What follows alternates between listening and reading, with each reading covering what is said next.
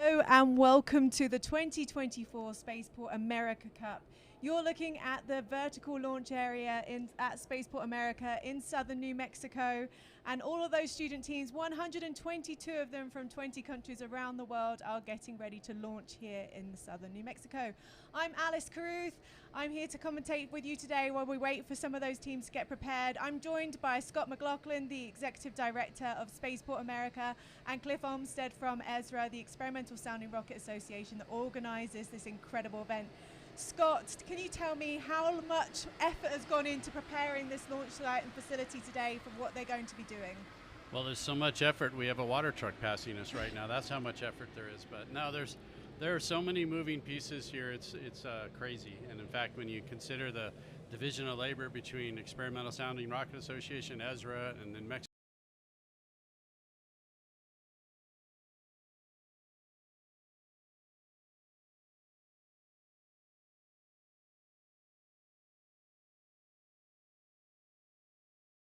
It's going great. We're excited for the launch today. We got good weather, and we're just waiting for things to finally get going.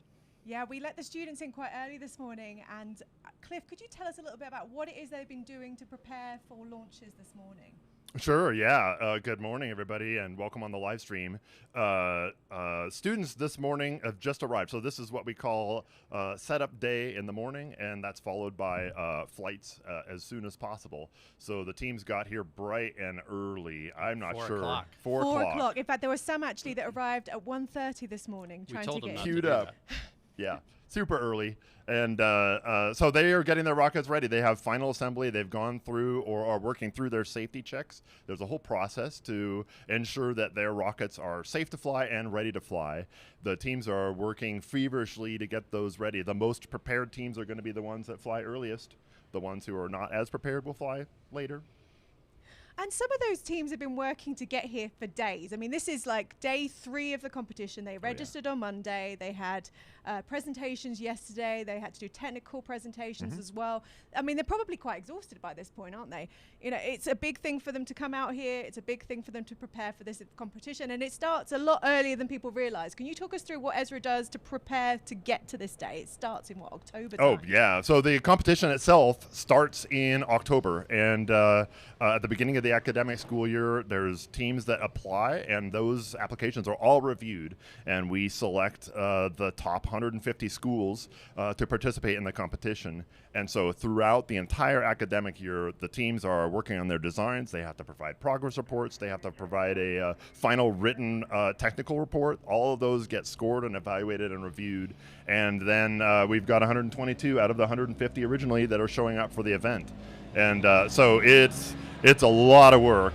The teams that are starting brand new and have never done this before that start in October, they've got a lot of work to do. Some of the teams that are more experienced actually spread this out over multiple years. They start with initial development, and then they will just work and gradually improve on their designs over multiple years. But it's quite a scramble, and especially a shout out to our international teams that have to travel a long distance with rockets and getting through customs and getting the right ability for all the team members to be here on site. It's a huge logistics challenge. Absolutely. A big shout out to the teams I spoke to teams from New Zealand, Australia, Brazil, even the teams that came up from Mexico. And we've had teams that have driven down here as well from all across America, even in Canada that have driven down, which is incredible. Scott, this isn't the first time Spaceport America has hosted this. It started in 2017 at this facility. What have you guys learned year after year? Because it keeps on growing to be able to accommodate this competition. So this partnership with ESRA, you know, the rocket competition goes back, I think, to 2006. But yeah, the first year at Spaceport America was 2017, and every year it's just been bigger and cooler. There's just been improvements every year. I mean, when you try and host, upwards of 2,000 people at basically a remote site and do it safely, and then get these rocket launches off, we learn something every year, and things improve every year. So I'm going to not exaggerate and say this is probably going to be the best year ever. And we have tents for all of the students. Which is huge. Before, they've used the little pop-up tents that you can get at Walmart or something, and usually a dust devil goes through, and we're just lucky that nobody's ever been impaled by one of those tents. So now we have professional tents. This was something ESRA worked real hard on, and you can see on the overflight, it's really cool looking. And then there's other improvements. We've changed the launch pads a little bit, some of the safety criteria. We've improved the medical tent. There's just a lot in here. We have guards. We have 24-hour security, EMS, and firefighting at Spaceport America. That's because our customers, like Virgin Galactic, operate that way.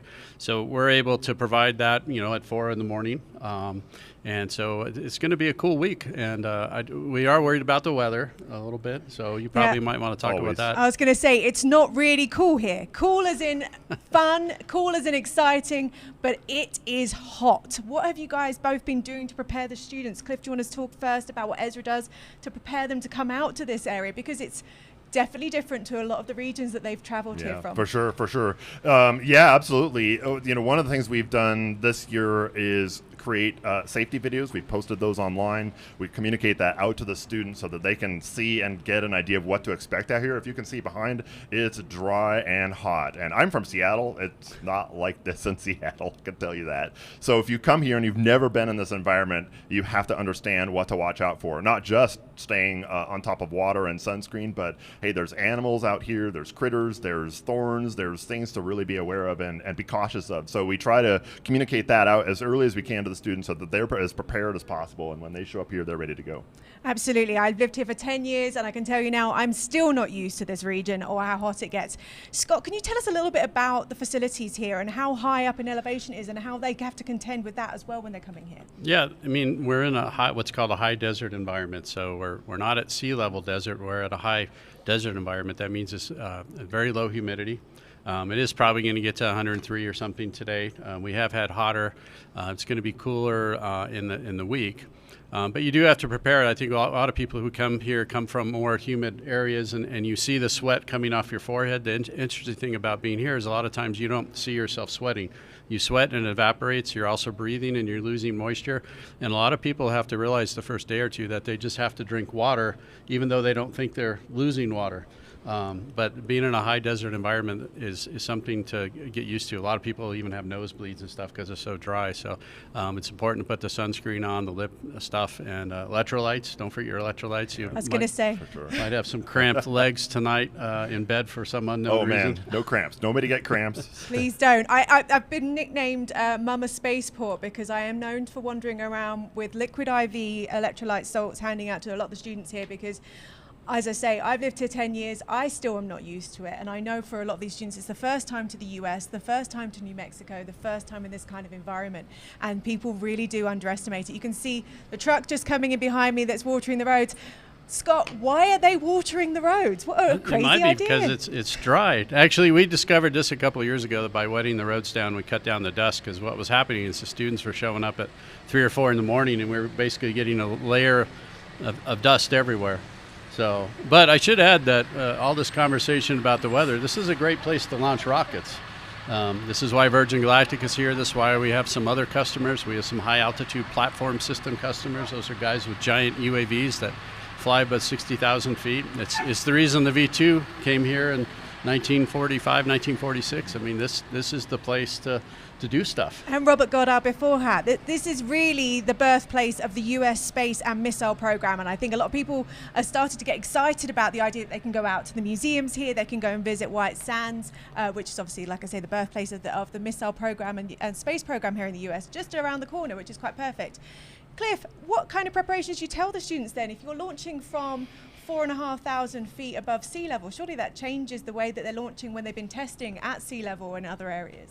Absolutely. Yeah. So all the teams have to calculate and predict what their altitude will be, and you have to take your starting point into account. You've got to take air density into account. You've got to compensate for temperature, wind conditions as best you can, because part of this competition includes not only your target altitude of 10 or 30,000 feet, but prior to your launch, you actually provide a precise estimate of your altitude, and the teams that get closest to that, or the team that gets closest to their actual predicted altitude, is eligible for an award. So talk me through those awards, because it's coming up on Saturday, which is only in a few days, and I know we've got a lot to go through before then, but 50% of that award credit has already happened with the technical reports, correct? That's right. Yeah, I can talk you through. So number one, this is an engineering competition, and the key thing to remember about this is that it's 2 parts. One is all the technical and design and presentation work that you have to do, the reports that are provided. That's half the score. The other half of the score is your flight performance and your actual rocket design and build. So you have to get out here, your rocket has to fly, it has to perform well.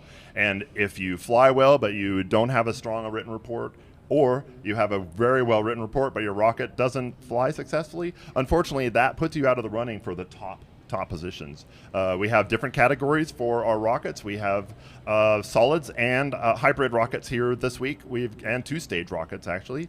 The categories break down in rough terms between commercial off-the-shelf, you'll hear that term used, or COTS, yeah. motors. Those are solid rocket motors that you can purchase commercially. We have a number of vendors who provide those to the teams. They can purchase those in advance. Then there are teams that get involved in developing their own formulas for propellant, and that's called Student Research and Development motors, and those are also solid. SRAD. SRAD is right. Yeah. And the hybrid teams, they're in a class of their own because that's entirely SRAD to build a hybrid motor and of course the design and the intricacies involved in that. So the hybrid motors are notoriously difficult to get up here. It's always been a bit of a problem, and they're very difficult generally to work with. Why are a lot of the student teams attracted, do you think, to the hybrid motors over the solid or the SRADs? Oh, the challenge. It's a great challenge. Hybrids are kind of notorious for being finicky. They're complicated. They require valves. They require student-developed control systems. Our existing ESRA control systems that we provide for the solid motors are pretty simple. You press a button and light an igniter and your motor goes. Hybrids are a much more complex setup when it comes to fueling and prepping for launch. So I think students, on one hand, really enjoy that challenge. The other aspect is there are teams that pursue doctorate degrees in propellant formulations and all the aspects that go into that, not just for hybrids, but for the SRAD solids too. And there's just a ton of interest in having that level of technical challenge. Teams that start maybe with commercial off-the-shelf solid motors may evolve into student research and development, or SRAD solid motors later. They may even then evolve into hybrids. So it's really a wide range in skills. And you should point out, Virgin Galactic uses a hybrid motor. Yeah. And they do that because with all that valving and complication also comes the ability to turn a motor off. Yeah. And that's one thing that Virgin Galactic can do as they take passengers to space, is if something needs to happen where they need to come back to ground, they can just shut the motor off, which you can't do with a solid rocket motor. No, once you light, it goes. Scott, I know that this is a huge event for recruitment. A lot of companies come out and sponsor this.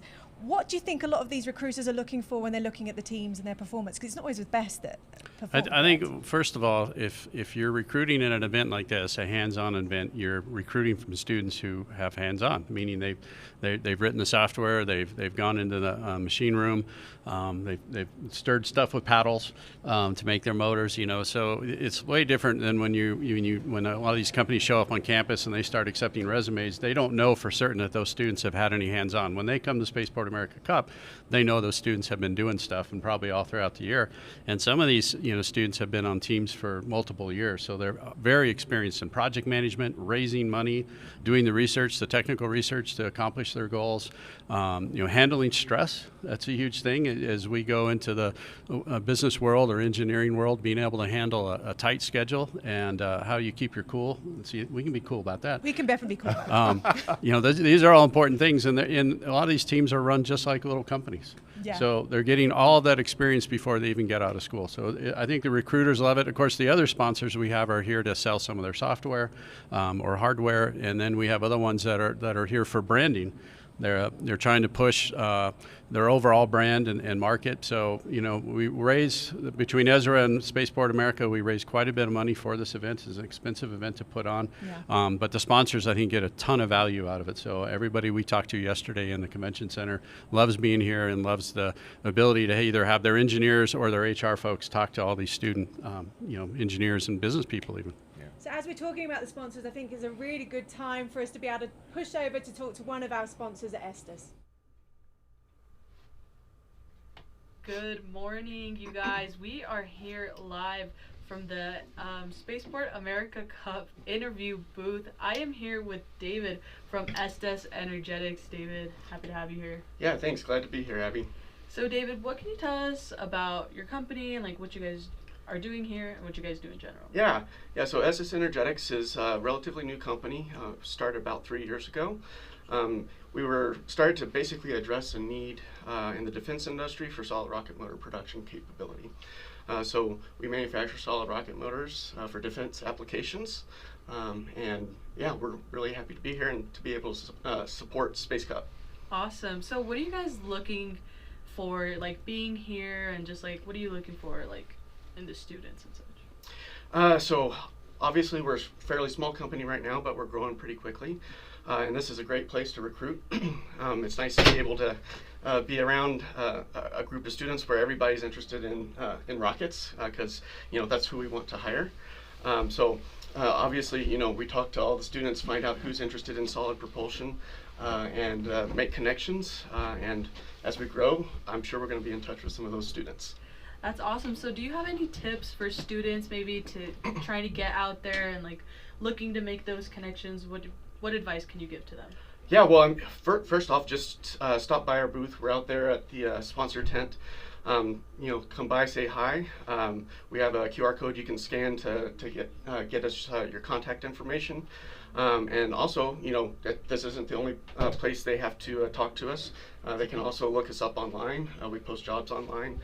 So if you're interested, be sure to look us up and apply for some of our positions we have open. Awesome. Do you have any advice for the students competing today? Just any final words, messages for the students? Yeah. So this is kind of where the rubber meets the road. You've done a lot of work in various engineering courses, and this is where you really get to apply it. And it's a good first run for what you'll be doing for your job, for your careers. So make sure to enjoy it, and put what you've learned to use out here, because it's a great place to do it. Awesome. Great advice. Thank you, David, for being here with us, being our first guest. Let's take it back to the booth. Hi, so it's Juneteenth here in the US, which is a federal holiday, and I just want to say a big thank you to our federal neighbours over at White Sands Missile Range who are helping today, making sure that our airspace is open, so a big thank you to that. And I'm hoping that means that we're getting more people that come out to the competition and more people that are watching at home. So if you're watching and you've got a comment, you've got a question for one of the team, please write it into the YouTube chat and one of our team will make sure that we answer it for you. So we were talking a little bit about the teamwork that was here, and one of my favourite awards at this competition is that you guys acknowledge that teamwork. Can you talk us a little bit about the technical awards, shall we say, as part of this competition? Yeah, for sure. So there's a couple of awards on that front. One is the Sportsmanship Award, and we really give that out for the team that is just showing the best sportsmanship and cooperation with the other teams. We've seen that over the years, and the really cool thing about this event, it's a competition, and all of your design work at this point is done. So when you get out here, it's assembling.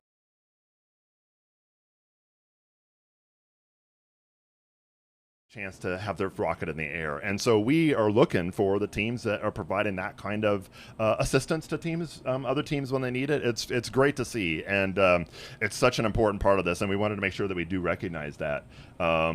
Related is our Team Spirit Award. So we look for the team with the most just like effusive energy that they're spreading out, and it just kind of sharing the joy of the moment of being out here, and the fact that even if your rocket isn't successful, the fact that you made it here is phenomenal, and just the chance to interact and learn and participate in this is just a huge plus. And meet people. I think it's a great opportunity for teams. I mean, I remember a couple of years ago walking into the women's restroom and finding a team from Poland and a team from Mexico that had swapped their sombreros and their flags, and they were taking a selfie, and it was just wonderful to see. And I think when you find like-minded people like that, what a great way to be able to network and see this. And these are the people that they're hopefully going to work with in the future, which is always great. So other than the Sportsmanship Award, what other awards are there that are not necessarily technical? Well, let's see. So we have category awards that are the what we would say for each of the different types of rockets and different altitude targets that they have. There's those awards. There are 4 technical awards, and then there's also the overall award. And what am I forgetting? And the Chili Cup, I believe that's coming back this year as well. Yep. So that competition is actually between the local teams that are local to New Mexico, and there's 4 of them that are competing this year, I believe. New Mexico State University, which is just down the road, UNM, New Mexico Miners, UTEP as well. So, you know, we've got a really good group of teams that are local that come and compete at this competition. And we do encourage any other state, if they want to put down their own awards, to be able to get their local teams to compete, to show off who the best is in that state. I think that's a really good opportunity as well. So, Scott, what is it that you are looking for? Because I do think it's kind of a great opportunity for New Mexico to sort of show off what we can do here as part of this competition. Yeah, I mean, you know, first of all, you know, I work for the state of New Mexico. So, you know, New Mexico Spaceport Authority is an agency of the state of New Mexico. New Mexico built this spaceport with New Mexico money. There's been no other federal money or any other money involved. So our job is basically to build this space economy in southern New Mexico and this really, really great place to fly. You know, our foundational partner is Virgin Galactic. And but being able to have an international competition with you know, 6,000 students participating worldwide approximately, right, and about 1,800 are here. It is a way to showcase what Spaceport America is and what we can do in southern New Mexico. You know, our aspirations are an orbital launch sometime maybe in the next 10 years. I think it's fully possible. When you see how fast SpaceX has moved with Starship, for example, I don't think anybody would have predicted that. They didn't predict that they were going to reuse rockets 18, 20 times or launch every 3 days at the Cape. So we know that once people get some problems figured out, they can do things quickly. And, you know, the nation is actually running out of places to launch rockets to go to space.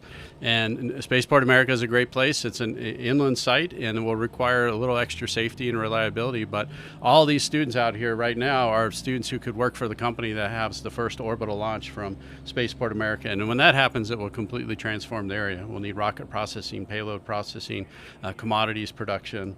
And a lot of stuff has to go to space in the next 10 years. You know, there's 4 private space stations being built right now. Yep. People are going back to the moon. We're going back to the moon, Artemis program. So the competition is needed, and it's even spawned, I think, lots of other competitions, right, Cliff, around the world? Oh, yeah. Yeah, absolutely. You know, in fact, I just kind of wanted to do a huge shout out to Spaceport America. Not only for the space, right, the facility. There's not many places in the country that we can hold this kind of event, because you think about, oh my gosh, all of the logistics. We've got 1,800 students. You need water. You need bathrooms. You need electricity. We need infrastructure to be able to support the rockets themselves, and we're nearby to a large city to support. Hey, you need to go to Home Depot or a hardware store and pick up some stuff or get supplies. It takes a lot of infrastructure to do that, and when you add all those factors together, there's really only a few places in the country to do that, and it's super exciting to be here at Spaceport America. Another thing that I'll just further shout out to Spaceport America is furthering the infrastructure here. One of the big changes that's happened is bringing out permanent power out to this vertical launch area. In prior years, it's been generators and a lot of equipment to come in, and now just having that is a huge infrastructure advancement that not only supports the Cup, but can support customers coming to Spaceport America. Has just been really fantastic.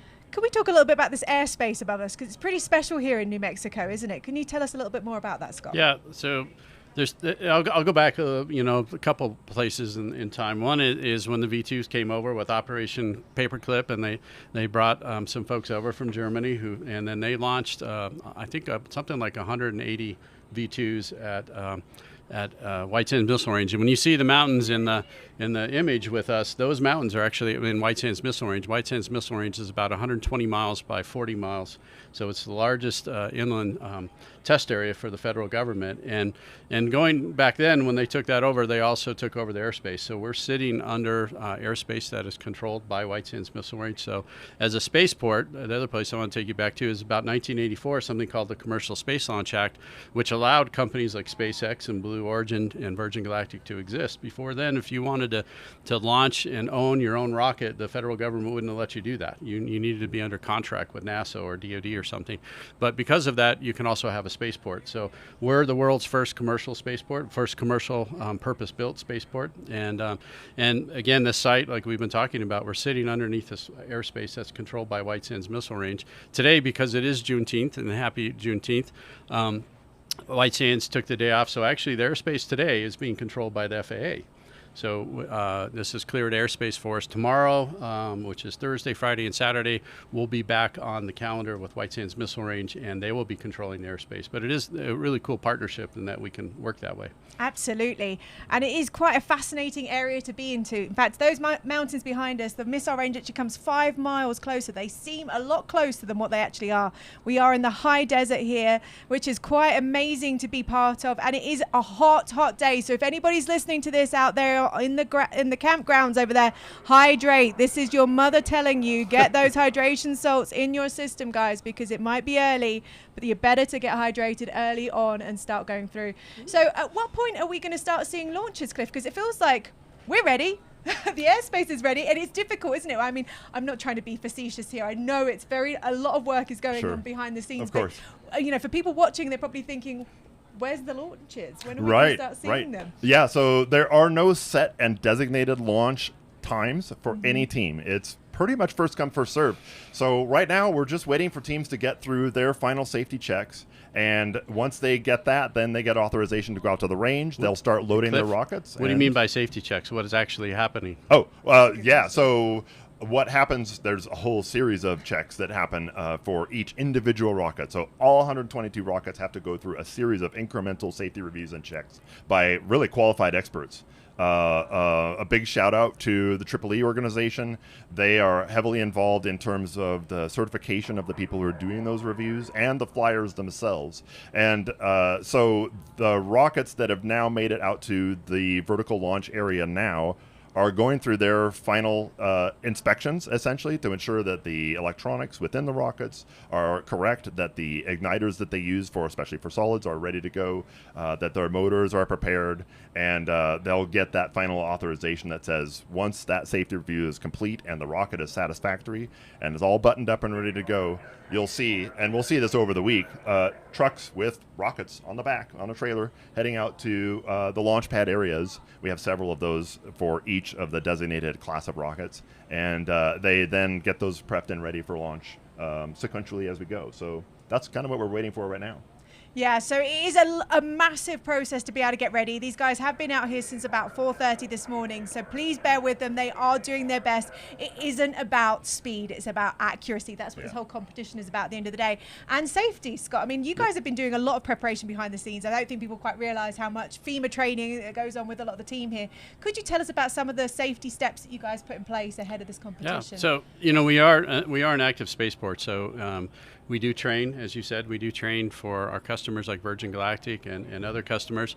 We train for large crowds and other events that are open to the public or other customers. And so getting ready for the spaceport is the same thing. Again, we have a 24-hour security and fire and EMS department. That's part of the reason our customers can be here. So they're also involved in getting ready.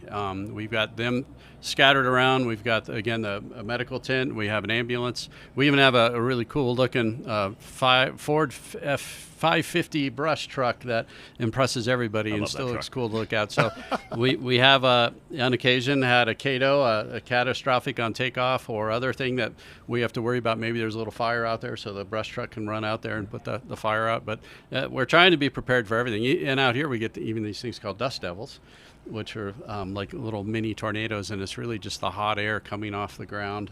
The ground is probably 130, 140 degrees, and it's hot. It just launches this little dust devil, and the dust devils can get really big, and that's part of the reason for the cool tents we have now is to get rid of all the little tents. So yeah, there's a lot of prep. And a massive thank you as well also to the mentors that come with all of these teams, because that's something you guys implemented a few years ago, isn't it? Each team having a certain certified person that mentors them to make sure they're perfectly safe. Yeah, for sure. So each team has a mentor, and each team also has a flyer of record. Sometimes the mentor and the flyer record may be the same. Sometimes they're two different people. And so the mentor or mentors for a team, you can have more than one, are really leveraging their expertise and their knowledge about how to effectively build and design a rocket and help guide the teams, especially teams that are new, through the process. And even the more experienced teams always have mentors that are furthering their knowledge and how can we improve each year. And then the flyers of record are the official designated people that are on the paperwork that say, yes, I am responsible for the flight of this rocket. So they're there with the final inspection. They're part of the final safety check.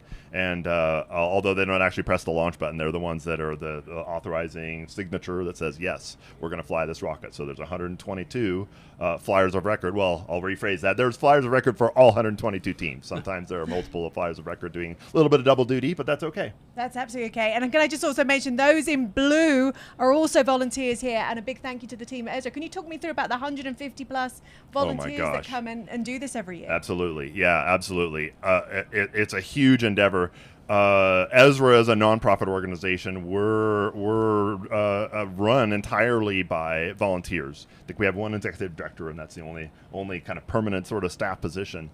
Even the president is a volunteer position. So every year, over the course of the year, starting even before October, we rely on our volunteer pool to help start outlining what we want for the next competition year, collecting and reviewing all the teams that come together. And then as you go through the whole process over the academic year, reviewing those papers, a bunch of people get involved in having to scour a 60-page, sometimes 100-page PDF of technical reports and looking for, how does their design look and how do we score and how does that compare to all the other teams. Then you get out here to the Spaceport America grounds, and we've got 150 volunteers on site that are both evaluating and continuing to do that judging piece for the teams. There's a huge crew that's out behind me right now getting the launch range ready for its final preparations, and they'll be helping to work with the teams to get those rockets loaded onto the launch rails. We've got teams covering live stream, bringing this to you, and also folks that are doing other logistics and all the stuff that happens in the background. So it's just a huge crew. I believe we've now got one of the university teams as well ready that's going to do a little interview for us and tell us a little bit about what they're doing to prepare for launch today.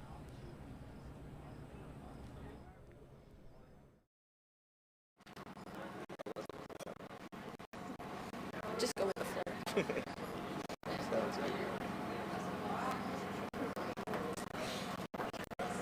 Caitlin, right? Yes, Caitlin. Ben and Caitlin. Yeah. Good morning, ladies and gentlemen. We are here live at beautiful Spaceport America, and I'm here with Ben and Caitlin, Team 24 from Cornell University. Can you guys introduce yourselves? Hi, everyone. I'm Ben. I'm the team lead of Cornell's rocketry team. Hi, I'm Caitlin. I'm the co-lead of structures for the Cornell rocketry team. Great to have you guys. So just kind of tell us a little bit more about your journey here and how you guys are feeling today. Yeah, we're pretty excited to launch. There's a few people sleeping over here. We're a little bit tired.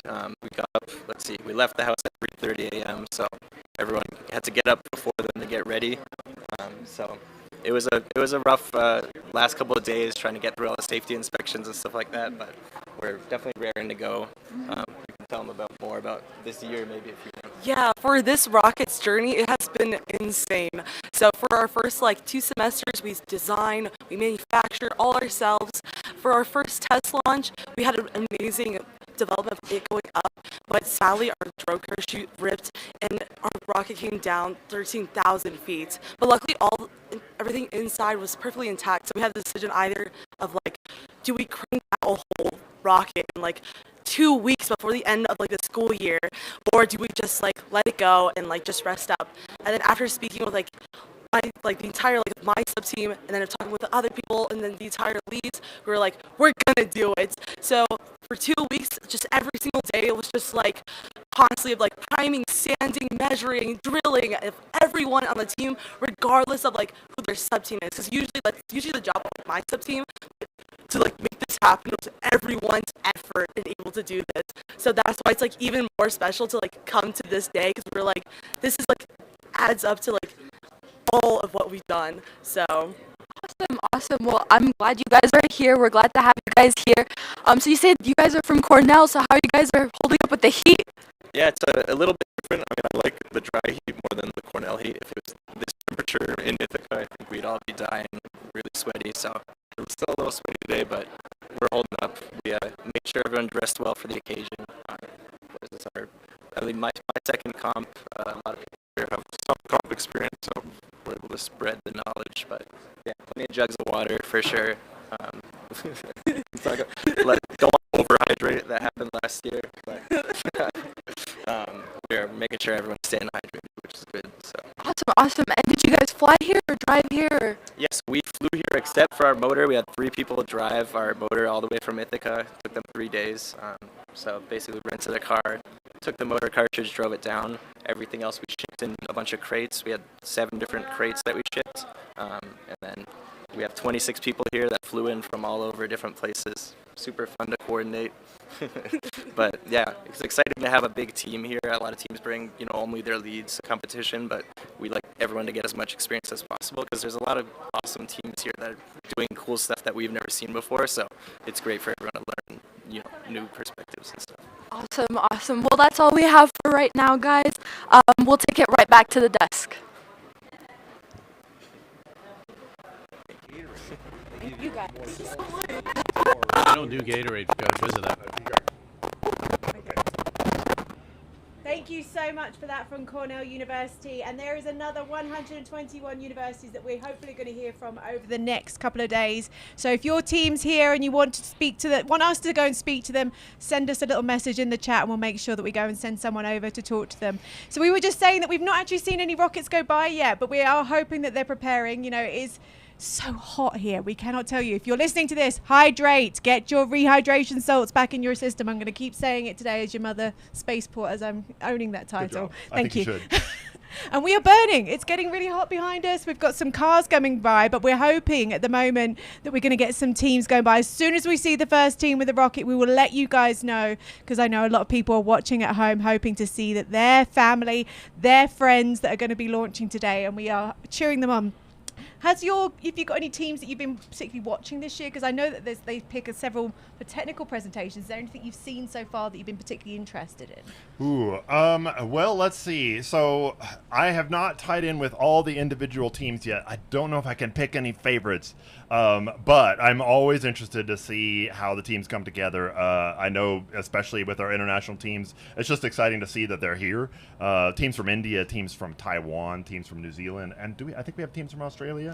You do, yeah. Yeah, and so it's really cool just to visit them when they're doing their technical presentations, when they're at the convention center, and have a chance to just interact with them. Mm-hmm. So I'm always excited to see how they do. But I have not yet seen the technical depth to pick out any close favorites yet. I always love to look at the payloads because they've got some really creative ideas of what they send up there. It's quite amazing. And I have to say, I picked the teams from the UK because I'm obviously British.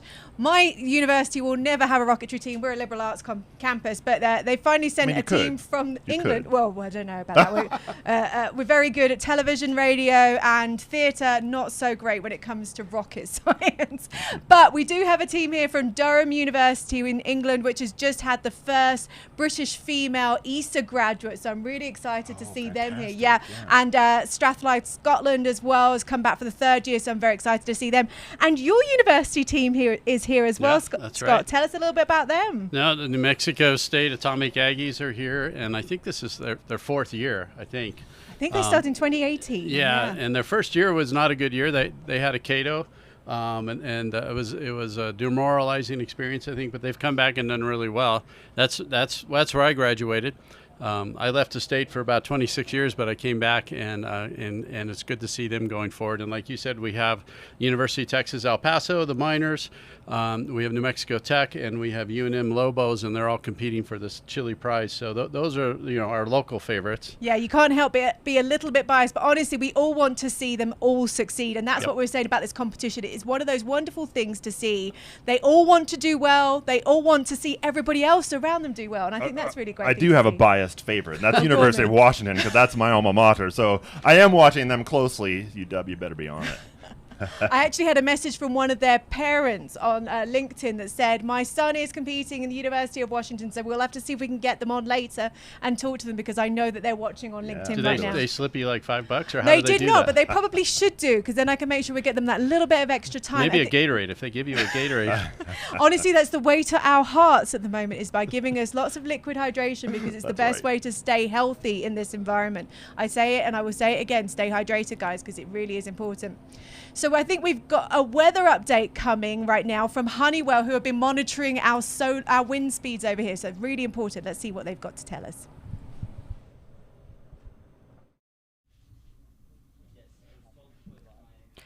Hello, you guys. We are back here in the interview booth at Spaceport America Cup. I am here with Jason Pendlum from Honeywell, where he's going to talk about wind data that they just took this morning, if I'm correct. Yes, that's right. So what can you tell us about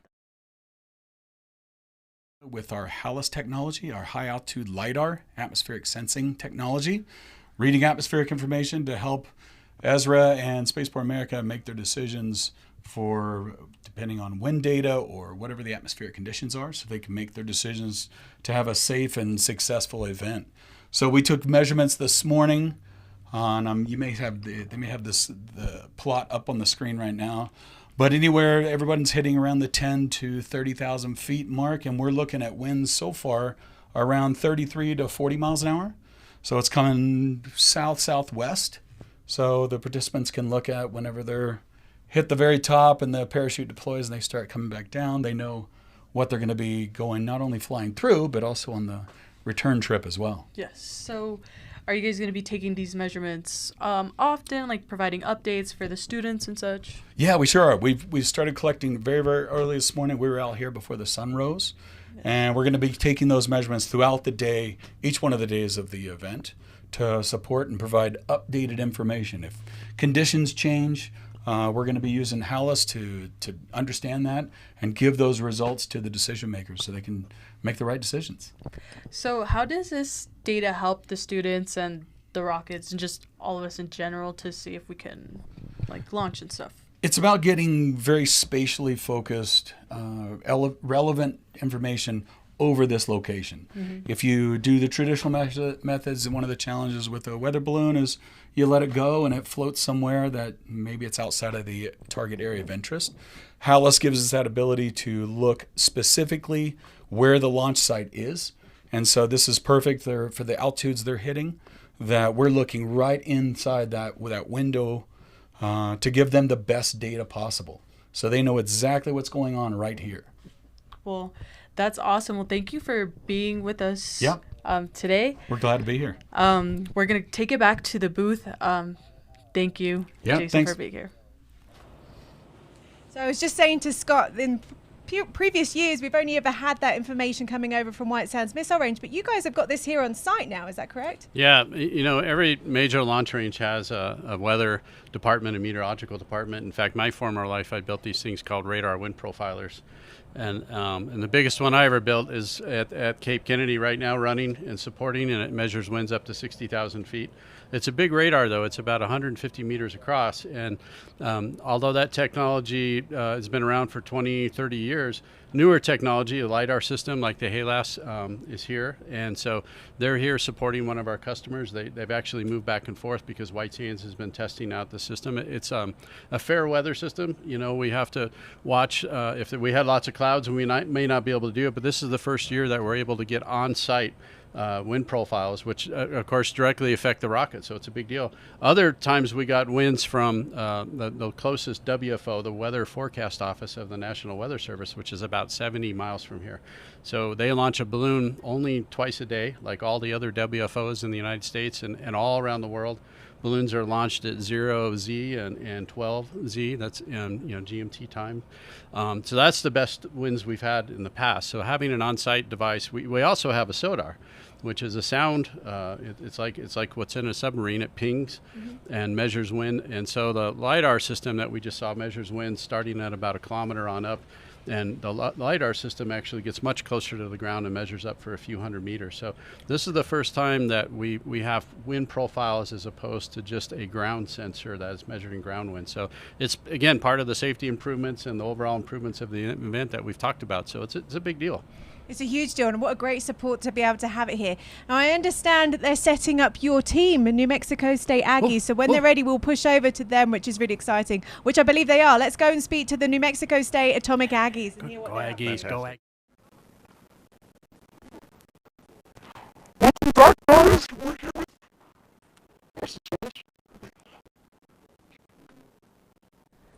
Oh, it's got a little bit warm and a little bit sunny out here, and we're going to make sure we move them into a bit of shade so that they can talk to us a little bit better as we come through. So we were talking about the weather, and notoriously weather has been a bit of a problem. In fact, it was a couple of years ago that weather really caused a problem here, right, Cliff? Weather can be very exciting.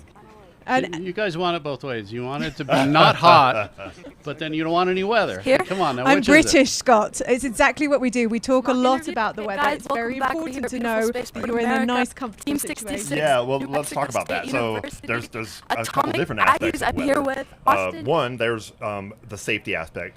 There are specific wind limitations in terms of the ability to allow rockets to launch. And the reason is high winds will cause those rockets to heel over and fly kind of more horizontally instead of more vertically. We want rockets to go up. We don't want them to go sideways. So there are specific wind limits. You'll hear about that over the week, too. We're going to be watching that very closely because right now winds are pretty calm. There's a nice light breeze. You saw the earlier wind report up to, 40, 50,000 feet. And it's pretty good conditions right now. That will change over the course of the day as the ground heats up and things happen. So it's always dynamic. The other aspect is cloud cover. Right now, it's beautiful actually. There's no clouds at all. Heavy cloud cover can be a problem. We have to be able to see the rockets, particularly as they recover and come down under parachute. We want to see where they're going and make sure everybody's safe. And that's a triple E requirement, right? Yeah, that's right. Yeah, exactly. It's one of the launch criteria that we don't launch into a cloud. Yeah. Absolutely. Always safety first. And we always say to the teams, when there is a launch going on, you have to come out from underneath the cover. You have to be able to watch it and follow it with your fingers, because although we're in a safety area just outside that launch range, things can go wrong. It always happens. These guys are not professionals. And even with professionals, things can go wrong sometimes, as I'm sure you guys have all seen. So, yeah, it's a big, big priority for us to be able to see those rockets and make sure that everybody around us is participating in what's going on. For sure. So, we were talking about White Sands Missile Range. I'll point out something else that we had hoped would happen this week, and that was the return of the Starliner, the CST-100. And Boeing's primary landing site is White Sands Missile Range. And so literally right behind us, right behind the mountains, we were hoping that it was going to come down. I think it was supposed to come down either yesterday or today, but I think they pushed it off to next week. But January the 25th, I think it's going to be in the early hours of the morning, 2:50 a.m. Well, and I when it came down, I think it was 3 years ago. Yeah. We in Las Cruces, who got up early enough, could hear the sonic booms as it came in. So, we're wishing them luck in getting it down safely, and that will be the first landing of American astronauts.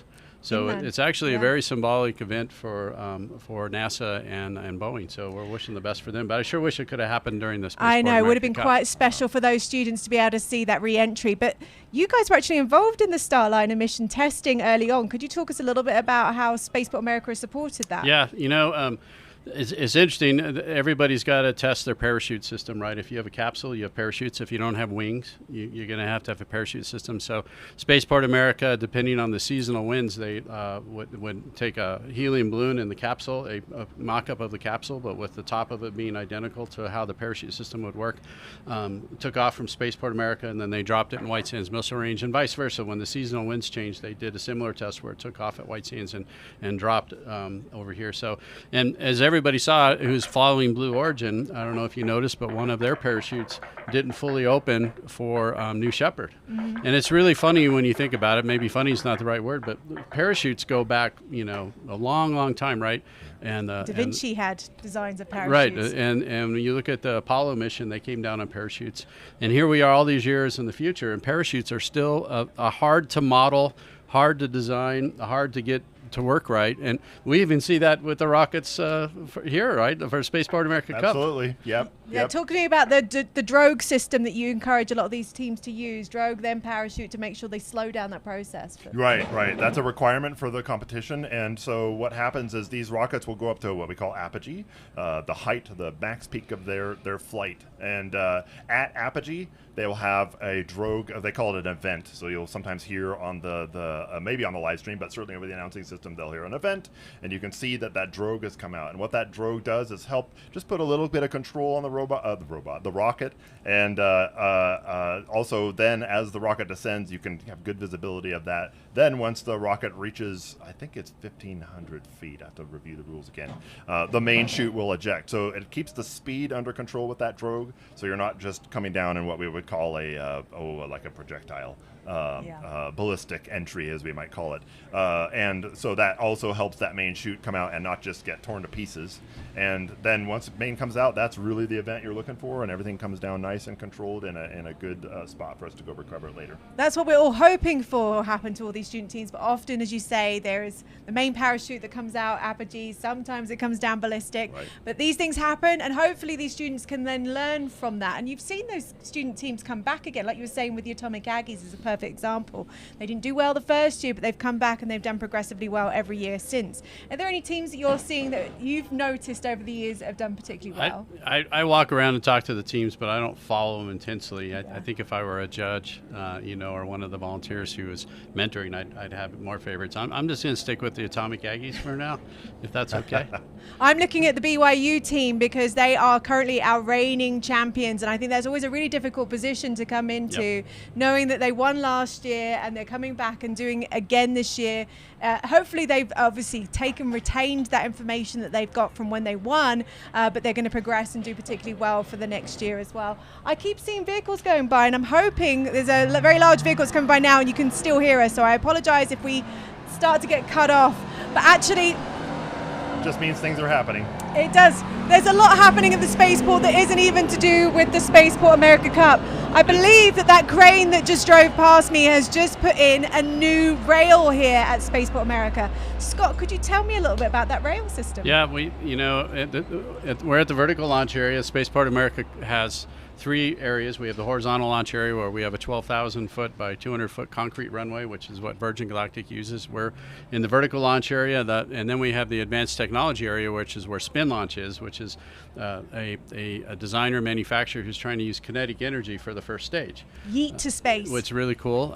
But back here at the VLA, we just installed a 40-foot rail. So this is a rail that can be adjusted for azimuth and elevation, and it can support something like, I think, an 1,800-pound rocket. So that's just part of the facilities. Like you said, we upgraded the electricity last year. We upgraded roads. We're going to put in some more concrete pads. This rail will allow customers to come do suborbital launches and do testing. One of our long-term customers, Aerospace, has launched here on a similar rail. And one of the interesting things about our partnership with White Sands Missile Range is they launch from here and they land in White Sands Missile Range. And so they're able to get up to about 70, 80 miles for their tests. So we're expecting to see more customers doing the same thing. So that's why we installed that rail, and we're hoping to christen it sometime later this year with the first launch. Absolutely. When we talk about suborbital, people always say, is it space? Of course it's space. It just means that you're not going at the speed to get into orbit from here. But we hopefully potentially will see that in the next few years is what I'm hoping to see. Cliff, what is it everybody's doing? Because I can see a lot of activity going on over there. Can you tell me a little bit about some of the volunteers, what they're running around doing? Are they making sure people are fed? Are they making sure people are watered? Yes. Tell me about some of the activity. I sure can. Yes to all of that, but more specifically, we've got teams right now setting up some tents, some extra tenting, so that they've got a good place to be under some shelter or just in some shade. Much more pleasant environment. And to your point about water, with our volunteer crew, we're making sure that everybody's watered. Especially, we've got people out of the pads right now. The launch pad areas are hot and very dry, and you're out in the sun. There is shelter out there when you're not busy, but when things are moving, you've got to be out in that sun all day. It is very taxing on the body. So we have a dedicated portion of our volunteer crew that is ensuring that they've got water, they've always got food and snacks available, and if anybody looks like they need to cool down, best thing to do is get a nice cold towel around your neck and get the body temperature cooled down, and that works very effectively. So highly recommended for that. What a great thing for the local economy, Scott, to see that all these things are being purchased locally here. Everything from tables and setups to the food, drink, and everything for the volunteers. What does this mean to the city of Las Cruces and truth or consequences down the road when we get an event like this come into this area? Well, like I discussed before, we're a state agency, and we were created to build the spaceport and run the spaceport. And, when you think about how Kennedy Space Center or somebody got started, it was a federal government that was a space agency building a launch site, building a facility. So instead, we're under the Economic Development Department, basically. We're actually an independent state agency, but we work with them, and our goal is economic development and specifically aerospace development. And so when we have all these events, what we're trying to do is create jobs in the area, good local jobs like Virgin Galactic and our other customers. And when we have a big event like this, we fill the hotels. We're now, I think, one of the largest events in the Las Cruces Convention Center. It was better. The organization was really good this year, but it's still tight. It was pretty tight. And then these students, a lot of them come early and they tour around New Mexico or the United States, or they stay late. They go to Santa Fe, Carlsbad Caverns, some cool things in the area, White Sands National Park. And they're all spending money in the area, and that's part of our job, is to encourage those kind of events and help the local economy. Well, we'll be hearing from Visit Las Cruces in the coming days, because I know they're one of the sponsors of this competition. But right now we're going to go back to the Atomic Aggies and find out a little bit more from them. Hello, we are back here in the interview booth, but this time we're here with Team 66, which is NMSU's Atomic Aggies. Welcome, guys. Happy to have you guys here. Thank you. So what can you tell us about your rocket? So we're the local team from NMSU. We actually are 5 minutes from the convention center where the rockets were being hosted for the first 2 days. It took us about a year to put together. It's carbon fiber and fiberglass, and it's about 13 feet tall. We're running air brakes, we got a payload, and we have avionics inside of it. Yeah, and so like you said, it took a year, and we actually lay the carbon fiber ourselves, so it is fully ESRA in terms of the manufacturing process of the rocket. So that's really neat. It's a really fun process that everyone kind of gets to get involved with. And then their air brakes, he didn't mention it, but they actually got AIAA third place, and then they also got a podium session, which was amazing. So if you're ever just bored and thinking about air brakes, go find him or go find that paper. But yeah, that's kind of our general purpose of the rocket, and we come here to compete, and we're here to win. So awesome. So you guys were talking about podium, and you guys won some air brakes. What can you tell me about that? Yes. Like, what does that mean in simple terms? I'm Special Projects Lead of the Atomic Aggies, and this year we designed a novel set of air brakes. We have a really advanced control system on it, as well as a new mechanical design that we ended up making out of 6061 aluminum. We went to Stillwater, Oklahoma for the Region 4 Student Conference for AIAA, and we ended up taking third as well as getting our research published. And then this year we had a podium session. It was at 3 o'clock yesterday. If you look back at the live stream VODs, you can go see it. But if you're looking for a blueprint for a set of air brakes, you want to know how to make a control system, go ahead and check out the live stream. I think we did pretty well. Awesome. Well, I'm glad you guys are plugging yourself and leading people back to the live stream. So what can you tell me about like some of the challenges you guys have faced coming to Spaceport? Just the project by itself, there's a lot of challenges that you face, and you're never ready for them, right? I think a big part of engineering, or the part that gets left out, is like you see the beginning and then you see the end product. You don't see all the middle parts where it's like, holy cow, we failed. How do we make this better? How do we iterate it? How do we keep growing? And how do we keep moving forward, most of all? How do we meet these deadlines and stuff like that? So in terms of challenges that we faced, we did have a few. We actually had a faulty test launch where some things went wrong, but we're here, we're competing, and we're still going. With my payload, there was a lot of issues that we faced, but it was just testing, iteration. You do it until you get to where you're going. I don't know if you have any comments on that. I can speak towards the air brakes and what we did this year. We ended up doing 8 2/3 test flights and 2 full-scale test flights. So like Austin was saying, there's a lot of stuff that happens between starting and finishing that is actually really heartbreaking. We spent a whole year trying to get a manufactured set of air brakes, and then on our test flight, they ended up breaking. So now we have to fly PLA, which is upsetting, but that's just kind of part of the process. The thing with engineering is it doesn't go your way all the time, and you have to pick up the scraps and figure out what to do next. So yeah, Austin speaking facts. Well, I'm glad you guys are here and that you guys were able to overcome those challenges. So you guys are competing for the Chili Cup again this year. What are your guys' goals, and what are you guys trying to do with that? Our goals are taking first in the Chili Cup. We've done it the last 2 years, and we intend to do it again. I think we have a really competitive rocket, and there's some good teams in New Mexico, but we're kind of a dynasty. Well, yeah, no, absolutely, he's right. The other two teams, UNM, UTEP, and MTech, they're amazing. No shot at them. They're going to do great things. We are a dynasty at this point, and you can see that right here. We got the three-peat.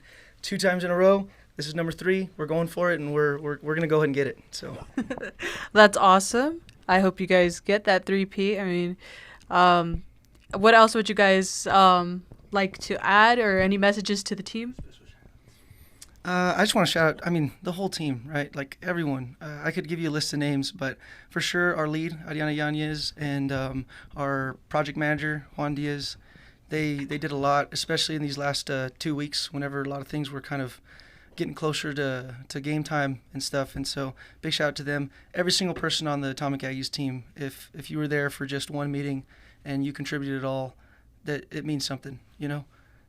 And so we're really thankful for just all the opportunities that we have. Dr. Shu, too. I'll just throw him in there because he's our sponsor. And I love that guy. He's awesome. He got TikTok famous for like a split second. Go find it. He's great. Yeah, second shout out to Dr. Shu. He actually let me use his wind tunnel to test our air brakes, so he's been really, really useful this semester as our faculty advisor. One more shout out I have to make is to the local chapter of AIAA. Thank you, Amber Diaz. She helped us a lot with getting up to Stillwater and presenting our research. And yeah, also shout out to OSU for hosting us. Awesome. Well, thank you guys for being here and talking to me. Let's take it back to the booth. This competition possible, because a lot of this costs a lot of money, as you can imagine, everything from the tents and support to even making sure that the teams are supported in a lot of ways. Can we talk about Onshape as start off? They're the main sponsor of this year's event, and then we'll perhaps add to that. Sure. Yeah, Onshape is the main sponsor, and like Al said, we couldn't do it without the sponsors. We raised quite a bit of money from these folks, and we give them the opportunity to talk to the students and do a little bit of marketing and branding and try and capture some of them work. When we walked around yesterday, we definitely, some of these sponsors we talked to, they talked about how they've hired several people out of the Spaceport America Cup, so it's a big deal. So we're trying to provide value to them when they offer us a little bit of money to put on the event. It's a very expensive event to put on. Spaceport America kind of donates labor, the use of the vertical launch area, a lot of the security planning that goes throughout the entire year, but then you still get some other hard costs like the tents that we've all looked at, the little gators running back and forth. There's just a lot of expensive things, and without the sponsors we couldn't do it. And Onshape is our lead sponsor this year, so we give them top billing, and we try and help them get that out to the students, and these students who are going to go work in the workforce pretty soon. Hopefully, we've also said software. Yeah, we've also had some great grants as well, I believe. The New Mexico Space Grant Consortium. Could you tell us a little bit about that? Yeah, huge shout out to to all our sponsors, but one of them in particular is the New Mexico Space Grant Consortium, and we've had a relationship with them for going on 3 years, I think now, and they've just been a key part of and very supportive for this event because it feeds right into their mission of promoting STEM, right, and growth in the fields of science, technology, engineering, and math, and this is certainly a piece of that at the university level. So we're very appreciative, and this year they actually were able to step up their grant amount, and that really has contributed, along with all of our sponsors, stepping up to the plate to help put on what this event is becoming. And you've already seen, those of you who saw our live stream last year or have been at the event have seen the individual tents that each team brings, and now we've been able to cover the entire area with much more robust, we hope, sturdy semi-permanent tents for the purposes of the event this week. That's just one of the many changes that sponsorship has been able to bring to us. And the other piece that's really important for all of our sponsors is, I don't know, I'll call it a symbiotic relationship, right? There is, and Scott was talking to us earlier, there is a whole wealth of new students here that are going to be graduating with direct experience in aerospace and rocketry and project management, business management, budgeting, you name it, it goes on. Those students will go out into the industry and have that solid experience ready to go and bring that much more value to the companies that not only support this event, but the companies within the country. So it just is very important, and we're so appreciative to our sponsors to be able to recognize the value that this event does and accomplishes, and that we can be able to host this event and be able to do this. So it's just great. Anita Jimenez, who's actually our head judge this year, and I know we're losing a bit of problems with the cameras there because of the heat. She was actually a competitor in the years past for the New Mexico State Aggies, now works at KSC National Security Campus with Honeywell, which was a previous sponsor of this competition, and is now come back and is the head judge of this competition this year, which I think is really great to see. Scott, are there any other sponsors you want to give a bit of a shout out to? Again, we couldn't do without the sponsors, so thanks for asking. We got Blue Origin. Of course, we hope to see New Glenn probably launch later this year. That's exciting. We already saw some Vulcan engines fly. We got Honeywell, the Space Grant, New Mexico Space Grant, Los Alamos National Laboratories. So I don't know, anybody see Oppenheimer earlier this year, last year? New Mexico has a lot going on, and actually Trinity site is about 40, 50 miles to the northeast of us, and Los Alamos is about 3.5 hours north of us. And so they've been a big sponsor. Maruta, Estes Energetics, NASA Spaceflight, they're here. Yes, the NASA Spaceflight guys, a big shout out to them. So if you guys have ever watched any kind of live coverage of any launch around the world, because actually they've got some teams over in New Zealand this week for Rocket Lab, NASA Spaceflight are the ones that are doing that, and they're a really, really amazing team. So big thank you to them for giving their time to come and support this competition. In fact, you can see the lift right there that they'll use to get a great kind of overhead view of what's happening. Safely, of course. Yeah. And they're giving us a good thumbs up. I know you guys are super busy, and we really are appreciative of you guys. We just wanted to give you a big shout out. Others that we're talking about as well. We got Protospace, Visit Las Cruces, like we talked about. And who else we got? Aerojet, Sandia, Space Dynamics Laboratory out of Utah, Northrop Grumman. I was going to say, I saw Northrop Grumman yesterday. They've been involved in this competition for years. In fact, it's quite funny to see the same sponsors come back year after year and recruit from them. Blue Origin actually have recruited several times from this competition. There is one guy that comes back every year and recruits again, having been recruited this competition before. That's how much value they see in it, which is really great.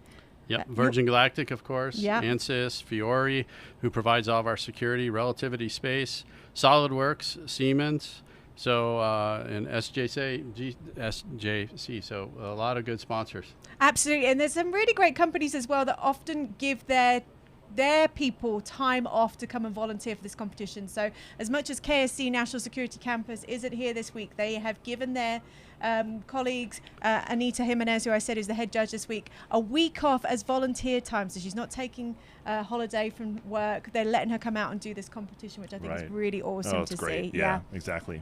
At that point, I have to also say a big shout out to my boss who lets me come out and hang out here this week. So if I don't mention T-Minus Space podcast, he probably will kill me a little bit, just because, you know, he lets me come out here and hang out with you guys and have some fun, which I always appreciate. And we appreciate it too. I was just going to say, you know, Space Dynamics Labs, or SDL, has been a key part of this competition, not only in their sponsorship, but they actually host the payload competition, which is a subset of the overall event. So their team is actually out here sitting in the desert, baking in the sun with us too. They check in every single payload. So all 122 of those rockets will go through the SDL folks to do weigh-in. They actually then will evaluate each of those payloads in terms of their technical complexity and design and aspects. So there's specific awards that they'll provide for that. And so it's just great to see. We're really, really happy that they're here, and they continue to be a strong partner with us. Absolutely. It's really good to see these people coming back year after year, supporting this event, seeing the value in it, seeing the opportunities for recruitment as well.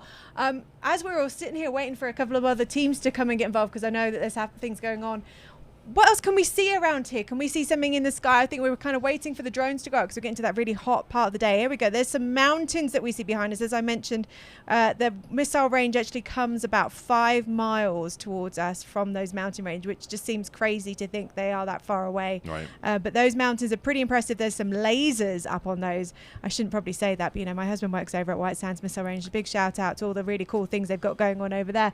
And there's a lot of wildlife over there as well. I know that we've spotted before oryx over here at Spaceport America. What other wildlife should the students be aware of when they're out here at the spaceport, Scott? Well, they may not see that much during the daytime, some rabbits and things, but oryx are here. They were brought over, I think, in the 60s. They're an African animal that was brought over. They thought the oryx would only eat the stuff that the cattle out here don't eat, but that didn't turn out to be true. The oryx turned out to be smarter than that. But the New Mexico Fish and Game and White Sands Missile Range have allowed them to exist. So this is kind of an interesting animal that we might see out here. There are some wild horses in a few places, mountain lions, plenty of coyotes. We might see a badger. There's just a lot of stuff. But most of it you'll see at night. And although we've been sort of poo-hooing the hot daytime temperature, this morning it was sweater weather, right? It was actually pretty cool this morning, which happens in a high desert like we're at.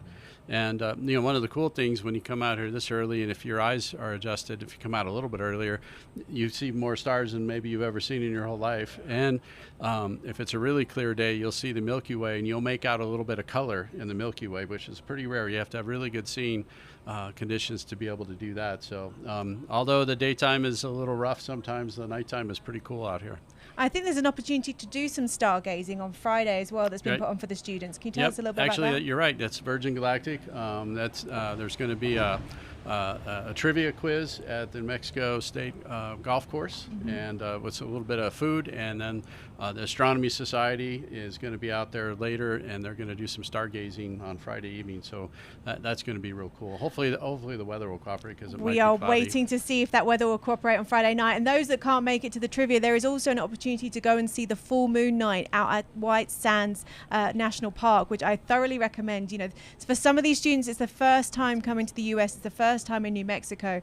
There are some great things to see, and White Sands is definitely on that list of things to see. So if they get a chance to go out and see the full moon night, definitely go and look that up. All the details are online for those that are interested in going to see it. So there's an interesting thing about White Sands. So for those who don't know what White Sands National Park is, it's a giant gypsum sand dunes, and they're almost pure white when you look at them. And north of that is Lake Lucero, where the space shuttle landed in the 80s. So that was pretty cool. But another thing that's kind of fascinating is north of White Sands National Park, you also have some lava formations, and it's also a national monument, and it's a type of basalt that's incredibly black. So what I've heard is that in one satellite image, you can get the whitest stuff almost that you can take a picture of, and the blackest stuff you can take a picture of.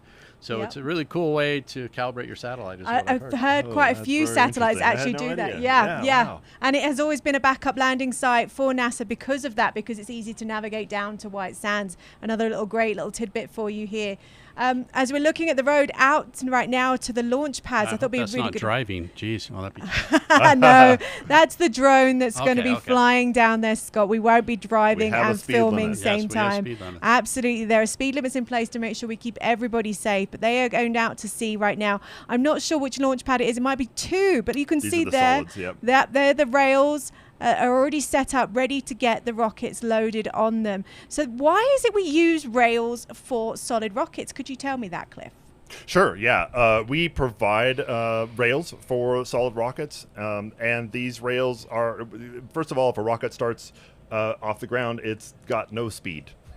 And so solid rockets accelerate quite quickly. The G-load or the G-forces that are encountered by the rocket itself is usually quite high, in excess of 10 G.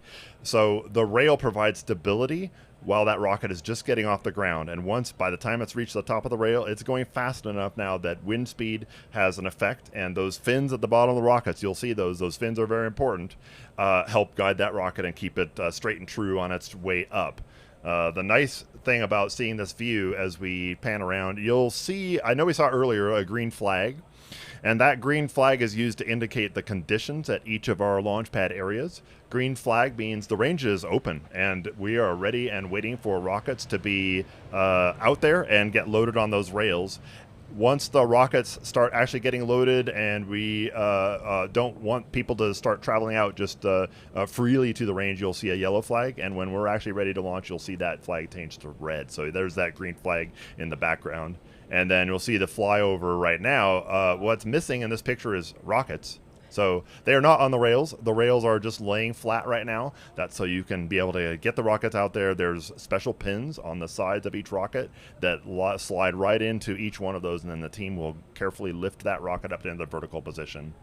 Here we are at the hybrids pad. So hybrids bring their own rails. We don't provide rails for them because they start at a much slower acceleration rate, and they need longer rails to get to a suitable airspeed velocity where, again, those fins can take over and provide that aerodynamic stability. The infrastructure required for hybrids is a lot more. You've got nitrous oxide, you need electricity, you need control systems. So you see that those teams are already out there. They're going to be working quite hard over the course of this week to get those rockets up in the air. And a lot of activity out there that will just happen while the solids continue to fly. And we help provide and make sure that they're all safe while we do that. And in fact, we've got a robust announcing system that covers this whole area. And then, is this still the hybrids? Okay. All right, very good. All right, we've got a very loud water machine coming behind us, so we're going to throw it over to the booth to the University of Washington. Go UW! Team 141, so we're going to pass it over to them and hear about what they've been doing to prepare for the competition.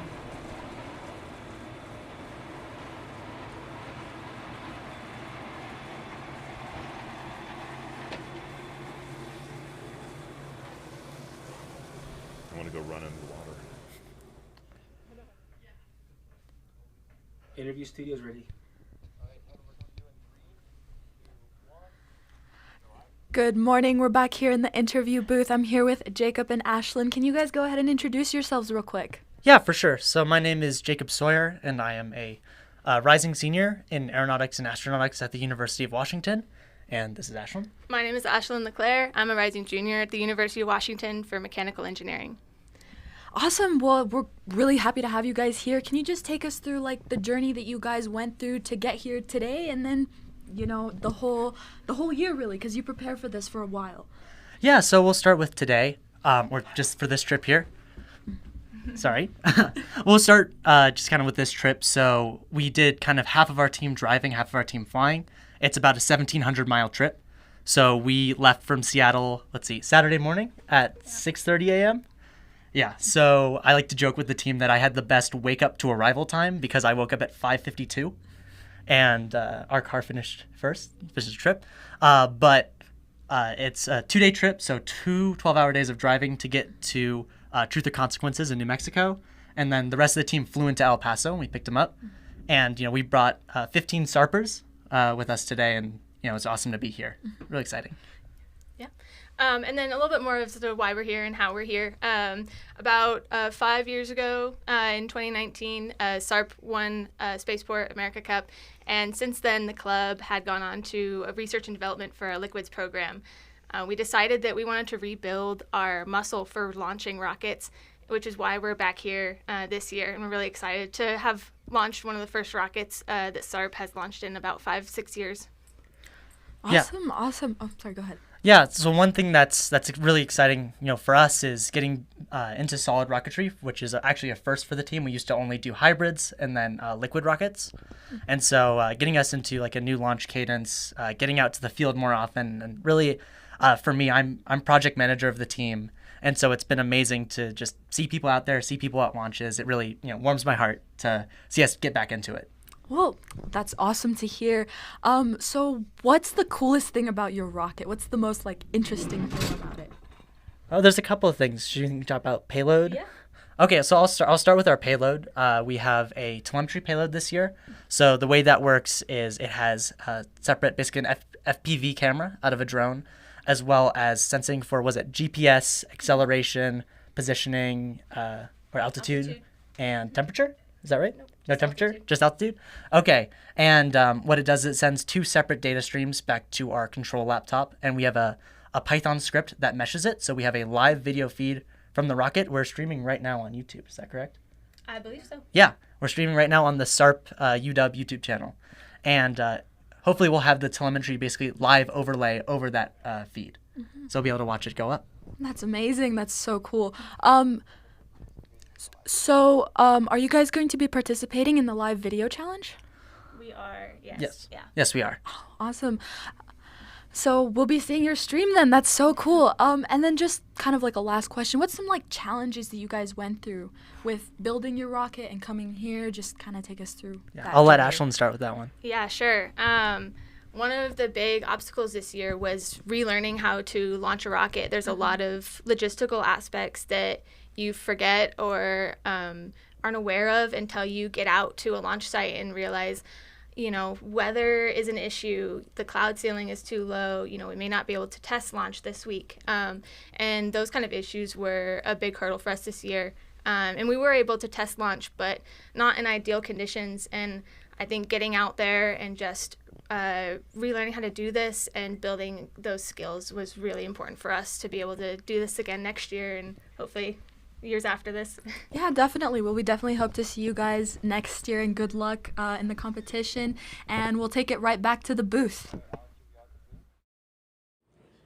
Thank you so much for that. I mean, we've managed to get now the Atomic Aggies and the University of Washington, both your teams, which is pretty impressive to see. Okay, so I'm going to throw it down to the team. I want to get a British team on. You can either go for the University of Strathclyde or the University of Durham, so we can talk to some of the Brits and see how they're dealing with this heat, because every year there's at least one student, and generally a lot more, that end up in that medical tent, who underestimate just how hot it is and how much they need to stay hydrated. Scott, can you talk to me a little bit about the sponsor that is able to support the medical tent? Yeah, we have a local sponsor in Mountain View that helps with that, and they've been doing a great job over the years. And really, just like we talked about, students forget to drink water.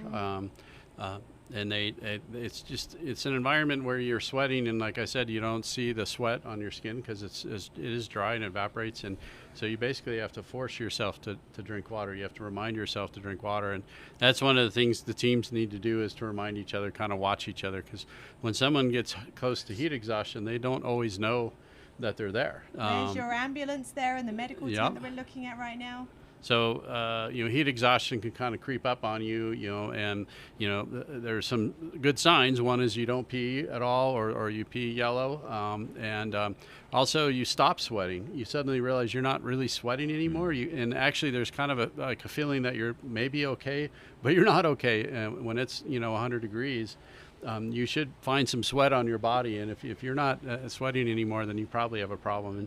And it's certainly better to drink extra water than to not drink water. So we do wind up with students. We have the capability to give IVs in some cases, just to get them rehydrated quickly and safely. We're about 45 minutes from any hospital. And we have transported some students in past years who have hurt themselves one way or the other. One of the things we haven't talked about is recovery. And that's a big part of what happens. I'll talk about one thing real quick. Cliff talked about the parachute. One of the things we don't want is the parachute to pop at apogee.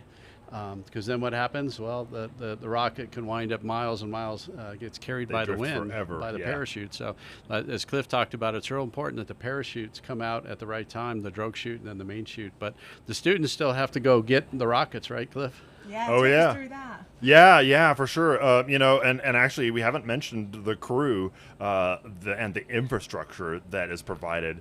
So Da Vinci Maker Labs is the organization that has worked with ESRA for years now, and collaboratively has built up a huge infrastructure to support the ability to send teams out for recovery safely.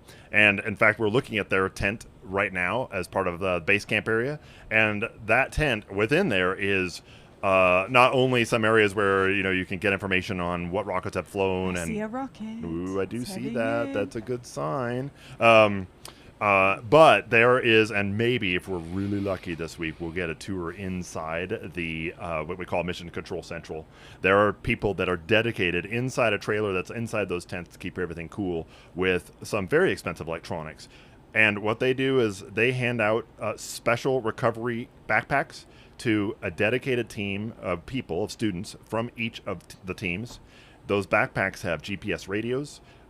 They have two-way communications. They have water. We know exactly where those teams are. Each student gets a backpack, right? That's right. Yeah. Yeah. And I think there's a designated communications person. They check in with those teams every 15 minutes. we know where they're at. And the reason we do that is not only so that we can just track their general location, but if we're flying rockets for some reason, we can give them a heads up of what's happening.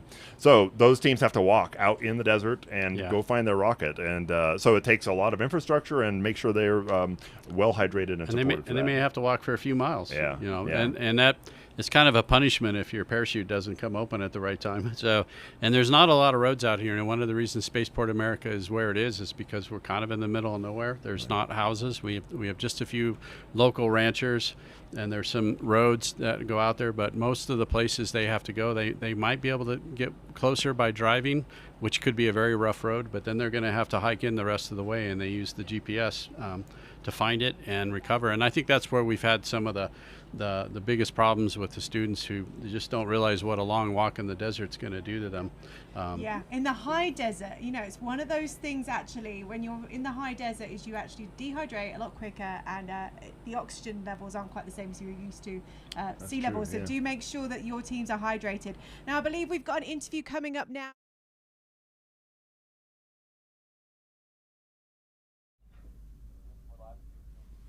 Good morning. We're back here in beautiful Spaceport America. I'm Heba. I'm here with Mackenzie from Onshape. So great to have you. So just tell us a little bit about yourself, a little bit about Onshape, and why you guys decided to come here this year. Awesome. Yeah, so I'm Mackenzie Burdell. I'm the Education Programs Manager at Onshape. So we provide software for teams. So Onshape is a 3D modeling software that they can be using, but it's actually cloud native, so they can use it on whatever devices they have, Chromebooks, Macs, Windows, and be designing from anywhere. All you need is an internet connection. So hotspots out in the desert have been working for people to be redesigning and working on things as needed. So we're happy to support teams with the use of that software. That's awesome. And we were talking a little bit earlier. You were telling me about a team that was actually using Onshape just yesterday, right? Tell us a little bit more about that. Yeah, so yesterday we saw St. Louis University actually out in the hallway. They were working on redesigning a battery box. They realized based on some conversations with judges and just some safety concerns that they had that they probably need to make a redesign. So they were able to sit with their laptop in the hallway and actually redesign that and then get it 3D printing on a printer that they brought with them. So it was really great to see them doing that on the fly. We've also seen some teams actually pull it up on their phones and just show us some of the things that they've done. Quite a few payloads and rockets that were designed here at Onshape. That's awesome. That's awesome. We were actually talking that these mic holders were actually designed by Onshape. That is so cool. So tell us a little bit more about the company. Kind of like, are you guys hoping to recruit and just sponsor? Yeah, absolutely. Yes, there's two reasons that we're here. One is definitely Onshape is part of PTC, which is a software company that has about 7,000 employees worldwide. And we'd love to have some of the students here come to work for us, absolutely. But then also making sure that they're aware of the software and that they have the opportunity to use it. We actually sponsor a lot of teams with our enterprise version, so we'll give them access to some of the advanced features to make sure that they're able to have those capabilities in designing their rockets each year. And so we provide it completely for free to any team that's interested, so definitely feel free to come by and talk to us in the booth, and we're happy to talk with you about how you can model your rockets in Onshape. That's so cool. Is there anything else you would like to say, you'd like to share with our audience? Yeah, we're so excited to be here. We've worked with quite a few of the teams, like ETS is one that we're really close with. We know that they've been designing in Onshape, as well as BYU and Duke Aero and a few others. So we're so excited to see them and see what they're able to accomplish this week, and just really excited to be here and supporting the teams. You already talked about that. Yeah, well, that's all we have for right now, and we'll take it right back to the booth. So we're hydrating at the moment. We've just been laughing about hydrating ASMR. Yes.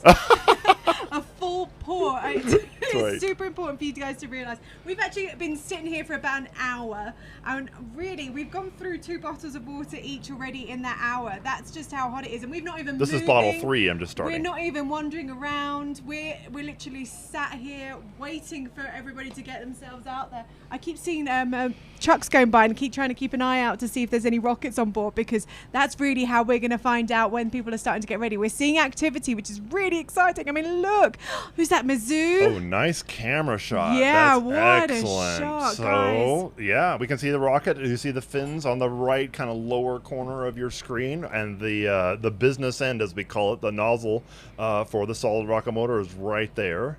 And then traveling kind of up to your left of that person in the back is the rest of the rocket. So there's a blue shirter, an Ezra person. What's he doing, Cliff? That's correct. So Ezra is providing the review and actually looking at the rocket and inspecting all the aspects and making sure that it's ready to go. And if there are any pickups, we actually use believe it or not, paper forms and electronic forms to document what I mean by pickups is if there's any issue or things that are found, they will write those down, send that back. The team has to take the rocket back to their area and make those corrections and then bring it back for inspection. I can see the nozzle's not on right now. Why is it the nozzle's not on during the inspection phase? So they are most likely inspecting to make sure that the parachute is packed correctly, and they want to see how the parachute is physically tethered to the rocket. We spoke earlier about the importance of the parachute coming out not only at the right time, but actually staying attached. And so it happens on occasion that if a rocket is not, or the parachute itself is not tethered correctly, that it could detach, and then you've got pieces of rockets falling down in that ballistic entry with no parachute, and we really don't like that, right? And now we're getting a really great overview of this area that we're working from. You can see we're actually in the tent that's in the top of the screen. It's moving off screen right now. That's where we're sat right here waiting for those rockets to start going out. Now, some of those teams that have come to this competition, they've got a lot of people involved. And there's a lot of people that haven't made it out here to New Mexico. Can we talk about the size of some of the teams that we're seeing that have come through the competition? Sure. Yeah. So we have a range of number of students on each team. I don't actually know specifically. I can't think of the smallest team that we have here this year. It's normally 4. I talked to someone who had 4 people. Yeah. I know we've had in the past like 3, which is a very, very small team. And with a team that small, hey, look, there's Cam coming behind us. I'm waving hello. My hand. You can see me. So teams can be very small. Just depends on the level of support that they get from the universities and the ability and expense associated with bringing a rocket out here. Yeah. The teams that are larger they've got a big funding mechanism. They got a lot of support, and they can be as many as 30, maybe 40 people on the outside. Very large teams. Some universities have more than one team, right? That's true. We do have some universities with more than one team when they are large enough, and they work with us and the ESRA organization to kind of coordinate, hey, we would like to bring a second team. We'll talk to them about that. And, we want to provide the opportunity for as many teams from as many universities as possible. But that said, sometimes we do allow that where we've got multiple. And they can launch from other places. I mean, Spaceport America Cup has got to be the coolest. Well, this is the best place. But they do launch from other places, right? Yeah, I was saying yesterday, actually, talking about calling out to people to get involved in the space industry to come and do competitions like this. There are lots of them. NASA just had one in April, I believe, down in Huntsville, Alabama, that was open to middle school students. So kind of a precursor to this kind of competition. But this one's the only or the largest international one, which I think is really exciting to see. And hopefully we can see more of that ease of ITAR as more and more companies and countries are able to make agreements with the US. I know Australia has come over a lot of hurdles. The UK's working on it, Canada, and we've got teams from all of those countries participating this year. And now we can see our favorite fire trucks. Those guys are really important to come and support this competition. I believe we've got another interview coming up now as well that we're going to go and pass over to as well. Good morning. We're back here at the interview booth here in Spaceport America, and I'm here with Tori from Virgin Galactic. Welcome, Tori. We're so happy to have you. Thank you.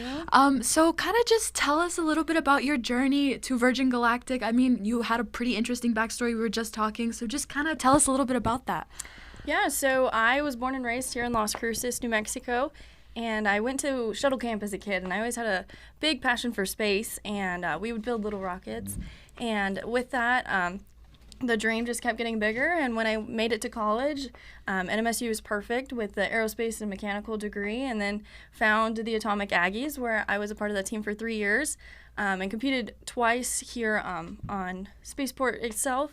And then from there, I was able to get an internship with Virgin Galactic that rolled into a full-time position, and now it's the best job ever, the dream job. Right, living the dream. That's awesome. Well, tell us a little bit more about Virgin Galactic and how they kind of like helped out with Spaceport Cup this year. Yeah, so Virgin Galactic, for backstory, we are a commercial spaceflight program that takes private astronauts to space. So there I work as a propulsion engineer, and so it's pretty fitting being out at the Cup and looking for talent of students who have the same passion and who want to send people to space and maybe go to space one day themselves. That's awesome. That's so interesting. Anything interesting you want to tell us about Virgin Galactic or your time with the Atomic Aggies? Anything you want to tell us?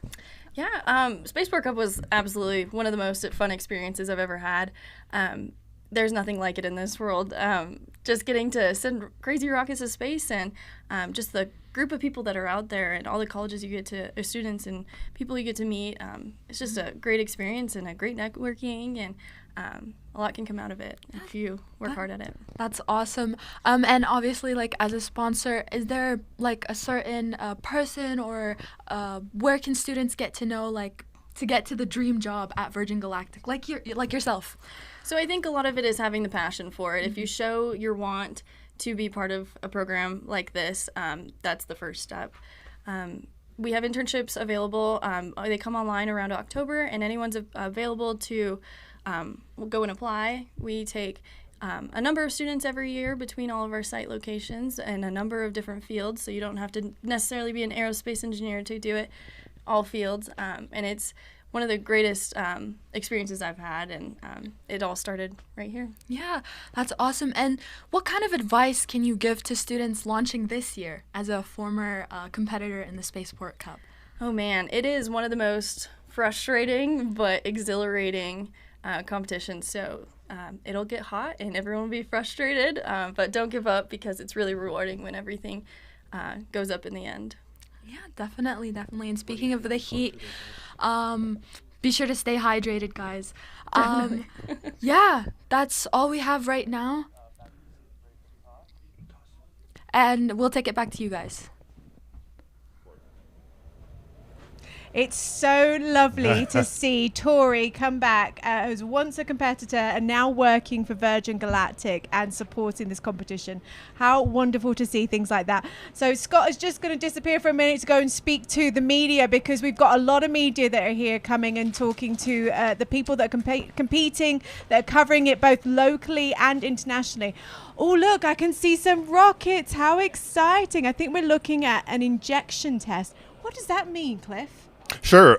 Ejection test. So every rocket needs to, well, not every rocket. How do I say this? So every rocket is required to have an ejection test of their parachute.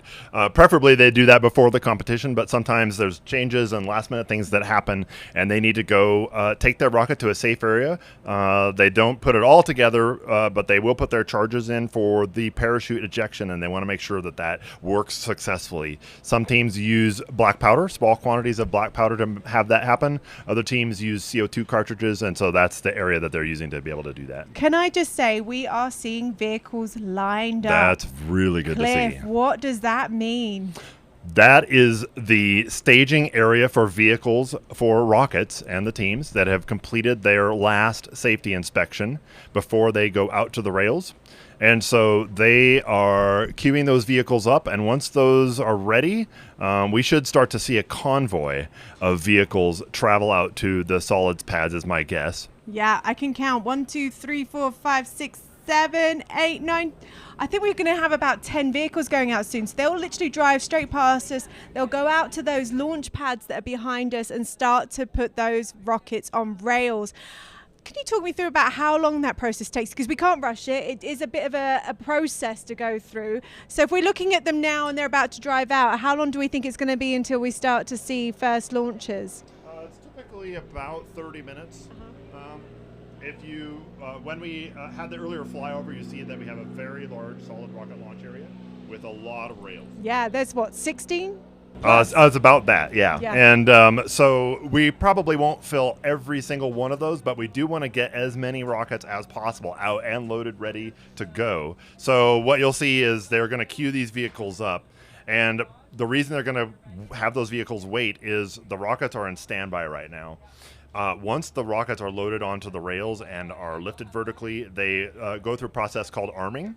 That means the electronics are now active. They are sending out telemetry data.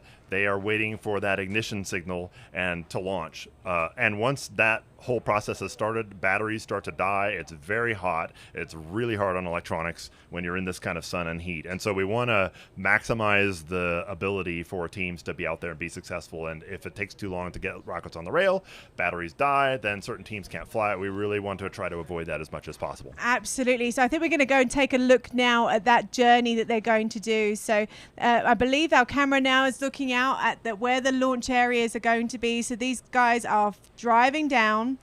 This is the road that they're going to be doing once they get the green, the clear to go. They're going to drive down this road, which we know on site as Lewis Road. That's going to go out to the far rail area. And once they get out there, they're going to start loading those rockets onto the launch rail. I'm sure those teams are super excited. In fact, I'm seeing a team from Turkey just over to the left of us right now that are preparing their antenna to start tracking. There are 5 teams this year that have been in part of the competition from Turkey. And Turkey obviously had their second astronaut go to space from here in New Mexico just a couple of weeks ago.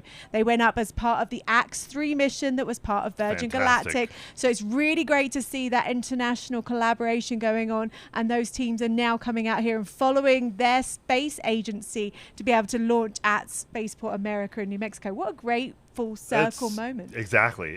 I love it. It's so exciting. And to your point, the teams are just starting to get set up over here, so that's a really good sign. A really good sign. And we got a nice overview of the road, so when the convoy starts moving, I'm sure we'll get footage of that. You'll just see a whole string of vehicles heading out to that area, and then they'll start getting set up. So we're seeing that full area now of us in southern New Mexico. We are about 50 miles away from Las Cruces, New Mexico, about 40 miles from Truth or Consequences. And yes, it is absolutely flat, which kind of is a bit of a misconception because people think that we are at sea level. We are not. We are at the high desert here in New Mexico. I believe this area in the vertical launch area is somewhere around 4,500 feet above sea. Unfortunately, I've lived here for 10 years and I can't remember what that is anymore in new money, but at some point I might actually figure it out. I was doing the calculations the other day about how high the 10,000 foot category is. We're seeing a red flag. What does that mean, Cliff? I do see that red flag. So I mentioned that earlier. There are 3 flags. There's red, yellow, green. Red flag means that vehicles are no longer going to be driving out to that pad area with rockets. And I'm not sure if we're looking at 2-stage area or if this is the solids that we're looking at right now.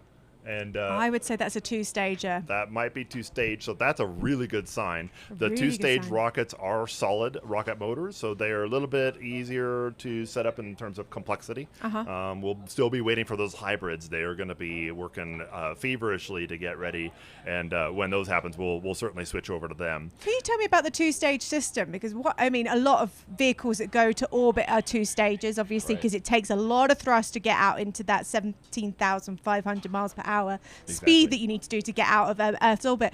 Why are they doing that for the lower altitude launches for the 2 stages? Is it kind of a prerequisite to these orbital launch capabilities? Well, it's certainly a piece of that. I think it's the experience of being able to launch a 2-stage system, and it's a lot more technically complex, so it requires a lot more analysis and design work to be able to have both that launch engine and that launch motor get you up, and then be able to boost that second stage up to just the right altitude. So again, it's I won't say it's similar to hybrids in terms of complexity, but it is a more difficult challenge, and I think the teams really enjoy being able to, let's exercise our prowess and see what we can do. I love the fact that some of the teams have come and done the sort of what they class as easier categories, the 10,000 COTS, have then come back and done 2-stage hybrids or aiming for 30,000. And I love to see that. I think that's what we want to see with a lot of these student teams, that they have this legacy learning that they're able to pass on to the next level.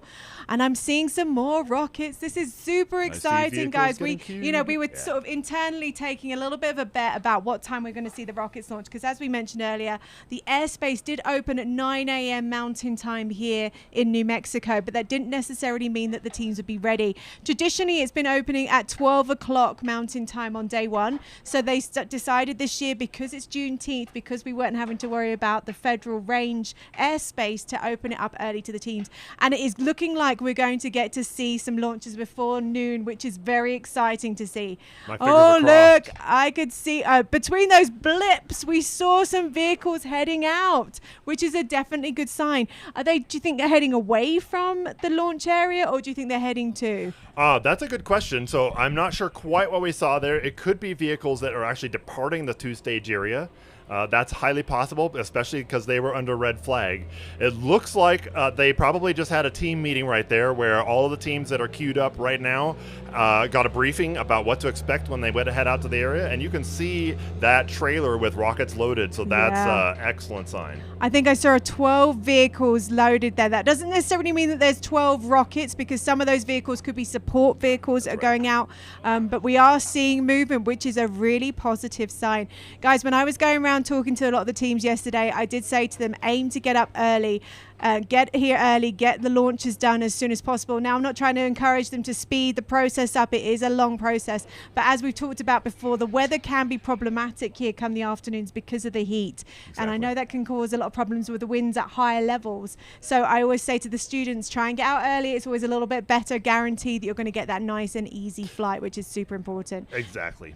The teams that are most prepared, that have already had some flight experience and have really worked their procedures and their teamwork right to be as efficient as possible.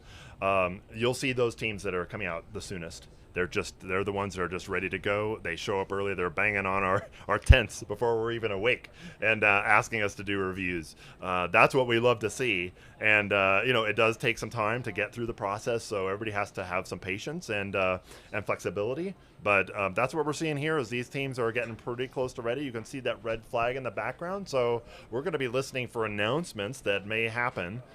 There's ETS, so that looks like I'm not sure if that's their ground station tent, but it looks like they're making progress there. So I think it's quite incredible when I'm looking at the teams that are setting up next to us, and they're going to be here to watch their launches.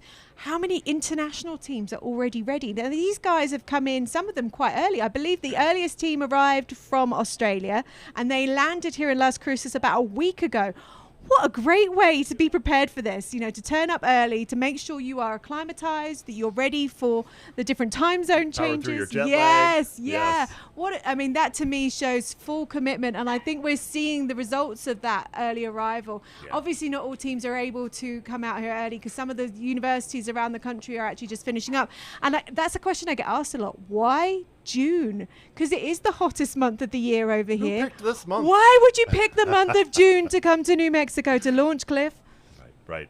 Good question. So the June timeframe, it lines up, frankly, with the academic school year. It's too difficult to hold this event in the middle of the school year. I mean, students would have to come out here for at least a week and interrupt their studies. The ability to recover from a class schedule standpoint, it doesn't make any sense. Yeah. In the United States, we have schools that are both on what we call a semester and a quarterly system. The schools that are on the semester system start earlier in the year, August timeframe, and finish maybe in May. However, the schools on the quarterly system end in June.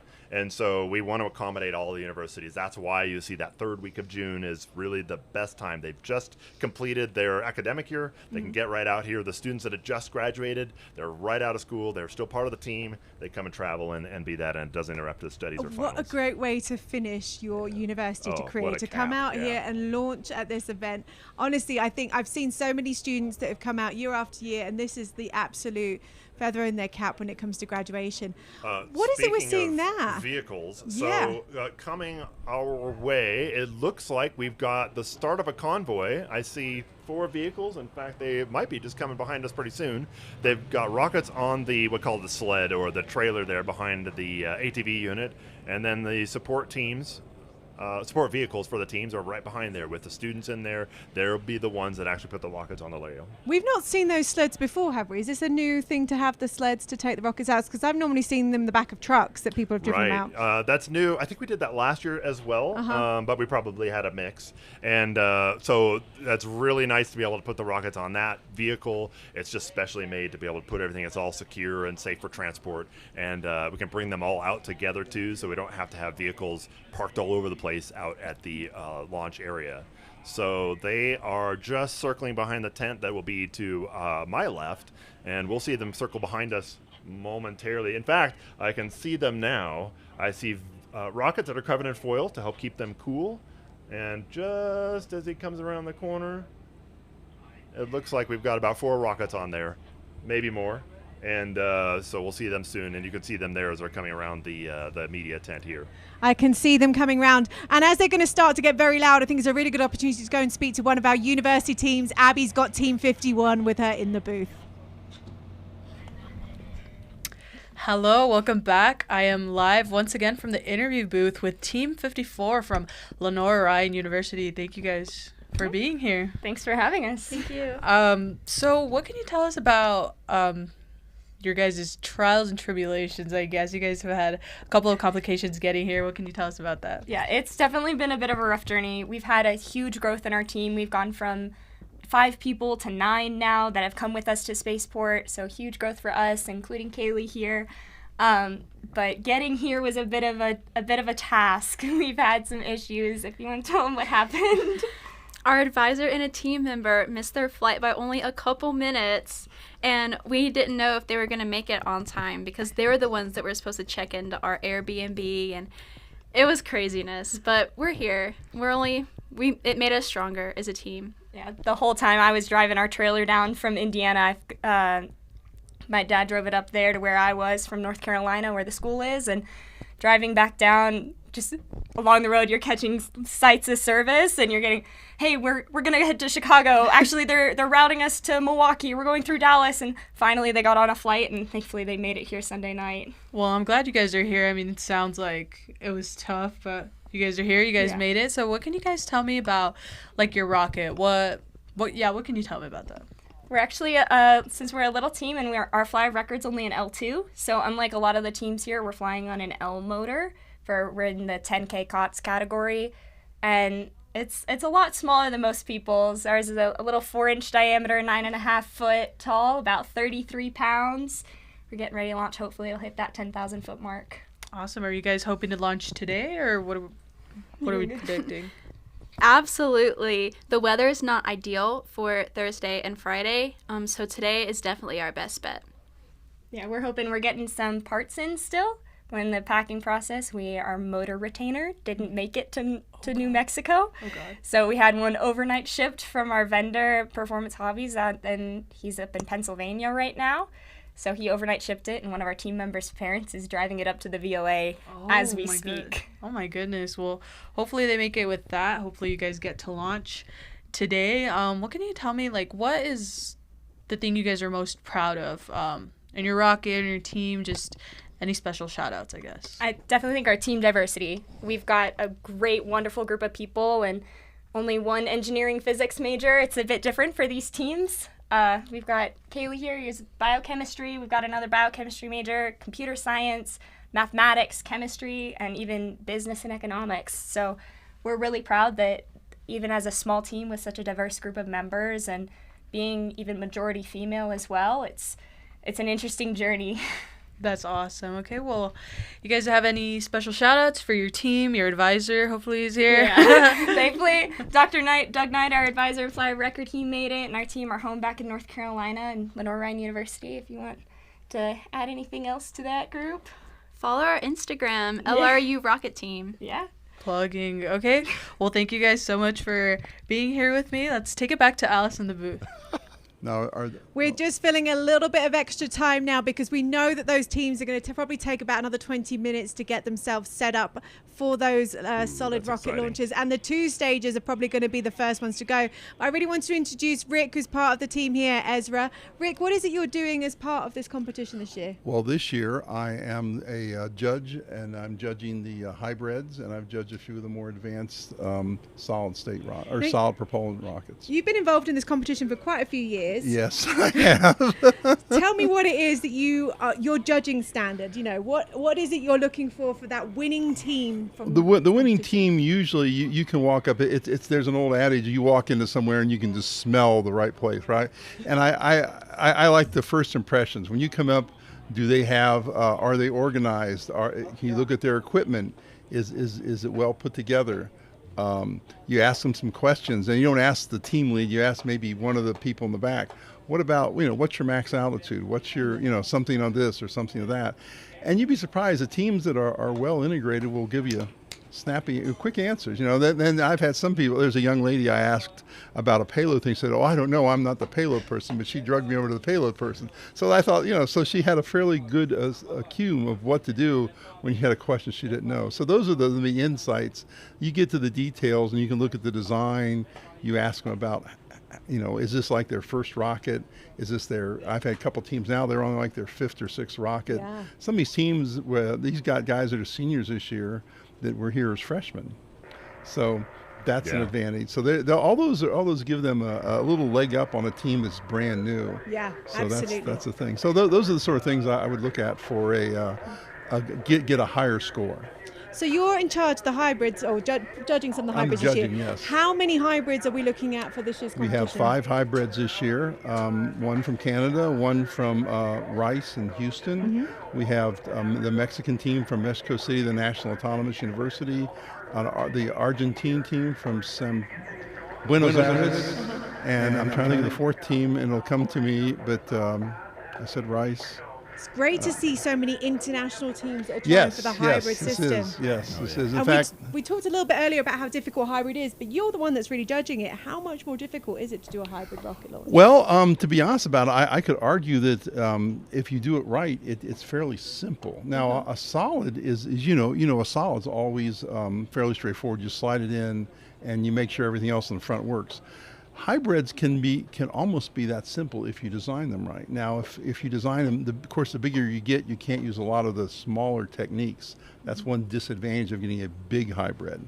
But the small hybrids, for example, the high power folks, and these are all these people starting high power rocketry, you can get some very, very simple systems. And simple typically means in our business, it's going to be more reliable. Yeah. So that's a thing. And the cost of a hybrid compared to a solid is typically better. Now, you may spend more money to get the loading equipment and get things set up, but once you do that first or second shot, you're much more low cost. And for club has its own. I was just talking to a guy, the head of the Canadian Rocketry Association of Rocketry.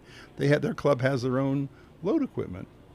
So if I want to bring a guy with a hybrid in, I say, here you go, and we got the load equipment. So the per cost shot is much lower. You're paying, in America, you pay $8 a pound for nitrous. So you may have a $40, $50 nitrous bill compared to like $150, $200 rocket motor. So there's some advantages to that. And it's not the step up of technology complexity isn't that big. So very small. I think we're seeing some of the loading going on now, which is really exciting to see, Rick. I would like to go back a little bit to those hybrids. I've seen some, actually all the rockets, I've seen some real variety in size. Mm-hmm. Now, I hate to say this question to 2 men, but does size matter when it comes to rocketry? Well, let's look at it from the physics. There are 2 things that affect a rocket. First is the energy of the propellant. Mm-hmm. All right. The second is how light it is. And the official term is the mass ratio. The mass at the beginning divided by the mass when the burnt combustion's all done. The higher that is, the faster you'll go, which equivalent for us, it goes higher, right? So from that aspect, you can say, is bigger better? If you can get a smaller rocket that goes higher than a bigger rocket because it's very lightweight. Now, there are physics limits, the energy, and that's why you can't take for example, why can't this go into orbit? Not enough energy. It's a bottle we're looking at, right, not enough right. energy. Yeah, why can't that go into orbit full of fuels? Because there's just not enough energy. The chemical energy isn't sufficient to get the velocity to get out of the out of gravity effect. So rockets like that, to go high velocities, high speed, you need to have a bigger system or more energy, but they all have to fight the weight problem. So what kind of altitudes are the hybrids aiming for this year? Are they all going for the same, or are you going to see they're going for 2 levels. One is a 10K, and the other is the 30K feet. So which is about 10K is about 3,100 meters, and whatever that. About 3 kilometers. 9,000. I think it's 1.9 miles. I think I figured out 10,000 feet. Yeah. And the other one's 30,000, which is like roughly double that. So it'd be like 7,000 meters. Which is pretty high and very difficult for them That's to the do. altitude that airliners will fly. Yes, that's a really good way of being able to put it. We're looking at the altitude that airlines are going by, which is why having this competition in a restricted airspace is so important, because we don't want to be interfering with what's going on with the FAA. And I think we're seeing some of the drones being set up now. You know, one of the things that we get a lot of the student teams are saying is, can we film our launches? And as much as I think Spaceport America would love to accommodate every single one of them, they don't want a full aerospace of drones going on while rockets are going on, Right. and while there's people down. There is a lot that has to go in to make sure that they are making sure safety is first, that they are coordinating with everybody around them and making sure that everybody knows what's going on. We are seeing a lot of teams come and join us, which is really exciting. I was going to mention, so what I heard over the radio, and you might have heard some background announcements happening, that convoy that just went out to the solids pad, once that convoy is complete, the 2 stages are going to be ready for launch. So we're getting very close. About 20 minutes. So the first one's a 2-stager, huh? Yeah, first group is going to be 2 stagers, and then I bet we're going to be following pretty quickly with the single-stage solids. It's really difficult to track when you're doing the live stream, but we will do our best to let you know what teams are launching at what time. Hopefully we've got somebody who's there who's able to kind of track the different numbers. So every single team are given a number here, right? That's the way the process works. How are they assigned those numbers? Is it done? It's just mostly who, as I recall, now Cliff was in running, but as I recall, it was the team that gets their application in first is the number you get. So if you're number 30, that means you were the 30th application. That's the way it used to be. Is that we've done a variety of things. Sometimes we just put the list and sort by alphabetical and give them a team number. All right. We used to have some team numbers stay consistent between universities. So like University of Washington might be the same team number, but we really opted away from that because as this competition really has grown, the complexity of doing that is too tough. So really difficult. Yeah. And you know, there was 152 teams that originally were accepted. 122 got here this far. I don't think we've talked about yet the elimination of that. You know, there's multiple reasons of why some of the teams drop out or aren't ready for this. Can you talk us through that process? Yeah, for sure. And Rick, you might have some thoughts on this too. I think that there's the first and foremost is where do they sit technically, right? So if a team provides an application to us and they've had no flight experience, they're starting from scratch, they've never done this before, and they kind of don't have a very well-constructed application, we're going to say, thank you, please get some more experience and try that. And it sounds like we are going to get closer to a countdown for 2 stages. This is super exciting. We're getting close. We will cut to that. When we get to that countdown, we're going to have to down our microphones, down our headsets, and go and stand outside because, as I mentioned before, we encourage everybody to participate in viewing those launches. It's so important to be able to watch it go up. In fact, we tell those students to follow it with their fingers because if things go wrong, which does happen sometimes, we've got to make sure that we've got eyes on it the whole way up and the whole way down again. Teams are starting to filter in behind us and over to our side here. So, it's going to get noisy and exciting as we get a little bit closer. And pointing at it has a practical purpose. Is if you point it and suddenly it starts going like that and you say, it keeps, so you track it visually very precisely. Yeah. So if it starts coming back to you, you say, there it is. And that's an old thing from high power rocketry. Everybody's always pointing. I see it. And they point to it when they say it. It's also really helpful in this heat and this sunshine to be able to keep an eye on it. It's just going to be a lot easier. I'm seeing an Atomic Aggie over there. It looks like the local team is ready to go, which is exciting. That might have been the cowbells that I heard go past us. So I think Scott McLaughlin, when we get him back, will be super excited to hear that a New Mexico State is going up. And I also see a full pink team. Now, I know Penn State is in pink this year. I don't know if the pink team over there is Penn State or not. As I mentioned before, we've seen some Turkey flags. So we've got one of the Turkish teams which is ready. We will bring you those details when we know them. It sounds like we are ready to go, guys. I'm hearing some We're listening to the announcements as we speak.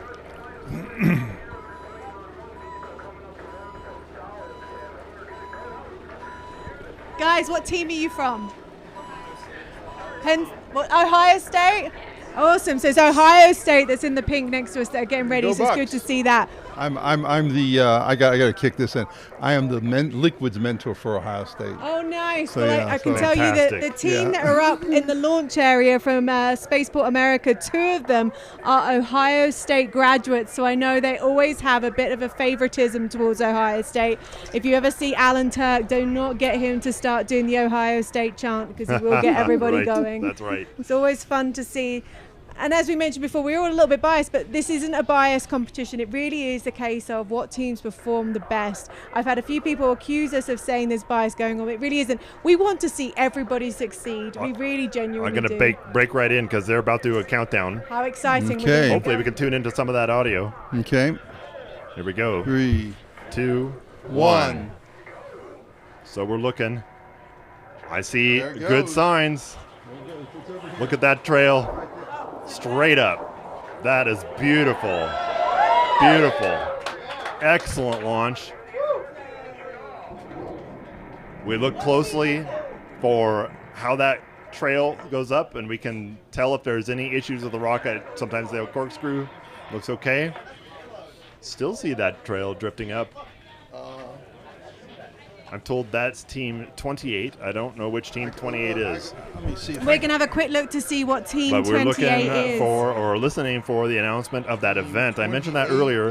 The event is for the drogue shoot at Apogee. Superieur. So we're listening for that to occur. The French-Canadian team are the ones that just had the first launch, Team 28. Yeah, I believe they're in Montreal, Ecole Technique Supérieure, and forgive my French if it's not that good.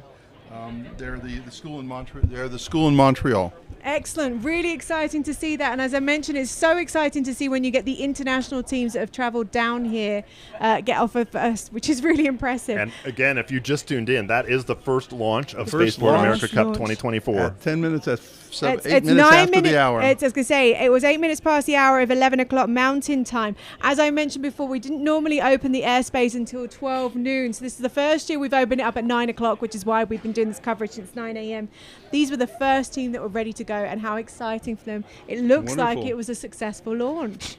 And you can see other teams that are getting ready right now. So I talked about the rails. Those rockets are going to be loaded in the horizontal position.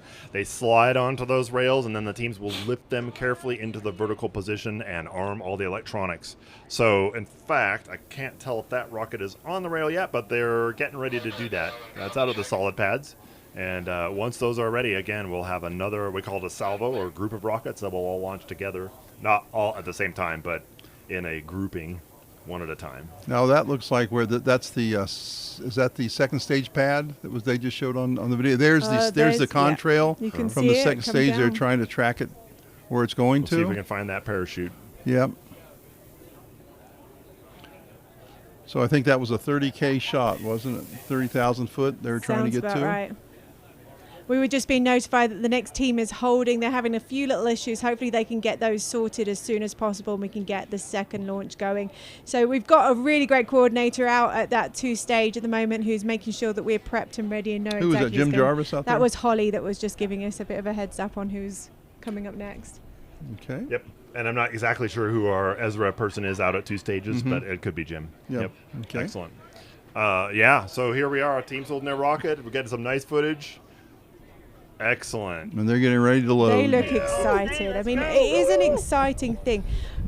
There are going to be occasional CATOs, we call it, a catastrophe after takeoff, or a RUD, a rapid unplanned disassembly. And they're also a little nervous too, because they're there and they've worked for how many months on this, and now they're gonna put it to the test. So I know what it's like to feel like that. Oh, it's you want to do everything right. That's why they have the Ohio State University. All right.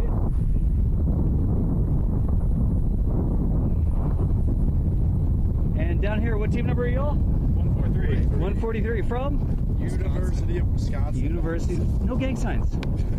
It's cool. Throw them up. Y'all ready to fly? Absolutely. Yeah. Okay. I'm just going to be walking around while they're going, but we may ask some questions if somebody looks not busy. Sure. Okay.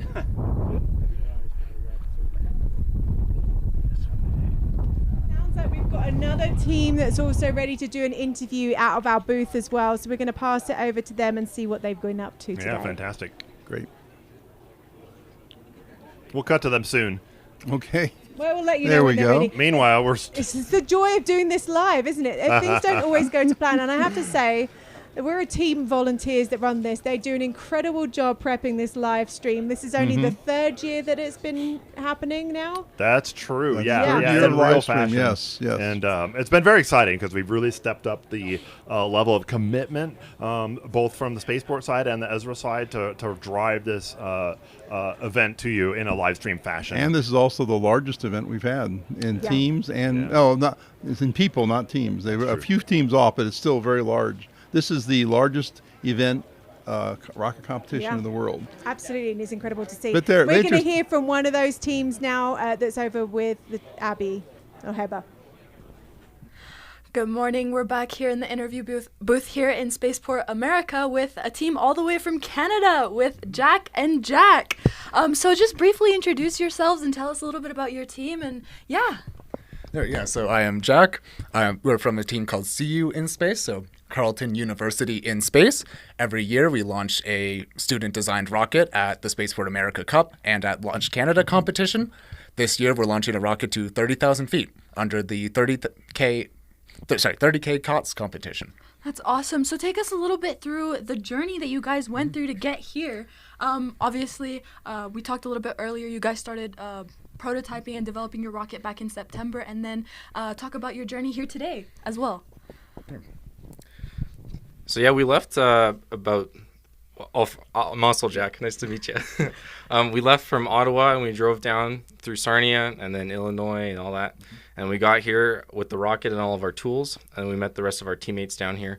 And then it's been pretty hectic trying to get the relatively smoothly.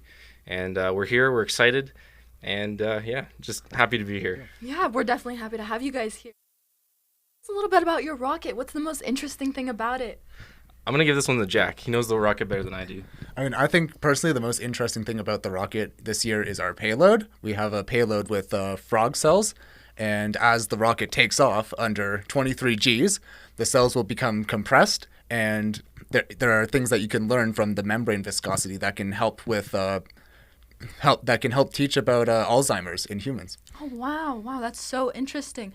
And what are some of the challenges that you guys went through when building and kind of getting here, obviously, like with your rocket? Yeah, I mean, in terms of building the rocket, this is our second year doing a full carbon fiber airframe, so we've had a lot of challenges just learning how to make our own carbon fiber parts, learning how to make them come out nicely. The same thing with fiberglass. We had to remake a nose cone before the competition, but the final nose cone came out very great, so we're happy how the end product turned out, and we learned a whole ton along the way. That's amazing. And you guys are from Canada, so how's the heat holding up with you guys and your teammates? The heat hasn't got to us yet, but I'm sure we'll start feeling it later today. Oh, definitely. And when are you guys expected to launch? So we might be able to launch by the end of the day. We're just doing our final preparations to go get our pre-flight safety check. Mm-hmm. And if not, then we'll be ready to launch either tomorrow or Friday, weather permitting. Awesome. And do you guys have anything else you want to say? Any shout outs? I just want to say a big thank you to the team for getting us here. It's been a lot of fun. This is my last year in engineering before moving on, and it's been an absolute blast. Thanks to the competition and Spaceport and ESRA for hosting it. I'm just super happy to be here. Yeah. Thank you again. Awesome. We'll take it back to you guys. Hey, we're back. We are back on here. We're still waiting for that second launch. We're trying to get it set up right now. As we mentioned, the next team that was ready to go has decided to take a pause. They want to make sure that everything is perfect. Talk me through that process when they decide to make a pause. It's got to be a difficult making decision. a decision like that is partly the checklist they talked about. They'll go through their checklist and they'll say, is this ready? Is this ready? Now, a lot of these teams have some fairly sophisticated data acquisition on their rocket. Yeah. So they're going through, and it might not be something from the propulsion. It might be part of the recovery electronics suddenly isn't giving the right sequence. And the checklist lets them go through and make certain everything is working before they press the button to go. So and it gets a little more complex with the hybrids because they have to load their fuel remotely. So that's the thing. So that could be an electronics problem. I suspect it's more of an electronics problem than it is a propulsion problem because the electronics is the most complex part of this, their rocket. Probably doesn't do particularly well in this heat either. No. I think we're going to see a replay of that first launch. As we mentioned earlier, it's the first launch so far of the 2024 Spaceport America Cup. It went up at about 8 minutes past the hour of 11 a.m. here in Mountain Time, and it was really exciting to see the first launch go up. And we believe it was about a 30,000 foot launch from the 2 stage. And it was from the team from Montreal. So we're just waiting to see what that video looked like from above. I mean, what a great opportunity to see a launch. I love from these that. aerial views. Me too. Yeah, those too. are nice. That's so Me too. nice. And can I just say, it's so difficult to capture a rocket launch, but we have got an incredible team supporting the live stream from the NASA Space Flight group, who are just amazing. If you haven't heard of NASA Space Flight, do look them up. Remember, this is Team 28, and I'm going to ruin this with my very terrible American accent. Ecole de Technologie Supérieure. We cheat and just say ETS. ETS. Yes, yeah. They are the team from Canada, from Montreal, and they have been the first ones to launch. And at ETS has been here at the Spaceport Cup for a long time. They're Yeah. one of the teams that I would say have been here regularly. I actually think I bumped into them in Walmart on Sunday. I was there getting my regular groceries. I actually live here in Las Cruces, New Mexico. And as I was walking through, and I was all dressed up because it was Father's Day on Sunday, and I heard them speaking in French, and I said, "Are you guys here for the Cup?" And they said, "Yeah." I said, "Make sure you go and get your liquid IV." Because Mama Spaceport always makes sure everybody stays hydrated. I Good. didn't even introduce myself to those poor teams. They Can we just call thought you there's- just Rocket Mom? Rocket Mom. I can be Rocket Mom. I like good, that. good. I'm gonna be my new handle because those poor kids were like, "Who is this crazy British lady talking to me in Walmart, telling me to stay hydrated and directing me down to the IV area?" But I made them go and get liquid IV. I mean, honestly, I say that brand, but honestly, it could be any of these hydration salts because it is so hot here. I am now currently on water number 4, and I'm still Sounds like they just got a hydrated. Here we reset. go. There's that launch. No, What that a was- view!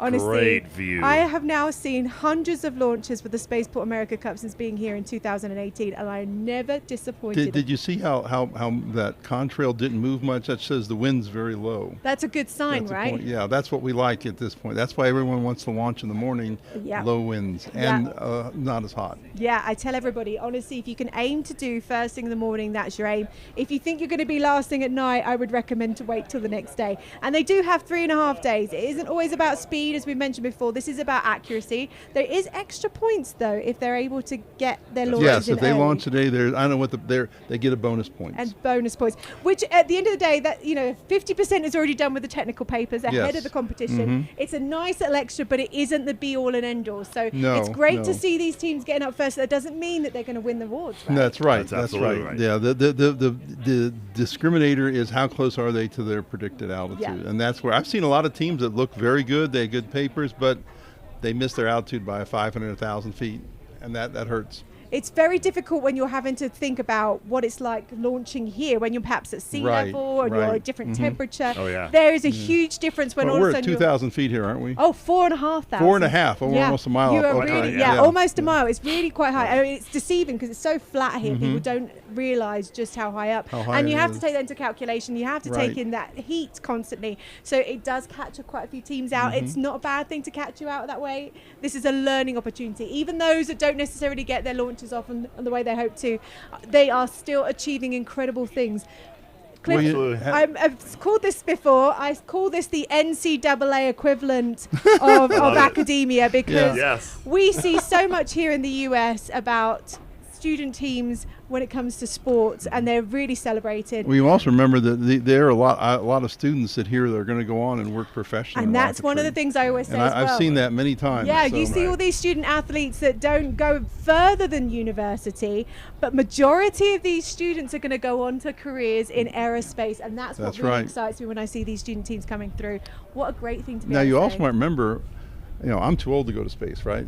I guarantee you there are going to be kids in this competition There is today no that are going such to be thing in as space. too old. That's I the know, I wonderful can thing. afford it. Hey, look, that is the wonderful thing. Even in our time period, I graduated from university, and I shouldn't really say it out loud, but over 20 years ago now. 20 years ago. And there was no such thing as a commercial space industry at that point. That's right. What an incredible It's time changed to be so living much. in. It's changing all the time. Their careers aren't even set yet. We don't even Right. know what's going to That's happen right. in the future Mhm. with them. Yeah, and I was going to talk about this competition in the sense that it is the world's largest rocket event to my knowledge. That's right. I don't know how big Techno event is, but anyway, it's it's large. the And- power of those are a lot lower than these. Yeah. These are the most Got powerful. it. Right. So the distinction here is we're actually at capacity for this event right now. When it comes to the people power, the infrastructure, the trying to get this many rockets launched successfully within a week, And you're trying to time it with the end of school and not have it extend late into the summer. Also, the weather changes. There's just lots of challenges around that. So what that means is we are looking for other competitions that can be the precursor to Spaceport America Cup, and those are starting to exist. We see that show up in other countries. I know Australia, I think, is working to start. Portugal's got one as well. I think they've been going for a few years. Eurorock is in Portugal. Yeah, right. And there's other competitions and events that happen in the United States where student teams have an opportunity to come and fly their rocket, and if they get that experience, then they can come to Spaceport America Cup with just that more. It's a much stronger application and the ability to come here and fly. Yeah, we mentioned the one that NASA just held in April. I think they were going to 4,000 and 6,000 feet. So again, not the same altitude levels as what they've got here, and a completely different experience. If you go to Alabama, it's a very different climate to what it is here in New Mexico. So again, it's another challenge to come to somewhere like this and do this. I'm trying to see what teams there are. It's so difficult when it's going so quickly. But I'm looking at all the teams that are set up next to us. As I mentioned, Ohio State's here. The Atomic Aggies, which is the New Mexico State University. I thought that was Purdue that I saw. No, that's not the Aggies. I don't think that's the white guys are Purdue. At any rate, you can see that they have that's loaded Purdue that, actually. I'm looking at the people walking past us. I think we're looking at Purdue right now, and they're setting up on their rail, which is really exciting to see. Purdue, I think, launched second 3 years ago and had a Cato, a Rudd, and it turned out that actually it was from the commercial bought engine, the motor. There were some engines that year that were bad, So it wasn't even a fault of the team. So when I remember them being so disappointed, which we can completely understand, but as I mentioned before, failure isn't actually a thing when it comes to rocketry. We see this that with companies. I mean, my first 4 liquid shots were all failures, so there you go. It happens. That's but a they're learning not thing. failures like we normally see failures. They're an opportunity to learn, always, and that's what I try and drill home to these students constantly. It's not so much like a failure when things completely end. It's just your chance to say what went wrong. You just got to remember when you fail an engine like that, your engine's trying to tell you something. So you figure out what's it trying to tell you, and we can fix that. And typically, every time I had that problem, we were able to fix it pretty easily. So I just want to mention, you're probably hearing it on our microphones, but there's a bit of a ground wind right now. That's why I'm constantly knocking my nose, because there's so much dust that's been hitting our face right here, and that's probably what's causing a bit of a delay to the next launch. You know, we want to make sure the conditions are correct, because we want to make sure that their launches are successful. So if you feeling a bit of a ground wind, you're probably thinking, I'm just going to hold off another couple of minutes. Let's just see it pass through. And as we mentioned before, we are monitoring that weather continuously. So the teams have got the most accurate Remember, data. we have a limit of 20 miles an hour to fly. So as soon as it gets 20, we have to shut no more flights. Right. So that's our limit. We're not there yet, but we do monitor that very closely. It will be this afternoon. I would think we're going to be over 20 miles an hour. Maybe by noon at 1, 2-ish, certainly by 3 or 4, we may have to shut down early. And we're getting weather reports coming in from White Sands Missile Range. We've got really incredible weather reporting going on over there. I actually had a friend of mine from the UK, Sky News, who did us a weather report as well to be able to give us a bit of an update. Fantastic. She wanted to give a bit of a shout out and tell everybody about how incredible this competition is. So I called out and said, do us a favour, will you give us a weather report? And she did that for us. So thank you, Stephanie Gorter, if you're watching. We really appreciate you supporting this competition and supporting the student teams and getting them prepared for this. Well, I was going to mention even last year, and I think the year before, when we had a lot of inclement weather happening, we had great support from NOAA, the National Oceanographic and Atmospheric Administration. The National Weather Service people were calling us directly and saying, here's what we're seeing, here's what we see right now on radar. These clouds are coming in, these clouds are not. This is what the altitude, this is what we're seeing for winds. That kind of information is just invaluable. Yeah, so if the teams are listening right now, and I believe we've got a big screen up and there is some sound going around, do remember that there is possible weather problems coming in this afternoon. If you don't think you're going to be ready to launch on time, think about perhaps tomorrow morning. It might be easier to think about getting off in the right conditions. And I always recommend that to students. Think it through, really plan for this. There is not going to be a problem holding off for the right conditions. It is just a few minor extra points for loading and launching on day one. It's not worth it if it's not going to be the right conditions for what you want to do. We talked about that battery life of rockets, and if you think you're ready, but the wind conditions aren't good, and you push your rocket to get out on the rail, it might sit there until the batteries go dead because the weather conditions and that just has happened. It's absolutely happened. Then you got to take the rocket back off the rails, change the batteries, take it all apart, and put it back together. it just introduces a bunch of risk. So, we look at the teams to make the best decisions they can. We're still looking at that loading area. You can see some of the teams. It's very difficult from this angle because it's so bright out here to see which team it is that's loading up.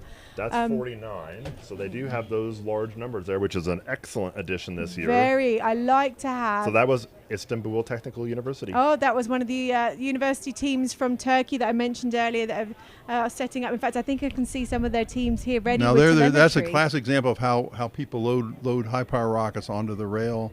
They have 3 or 4 people holding it, and they get that's called a I think that's a 10-10 or 15-15 the little launch rail guide. There's a little button you slide in there, and that's what they're trying to line up right there. See how they're getting down there and looking at it.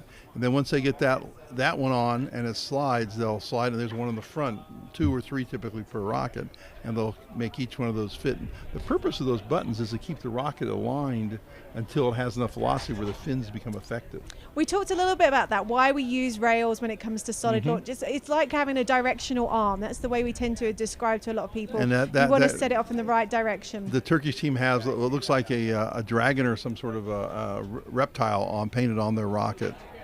That's I think I saw that. That's what is that? I think it's an alligator. Alligator. Oh, really? Okay. That's very creative. Okay. Yeah. Art majors can participate in this competition. Yes. It takes every kind of role. I've said this many a times as somebody who is a communications major, a media major. I work in the space industry. Yeah, the business majors are important to have. You need to finance people too, because this stuff you have to pay for, and you have to buy things, and so you need finance people. They're important. I remember the virtual cup competition year. Speaking to all the teams, we had a bit of a speed dating. Do you remember that as part of the virtual competition in 2021 when we weren't able to be there? Yeah, every single team I spoke to, I asked them, are you working with your business majors? Are you working with your marketing majors? Have you thought about having a communications person on your team? There you go. And it just started to open up, and you're seeing that because we've got a live task this year as well, an award for possibly live streaming your launch. Yeah, I think we have, I think there's 2 categories or awards. One is for a video of your actual launch, your live stream of that. And then I think there's also a post-recorded, edited video of your team. So we'll look forward to seeing those later in the week as we start getting that video footage back. And there's a team that has it up there. They have their rocket up. Yeah, so this is great. That's Team 23, and Team 23 is down here. It's called Concordia University. Canadian school. Another one. So we've got another of the international teams that's already getting ready. Look at that team. Excellent to see. And of course, when they launch, they've then got to recover those rockets as well later on, which we will do when it's safe. But that does mean that those teams that have launched on day 1 have got a couple of days to recover, which is always good. That's true. And there's great things for them to do to keep themselves entertained in the next couple of days. They can come out here and watch more launches. They could perhaps think about, what other things are going on around in the region. There's lots of space history here that I encourage the students to go and see the museum over in Alamogordo. There's also the White Sands Missile Range Museum. So if they want to go and see the first V2 rockets that were launched here, they can go over and see those. At the Army range, yep. At the missile range, which is only about maybe 30 minutes drive out of Las Cruces, That New is a Mexico. great place. That's a great exhibit. I've been there a number of times. They've just updated it. So they updated it in time for the partial solar eclipse last October, where NASA was actually launched from. So NASA launched rockets during that solar eclipse to do some recordings and some atmospheric data stuff. They launched up to 250 miles from here in this inland spaceport. So yeah, there is some great opportunities to get some serious height. So there we go. We're looking, and we've got some cameras ready for an interview going on. That's all these teams that are waiting to get their launches up. I think we're going to go and look at Purdue. Okay. There they are. Okay.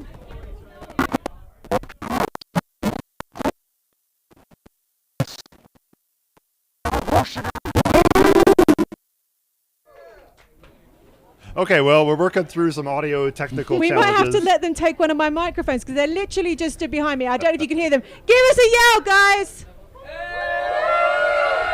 So that was Purdue. They are literally just getting prepping when they'll figure out that audio once they've got it Those done. are the Purdue Boilermakers there from West Lafayette, Indiana. Yep. By the way, Neil Armstrong went to that school. Oh, really? Is that right? Excellent. Yeah. There's a Neil Armstrong building that's been named memorialized after him, and he was at the naming of it when they unveiled it. Great. So. It's excellent to see all these university teams with a legacy in space, but there's also incredible to see teams that come from universities that don't have that legacy, that are starting off the first time. I was mentioning earlier, there's a university team from England, from Durham University. They've just had their first female ESA astronaut that's just graduated. So we're excited to see Rosemary Coogan go up to the ISS as part of ESA in the coming years. Does she have a launch date yet? Or she doesn't yet. scheduled? She's on the standby at the moment. Okay. But they've got their first rocketry team here at the Cup this year. It's their first year. So we're going to start to see, I think, a lot coming from Durham University in England now they've got that legacy to hold. Good. I was going to circle back a little bit. You know, we were talking about the teams that launch early and have a chance to recover their rockets. I mean, that's a great piece of information, right? If you fly early, you've got lots of time to recover. There's two aspects to that. One, we do evaluate the rockets after they land, and we want to know if the rocket is flyable again. That's a part of the point system. So if the rocket comes down in pieces, you do lose some points for that. But if the rocket comes down intact, then and basically would be ready to fly again, we evaluate that, and you get points for that. So that's a key piece of it. The other aspect of flying early, circling back to the awards, and that sportsmanship award in particular. Yeah. Some teams pack up, head back to town, and just wait for the closing ceremony. Other teams stay and continue to come out here and are just helping with cleanup, supporting other teams. They've got supplies that they didn't use. However that looks, they can do that. And it's a really good opportunity for teams to just kind of engage. That's a and learn Nancy from Spire others. teamship award, isn't Yeah, it? Yeah, exactly. Yeah, Nancy is, I'm going to tell you, Yeah. Nancy Spire was one of the first ladies I met here when we were at Green River, and she brought the Oregon State team. She passed away 2 years ago, sadly, and we all were very touched when Nancy, so we honored her and she was that type of person. She was always out helping people. Yeah. So we honor Nancy by the Nancy Spire Memorial Award for sportsmanship. Right. Yeah. So important when it comes to anything to do with space. They call it the ultimate team sport. And as I was mentioning earlier, I do call this event the NCAA equivalent of student academia. And these students should be absolutely revered in that same level as any of your local basketball and football players. Because trust me, these guys are the future of the aerospace industry, and we're excited to see them coming through this. So I think we've finally figured out the audio, and we're going to go and speak to the Purdue team who are waiting to see their rocket launch.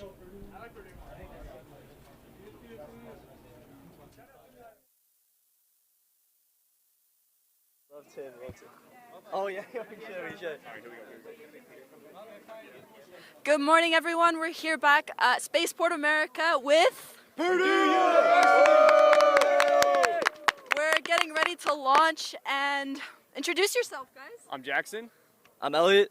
And I'm Zach. Awesome. Can you guys tell me a little bit about your rocket, like the name and things like that? Well, the name of our rocket is Midas, and today we're hoping we're golden. Awesome. What's like the coolest thing about your rocket that you guys are like excited for? I would say our custom 6 to 5 inch transition. We 3D printed it, test flown it, works incredibly well, and also our custom fins. Made those ourselves. They held up well during flight, so we're very excited to see how it performs today. Awesome. And what are the feelings today?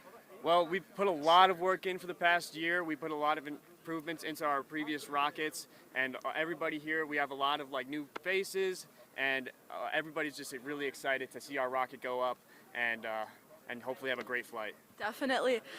So just tell us a little bit about your journey here to Spaceport America. Who wants to talk? All right, I can do it. Well, we came from West Lafayette, Indiana, so we drove a total of about 22 to 24 hours. It was a long trek. Glad we made it. Took a really long nap afterwards, but very glad to be here. All three of us have been here before, and we love it here, so we're glad to be back. Awesome. And how are you guys holding up with the heat? I know it's getting hotter by the minute, so hopefully you guys are staying cool. Yeah, drinking a lot of water and Gatorade, so definitely. we're good. Don't go anywhere, guys. Stay tuned for the launch. We'll take it back to the booth, guys. Oh, okay. Hold on. So tell us a little bit about your team. We're not ready. Oh, here we go. Oh, okay, we're going. Tell us. Yeah, so pretty much it's composed of a bunch of different sub-teams like structures, manufacturing, avionics, propulsion, aerodynamics, whole lot of faces, whole lot of people doing stuff. So it's just a combination of a lot of hard work and people putting their brains together to hopefully make a very good rocket. So. Awesome. And when did you guys start working on the rocket? August. Like we've been working on it all year. have not stopped working on it. So, yeah, big day. Definitely a lot of late nights then, definitely. Oh, yeah. And what are you guys competing in, like 10K, 30K?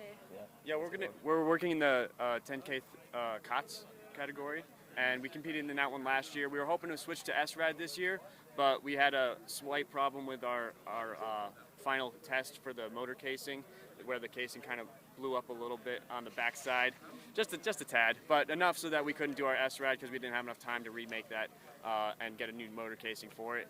So that's going to be a sure thing for next year, but this year we're just sticking with our roots and going with it Loki M3000, which we've flown plenty of times before, and it should work really well. Definitely, and while we're on the topic of that, what are some challenges that you guys went through to get here with your rocket or So some of the challenges that we went through was actually we did a test flight back in April, and we had a problem with the parachutes where they weren't folded quite right. So we ended up hitting the ground really, really hard, and it bent one of our fins. It kind of messed up. Our payload actually got impaled by a big rod, so we had to remake that completely. But we've made the adjustments to fix everything. We bent that fin right back into place and strengthened it up, and it's looking beautiful right now. We're just excited to see it fly. Definitely. So that's all we have for right now. Like I said, stay tuned for the rocket launch. We'll take it back to the booth this time.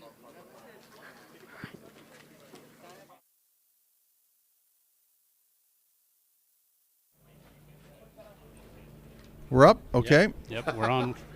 And we're back. You guys ready? Yes, let's do it. I think we've got a launch coming up in a few minutes, but yeah, so the weather's still good. It's gotten a little bit breezy. Do we have the weather report on what the wind is right now? Do we have that somewhere? I think another one is coming at noon in terms of a wind profile. Yeah, it's still good conditions here, so that's nice to see. Yeah. Yeah, we're getting some little gusts coming in. Well, let's look at, there's Team 91. Teams 91 is Texas Tech. We see there they're getting the reason they put that ladder up there was so they can climb up and change the safe conditions of the electronics. Yeah. So they have a tall ladder, and they have somebody holding the ladder. They better have somebody holding the ladder when somebody climbs up. Good ladder safety. What's really nice to see is the number of rockets that are now vertical on the rails. Yep. And it looks like they're probably going Team to their 91, final. Texas Tech. Yep. You look, there's the engine with the igniters already in. They're the team, 125? That is the University of Missouri in Columbia. Their guy up there is arming their system. Typically, you have to arm the recovery electronics. Notice there's a guy standing there holding the ladder for him. That's critical. Always safety first. Safety first. Yeah, it's really good to see that. So that's about half a mile away from us, right? Yeah. Yeah, probably half a mile. Yeah. Why is it half a mile away? Because we have limits on how far we have to be in launches. That's spectators. Spectators, yes. Right. Spectators. Yeah. Yeah, okay. It sounds like we're going to cut over to a student interview now, and we'll hear from them. So great. Okay. Hey guys, welcome back to beautiful Spaceport America. I'm here with Buckeye Space Launch Initiative from The Ohio State University. OH! I want to hear it louder! OH! There we go. That's awesome. So can you guys just briefly introduce yourself? I'm Cameron. I'm Calvin. I'm Lauren. Can you guys tell me a little bit about your team name, your rocket, and just what you guys are really excited about today for the launch? I'm excited to be in the sun. I'm the recovery lead for our team, so I'm excited to see that big parachute come out when it's at 1,500 feet. The rocket's name is Asteria 2 because on our first test launch we had a ballistic reentry. Third attempt at a test launch we had a nominal recovery, so I'm excited to see it again. Awesome. And can you just tell us a little bit about your journey here today and in general, like when you guys started working on the rocket and Yeah, so we build a new rocket every year.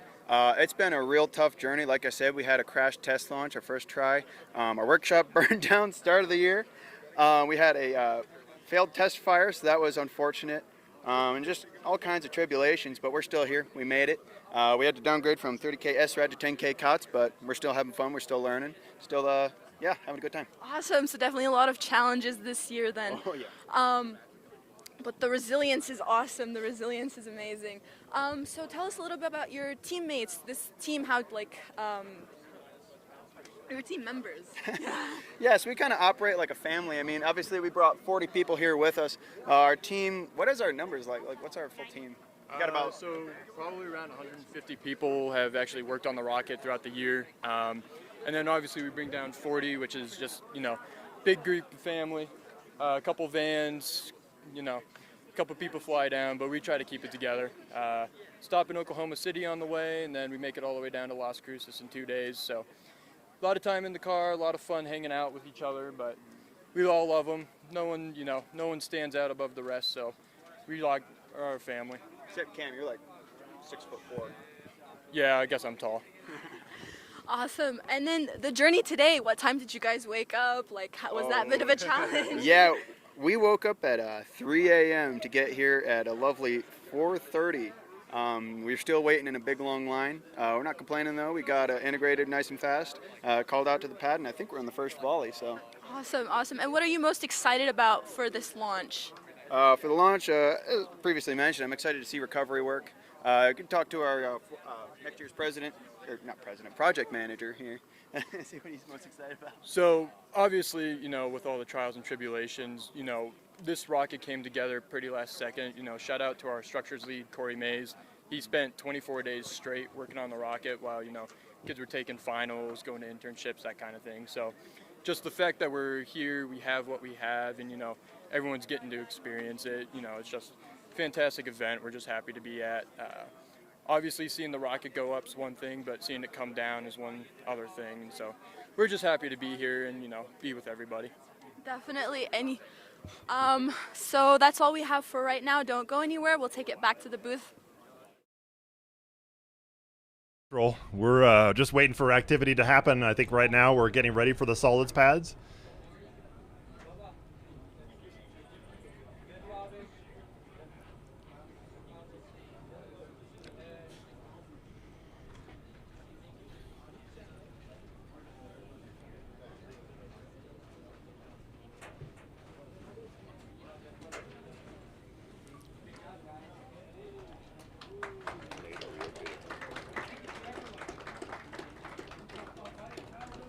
Okay, very good. Okay, good. We're up. Just getting some nice overviews of the teams out of the pads, getting set up and their final preps there. A nice overview here. Not sure which one this is. Is this two stages? Yeah, stages? this is a solids. Okay. We're there we are. There we go. Okay. But so many camera angles, I can't even keep track of what we're looking at. So that's great. Yeah, teams are still getting their final preps ready, getting igniters ready. There was a question earlier about the size of the launch rails. Rick, do you want to talk Okay, to that? launch rails, let me tell you, they're roughly going to be anywhere from 20 to 30 feet. The reason you have a launch rail is as the rocket begins to accelerate off, it has to get stability. It has to be able to stay straight. So the idea is to have the launch rail tall enough that by the time it leaves the launch rail, it's stable. It's not going to wander around. The wind shouldn't push it that much. And then it goes on. It should be moving roughly maybe anywhere from 100 to 125 feet a second. And what keeps it stable? The fins keep it stable. They pull basically the fins moment around the center of gravity, and when it goes off a little bit, it'll just sort of wobble back into going straight. So what happens when you try and launch a slower rocket? When you launch a slower rocket, you can have if you aren't stable enough, the thing will start to wander badly, and if it's windy, it will cant in the wind. Right. So it will still cant in the wind with a high velocity off the pad, but it won't do it as bad. So like we talked about, the hybrids rails are longer. They're longer because it takes a longer time for the thrust to build up to the point to where you have good velocity. So you can't just put bigger fins? You can. There's a trade-off between putting bigger fins because that's more drag. Right. And so there's all kinds of trade. That's more weight too, which is the killer and of that's rockets. part of the fun of this, all the trade-offs, right? Trying to get it all balanced. Engineering is you're trading off weight for performance, for electronics. Those are all combined. Right. So there's a lot of trade-offs. There's even the diameter of the rocket. The diameter, the length of it, the size of the fins, how shape you of the nose cone. the shape of the nose cone, how you allocate the weight inside of the rocket. Oh yeah, that's a biggie. That's a biggie. So there's all those things. What you and then you have to add on to that. Well, you have to manufacture it. Then you have to, once you get out there, you can build a rocket that makes life a lot easier to load onto the rail. We just saw all those guys had to climb up with ladders to arm their or turn their electronics on, as it were. Right. So those are all issues that come into effect when you're So designing what happens something. after all that design and that engineering, and they put it together, and it isn't balanced right, or it isn't what they thought it was going to be? Well, usually that's not unusual for a first time. You learn pretty quickly, and that's what part of development is learning what you're doing wrong to get something that works. So that's the whole purpose of this would be to, if it doesn't work the first time or doesn't work as well, typically what's going to happen for engineers, it will work, but it won't work as efficiently or as well. It won't go as fast and go as high.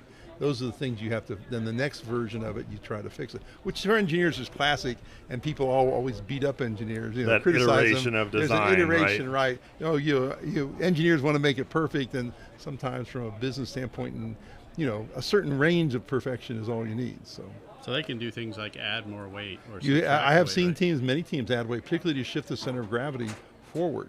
So, because remember, the center of pressure and center of gravity has to be a certain distance to have a stable rocket.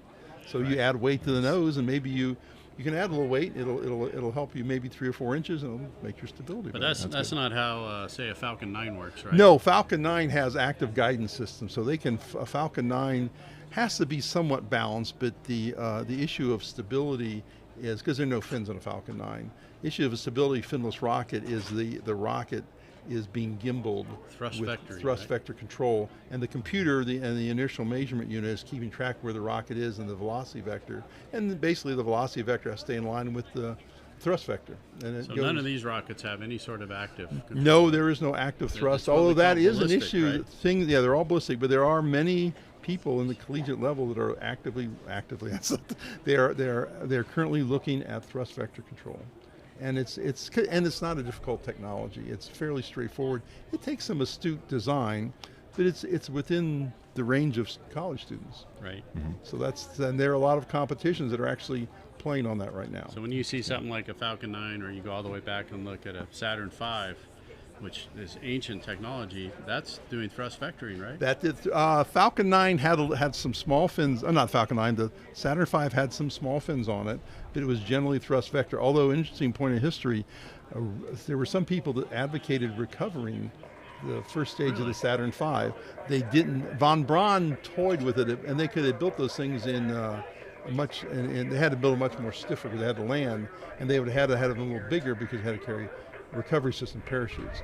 They toyed with it. They decided not to do it because it just wasn't, reusability in their minds wasn't something that they thought was important. Now today, reusability is very important. All these rockets have to be reusable when they come back to score the best points. Yeah. So that's hopefully we're kicking them off that thinking reusability. I would suspect in 5-10 years there won't be any expendable rockets the way we had them when we grew up. Things are moving very fast, aren't they are surprising. SpaceX, Blue, in fact, one of our sponsors here, Blue Origin, is recovering. Both of recovering. Virgin Galactic, another sponsor, they're doing recovery systems. So there's a lot of move in that regard.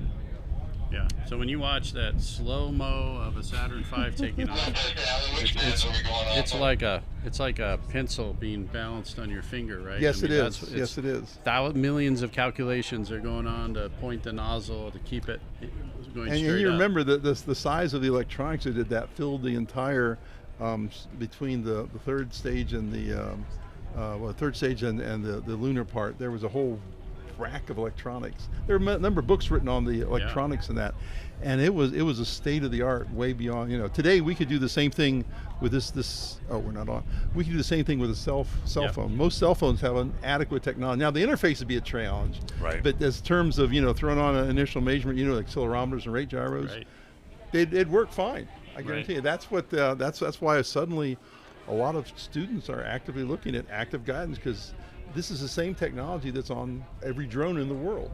Right. So it'll be interesting to see how that might evolve into how this competition is. That's is true. carried Yeah, out. there could be. In 10 Yeah. years, that the idea of what we're doing now may be a little considered different, and people may have more advanced advanced competitions. Yeah. And there could be different levels of competition. So there's a lot of electronics in their payloads, though, right? Oh yes, there are quite a bit. All these have very electronic, and a lot of this electronics now is all commercially available.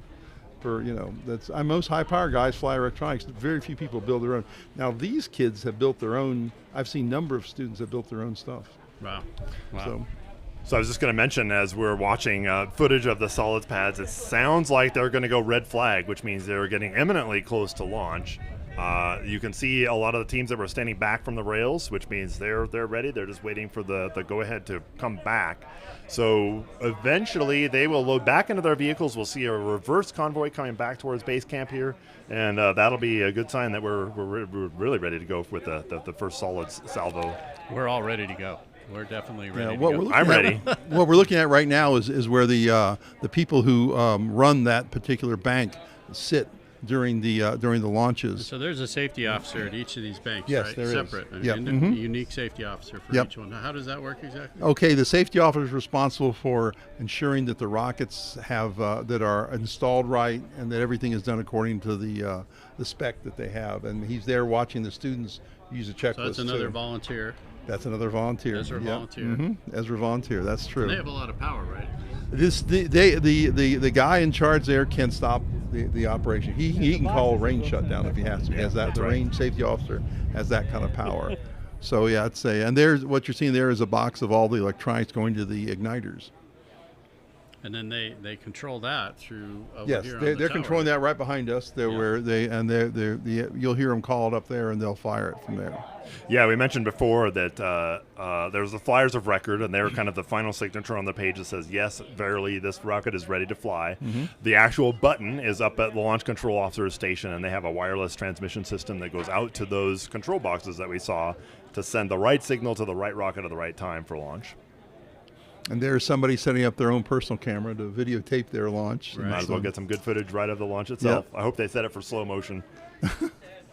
Get some good slow-mo footage. So it looks like we're getting closer. Red flag, but they're not out yet. No, And they're to our still left, sitting there. We got, I don't know, what about Ohio 40 State, students? Purdue. Who other teams Yeah. are there? Watching. Pile of students getting ready to watch from the spectator area right next to us. We're just waiting for those students to get back to their vehicles and start heading back. I think that'll happen in the next few minutes here. That's all a really good sign. That's the road they'll be coming back down. This is heading right And towards the media there's our just tent on right the there, left. first one on the left. Mm-hmm. Way up there in the right. Oh, look at that, went away. But there was food trucks. Oh, yeah, food trucks. There you go. It's almost I am lunchtime. getting hungry. Yeah. I'm on my 5th water bottle, and it's just now coming up on noon Mountain Time. We have food trucks, and then so we have some general public that are here to watch. So folks that are going to be here today, maybe for a few days. Yeah, how do we set that up? So we've got obviously the camp area with all the students. Where do spectators go to be able to watch So this? they're back. They were back a little bit further to the northwest, and so we keep them separate from the students because the students are doing things. They're cutting things and they're assembling their rockets. So we want to keep the general public away from them so they can do the work. And the general public may not understand what's going on and may get involved and hurt themselves. So they're off a little bit. They get to watch the launches. Yeah, excellent. And it's cool that they can be able to come out and see that, It is though, very to cool. actually experience, this event, even though it's a little bit from a distance away. We've Yes. got a good announcing Do we have a system. spectator count yet? Number yet? I think we had somewhere on the order of 200. 200, we good, expected good. Over the week, so maybe not all in one day, but we'll see. Yeah, so it's a good chance to bring someone young out who's thinking about this and let them see some rockets. I mean, it's something you get to see every day. Right there on our right is where the actual button pushing will go, and there's the drone. Yeah. Drones are coming in to either get battery replacements. Yes, that's the landing area right there designated for all of our drones. It's a complicated Great shot. operation. Look how stable that gets. You were talking Yeah. about that. Oh, yeah. That's how good the electronics is today. Yeah. Modern Yeah. integrated circuits. Drones couldn't even fly We've without got those electronics. drone That's right. landing that's right. cam. And they're light. They're low power. Beautiful. You can take that electronic system right there and put it on a rocket, and you could fly it. Assuming that you had the propellant, you could fly it very similar to a drone. Now you have a lot of physical limitations because of the rocket, but you got a rocket. There are people doing that right now in collegiate competitions, putting drone level technology onto hovering rockets. So it's coming along way quicker than I would have ever thought years ago. Yeah, it's amazing how that's changed. There's team checking on their final igniter. And you see those wires coming down? That's the igniters. Yeah, right there are the igniter clips. They're connected up. Okay, looks And like they have a coming continuity. They have a button that's checking and say the circuit is complete, so it's ready to go. When they back off, they know they're ready to go. Their electronics have been turned on. Their recovery system's been turned on. Their igniter system's been checked for continuity. And once the safety guys, the RSO says, "All right, you're ready," they back off. So that's what they're doing. So those are the teams that are ready to go. So they'll come back here and watch. And I guarantee you, they're nervous. Because they put a lot of, they probably have hundreds of hours in this thing. Oh yeah, for some sure. 2 semesters of work possibly. So they're a little nervous. And all these kids, everybody, it's like a kickoff of. Yeah, we're just excited. Yeah, it is. And just as to say, we're just going to cut over to an interview. So let's go ahead and talk to them now, and we'll see what they have to say. Okay. Okay, good morning, everyone. We're back here at the interview booth. I'm here with Kevin from Sandia National Laboratories. Can you go ahead and introduce yourself a little bit? Yeah, hi, I'm Kevin Staley, Sandia National Laboratories. I'm the lead missile engineer for our sounding rocket program. Albuquerque, just up the road, about 3 hours. Awesome. And can you tell us a little bit about Sandia National Laboratories? Sure. So Sandia is one of the larger laboratories in the United States. We have about 14,000 employees. About half of those folks are doing nuclear weapon stewardship, stockpile, and then the other half is doing SPP or work for others. And my small team, out of those 14,000 employees is, a couple hundred folks, and we do rocketry. The sounding rocket program up there is much smaller. We're probably 30, 35 folks, but there's a couple hundred folks supporting, different types of rockets, payloads, things like that. Definitely, that's amazing. Can you tell us a little bit about how Sandia is involved with the competition this year? Sure. So we're sponsoring some teams. We have an experiment on one of them, which is informing some decisions on our own rockets. So what we're doing also is we're down here talking to the kids, trying to find the best and the brightest talent to woo them over to our side, because obviously we're one of the things we're looking for is excellence in serving the nation.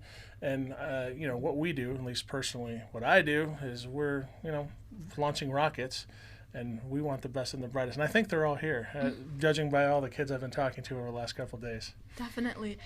So there's definitely some recruiting going on.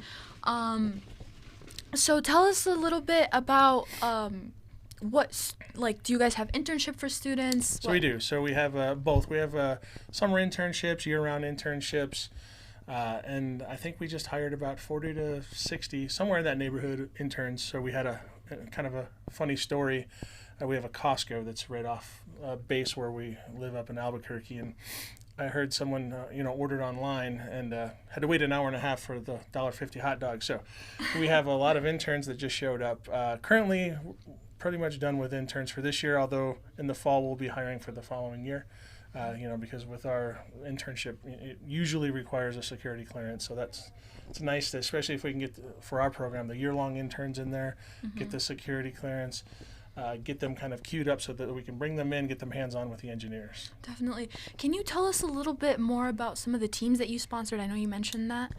Well, I can tell you about one, and that's the New Mexico Tech folks. So they have an experiment, integrating G-switch experiment on their flight that is kind of a safety feature for some of the things that we do on our rocket.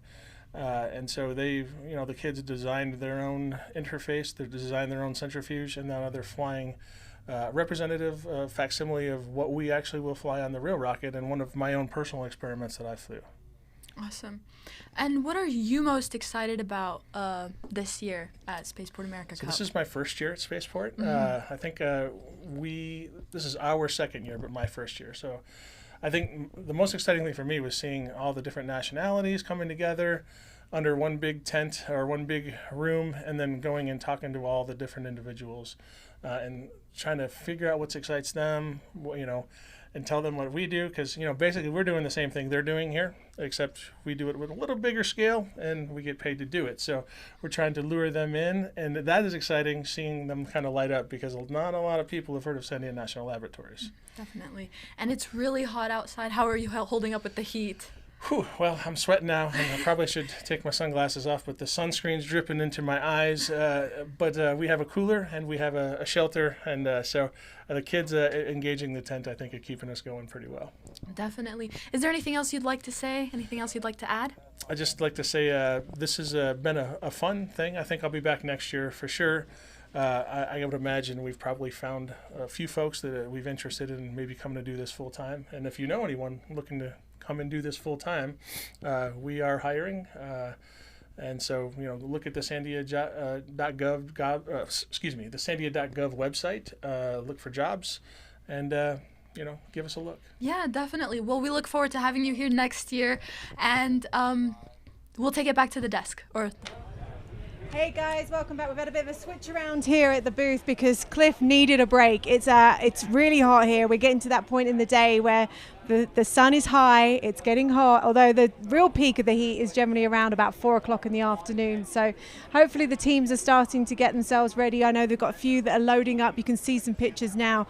I had a couple of people question me when I was wandering out and about what's going on, what's the delay. And the truth is that, this is actually difficult. Rocket science is difficult. So we are making sure that the teams are happy. They don't want to launch before time, that they're not happy. And we want to make sure that the conditions are accurate. Guys, what are you seeing out here? Because we're getting a massive crowd next to us coming along. That's pretty typical. You're going to see, notice all on our shot, we see now the cars are starting to pull back.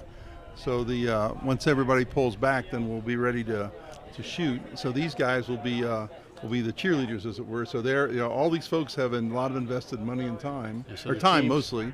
They only let a certain number out to the pad. They right? do. I think you're limited to 5 or 6 people out in the pad. And they've got to do everything you said.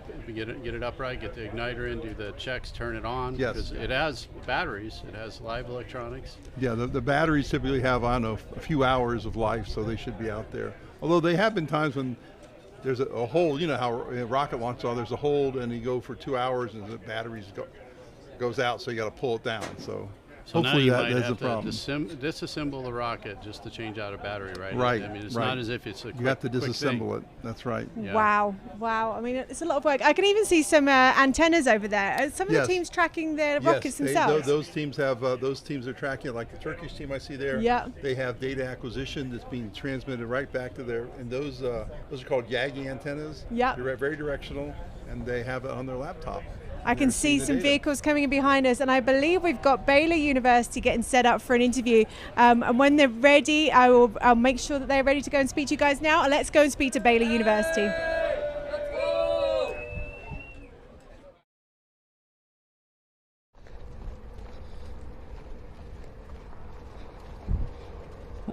All right, so folks watching, most likely going to lose signal here once I get in the...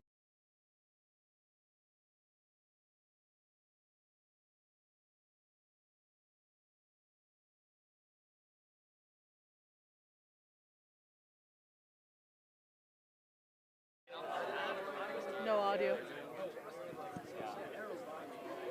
Check 1, 2.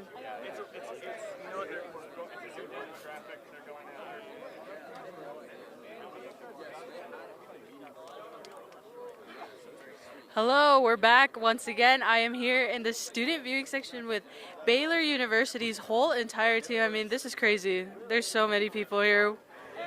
Yeah. Okay. Came prepared and everything with their little introduction. So, what can you guys tell me about your journey here to Spaceport? Yeah, so we've been wanting to come here for about 2 years now. We started this project back in late 2021. We wanted to come in 2023, had some funding problems, finally got funding last year. We were able to put a rocket together. This is our third rocket that we're going to be flying here. This rocket that we're flying here is our third rocket that we built. So we're pretty excited. We're aiming for tomorrow. So yeah, it'll be exciting. Awesome. Could you tell me about some special things about your rocket? What are you guys most proud of on your rocket? Anybody?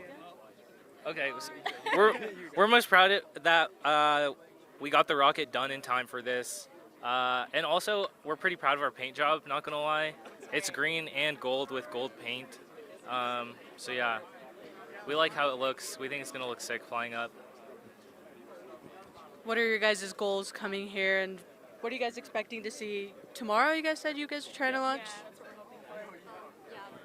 So we kind of just wanted to have like a successful launch and recovery. Like that's basically our main goal since it's our first time launching a rocket. We had like 2 pass attempts and we weren't able to do them successfully. So we're hoping this will be a successful one. Awesome. So you said this is your first time here at the Spaceport America Cup. How has it been so far, your experience? I think it's been really great. We really like talking to all the other teams and seeing what we can improve on for next year since it's our very first time here. And I think it's just overall a great experience to be here with everybody else.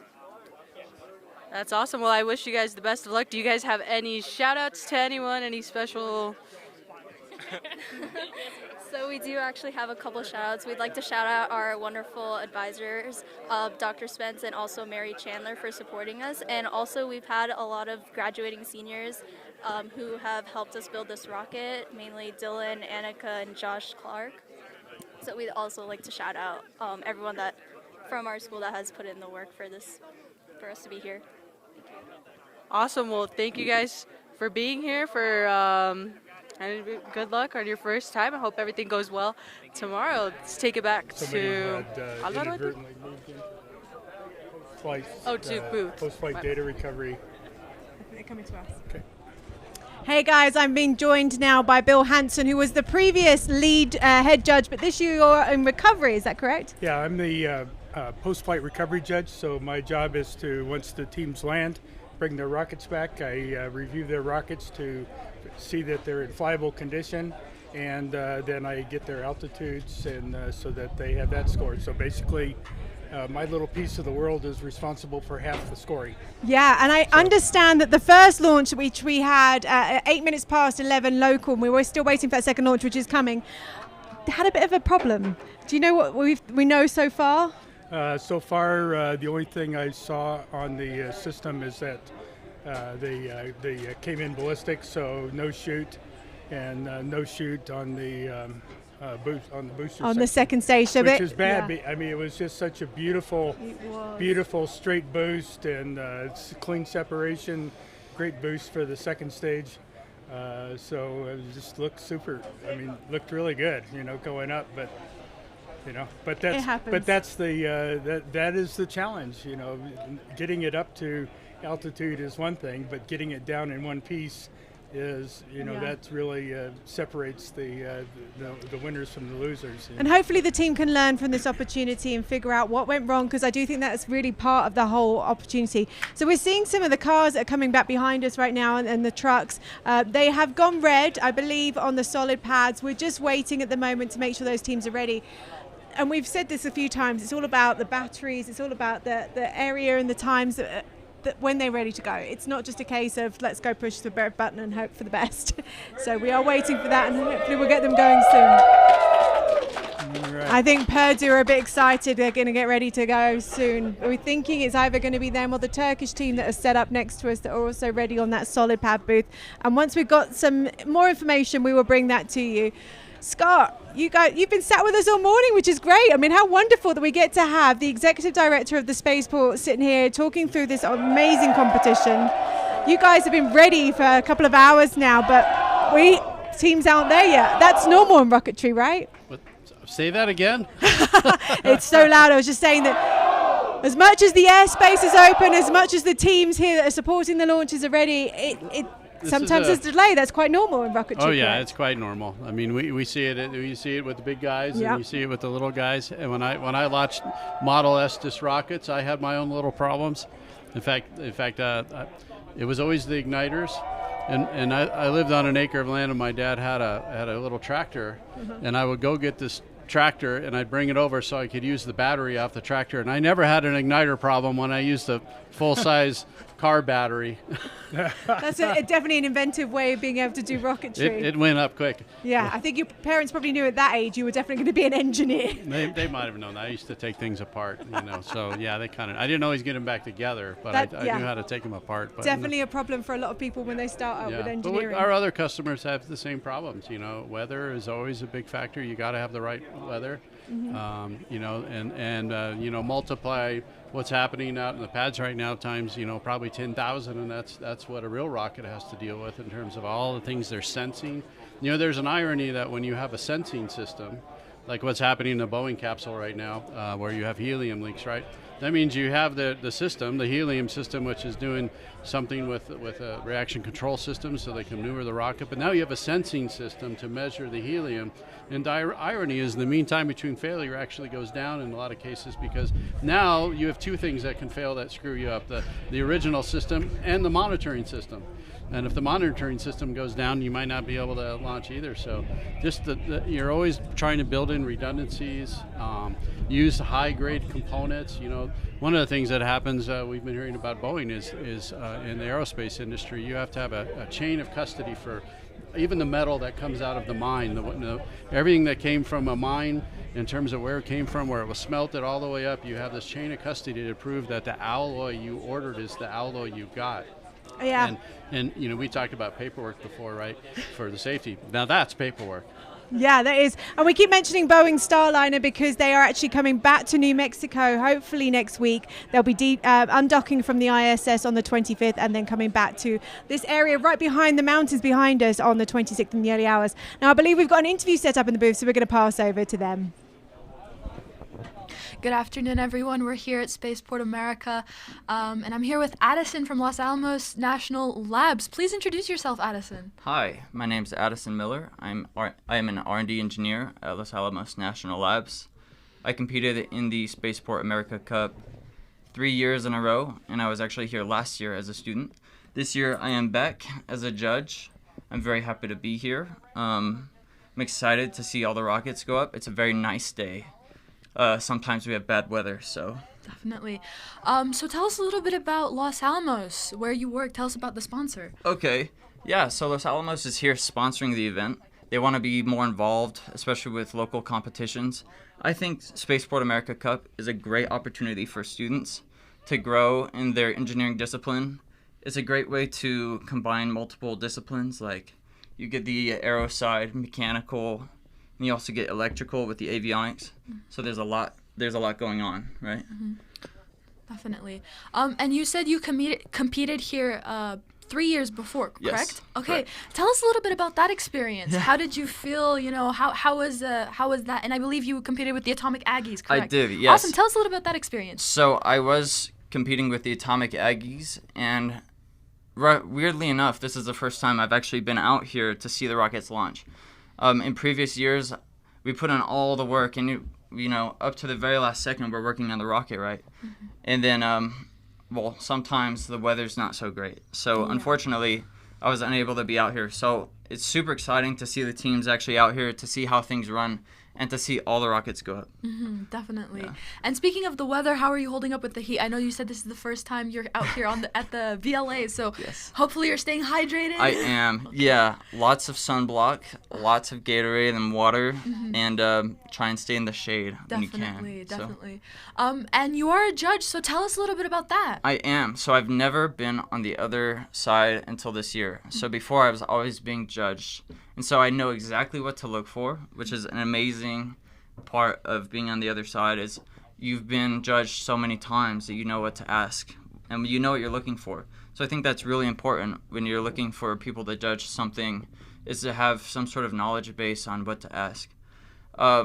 It's been very encouraging to see the other teams. You never really get to see what the other teams do or how they react when they're judging, and so they're all very supportive of each other. All of the team members are working together to support their college and to show everyone that they came here to compete. Yeah. Awesome. And what are you most excited about here at Spaceport Cup? Well, I am most I'd like to see the teams that I judge do very well. I have high hopes for them. And I'd also like to see my alma mater perform well. You know, I'd like to see our rocket go up because, once again, I've never seen my team's rocket actually go up for competition. So I will be out there watching it. Awesome. Is there anything else you'd like to add? Anything interesting you'd like to tell us? I would like to say that this whole operation doesn't run without the volunteers. It's crucial that we have volunteers for this event. When I was a student, I would not have been able to compete in this event and gotten this experience without the volunteers. So I'm very thankful that I can give back to my community, to give back to the discipline that I work in. And I can truly say that everything that these students are doing will be applied later on in the future, and it will make them better engineers. It'll help them with their careers and their ability to interact with colleagues, and it's just a great way to get involved in their discipline. Definitely. And speaking of careers, we'll wrap up here quickly. What at Los Alamos, what are you guys looking for in students, in future colleagues and future employees? Well, first off, we want people who are excited about the work that we do at Los Alamos. We want students that are willing to learn. They're ready to grow in the engineering field. We definitely want students who like the technical side, and it's such a big place. You know, there's so much opportunity. There's room for almost any field, right? So we do everything from rocketry to explosives to we do energy, all sorts of stuff. So, you know, just apply to Los Alamos, and there's always room for more people. Definitely. Awesome. Well, that's all we have for right now. Thank you so much, Addison, for coming on here, and we'll take it back to the booth. We've just had the most exciting news. It sounds like we've got 15 rockets ready to launch in the next couple of minutes. So we've just been told that the solids are red. They've been waiting for the vehicles to come back because we have to make sure that it's clear of people. We don't want to make sure that anybody's in the way of these rockets coming down. Are you excited, Scott? We could have 15 launches very quickly. It's been a long morning. Yes. But, you know, that's the way it goes. Well, it's exactly the way it goes. You know, as we mentioned earlier, it is Juneteenth here in the US, which is why we're able to open up the airspace a little bit earlier, because White Sands Missile Range, which is the federal range behind us, is on federal holiday. So Spaceport America has arranged for the airspace to open at 9 a.m. through the Federal Aviation Administration, and they are managing that airspace today. But because it was open early doesn't mean that the teams were already early. Is that correct, Bill? Yeah, it's you know, getting out here, get set up. It takes a while to get your rockets. You've got to you know, double check everything. You've got to, especially with a lot of these 10K shots going off the solids. You've got black powder charges to get arranged, to get packed, get everything wired up, get the rocket button back up, then go through post-flight, or go through the final safety check with the range safety officer before they get out there. So it's just, you know, it just takes time. It does, yeah. But it takes more time to do it right. And that's, you know, one of the things that we really pushing is, you know, when I was a pilot, we talked a lot about checklist discipline, making sure that you're following the steps in the right order, that you're cross-checking each other, so that nothing gets left off. Because, you know, you think about these teams have been spending their whole last year with nothing but this rocket going, and the last thing you want to have happen is somebody forget to connect the wire or to flip the switch, and then, you know, then nothing works, and all their effort, you know, goes away. They had to build that checklist by scratch, right? I mean, you don't go and just find one. You have to do it. No, they have to create their own checklist, because these rockets are all unique, so they've rehearsed and this uniquely several times, right? designed. Right. So we can hear Holly behind us. She's just calling out the teams that are going to be going out in order, because they're trying to figure out exactly what teams are going to be launching at what time. So we will make sure we will go to that as soon as we can. They are ready. We're just making sure that we're getting them lined up. Now, it is ideal to be able to get 15 rockets on pads at the same time, Scott. That must have taken a lot of arranging. Can you talk me through the sort of pads that you have ready for the teams here? Well, this is part of our partnership with ESRA, that we've evolved where the pads are, what the pads look like, and then ESRA gets the pads ready. and where to put them. Where to put them and how to deal with the winds is very, very important. So it's a big deal. Yeah. And ESRA was here early over the weekend. They were setting up the launch rail and configuring the pads. They've actually improved the pads this year so they can do azimuth pointing, which is new. One of the safety improvements was to start taking the wind direction into account.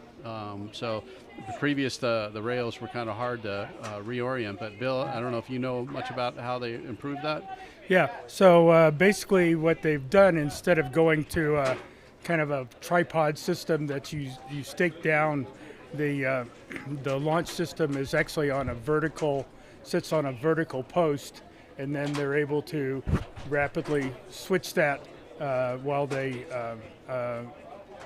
without you just pull up the stakes from the end, move it around, restake it, you're good to go. I mean, so it's just a matter of minutes at the most. And we did helped out on the Monte Carlo analysis to look at all these the different splash patterns where the rockets were going to come down, and so we were able to use that. Bill, I hate to interrupt you, but it looks like we're about to go for number 2. Roger. So we want to make sure we capture that. I believe it's Team 127, the University of New Mexico, that's up next. Name is Red Thunder 7. Students from the university will be launching their rocket, Red Thunder. The name is accredited to their school color and the specific motor they're using. This year they've got a vibrational dampening experiment with 4 different methods of dampening to characterize which material will prove most effective for isolating electronics from vibrational noise during rocket launch. Red Thunder is 9.5 feet tall. It weighs 33 pounds, and it's going up on an Aerotech M2500. Pad A1 is armed and ready to go. We'll go with University of New Mexico in 5, 4, 3, 2, 1. Get it. Yes. It's up. Good boost up. All right, arcing over. Let's get an event.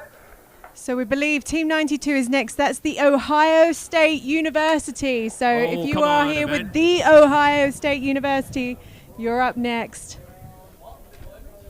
There, we've got an event. Sounds like we got a parachute. Everybody from Sounds like we're hearing it coming back down as expected. Really exciting to hear that news.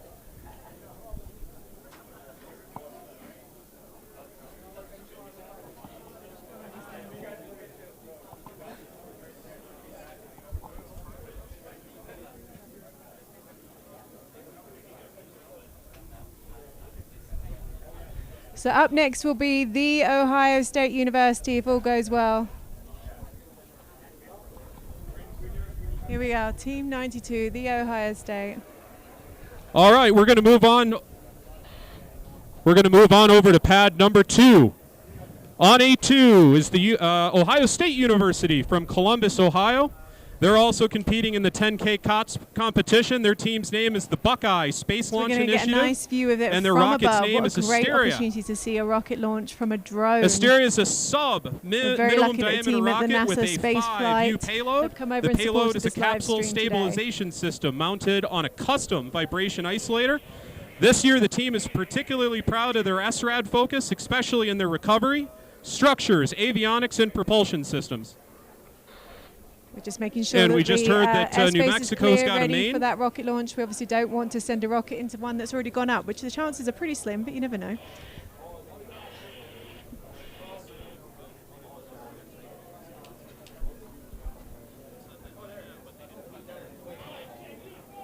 All right, we're going to get Ohio State in the air.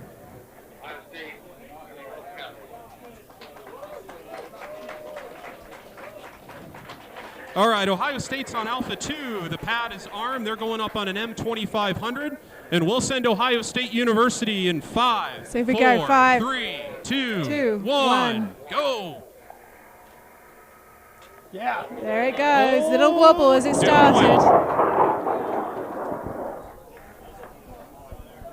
So again, that was the Ohio State University. That came really close to our drone, just to show you just how difficult it is to be able to do this rocket launching and capturing it all. Oh, look, and we're seeing the University of New Mexico, even their rocket has just come down on parachute, and it looks really good. And hopefully they'll be able to find it quite easily, because I can see it quite clearly in the desert with the white and red. All right, Ohio State's got an event. So we got an event then from the Ohio State University.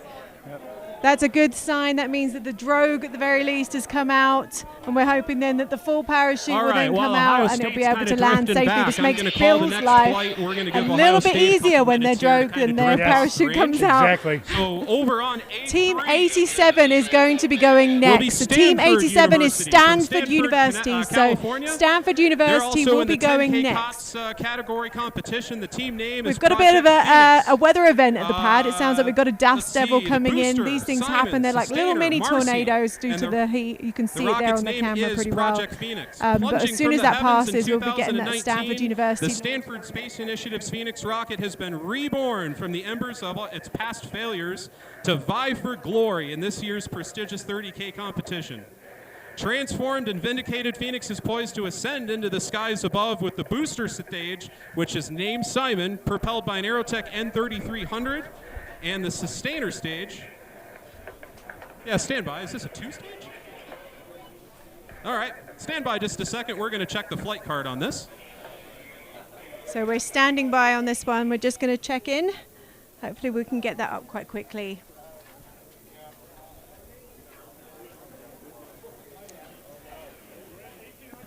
We're going to have a bit of a look at the last couple of launches.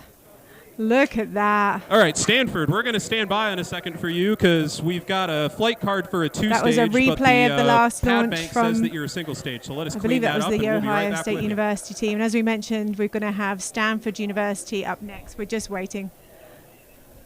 That's another replay going off. I think that was the University of New Mexico, which was the second launch of the day.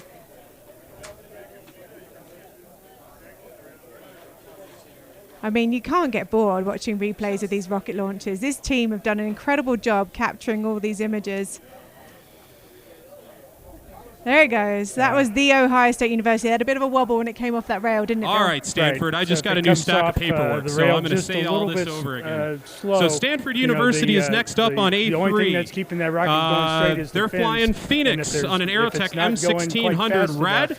Then you get that. Let's see, dual deploy, orange and white main. And let's see. Get the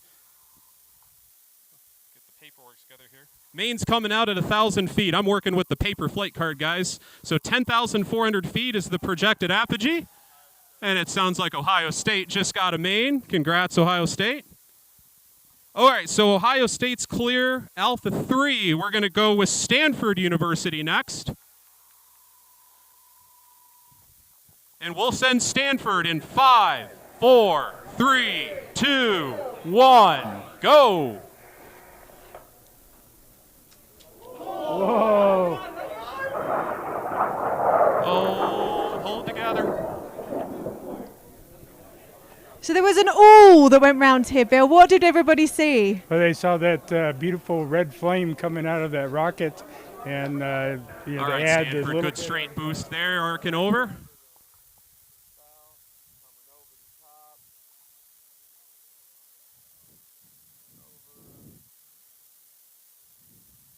And Stanford's got an event.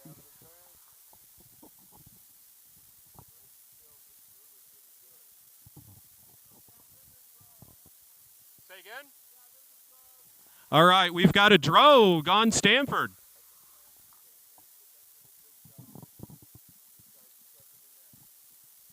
All right, moving over to pad 4. Well, I'm sorry, we're skipping 4. Just kidding, 5. All right, over to pad 5. Team 143 from the University of Wisconsin-Madison, in Madison, go figure. They're also competing in the 10K competition. Their team name is the University of Wisconsin-Madison Badger Ballistics, and the rocket's name is Hyperion. They're shooting for 10,000 feet. Hyperion will utilize custom air brakes and carry a scientific payload consisting of an artificially manufactured And Eradicate a diamond to sense changes in the magnetic field. Hyperion is 11.5 feet tall, weighs 45.5 pounds, and will fly today on an Aerotech M2500 Blue Thunder. See, where is Stanford at? All right, Stanford's in a safe spot, so A5 is armed. Let's put up University of Wisconsin-Madison in 5, 4, 3, 2, 1, launch.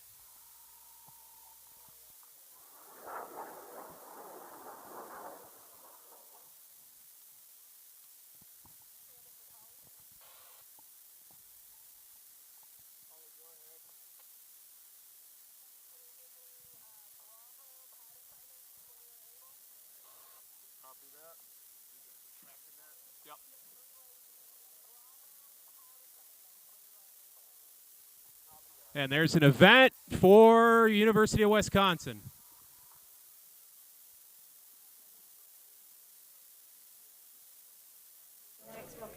So that looks like it's a good sign. Have we just seen an event, Bill? Yes, we saw the event and not quite seeing the drogue on the yet, but the rocket is separated into two pieces, and so the drogue should come out. So again, that was Stanford University. We are hoping that they get a nice recovery for that. Looks like we can see a drogue. I think we can see something there.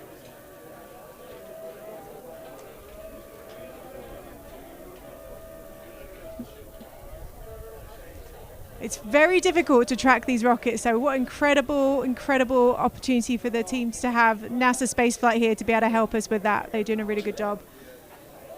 As soon as we know who's up next, we will let you know. We're just waiting at the moment for that announcement to come through. As we mentioned, there are 15 rockets that are ready to launch, so we're hoping to get through them as quickly as possible. Then we can get a salve out there, Bill, and we can go and recover those rockets, right? Right. And boy, I'm just really excited to see all these good straight boosts that are coming up. These first set of rockets are flying great. There you go. There's your drogue. And there's the drogue. Finally. Doesn't look like the main came out, but at least there's a drogue. That makes it a little bit easier, hopefully, for recovery. I can see Bill's front face is thinking, I hope that had some slowing down of it coming in, so it wasn't ballistic. It makes it a little bit easier to be able to find it and recover. So these teams, they launched today, and then what are they going to do the rest of the week? Oh, there's plenty to do the rest of the week. We know, and I know that Cliff put out a call earlier. There is still the Team Spirit Awards available to them. So if they want to come and help out, we'd love that.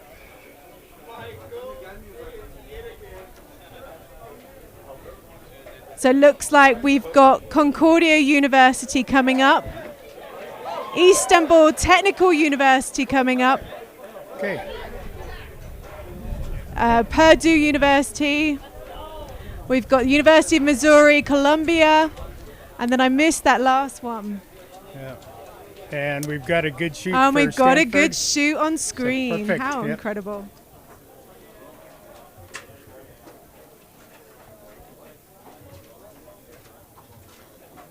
Good? I'm ready. I see it. Okay. See Scott. See you, man. I got a headset just in. Yeah. So it sounds like next up will be Concordia University, and the last one that I missed on that was Texas Tech University, so they're going to be the fifth one. So we're going to have Concordia up next. And we're going to let Scott take a little break, and Cliff's come back to join me as we look at these incredible launches, Cliff. Isn't it exciting when you get 15 of them all lined up in a row? God, I'm so excited, yes. And look at that view. Bill, your life is going to be so much easier knowing you can see that parachute. It's nice and bright. We like them bright because it makes it easier to see in the desert. You know, the smart teams are going to know to watch the video and be like, oh, our rocket's over there, and just go find it. Let's hope. Right. Let's hope they think this through. We're going to see some replays here now as well from what's going on before. You know, I think one thing that's really the change that we've made that really revolutionized the recovery, though, was making sure that the teams had GPSs on their rockets. Before they were just doing it line of sight, and teams would be out there 3, 4, 5, 6, 8 hours in the desert trying to find their rocket. And now that's cut down our average turn time to something on the order of 30 to 45 minutes. which is a Super important. big help for the teams. It's a big help for us. It's a huge help for the teams. It's a huge help for our throughput to be able to get the teams through and get recovered and get their scoring, and just everything makes life way better. And it's safer for them as well. Let's be honest. We've been talking about this heat out here. We're talking about the elevation. We don't want the teams out there for 8 hours at a time looking for a rocket. Nope. As soon as we can get them in and out. All right, better folks, for we're going to everybody. move out to the salad Especially bank for the B teams now. that, On B1, Team 23 from Concordia University in Montreal. The second team from a wonderful city with great hockey. They're competing in the 30K COTS competition. Their team name is the SCRD Solids, and their rocket's name is CR24 Lazarus. She has risen. After launching for the first time last year, Scrad Solids is now attempting to launch Concordia's first supersonic rocket in 6 years. They want to thank their mentor, Alan Olson, and to all the sponsors for making their dream a reality. CR24 Lazarus is 9.16 feet tall, weighs 44.5 pounds, and it's going up on a Cicerone N5800, the Sea Star. That's an awesome motor. All right, B1 is armed. I like that. Everything's green. Here we go with Concordia off B1 in 5, 4, 3, 2, 1. Get it. Oh, yeah. Yes! Listen to that.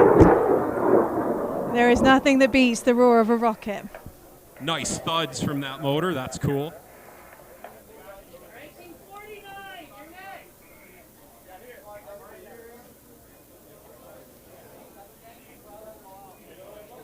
So up next, we've got Istanbul Technical University. So if you're watching at home and you want to see them, that's going to be the team that comes up next. So we're trying to find if there's an event on this last one that came up from Concordia University. I can mention it's very difficult to track rockets, particularly in this sunshine. It sounds like the team is in the sun.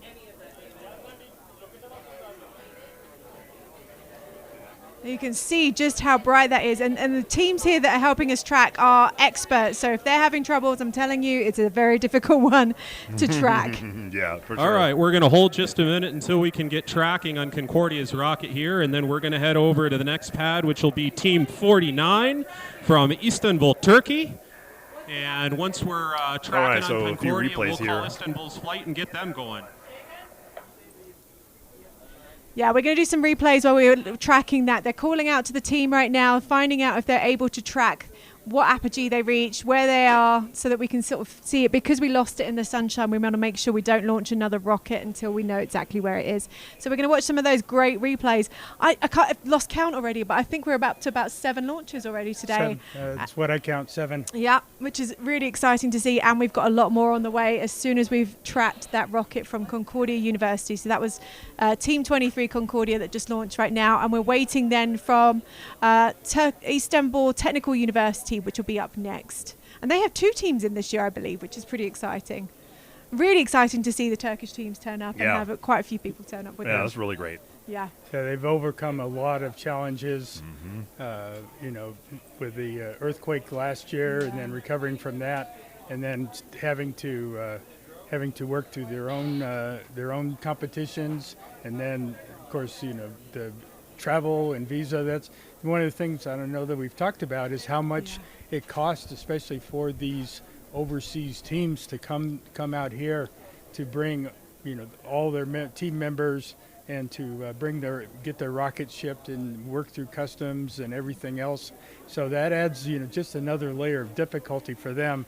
So yeah, it is great to see them because they've been able to overcome all that stuff. Now they're out here ready to launch and ready to make their country proud. Absolutely. We were saying earlier, actually, they had a mission here with Virgin Galactic on July the 8th. They had the Turkish Space Agency here, part of the AX-3 mission that went up to the ISS. One of the Turkish astronauts then went up on Virgin Galactic's flight and did some testing. So it's great to see that now all of a sudden their students, their next generation, the people that are going to be the future workforce for the Turks coming through and doing this rocketry team launching, which is really exciting to see. And hopefully they're getting a lot of support from their space agency as well with that.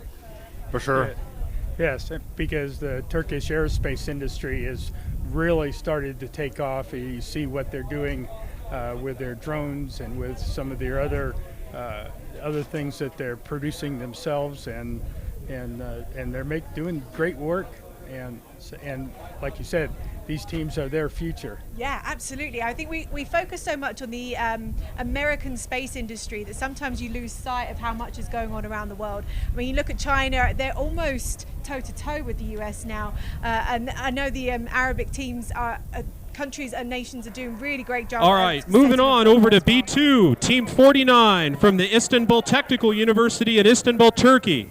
They're competing in the 10,000-foot category. Their team's name is Vefa Aviation, and their rocket's name is Istanbul. 6 years of high-powered rocketry with this team. From last year, they went from 4th to 1st. This year, they're launching to win. Istanbul is just under 9 feet tall, just under 9 feet tall, weighs 32 pounds, and is flying on an Aerotech M1845. Their telemetry's ready for this as well. Let's hope All right, B2 is armed. Istanbul, we're going to send your rocket in 5, 4, 3, 2, 1, go.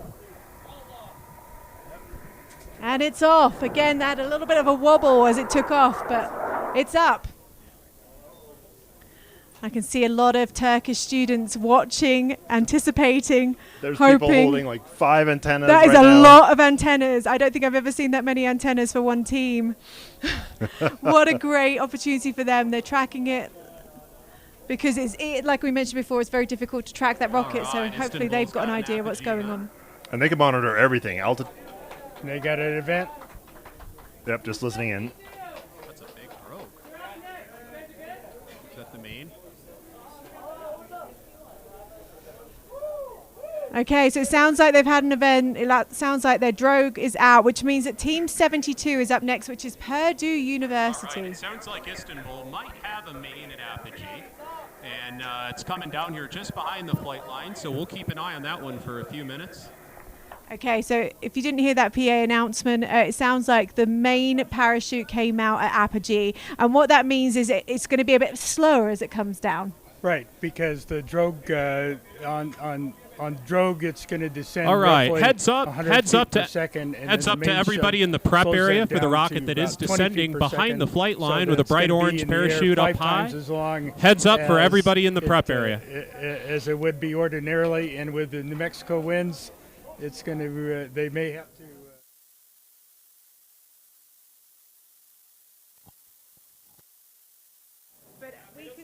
We can see it. We can see it on the screen right now. We can see that main. And I think it sounds like the team is saying that that's the verdict right now, that that's the main that they're seeing. So we're going to give it a few minutes. We're going to wait until it comes back down. Just a heads up for everybody in the prep area for the rocket that's coming down behind the flight line under main. Heads up for everybody in the prep area.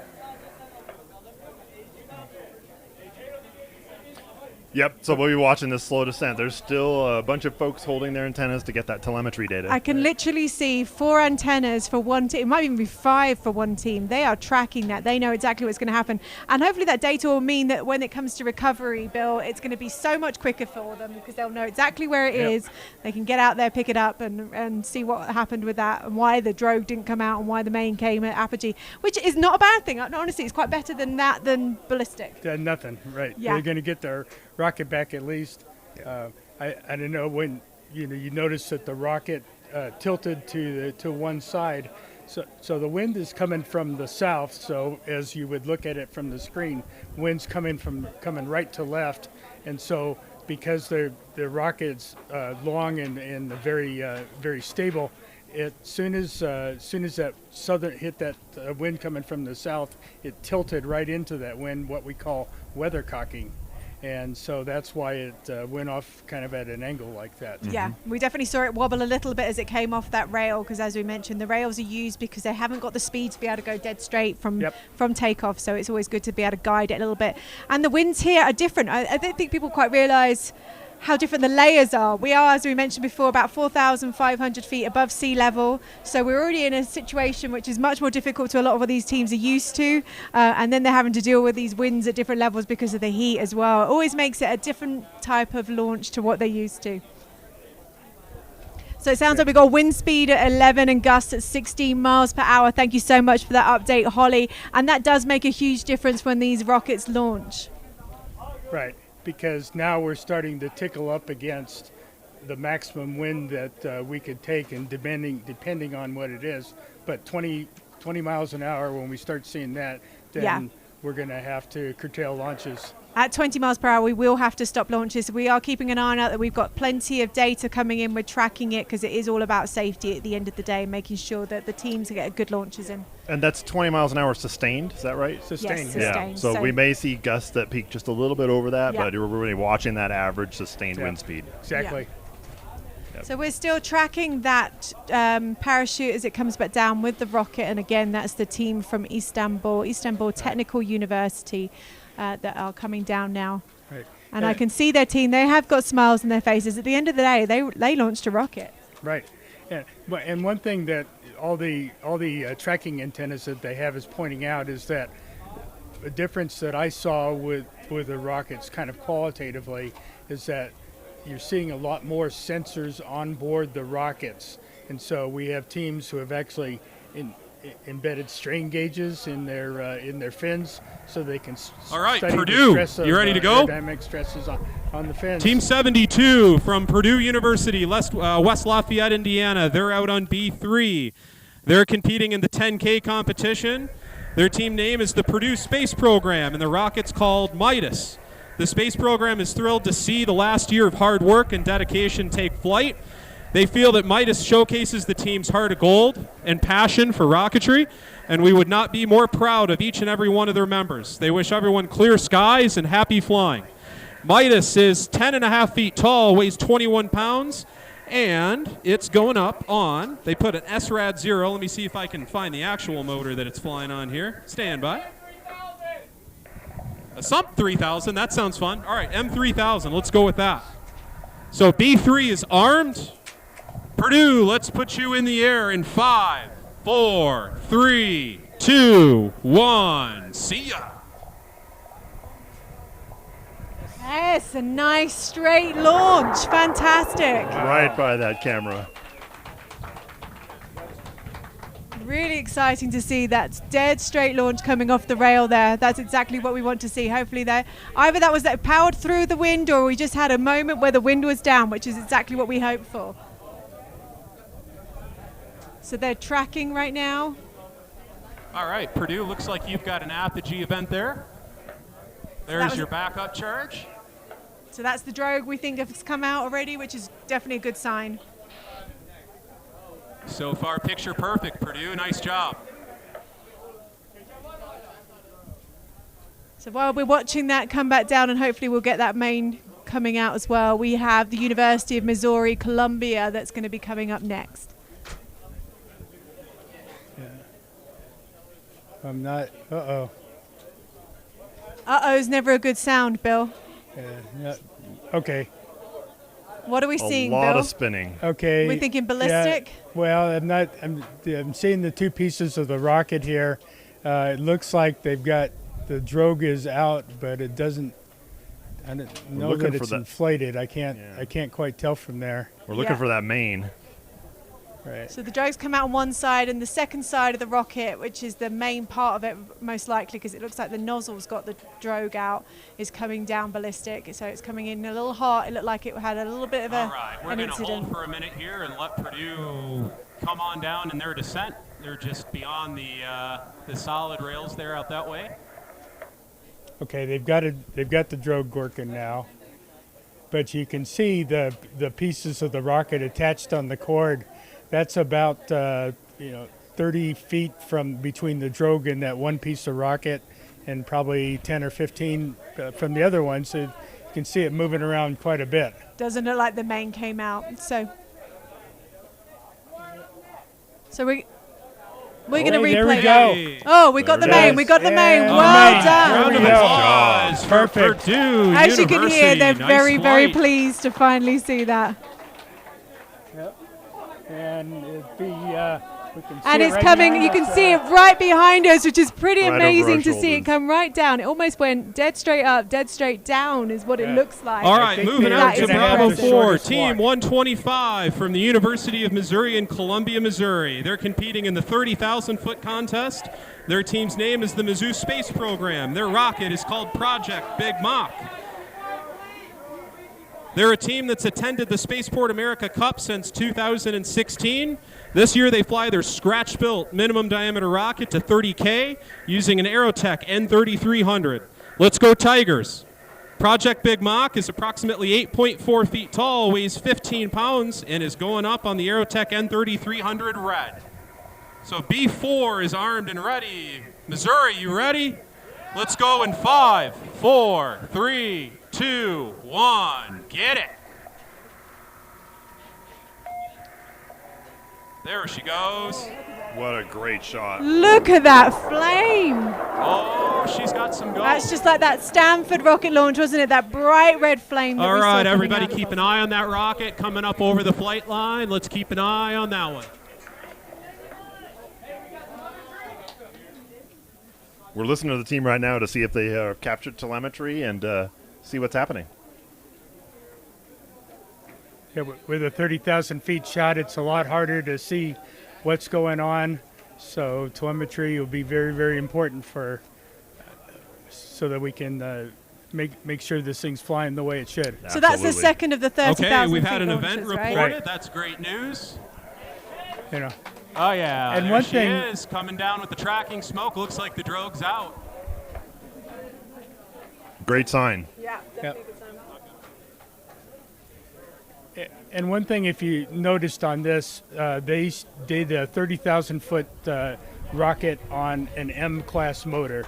So they've done a lot of work in making that rocket as light as they could, so that and as sleek as they could, so that they could launch on a motor that is used more for 10K shots. Because if you look at most of the 30K shots, they're shooting on an O motor, which is roughly 4 times as powerful as an M motor, because each Wow, letter yeah. doubles the impulse. So they're launching a really well-designed rocket on a small motor very efficiently to get up to altitude, and it saves the team a huge amount of money to use those motors, because excuse me, the price difference between an M motor and an N motor and an O motor can start to run close to $1,000. So Yeah, that's impressive. I just wanted to let everyone know we've got Texas Tech University coming up next. So that's Team 91, Texas Tech University, which will be hopefully coming up next.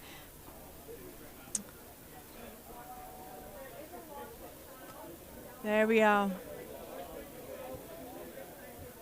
Fearless Champion. What a name for a rocket. I love it. Yep. Now, there are quite a few Texas Tech universities, but I believe this is the Texas Tech University. Yeah, I think they need to have that. Out of Lubbock. Yeah, of Lubbock, Texas. So, yeah, it's great to see them. And they're obviously not too far away from here, so they should be a little bit more used to the heat, a little bit more used to the terrain, but maybe not quite so much used to the altitude that we have here at 4,500 feet. That's true. Yep, yep. So the local teams do have a little bit of an advantage. Just a little, just because they're used to this. But, this is not normal heat around here. I just have to add that. We don't tend to get above 90 degrees until sort of mid-May, and then it jumps very quickly, doesn't it, Bill? Bill's like a local man like I am, and it's one of those years we've just had a bit of an odd weather this week. It's gone from being 90, 90 to 110 very quickly, and so we've all been caught a little bit off guard. I'm glad it's not 110. So we've been tracking we Mizzou's would really rocket be dying here out from here. LCO, and we're thinking that Mizzou may have a main out at Apogee. So we are letting them kind of drift here a little bit to clear out some of the launch area, and then we will be moving forward with the next team. So in case you missed that, it sounds like we've got a main at Apogee. So that does mean that it's going to take a little bit longer for it to come back down. We're just going to keep an eye on that to see what we know. Obviously, with the 30,000 foot launch, that's going to be that little bit longer to get back down again as well. So we will keep an eye on that. So we're going to play some replays of some of the launches we've had so far, because I believe we've had 8. Is it 8 or 9? I've been lost track. 7, it's gone so 8, quickly. Me too. I know. Isn't it crazy how quickly you lose track? I always say every year I'm going to keep note of how many launches we've had so far, and every year it catches me up, and I always lose track of them. But look at some of these beautiful Mizzou's kind of launches. drifting out of the area, so we're going to move on to B5. B5 is Team 91 from Texas Tech University in Lubbock. They're competing in the 10,000-foot category. Their team's name is the Space Raiders, and the rocket's name is Fearless. Well, Fearless Champion. Yep, Fearless Champion. The Raider Aerospace Society is the parent organization of the Space Raiders, where they are representing Texas Tech University. They'll be flying Fearless Champion, which is a 6-inch diameter, 9-foot-tall rocket flying on an M6000 to 10,500 feet at Mach 1. On board is 2 Blue Raven altimeters being tracked by a featherweight and an SRAD tracker. Their payload is a scientific experiment analyzing the feasibility of software-defined radios. The rocket will be recovered by SRAD parabolic parachutes designed and manufactured by Recovery. All right, so Pad B5 is armed. Tech, you ready to rock? We'll send you in, as my mic cuts out on me at the most important moment. All right, we'll send Texas Tech in 5, 4, 3, 2, 1, go. Looking for that smoke. There it goes. Oh, look at that. Beautiful. All that motor goes quick. A lot of power. That was a quick burn. Cozy right up against that drone. Right. It was a quick burn, so they obviously had quite a lot of thrust to get them going from the get-go, because it almost went translucent. And that motor is... And there's an apogee event. And we got a drogue. Looking to see if it's just that drogue that stays out, or if the main is at apogee. Really excited team over here. So just so you know, we got Team 61 set up, Mississippi State University, followed by the University of Canterbury that's come all the way over from New Zealand. So we'll keep an eye on those as well. Fantastic. With that motor, you saw how quickly that motor burned. That motor is actually colloquially known as the rocket killer, because you're putting so much thrust in a very, very short time that's actually pulling upwards of 30 times the force of gravity, 30 G's on acceleration on that rocket to get it up to speed, where you look at the other ones are taking 4, 5, all right, Tack, looking up good to so 8 far. seconds to get the same amount of thrust. Considering you had mentors like Jay Holcomb and Alvin, this is pretty impressive. This is going so well. Mm-hmm. What motor was that? It's, or do we know? Maybe we didn't capture it. It's a M6000, I think, is the. But super fast burn. There you go. We can see that Texas Tech University. All right, everybody, let's keep our heads up for Tech's rocket. It's kind of descending here in front of the bleachers and in front of LCO. It looks like it's kind of drifting this way, so heads up for this rocket, please. Everybody be out paying attention. So if you didn't hear that, it's heading towards the spectator area because it's been caught in a bit of wind. But we've got eyes on it. We'll keep an eye. Closest to the pad competition here.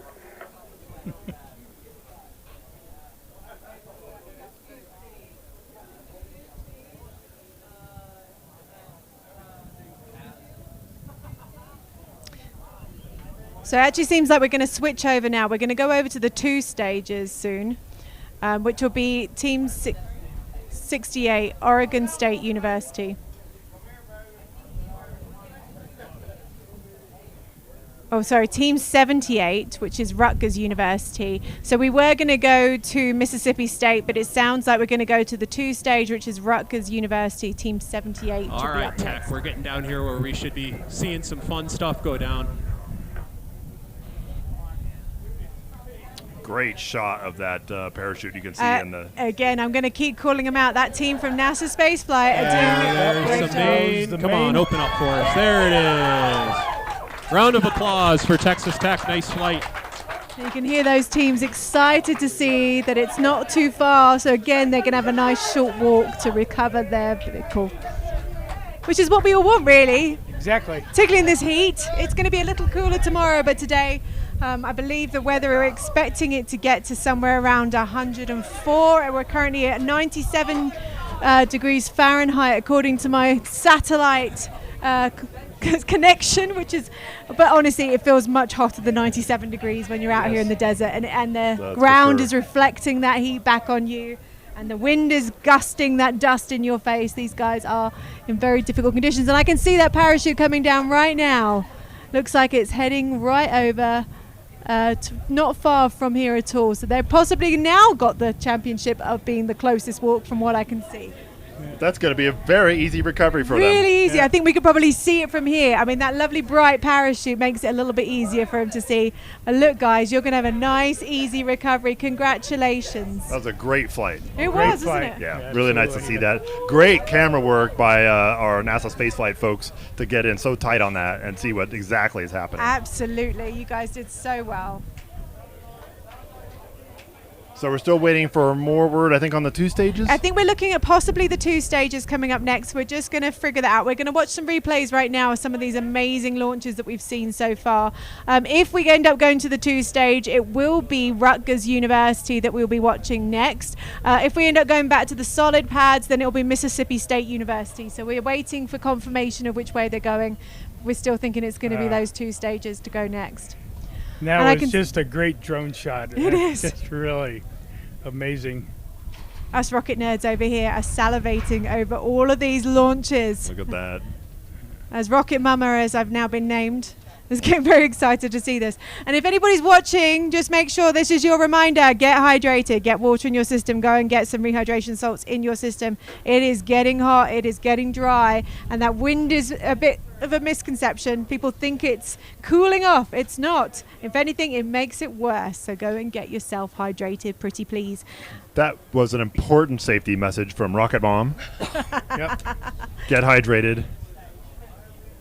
After living in the desert here in New Mexico for the last 10 years, I can tell you my body still has not adapted, and there has been many a close call. So I'm telling you this as somebody from experience. Please get hydrated. We have incredible teams on standby for medical emergencies. Things happen when you've got, was it 1,800 students that have turned up this year? 1,800. 1,800 students. Anything can happen. It's wild. So we have an incredible team that's on standby from the local hospital that will be here to support them. Whatever happens, if it's a nick, a cut, a blister on their foot because there's a lot of walking going on, all of that can be covered. But those thorns. Have you discovered the thorns? Yeah. Do you not realize I have composite toe cowboy boots on?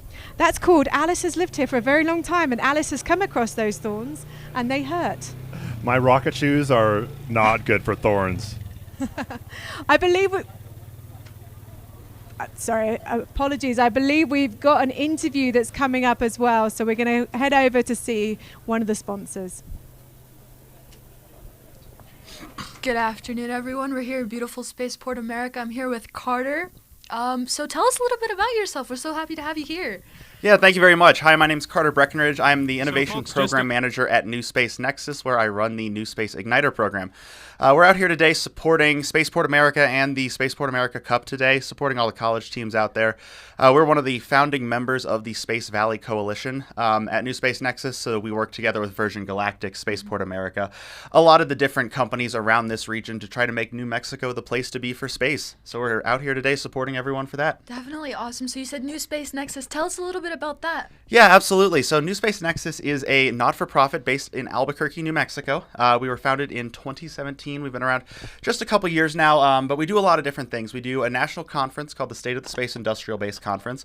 We also do the New Space Igniter program, which is the program that I manage. That is a startup incubator-like program for small and early growth space tech companies, where we help them develop their business and their technical skills to get their companies off the ground, literally and figuratively. We are also about to launch a program called Pathways to the Stars. It is a workforce connections program. We just got a $2 million grant to do that. And part of that program is trying to make it easier for students and early career professionals to find the skills they need to succeed in the space industry and connect them to the internships and jobs that they may want. That's awesome. So, New Space Nexus, you mentioned that you guys just launched Workforce Connection. So, what are you guys looking for in future employees? So, we have not launched it yet. We are going to very soon. It is coming out sometime this year.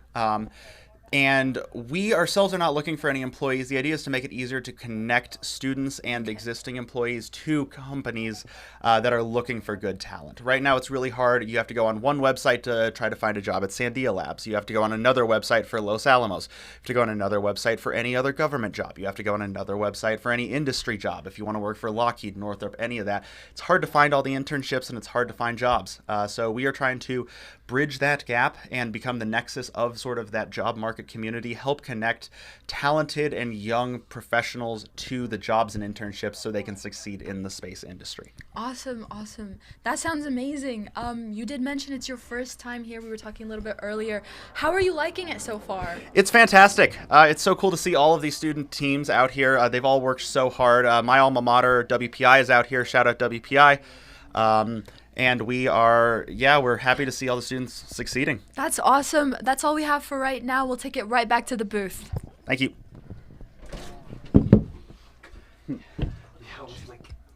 So sorry. Don't worry. You didn't hear it here? I didn't hear anything. Yeah, they were telling you I couldn't hear anything. Take us off. Yeah, because they were getting ready because they. We've got these guys ready for going up next. We can hear ourselves think for a minute. These cowbells, my goodness, those space cowboys.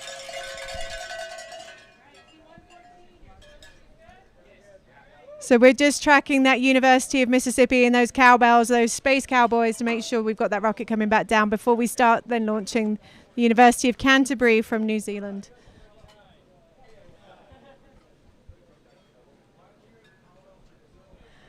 And can I just mention, the University of Canterbury are wearing black. Yes. And if anybody who lives in the desert or has spent time in the desert, we know, bad mistake, black. Bad mistake. Who chose black? But they look cool. University colors. University colors. I'll let them off as it's their university colors. Lots of hydration. It just makes them drink more. That's It good. just makes them drink more. Have you had hydration salts? Good. Rocket Mama, as I've now been known, is making sure you guys are staying hydrated. Look at this long shot. I just love the terrain. You know, we talked about it before. The cool thing about this site is it's so flat. It's just like ideal for flying rockets. Absolutely. I mean, they really did their research when they chose this location. It was back to Dr. Bill Gutman, who is actually up there in the launch area today. He was part of the team that did the initial site launches and research to find the right site for this Spaceport America back starting in the 1990s. That's amazing. So, it established here back in 2008. That was when the first launch happened with Up Aerospace. It is the first purpose-built commercial spaceport here in the US, which is pretty exciting. So it is the perfect location for the right reason, and we do have that access to that airspace, which is what we really need, particularly with these 30,000-foot launches, which again is the height of an average airplane. So we need to make sure we're not going to interfere with any of those today. It might be exciting if you were flying your flight home and see a rocket kind of come up next to you and pop a parachute. That would be pretty exciting to see. A little bit scary at the same time. Yes. So we're getting that beautiful drone shot going down to see all these launch pads right now. Isn't it gorgeous? Yes. It doesn't, it doesn't quite give you the scale of it, but those mountains, the missile range comes 5 miles this side of those mountain range before it then gets to Bureau of Land Management area. Hey, so could I get somebody from New national Zealand's area, team to and swing then over to comes the into LCO stand Spaceport really America quick? Somebody land. from New Zealand's team, run over here really quick. And really, the other thing that we see is how harsh this is. This was, known and still known as the Jornada del Muerto, so the Journey of the Dead Men, because this was when people were coming from from Las Cruces toward Santa Fe. They had the choice. We're seeing a parachute, so that Mississippi team are very excited right now. That's those cowbells we can hear. The Space Cowboys, as their team's called. But yeah, going back to your point, Bill, this is a really historic area. It's part of the reason why everything here blends into the environment. If you ever see Spaceport America, you probably see the Gateway to Space building, which is used by Virgin Galactic. That was designed so it didn't ruin that view shed of this very historic trail that runs through here. So Everything here blends in nicely and made to look like more mountains or humps. There we go, touchdown. Awesome. Excellent. Congratulations. That's a beautiful touchdown. Reminder, too, so we're going to be, Bill, we talked about this, but is going to be looking at these rockets post-recovery to say how moving on. Oh, wrong graphic.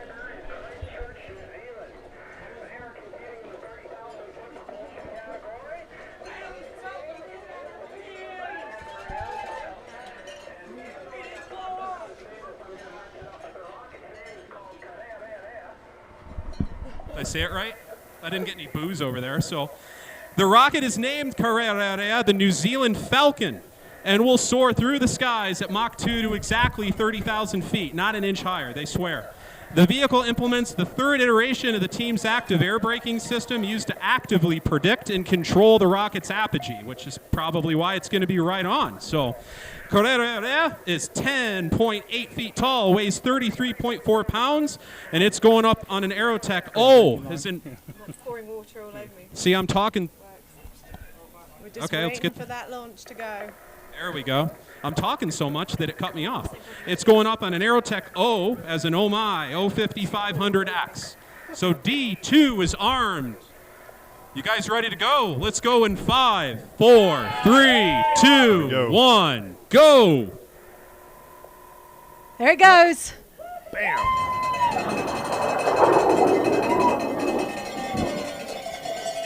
That's a cool motor, guys. I love that sound. I love that sound. Even the team before are cowbelling that one. So even though it wasn't their launch, they were supporting. This is what I love seeing when you get that support through. Nothing beats watching $10,000 worth of motor go in 3 seconds. So coming up next will be the University of Minnesota Twin Cities. Just so everybody knows, again, that's the University of Minnesota Twin Cities Team 124 that's supposed to be coming up. All right, MCC's calling about 31,000 feet, and there's an event. We've just heard that there's an event, so we're hoping to capture that on camera. It's very difficult to capture these tiny In little Canterbury, things. from my point of view, it looks like you've got an event and you're under drogue. There it is. Really helpful to have that smoke trail. It really is. It's really helpful that we haven't got any clouds that have come in yet. I can see a few that are starting to drift this way over from White Sands Missile Range. So coming in from the east. So we're going to hope that they don't cause any obstruction because we can't launch when there's cloud cover. We obviously can't see the rockets when they go through them. Doesn't help, yeah. No. So we're hoping that those lovely fluffy clouds. All right, we're going to wait just a couple minutes and Stay let away. MCC track Canterbury's descent. We'll make sure they're clear. And then we will go out to the next D-pad, which is going to be Team 124, the University of Minnesota. And we'll call them here in just a few. So we've got the University of Canterbury. Well, you can't say it that way because Canterbury. it was Say it Canterbury. again. There is a University of Canterbury in England. Oh, different. But this is the University of Canterbury in New Zealand. New Zealand, so I have to say it with the right. You do. You have to say like fush and chops because they do a kind of a bit of flushing of their eyes to a fush. There you go. Excellent, thank you. You're welcome. Yeah. I'm really good. I can do South African as well later for you as well. Excellent. They flatten their vowels. But we've got, what is it, University of Minnesota? I can't do Minnesota. One of you guys are going to have to do Minnesota. So yeah, you Yeah, betcha. sure. It's going. Yeah, you betcha. It's going to be a good lunch. Do you think it's from Minnesota? Because I mean, let's be honest, it's not labeled well, right? I jest. You can definitely see that's the University of Minnesota that's ready to go. So the Minnesota Twin Cities are ready and up next. Yeah, a solid team historically. Really have done great work. They came within a whisker of winning the whole thing last year. So maybe this is their Could year. be their year, absolutely. Competition's heating up. Yeah, I mean, last year's winners, overall cup winners, was BYU. That's the ones that have come back again this year, hopefully to defend their title. But Minnesota came close, so you never know. Well, let's hope they're going to get a good launch off today. I believe this is a 10,000-foot launch as well. I think that's correct. But yeah.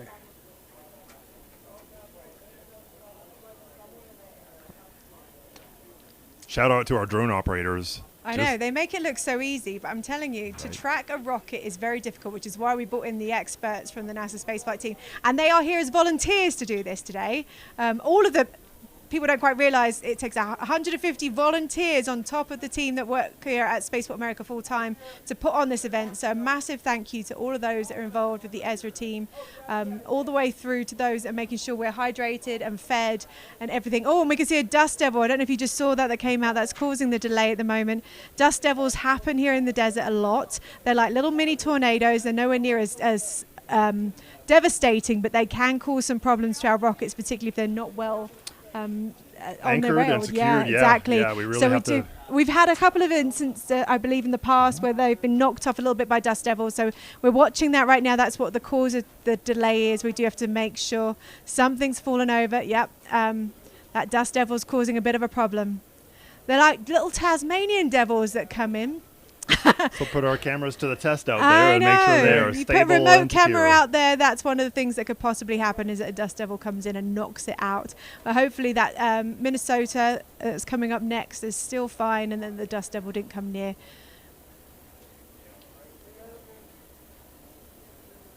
There you can see it. Isn't that pretty? And we got Maine. Yeah. Up at Canterbury. We hear the main is out. So University of Canterbury, New Zealand have just had their main come out, which is really exciting to see. All right, guys, good flight. Nice job. I can see the team just stood here watching from the bleachers. All right, to finish out on the D-cell here on the solid banks, we're going to go over to D3. And we've got team 124 from the University of Minnesota Twin Cities in Minneapolis. They're competing in the 30,000-foot solid category. They are the University of Minnesota rocket team. Their rocket's name is North Star, totally appropriate. And this is the rocket team's annual flagship project, building off last year's award-winning design with an emphasis on reliability and advancing the team's SRAT avionics suite and new scientific payloads. North Star is about 12.5 feet tall and weighs 57.5 pounds. And let's see, cut out the motor again on me here, guys. Stand by. You can hear that design iteration, that aspect where they're improving on last year's design. That's a good way of doing it. Like we talked about these legacy teams that have come back and learned from previous years, and some of that team's probably graduated, but hopefully they passed on the knowledge to those that are coming up through the ranks and said, this is what we did well. Hopefully you guys all can right, well, the improve on that. computer's giving me fits over the motor, but it looks like an 04000 something. So, all right, University of Minnesota, you ready to go? We'll get D3 armed. We're ready. Rock and roll. All right, guys, good luck with Team is your ready. flight. Let's go in 5, 4, 3, 2, 1. See ya. There she goes. Oh, There she goes. Keep pushing, honey, go. That one came off a little an angle by the looks of things. Nice long burn. Now, sometimes they angle those launches on purpose, right, Bill, to make sure they take into account the wind speeds, for example. Right, they do. But when you saw that tilt over quite that much, again, we talked about weathercocking. Mm-hmm. That's exactly what happened. But Ufta, that's a fine-looking launch. Yeah, you betcha. Yeah, sure. Yeah, sure. So we're just waiting to see if we can find an event. Again, that's that drogue chute that comes out first to slow down the rocket re-entry before the main deploys. Our camera crews are working so hard to get these shots. I'm so impressed. They're tough to get when they're flying that fast and that high. Yeah, and into the sun, which just makes it just that little bit extra difficulty level to reach. So a big thank you to those teams that are doing their best to track them. Right. And I'm sure the telemetry hopefully will start coming in soon and we can have an idea what's going on with that rocket. And with those 30,000 foot shots, when that rocket clears the pad, it is going, not quite 2 times the speed of sound. So if you think about how fast that is, and then trying to keep track of something moving that fast, that's small, really takes some special skill. That is, seriously, some skill. So is that a 30,000-foot launch we just saw? Because I don't think I heard what apogee they were aiming for. Yes, Yeah. they're 30,000. So Excellent. So normally those rockets will, when the motor burns out, that's the fastest it's going. It'll be somewhere between 1.5 times the speed of sound and probably about 1.8 times the speed of sound. So we're dealing with a bit of a gust coming through right now. So I think we're probably going to see a little bit of a delay because of that gust that's coming in. Again, we will be continue to launch up until sustained wind speeds of 20 miles per hour. But we may get a few gusts that come in a little bit hot and heavy in between now and then, so we have to keep an eye on that. Bill, you were mentioning earlier that there is a weather station right here, right by where the students are watching their launches, and that's making a huge difference to know what's going on this year. Right, that's a brand new thing that Spaceport put in to help us out, because before we would have to rely on something handheld or information from a weather station several miles away, and out here in the desert that makes a huge difference in if the wind from several miles away will be quite different than what it is out here. Yeah, it really can vary. Right. Yeah, because I believe before a lot of the weather updates were coming from the horizontal launch area, and this is an 18,000 acre site, and it's actually almost quite elongated. So where the vertical launch area is compared to where the horizontal launch area, which is the very famous shot you see of Spaceport America when we're thinking about Virgin Galactic, where they launched from, it's quite a distance, and we're talking about 4 miles down the road. So it does make a difference out here to have a weather station right by, so we can get better updates of what's going on. So I think at the moment we're just waiting to see where that rocket came down, and we're prepping to see if there are any more that are ready to go. We do have those 2 stages that were lined up earlier. I think we had a few that paused, or I don't want to call it a scrub because it isn't, it's a pause in their launch to make sure that they've got all the data that they need to make sure they have a successful flight. So we're just waiting to find out some updates from those teams as well. And we had 15 that went out to the solid pads. I believe we've gone through A and B, and we're now getting on to the C area. 5 for each of those. And yeah, so we've had quite a few. So it does sound like we're going to go to those 2 stages. So we're going to go to team 78. All right, while Minnesota's in their descent, we're going to be able to lift the wind hold, and we are headed back out to the 2-stage pads. Out on the 2-stage, team 78 from Rutgers University in New Brunswick, New Jersey. They're competing in the 30,000-foot category. They are the Rutgers Rocket Propulsion Lab, and their rocket is called Nightmare. So they're shooting for 30K. Nightmare is 11.5 feet tall, weighs 34.5 pounds. The booster will be an M4500 Super Thunder, and the sustainer will be an M1939, which is a White Lightning. So E1 is armed, and we'll go with the Rutgers 2-stage in 5, 4, 3, 2, 1, go. Here we go. Oh, nice. Very fast. Look at that go. Wow. Come on, baby. Light. Light, light, light, light, light. Looking to see if we can capture that 2nd stage ignition. We're looking for it. Looks like no ignition on the sustainer. No ignition. And there's some recovery on the booster. And there's an event on the sustainer. So both pieces are under drogue. Good job for that, Rutgers, even though we didn't get a sustainer ignition. So those 2 stages are really difficult. We've had this conversation before about technically how much more difficult are 2 stages compared to the single stage solid motor rocket launches that we do. So it sounds like that unfortunately didn't quite go to plan. We don't call that a failure again. That is just an opportunity for them to learn to see what happened, why it didn't quite go the way that they hoped it would. But it does sound like they've got a drogue out, which is very exciting for our recovery team over here, which Bill is leading this year, to make sure that we can recover them. And both stages need their own separate parachutes, right? Because you're going to be separating this in half, and you've got to have drogues and mains for each. Right. So we're just watching that drogue come down. We're waiting to see if the main comes out. I'm not sure if that is the main. It looks quite large for a drogue, which is probably a good thing. Yeah, I can't tell if there's a separate that's looking drogue like a main there. It it looks like it could possibly be. So we're going to wait to see what goes on with that for a little while.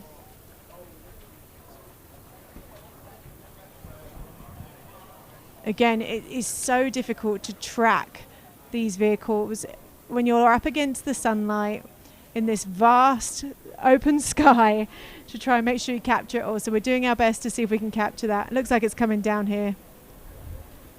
Okay. It's coming down. And touchdown.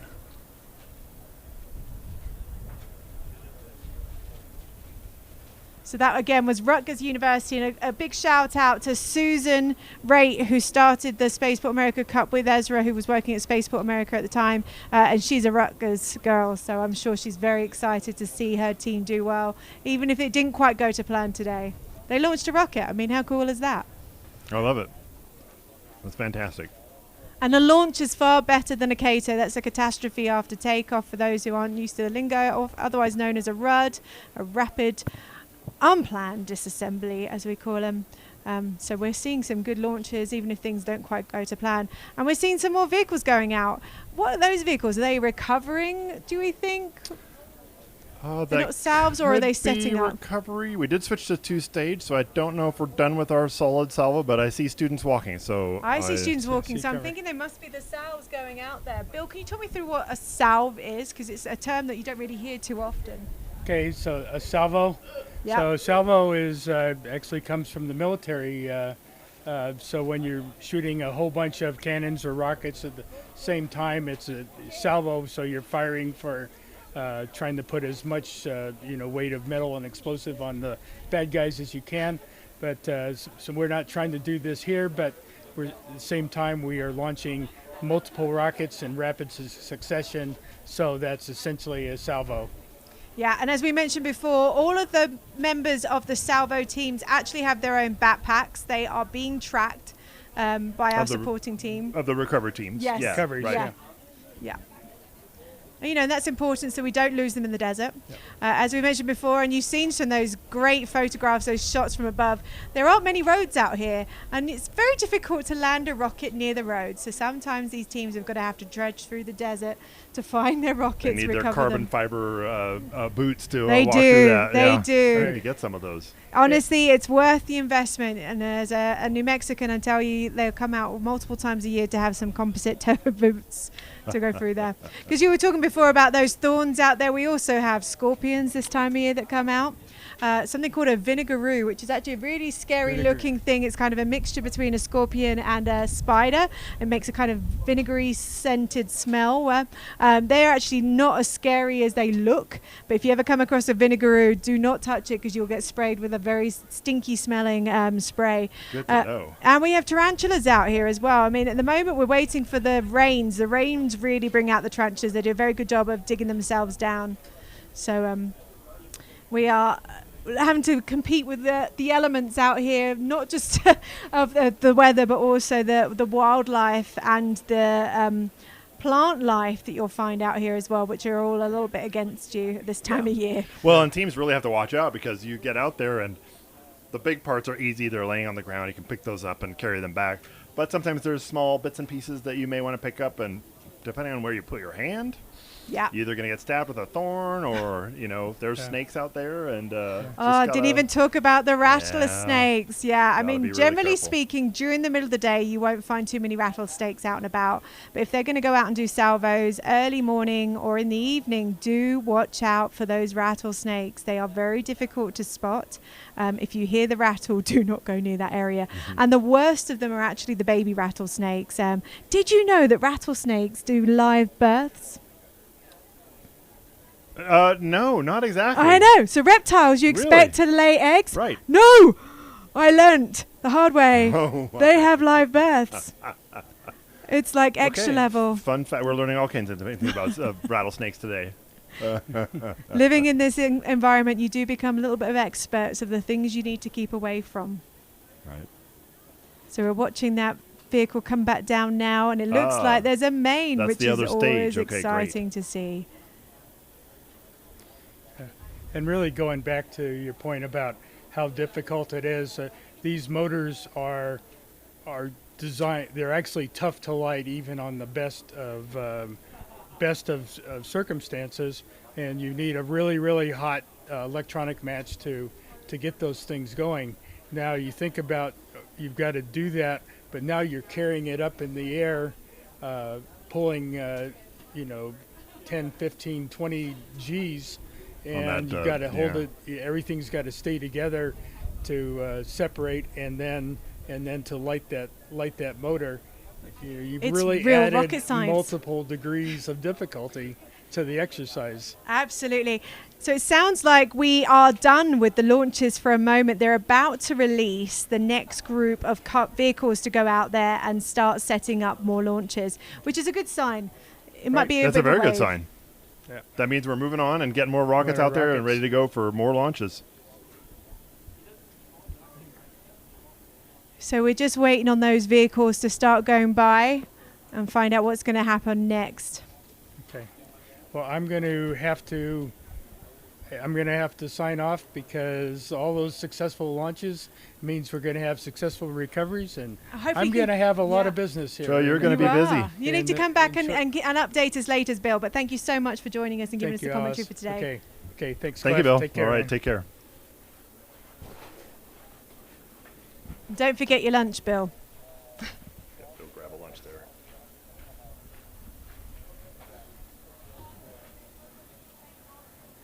So it sounds like we're going to get joined by one of the members of the team from the NASA spaceflight. He's going to talk to us a little bit about what's going to happen with that.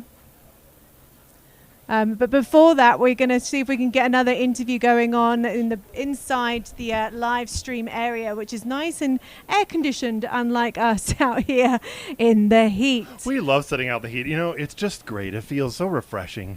Does Coming it really? from Seattle, it's been 60 degrees. It's a dry heat. It's a very different kind of heat. But I'm telling you now, there is I'm probably oversharing, a lot of sweat going on out here, which is a good sign. That means we're hydrated. It's always enjoyable to, feel the salt on my forehead at the end of the day. But it sounds like. Yeah, it sounds like we've got another interview set up. So we're going to pass it over to Dust from the NASA spaceflight crew. What is this, a rocket microphone? Oh, I can hear now. All right, I'm not sure if we're cutting over to this camera now or not.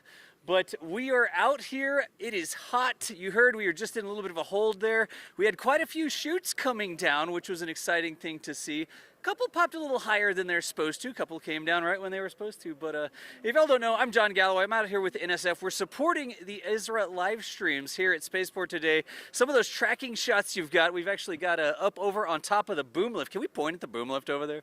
See the sky crane, the sky lift over there? Art is up there doing some of those tracking shots for us.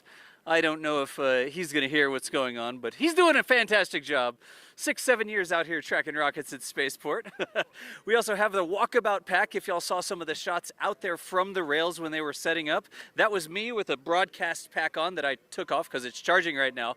Bringing some of those close-in shots. You also saw us on the drones with the drone pilots all over the place.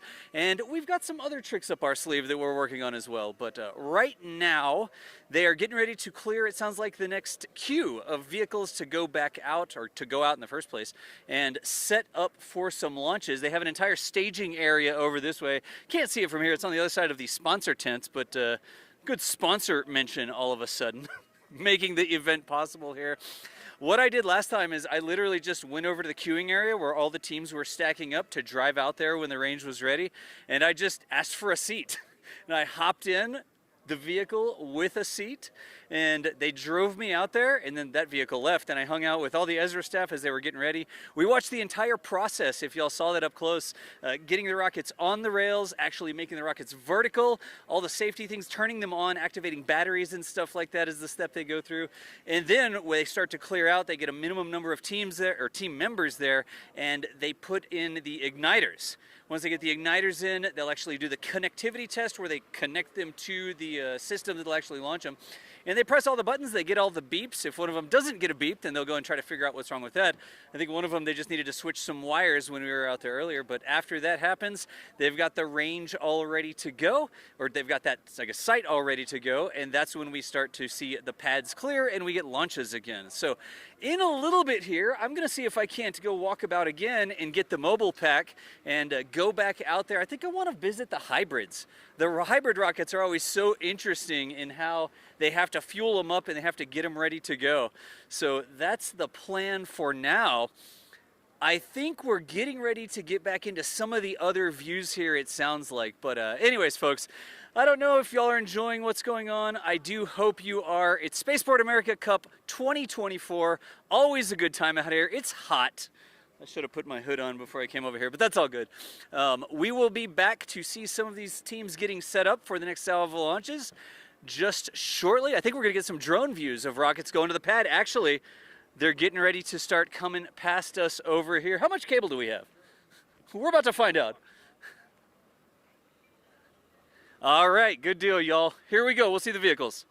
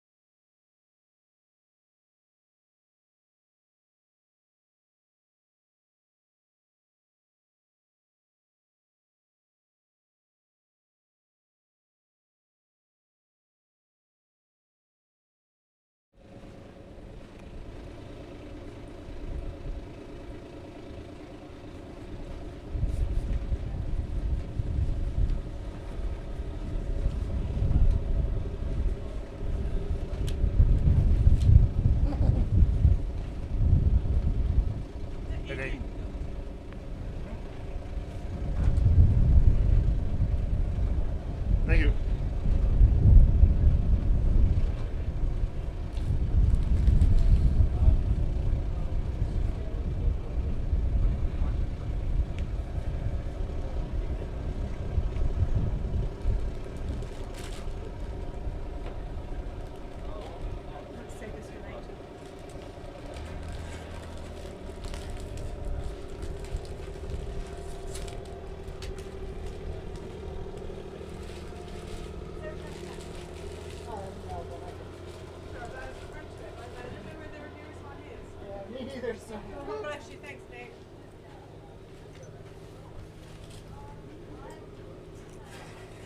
leave it where it's just going to blow away. You know, you can put it in here if you want, or whatever. It'll be fine. It'll be fine. Gone. Very good. We need like a little satchel. We to just do. put We need a stuff. little something. Yeah. And we could put our water down. I'm like, I don't want to put my water into this and then it falls into the Right. sand because then Oh, you have God. to drink out of dust. Yep. Yep.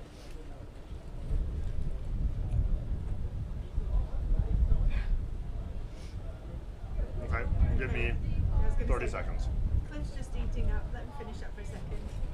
Oh, no. Or I could do potato chip ASMR.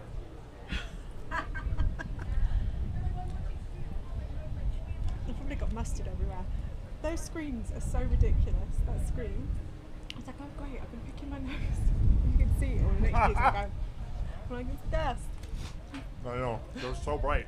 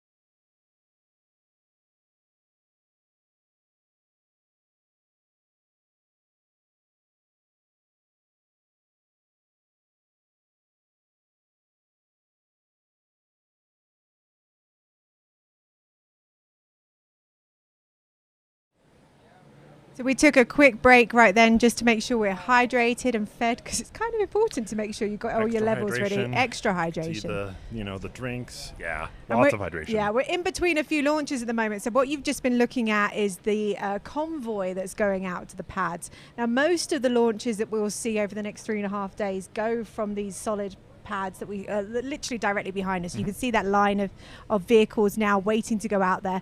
And I think we mentioned earlier, it takes about 30 minutes generally to get those teams up on the rails. 30 minutes for each team, really. and get them all ready. And they won't then start launching until every single team obviously is ready in that whole group, because you don't want to start launching rockets while others are putting their rockets on the rail. That is very true. We will not do that. So we do it in waves like this. It just makes it a little bit easier for organization. It gets it speeds up the whole process. If we did it one by one, we would be here forever waiting to get vehicles going in and out to the pads and things like that. So it's just a little bit of an easier method to get things going. So we'll have another wave, and I think I counted again about another 10 vehicles that went out to the launch pads. So we could potentially have 10 launches back to back, which would probably bring us up to about 25 launches already. A little time check for us here. It's currently 1:45 here in New Mexico. So that again, the airspace has been open since 9 o'clock this morning. And we've been on air since then, making sure that you guys are informed, those that are watching at home and those that are here at site. Just so you know who's chatting away now, I'm Alice Carruth. I'm the producer of T-Minus Space Podcast. I've been coming out here to the Spaceport America Cup now since 2018. I first came out as a volunteer for a vendor. I then was PIO here at Spaceport America, so hopefully I can answer any questions if anybody's got any here at Spaceport America. And I stayed here in Las Cruces to now be a producer for the T-Minus podcast. And I'm joined by the wonderful Cliff. Cliff, tell us a little bit about yourself. Sure, yeah. So I'm Cliff Olmsted, and I've been with ESRA volunteering since 2016. And that was actually before it became Spaceport America Cup. So it was the intercollegiate rocket engineering competition. IREC, and that started in 2006, I think is right. Yeah, and so here we are, fast forward to what this event has become. Started with just literally a couple teams in the desert in Utah. When I came to the IREC competition in 2016, I forget the total number of teams. I think it was like 50.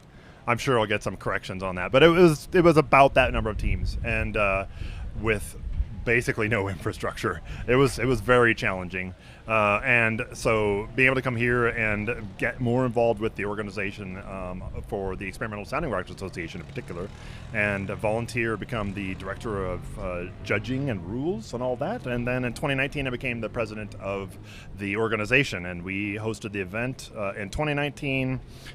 I became president, and then we had the pandemic hit. Oh, I know. It was sad, wasn't it? But then we managed to pull together a virtual competition. We did. Following Yeah, year, in 2021, we picked up a virtual competition, which was great. And then we had 2 successful events in 2022 and 2023. And now I've actually stepped back. I'm not the president anymore. I'm just a volunteer with ESRA. And then we get to come and have fun watching all of this go. And I apologize for that flashing screen we've got going on. We're going to watch some of the replays from earlier rocket launches. You're seeing the University of Minnesota, Twin Cities, that took off earlier. They went to 30,000 feet. And hopefully the graphics will keep you up to date of what rockets you're watching at what point, because we've had quite a few already. Our first launch was at 8 minutes past 11 Mountain Time this morning, so a couple of hours ago. And I think since then we've had somewhere around 15 launches. That's about right. Which is great.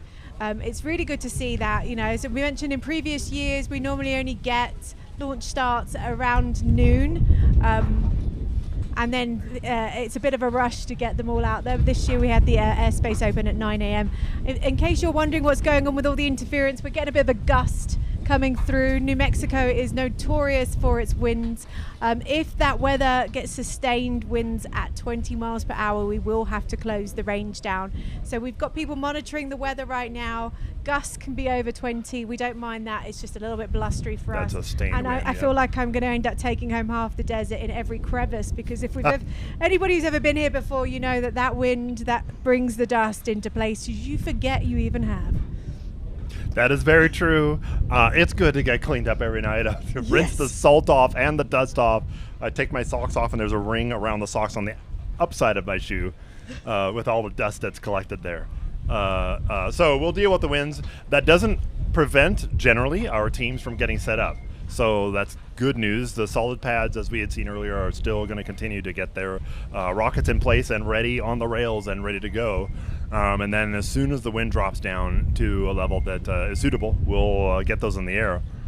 So I'm just checking to see what the temperature is right now. We're looking at somewhere around 97 degrees Fahrenheit apparently, but it certainly feels hotter when you're out here, and that wind that's coming through isn't a nice refreshing wind. It's almost like a hairdryer in your face. Right.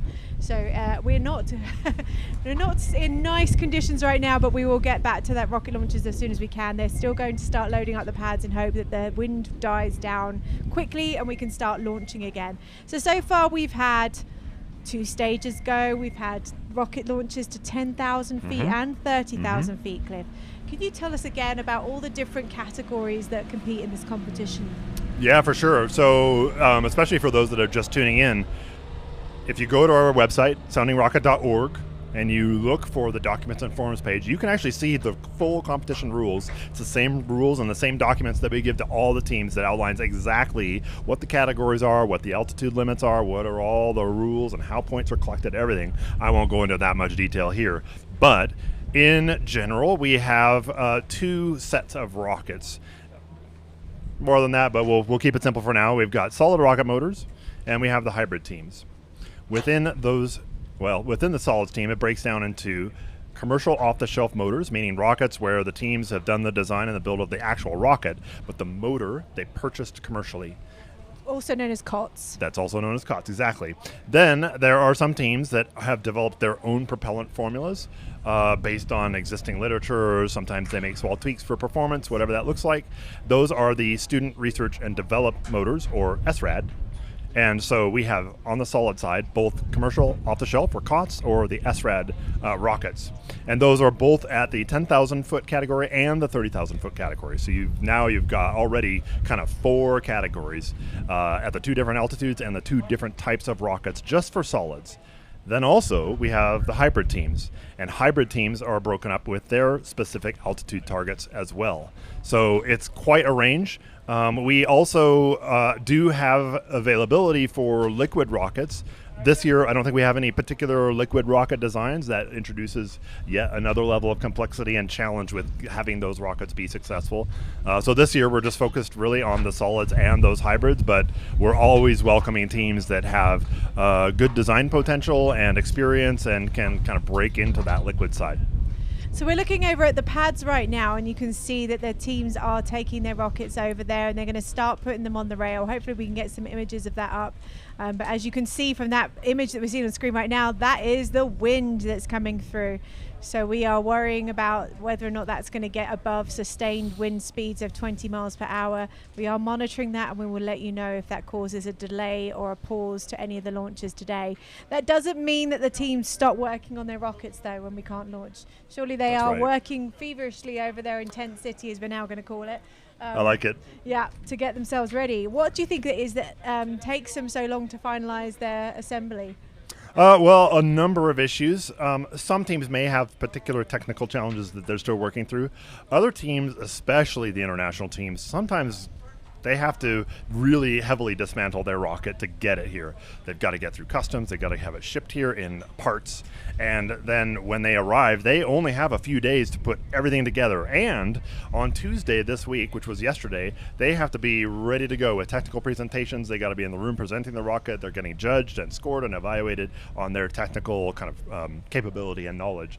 So that is diverting the team from being able to continue to assemble their rockets. So Wednesday, as we've said, is kind of a setup day for a lot of teams, both for the ESRA crew and also for the rocket teams themselves. So they're going to be feverishly putting those together. And so we'll see that. You can see, as we'll give, occasional drone flybys of Tent City. I call it base camp, but we'll call it Tent City too.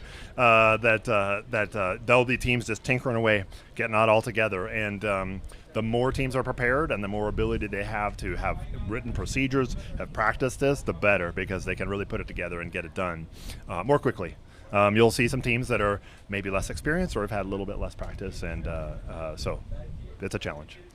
We're being joined right now by another member of the ESRA team. Could you introduce yourself to everybody? Yes, I'm Sierra Stockwell. I'm the registration coordinator for ESRA, and I'm actually a former competitor myself in Spaceport America Cup. I love that. We're seeing quite a few come back this year and support this competition as it moves forward. What team did you compete with when you were here? I competed with Massa Dearborn, which is the U of M Dearborn team. University of Michigan Dearborn.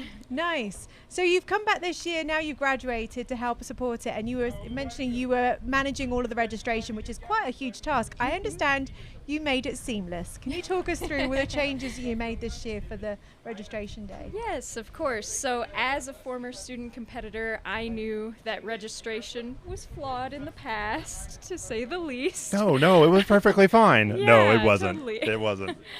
A lot of students would have to stand out in the sun for a long time, or they just have to wait through lunch, and you'd have a lot of hungry, irritable students. Hangry. Yeah, waiting just to get registered. So this year we moved to a few different things to improve the registration process.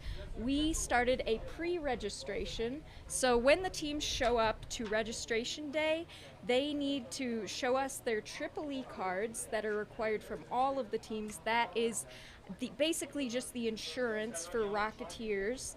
And then they also need to show their waivers for Spaceport America Cup, and they also need to tell us if they're on a recovery team and that sort of thing. Their t-shirt sizes for us to give them their t-shirts, and we basically condensed all of that information into an Excel sheet for the teams to submit.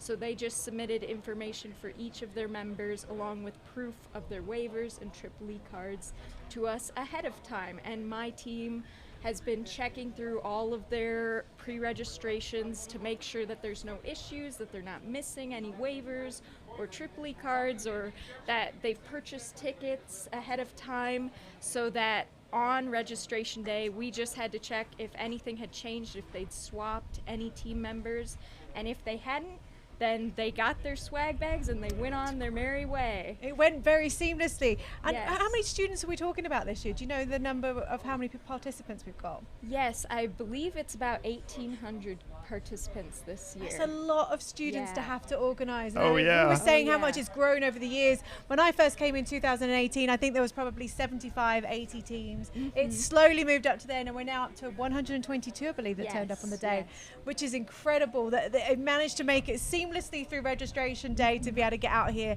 And now you've registered them all. What is it you're doing as part of the support team here at the Spaceport?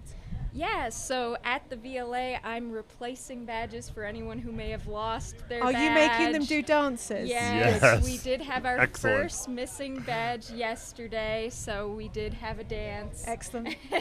I believe it's been posted on social media, so Good. make sure you remember I started your badge. that tradition a couple of years ago because they kept asking them to sing their song anthem, and I said a lot of teams in Europe don't have one of those, so if you're going to embarrass them, make them do a little silly dance. Yes, I love it. Yes, It's perfect. the missing badge dance.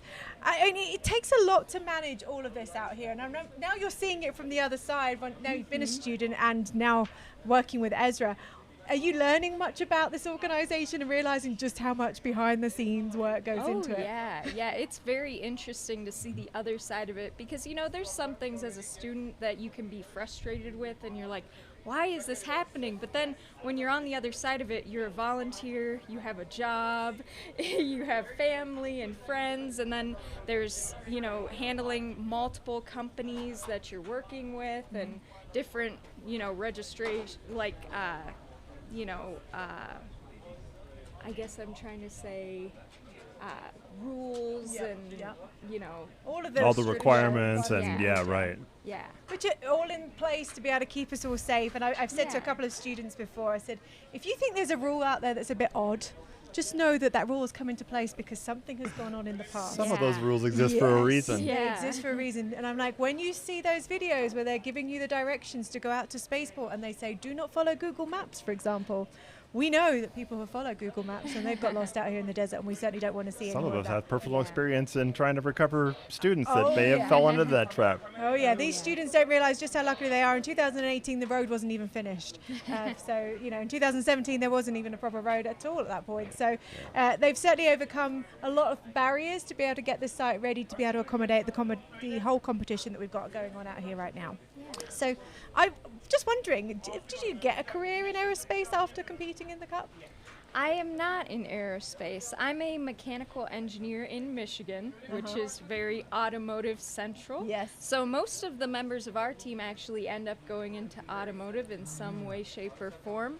I work for a conveyor company out in around Detroit, and we make the conveyor systems that carry different parts of vehicles through the assemblies. So still very much in engineering, so you're still using that. I love that. You know, this is one of the things we were saying, is how many people end up in engineering careers afterwards. Oh, totally. And I was completely thinking like conveyor belts. And I'm like, no. These are like automotive, like the things that move the cars along the whole thing. That's, wow. Yeah. Wow. That's a lot great. of engineering that's going on into Well, that. you know, I was going to say, so as a former president of ESRA, it's really, really great to see you come and be part of the organization. And I think that, you know, it was kind of my time personally to step back, but also as an organization, we need to survive, and we are dependent on volunteers to come and help make this event happen. And former students have all this experience of what it's like on the student side, and how can you come and make things better and improve the competition every year and help improve our organization. So my hat's off to you. It's just very exciting to have you do that, and others too. Yeah, I was going to say, we've always seen students come back, but it's exciting to see how many there are this year. I feel like it's a whole group, which is really amazing. I believe we've got the New Mexico Space Grant Consortium Director, Paolo, on standby, who's going to tell us a little bit more about their support of the Spaceport America Cup. Good afternoon. Welcome back. I am here in the live stream booth with Paolo from New Mexico Space Grant Consortium. So, Paolo, can you tell us what you guys are doing here today? Yeah, absolutely. Thank you, Abigail. And thank you all for having me. So, we are a Space Grant Consortium. We are a federally funded agency with the state representing all the New Mexico organizations, universities, and communities. And so we support events like this because we are supported through NASA. All our funding comes through NASA. We provide opportunities to leverage those assets and benefits that these opportunities like this bring to New Mexico and students in particular. So I was here early this morning interacting with all these students, and boy, geez, every time I have an opportunity to do this, the energy that comes from the students is incredible. So I visited with a few teams, of course, Atomic Aggies, New Mexico Tech, a team from Brazil. I was looking for the team from Argentina, teams from Germany as well. It's incredible what the common goal brings us all to here to New Mexico, to Spaceport America, to showcase all the labor and bring a sense of really camaraderie among the students. Yeah, I agree. I think it's so cool seeing all the people from like all over come over here just for rockets, you know, bringing us together. Can you tell me more about New Mexico Space Grant? Go into depth about that. Yeah. So we are part of what is officially called the NASA National Space Grant College and Fellowship Program. It was funded by NASA. It was enacted by an act of Congress in 1988. Procurement funding came along in 1989. And New Mexico State University was one of the early states that put a program proposal together to have an office. So that first year, 1989, there were about 5 space grants, and after that, year after year, all the states, including DC, the District of Columbia, and the Commonwealth of Puerto Rico, established their own space grants. So the mission is to leverage all the educational and economic benefits of aerospace. And really, when it came to be put together, was with the intent of boost the STEM and research pipeline at the time. So it follows a model similar to Sea Grant that was established back in 1966, I think, through NOAA. But we are with the Space Grant, is similar to the land grant purpose. So that's what makes New Mexico State University land grant and a space grant university. Okay, cool. Thank you for informing us about that. Is there anything else you would like to add? Maybe some shout outs, advice for the students, maybe? Yeah, absolutely. So, advice to students is I'm gonna say that one last, but the shout outs are definitely we're a small team, New Mexico Space Grant Consortium, Cristina Esquivel and Veronica Anaya. Without them, we couldn't do this. There's a lot of paperwork, so we do the boring part, right? The processing invoices, writing proposals, reviewing proposals. But when you're small, you have to be efficient and be a team player. So that's a big shout out for my office, and shout out to really all the teams that are coming here from many miles away, from across the ocean and from South America, because and here comes my big advice would be for students, and is that no matter what you do in life, you can lose things. We can lose them, and things happen. But for students to keep in mind, I know you might be going through a rough process, you think it's difficult, but there are two things. Two things that no one can take away from you. That's your studies and your travel. You can lose things, material things, dear ones, but your studies and your travel, no one can take away from you. And the other thing is, remember this. Always remember how you make feel other people about themselves. That's important as well. So. Awesome. Well, great advice. Thank you again for being here and talking to us. Let's take it back to y'all. Thank you, Ecole.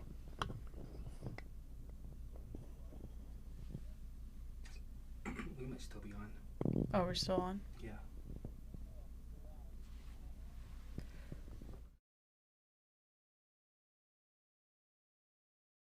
We're staying hydrated. I keep saying it as Rocket Mama, as my now title is. I've even got people messaging me about it. Rocket Mum is telling everybody, make sure you stay hydrated. Drink your water. Drink something with some hydration salts in there as well. We're on like bottle 8, I think, 7. I honestly have lost count how many bottles of water I've got through. We're not even moving around. We're just talking. Yeah. And we're certainly cooking out here in the desert. Have you been staying hydrated?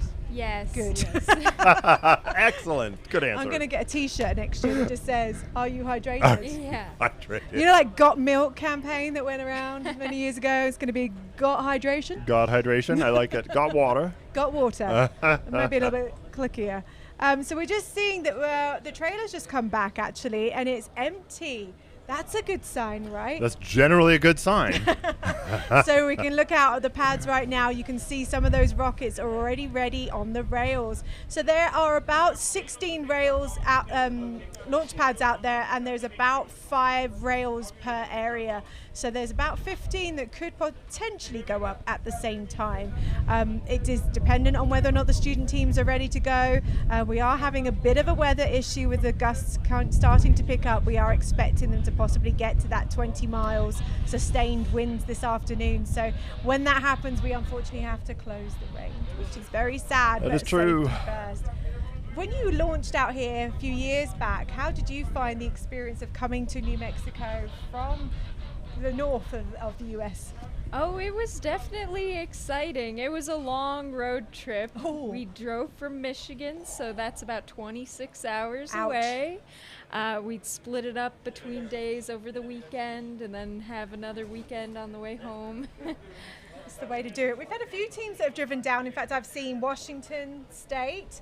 I've seen Massachusetts. Uh-huh. I know. I we walked through the parking lot at the convention center the other day, and my kids and I were looking at all of the different what's it called? Number plates on all the vehicles. That's the words I was looking for. License plates. Yes. And I was thinking, I was there to find me the one that's come furthest, and my son was so proud. I found Iowa, and then my daughter said, beat you, Massachusetts, which possibly as one. Although we were trying to figure out, because there was a Floridian plate there as well, if they came from right down in the southern tip, could that be possible?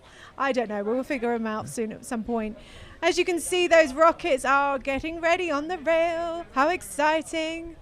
Oh, look, there's a Canadian flag up there. I wonder if the Canadian team drove down or if they flew in. It's very difficult to get a rocket here from outside of the US. So a lot of the teams, even when they come from all over the states like you did, Sierra, they end up driving for a good reason because it's so much easier than having to try and transport it. So we're looking at the University of Alberta over there in Canada that's setting up right now. We will bring you those teams once we know are ready. Again, I can see a Turkish flag on one of the teams that's over here getting ready to launch. So we're going to keep an eye out on the bleachers as people start to fill them up in the next few minutes. And it could potentially be in the next 20 minutes that we see launches going on, am I right? Yeah. Yeah, it's just a matter of them getting set up, and as soon as they can do that and get their rockets armed and then pull back and get other vehicles out of the way, they can launch. And as we've got a former competitor here, Sierra, can you tell us what category you guys competed in? Yes, so for the first couple of years that I competed, we were in the 10K COTS category, and then last year we started going to 30K COTS. Awesome. So is your team back here again this year? Yes, they are. Oh, so you've got a little bit of a bias to it. Everybody has a little bit of a bias, but as we mentioned it many times over and over again, it's not about who we support, it's about who performs the best on the day. We're not going to do anything that's going to stop them from winning. So again, they're going to 30,000 feet. Have you been able to pass on some of that knowledge that you gained from doing that? Oh yes, so going to 30,000 feet is a big change from 10,000 feet. Yeah. A lot of times you're breaking the sound barrier, so there are new challenges that come along with that. How exciting. And we were saying earlier, I was like, why did you make the jump? Because it's more interesting, right? More challenging. Yes, of course. You feel like you're building up to it when you're in the 10K COTS category, especially we aren't allowed to make motors at our university, so that was really the next step for us. Yeah. And we were talking earlier about the different categories of these rocket motors. You can either do commercial off the shelf for COTS or the SRAD motors as well, which is exactly right. So, there are different levels, different categories that these student teams are competing in for the Spaceport America Cup, which is the overall Cup Winners' Trophy. And that all comes down to technical excellence, I believe, Cliff. We're kind of getting a little bit blasted, as you can tell right now. We're excited. Occasional gusts. Yeah, there is no such thing as a gust here as I start to see things flying to the side. So we most likely not going to have a launch until those gusts are past. But it sounds like the Atomic Aggies, which is the New Mexico State University team, will be the next ones up. So any NMSU fans that are watching, please be ready. We will get that launch going. Now's the time to tune in for sure. Yeah, tell your mum. So what other kind of challenges do you have in the transition from 10K to 30K? You mentioned, exceeding Mach 1, so that's just, you need to deal with supersonic. Yes, so it also gets a lot more expensive. Oh, yeah. You have to buy a much bigger motor than you did in the 10K COTS category. You have to learn new things. With the supersonic flight, we actually had to start using new flight dynamic software to get accurate data, not just the open rocket like we originally started with. We had to source other things as well. So it's a big challenge, and this year the team is going to 30K again, and we're hoping it's a successful launch. Right. That's cool. That's really exciting to see that. So I think we're going to take a quick look about what's going on at those pads, because it's the best way is being able to see it from the drones. As you can see, they're setting up right now. I love those drone shots. It's just great. I know. It's such a great way of being able to see everything that's going on out here, and hopefully the people at home that are just as invested, because there are a lot of the members of the teams that aren't able to make it out here to New Mexico. And then there's a support network, the families, the friends that want to be able to watch them. Yeah, back home in Michigan, we had coworkers who pull up the live stream and have it playing while they're at work, and family saying, when's your team going to launch? So it's very exciting for everyone at home to be able to see what we're doing and what we actually mean when we say that we're building rockets. Absolutely. I don't think there's anything more exciting than seeing a rocket launch.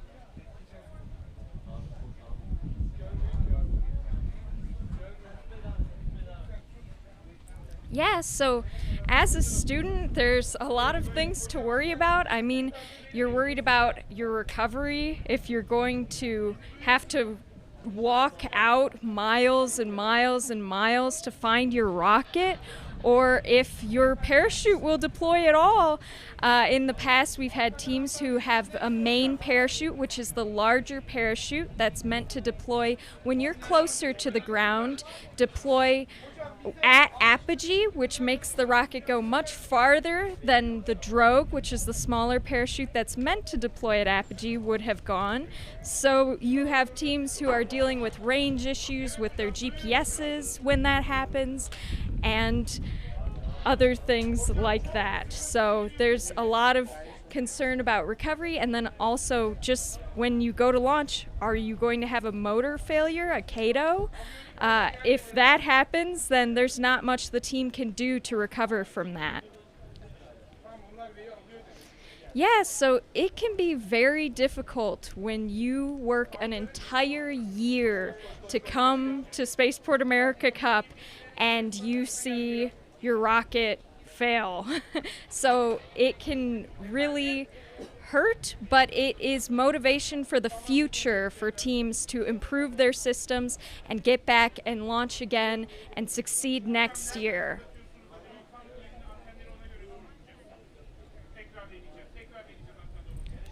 Yes, so I'm joined here by Keon. Keon, why don't you tell us a bit about yourself? Yeah, I'm it's my first year volunteering. Last year I was a student who competed.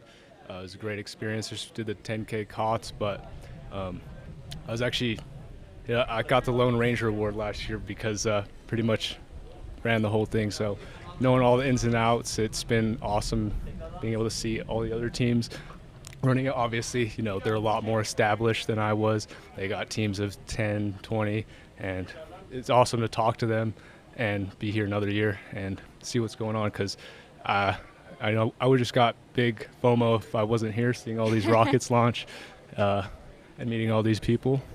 But yeah, it's nice to be here. Yeah, it is great to be back, isn't it? It's very cool to see from the other side how the students are coming here and putting together their rockets and getting ready to launch. Yeah. In terms of emotional things, it's like on this side, on being a volunteer, I mean, it's a little stressful, but definitely not the stress that these guys face. Especially, a lot of them want to get want to be the first ones to launch so they can get the most points. A lot of them are really eager, so it's awesome to see that and not have to have that crazy crushing stress. So it's really fun to be here. Definitely. It's a lot easier emotionally on this side. Yeah, and feels good helping these people out. Oh, yes. So right now we're seeing on screen that students are setting up on the launch pad. Those rockets are vertical right now, so the teams are switching on their electronics as we speak. So they should be ready to launch soon. Yeah, it's just, honestly, this takes quite a second. You don't want to mess anything up here. You can have all the design and everything correct in your rocket, but you mess something up in your pre-launch checklist, you don't turn on your altimeter or something like that, you just lose your rocket. So this time requires a lot of focus for these students.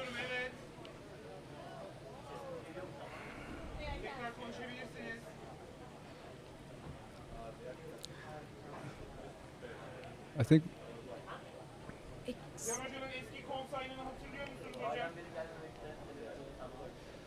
yeah, I mean, to be able to get those rockets up, that's like the best feeling probably when you're here. It's just like this is about to actually happen. It's, we're about to see this thing. It's either it goes good or it doesn't. Hopefully, you obviously want to go good, so there's a bunch of suspense right as that goes up, Then even more, it's like you're about to put in the igniter, and that's when everything's set in stone. Like you're about to launch, assuming you get your GPS lock, and no turning back.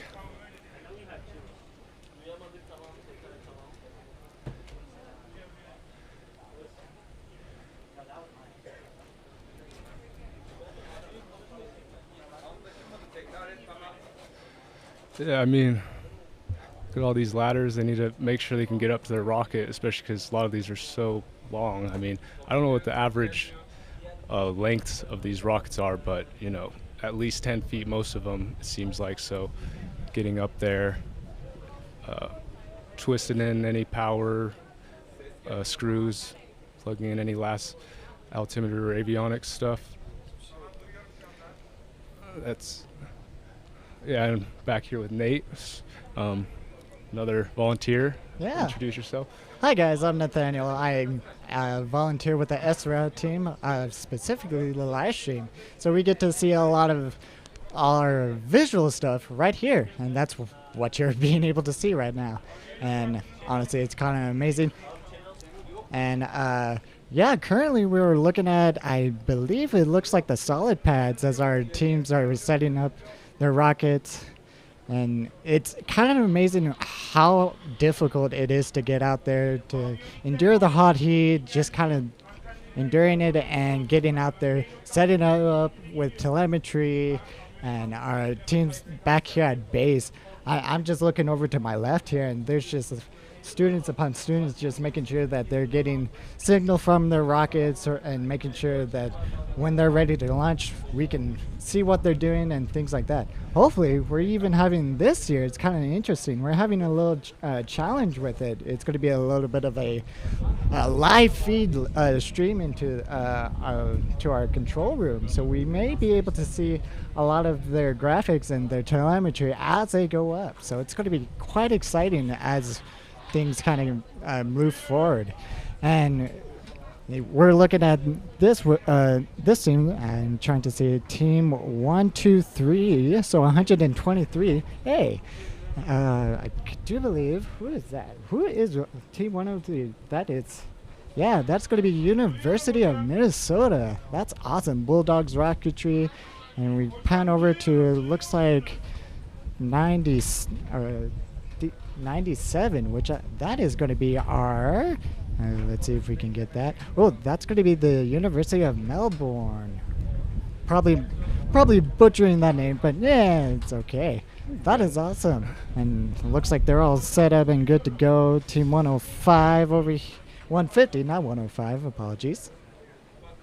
Yeah, and that's going to be the Wichita State University, which is the rocket club that's over there. I honestly don't even know where Wichita State is. So it's amazing what happens when you go to ESRA. You get to meet a lot of different universities from all over the country, and even country and other countries. It's quite amazing, and it's quite an experience. I mean, I've only been here since last year when I volunteered last time. But I mean, how's the experience volunteering here with you? Yeah, I mean, like I said before, it's been awesome being able to see how many countries, want to launch a rocket and be the closest. There's so many different range of, complexities of rockets, so many different sizes. It's all the same goal, but there's so many different designs, right? And that's all the other cool part. See the different kind of philosophies of engineering of all these people, and also how adept they are. Some rockets are just like I just had a basic rocket, just light it, get up there hopefully, and get it back down. Other people, they got air brakes, all that stuff, make sure they actually hit that target. Yeah, and win the competition. But a lot of people, it's just like really about the experience and getting up in the air, and that's what really feels good. Yeah, awesome. And as we're looking, we see students walking out to recoveries. We have students, it looks like they're walking out with their rockets. And then of course we're still out here at the solid pads. This is amazing.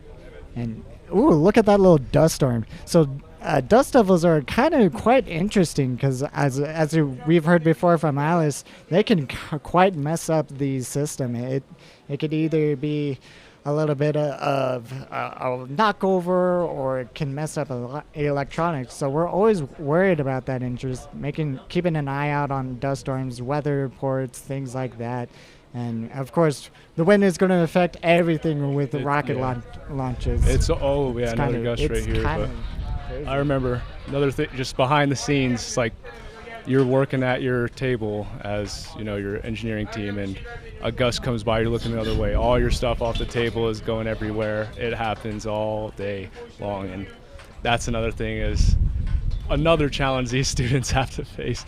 That dust devil might not look that crazy on camera, but when it goes through your rocketry table, yeah, prepare to get dust on everything. Yeah, and it's going to be kind of crazy.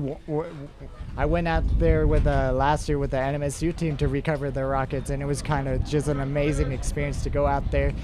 And I mean, most of the times when you're out there and recovering, a lot of teams are going to be out there just searching for the rockets, and sometimes they have to stay out there while other rockets are being launched. So it's kind of one of that surreal experience of, whoa, there's rockets up above. What am I going to do? Where's that one? Did that one have a drogue? Okay, it did. Cool, I'm not going to die. Yeah, they go in all different directions. The wind changes. I mean, we have obviously we want to point the rockets downfield, downrange, away from the spectators and all the tents, but there's been a couple rockets that ended up going over, because that's just how rocketry is. There's a lot of variability, a lot of uncertainty, and especially when those wind gusts pick up, that's big. Could even change your flight, how high you go. It could lots of things to take in mind for these rocketeers. So yeah. So can you tell me a little bit of like what are some strategic plans that universities can do to reach their goals? And like, I know there's the 10K, 20K, and 30Ks. So what is that?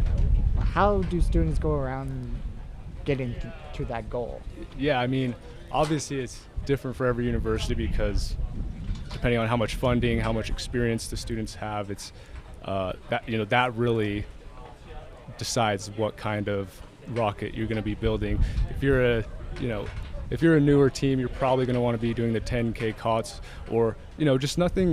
You don't want to get in over your head, because that's really the one mistake, I guess, if you're going to be in this competition. You don't want to be biting more than you can chew. So get your feet wet, do the 10K, just focus on the little things, your build of your rocket. Then once you advance, either go bigger 30K or work on some solids or hybrids, and that's kind of that's where I'd break it down, because really besides that, it's get as close to 10,000 or 30,000 with whatever rocket. So that's obviously a big thing. But if you have $10,000 to spend as a university versus 10,000 or 100,000, 100 versus 10,000, that definitely changed your game plan. So yeah. And it looks like on screen right now we're having a set of cars returning back from the solid pads, and it's one of those, I guess, dreadful experience of, all right, we have everything set up. Is this gonna work by the time we leave? Yeah, and it really comes down to practice.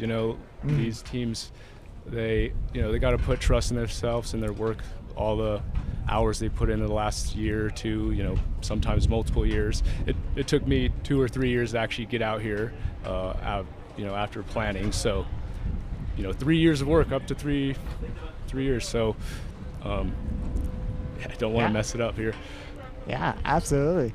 And man, it's just kind of crazy. Right now we're having a little bit of a slow time as students are having to go through their safety checks. They're having to do making sure the rockets are good to go by judges, by mentors, and just getting the okay to go out into the range. Currently, it doesn't look like we have anything that is firmly set in ground. I think we're in the green flag as so far, and it's quite amazing out here. Yesterday we were out here till like 6 a.m. making sure things were ready for students, and it was amazing waking up this morning to a really beautiful just sunrise, and now it's clear skies, little dots of clouds everywhere, and even though the dust has slightly been shifted off from the ground, now it's kind of just we're on the good side of weather right now for New Mexico. I think we're sitting at, I want to say, somewhere between 100 degrees, which is not great for us, but we'll survive it. We'll take some names, kick butt, and hopefully our students are just having a lot of fun and just enjoying the time here. Yeah, I mean, it's not too bad, honestly. I feel like last year the wind was worse. There's probably a lot more wind checks that we had to wait for, and although it always picks up later in the day, I guess it's the occasional gust like right now that really only affects people. But it's been awesome weather. It's been awesome weather. Yeah, and I can't wait to see what the rest of this week is going to be. It's still going to be blazing hot, but as students get into the rhythm of things, as they understand what they're expected and how things are going to flow, each year is going to always be different, and there's new challenges and things that students are always having to consider, and as the days go by, it's just going to get easier and quicker. Yeah. I mean, this is our first day, and we've had, I believe it's 7, 8 launches so far. I mean, I think there's a whole salvo, and there's 12. 12? Okay. At least. At least. I mean, it's amazing. I was able to watch some of the rockets that launched up today, and it was just absolutely crazy how high these things go. I mean, you see it on camera, and it's like, you're able to see like a little pixel on the screen. But when you're out here, and it's just like, am I seeing a dot or am I seeing a bird? Way up in the sky. Definitely is a different experience being able to see it with your eyes. It's awesome. The camera doesn't do it justice. I mean, the drone shots are pretty cool, being up close and personal. And it looks like we've got a red flag on range right now. That means the range is going to be closed. People are going to be coming back. But I mean, speaking of the weather, it's actually supposed to cool off tomorrow, and Friday it has said like 50% chance of rain. So I mean, that's definitely going to be an unexpected challenge if that affects people's simulations for how high the rocket's going to go. Like if it's 80 degrees versus 100 degrees, high pressure, low pressure, that changes how high your rocket's going to fly, and could have changed your outcome. So, the due diligence students obviously all want to fly early morning because that's, when the wind's calm, but, you do what you can and just get your rocket back. That's the main thing, right? That's always the best part. I mean, even if your rocket doesn't come back, you had this experience to look back on, and all the things you learn, like that. I mean, it's even probably even a better lesson if your rocket does explode, right? Like you made a mistake, you could have actually learned from that. Yeah. And just for folks that don't know, so what is a rock? So what is that event called when a rocket blows up, basically? Yeah, so they're called like pyro events, pyrotechnical, meaning some kind of spark. But there's a apogee event and a main event. So right when we get to the apogee, meaning the top of your trajectory of your rocket flight, you want to pop that drogue because that's when obviously the speed of your rocket's going the slowest. So when that drogue, expands and slows down your chute, it won't have too much force on that. It won't rip off. And then we get down lower. It's only supposed to slow it down to like 50 to 100 feet per second. That way, you don't drift off, because that's the real thing. You don't want to go miles and miles out to get your rocket. I mean, that's unfortunately what happened to me. I had to go over a fence. Yeah, and it People looks like we're so. having some students come back from the solid pads. Hopefully it's going to be a successful lunch for them, or we'll Godspeed to them, and hopefully we'll see some beautiful rocket launches here pretty soon. Ooh. Yeah, exciting.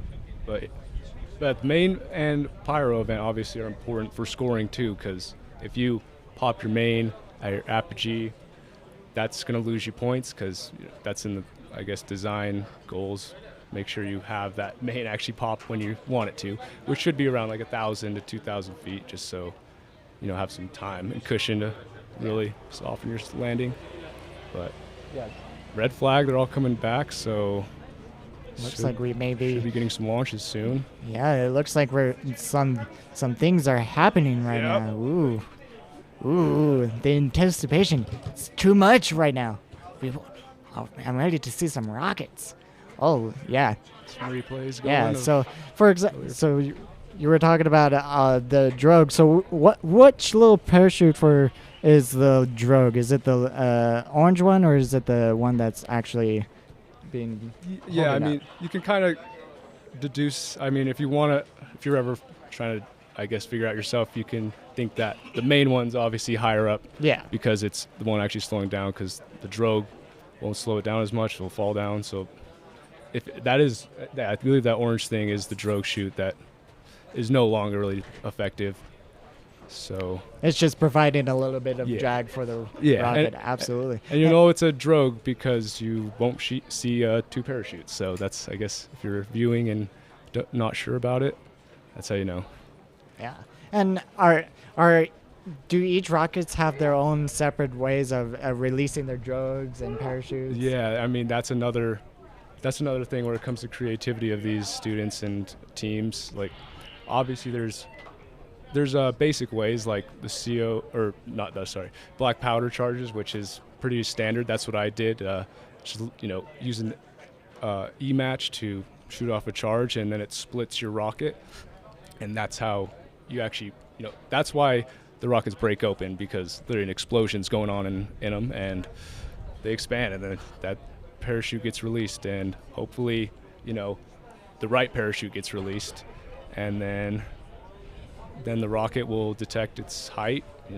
We got nice computers. It's 2024. Our technology is crazy. Love it. With barometer sensors. Maybe it's not that high tech, but barometer sensors and stuff to know how high you are, and then it shoots the other.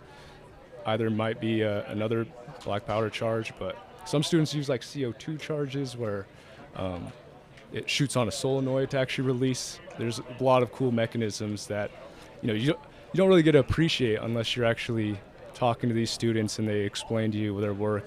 But there's a lot of cool ways, different ways to do it. Yeah, that's amazing. And looks like we're gonna follow this car. There's gonna be a race. Well, I wonder if this drone can actually race this car.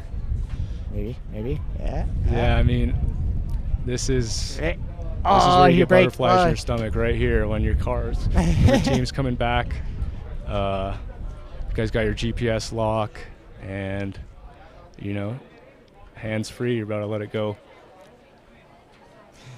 So it's going to be quite exciting. A lot of students are just hoping for the best as things are finally kind of coming around. We're getting a lot of students coming back from the pads. It's getting pretty much go time for them. They're making sure things are reading out. They're getting telemetry. They're making sure their payloads are in order at the very least. Yeah. It's going to be kind of crazy. We got a good group out here just doing their best, and a lot of different wires. We got one on a PVC pipe, which is, hey, you got to get creative. Got to get it to where the rocket pieces can actually see the wire, the antenna. There you go. I was like, I was reading wire, and I'm like, what is a wire? Nah, it's our antenna. I mean, yeah, even just the craftsmanship that goes into the antennas to track their rockets, so much experience to get from just coming here and, performing in this.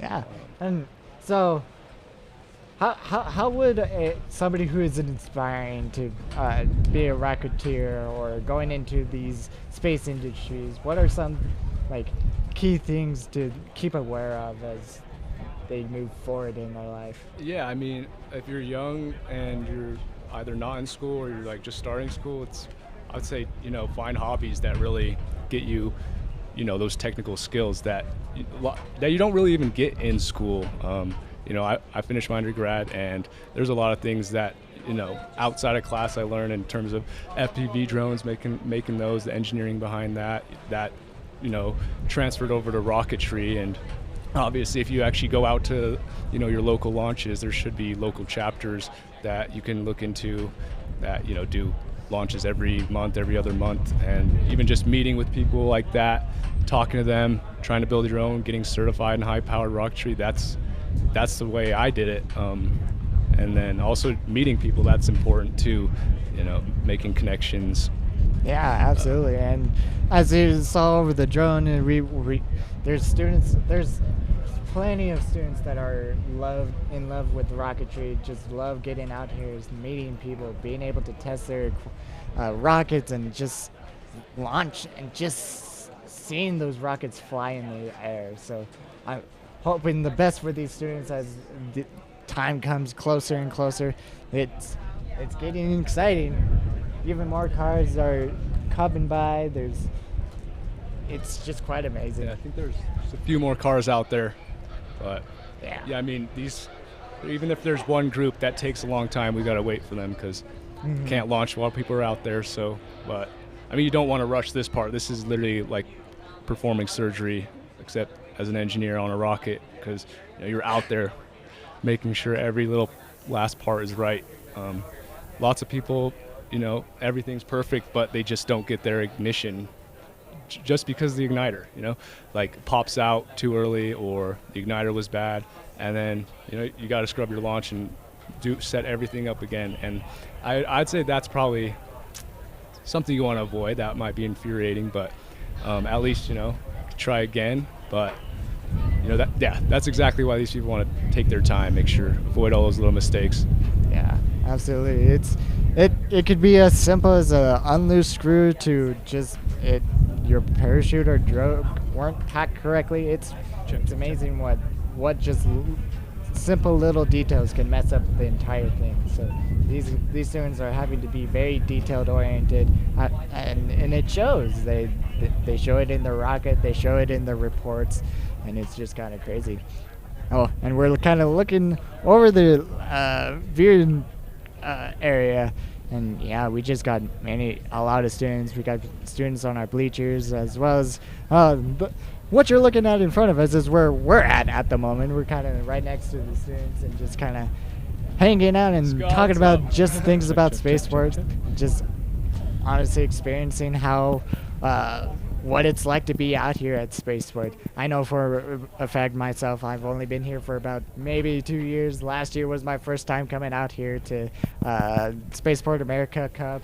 Had an amazing experience, and it's quite fascinating what you can do. I mean, we have our students that are just kicking butt out here, and then we have our volunteers that, surprisingly, our volunteers are a lot of students that just fell in love with Spaceport America and are just coming back to just help out something that they grew up doing, and just seeing the next generation come along. It's quite amazing. Yeah, I mean, as a guy who loves watching rocket launches, this is why I came back another year. I mean, I get to see over 100 launches in less than a week. So, I mean, obviously there are a lot of events like that, but I see it as a competition with all these students, and these are all big rockets. Some of them obviously two-stage as a treat to see. A lot of work going into that, way harder than it looks. So obviously when things go wrong, you got to keep your head high, because it's literally rocket science. One thing can go wrong, and yeah, absolutely. And it's going to be amazing. I know the fact that it's just rocketry is an emotional, amazing experience. There's ups, there's downs, there's joys, there's sadness, there's stress, and all kind of spectrum. Oh yeah, I would guarantee that. It's fun stress. It's the good stress, And it's good experience for these students. They're learning what it's going to be like to work as a team, to get out there, to put their name, network. They're learning how to network with people. They're learning how to just work as a team to accomplish a goal, and either it will succeed or it will fail, and they will learn, adapt, and overcome. It's quite amazing what they do out here. Yeah, I mean, there's a lot of good skills and a lot of knowledge you can get from classes, but attending and being in one of these events, really a different kind of experience you can take away from this. Yeah, absolutely.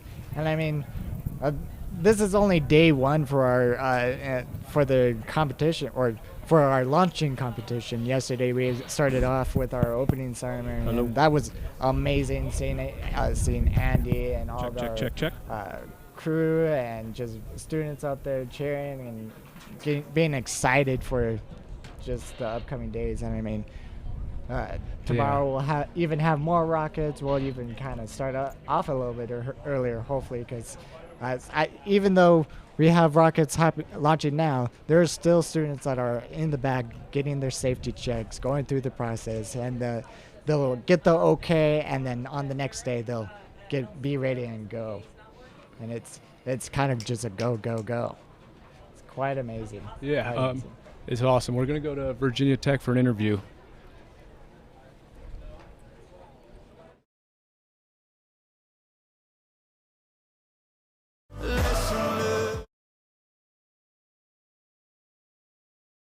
have those 2 stages.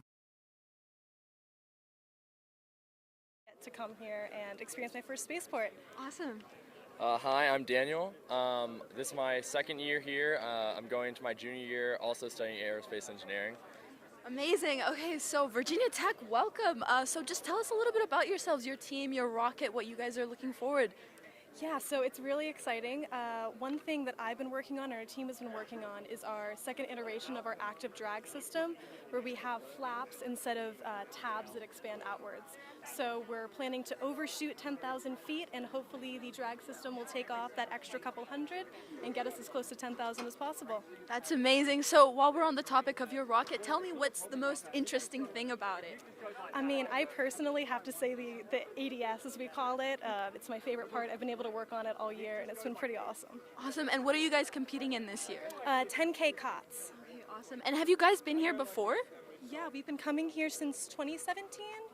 Yeah, 2017. So we've been coming here for a very long time. Awesome. What is the ADS? Can you go a little bit in depth on that? Yeah, so we call it, it's similar to an air brake system, but we call it our active drag system. Flaps come off of the rocket body tube to increase the drag coefficient. We have a really incredible software program that takes in altitude data and acceleration and velocity and is able to tell us what angle we need to deploy our flaps at to make sure that we're basically increasing the right amount of drag to make sure the rocket gets as close to 10,000 as possible.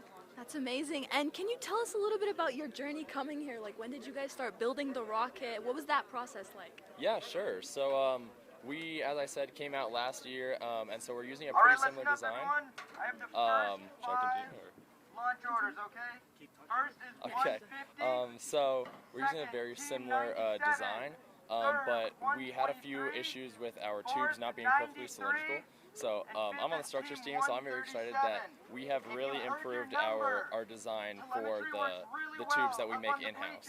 So the entire thrust structure from the electronics bay down is almost completely made in-house. Okay, awesome. Well, that's all we have right now. We'll give it back to the booth. And if you are racked on the D-pad, if you miss your number there, if you're on the D-pad, you are launching first. Clear? Okay. Thank you guys so much. I'm so sorry about that. No, you're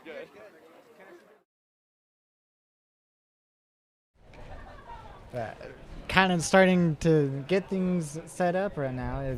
We're having students get their telemetry set, and I think we got our launch orders. Had our first group called, so they're all moving to the bench so they can get better telemetry data. Ooh. Looks like we're getting our first 5. So we have 150, 147, 193, and 137. Man.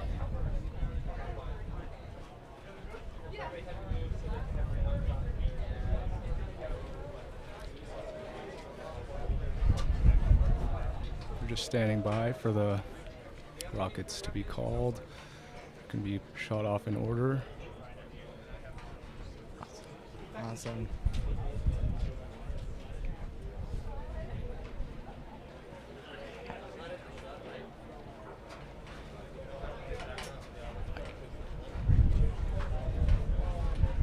Yeah.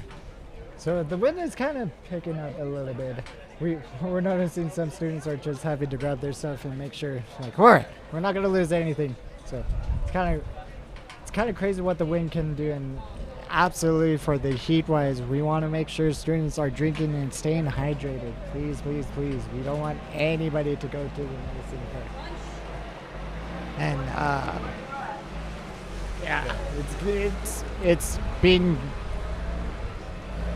in like cool weather and just staying hydrated, take precautions. Yeah. Oh, yeah. And look at this. Talking about water, we have the water truck out here that is just making sure that the roads are just wet and without kind of compacting the dirt, because it's kind of crazy out here with the amount of sand and dust and just how loose things can get. And so just having the water truck come in and compacting the ground and just releasing the releasing the dust winds and things like that. It's the main thing. If you drive over if he's driving really slow, so if he drives 10 miles per hour faster, there's going to be a whole dust storm behind him. Yeah, and these guys are holding a lot of water. They go all up and down all the dirt roads of VLA and Spaceport, because not everything is paved road. So it's quite important for the Spaceport America to just have the roads compacted by water and things like that. And I think that blue tent over there is kind of like a check-in or something like that. But we have our queue up of cars. Students are getting ready. And yeah, now we're looking at these solid pads. Look at that. I think there's a couple still laying down. I think that means they won't be launching this round, but most of them are up. That's a good sign. Yeah, it means we're gonna have a good volley of rockets right now. Ooh, I'm quite excited. I mean, just the craftsmanship of all the rockets. Like, I like the red and blue one that just passed by, and look at all this one. It's all blue and teal and white. Yeah, really beautiful. Pretty workmanships out here. It's one thing to just paint it white, but you got some nice decals and colors. That's another way to express your, I guess, the little details. Obviously, you want to make a cool rocket. You don't want to make it look too shabby. And also, a clean paint job will make it go higher. I tell you that. You don't want a rough surface. Rockets and drag. It's pretty related. So, and it's on them to do a good job. I guess. Yeah. And it's actually an opportunity for a lot of students to find their own sponsors and things like that, because they can put sponsors on the rockets, they can put sponsors on their shirts. If you have been seeing all the different student interviews, a lot of students have sponsors on the back of their shirts, and it's just quite amazing. Students have to provide for their finances, getting here, supporting the rocket and the rocketry dream, and just making that effort to get there. Yeah. For those it's quite amazing. For those who might be curious, I think that rocket it's had foil around it probably to keep it cool. If you don't get a launch here, you definitely want to keep your rocket cool. I had a scrub and I had to leave my rocket sitting out there, and it's like scary because it's like, you just know everything inside that rocket is baking. It's literally an oven out here, 100 degrees, no clouds, basically. Yeah. Lots of rays. So and I think that's a smart way, honestly. It's one of those things of to the everyday user. That's not something you're always going to be thinking about. It's like, we just put this thing together and it should launch. It's like, no, we're putting this thing together with electronics in it, and it has to survive basically over 150 degrees. Exactly. I mean, little details being prepared like that's nice. Good on them. You never know if you're gonna.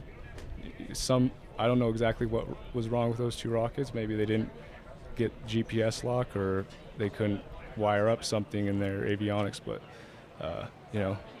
they'll try again, and good luck to them. But being prepared for anything, that's another great attribute of these people who excel out here.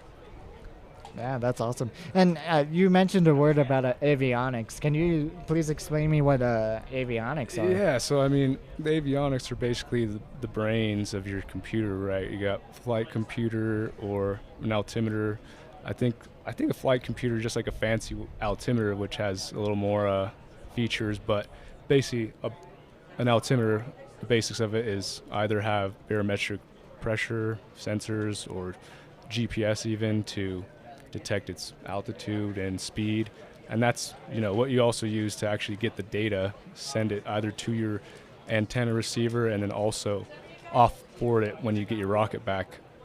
That's we couldn't really even do these competitions if it wasn't for the avionics, because that's what we have to use to score in terms of how close they got to their projected altitude, or their how fast they went and how close their flight was to their simulations. Because I mean, we can't really just do that with I guess camera tracking that. I mean, I guess we could, right? We're engineers, we could figure it out, but we definitely want to onboard avionics just to keep all those sensors and and of course, fire those pyrotechnics. Make sure you get your main and apogee and main, so you can get your rocket back. But the other huge thing about your flight computer is the GPS. If it wasn't for GPS, maybe 10% of these rockets would be found, unless people are just constantly scouring these fields, because without a GPS location, some people don't get their rockets back. Even if they see it land safely, sometimes, their antenna doesn't get a GPS on where it landed, and they don't get their rocket back, unfortunately. So the avionics is really important. Otherwise, none of this would even be able to happen. Yeah, absolutely. And right now we're looking at the Skyjack.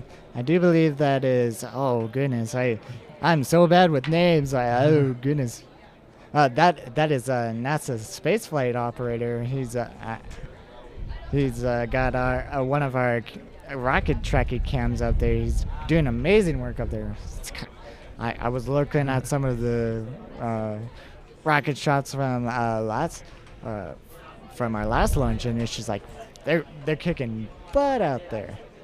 And just being out on the Skyjam or Skyjack, you have to just be very wary of how much water you've got and being yeah. And just for a reference of what NSF is providing for us there, this is what we're getting from them.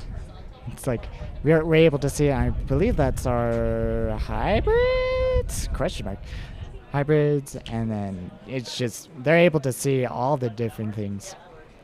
And now we're having a camera face off here. We've got our drones and I guess we're having fun with the drones. Yeah, I was flying them earlier. I hope you guys like the footage. I know sometimes we don't get good shots. We have to charge them, fly them back in. We can't always have consistent drone footage, but hope we can provide some nice views for you. And yeah, and it's this is a drone now, actually, because our static camera was having some issues, so we're just using a drone to go by each rocket, get that shot. Yeah, and it's one of those things we're having to alternate between different drones, and it's just it's quite a collaboration. And right now we're looking at the Team 30 rocket over here. It's awesome. It's got the red tip.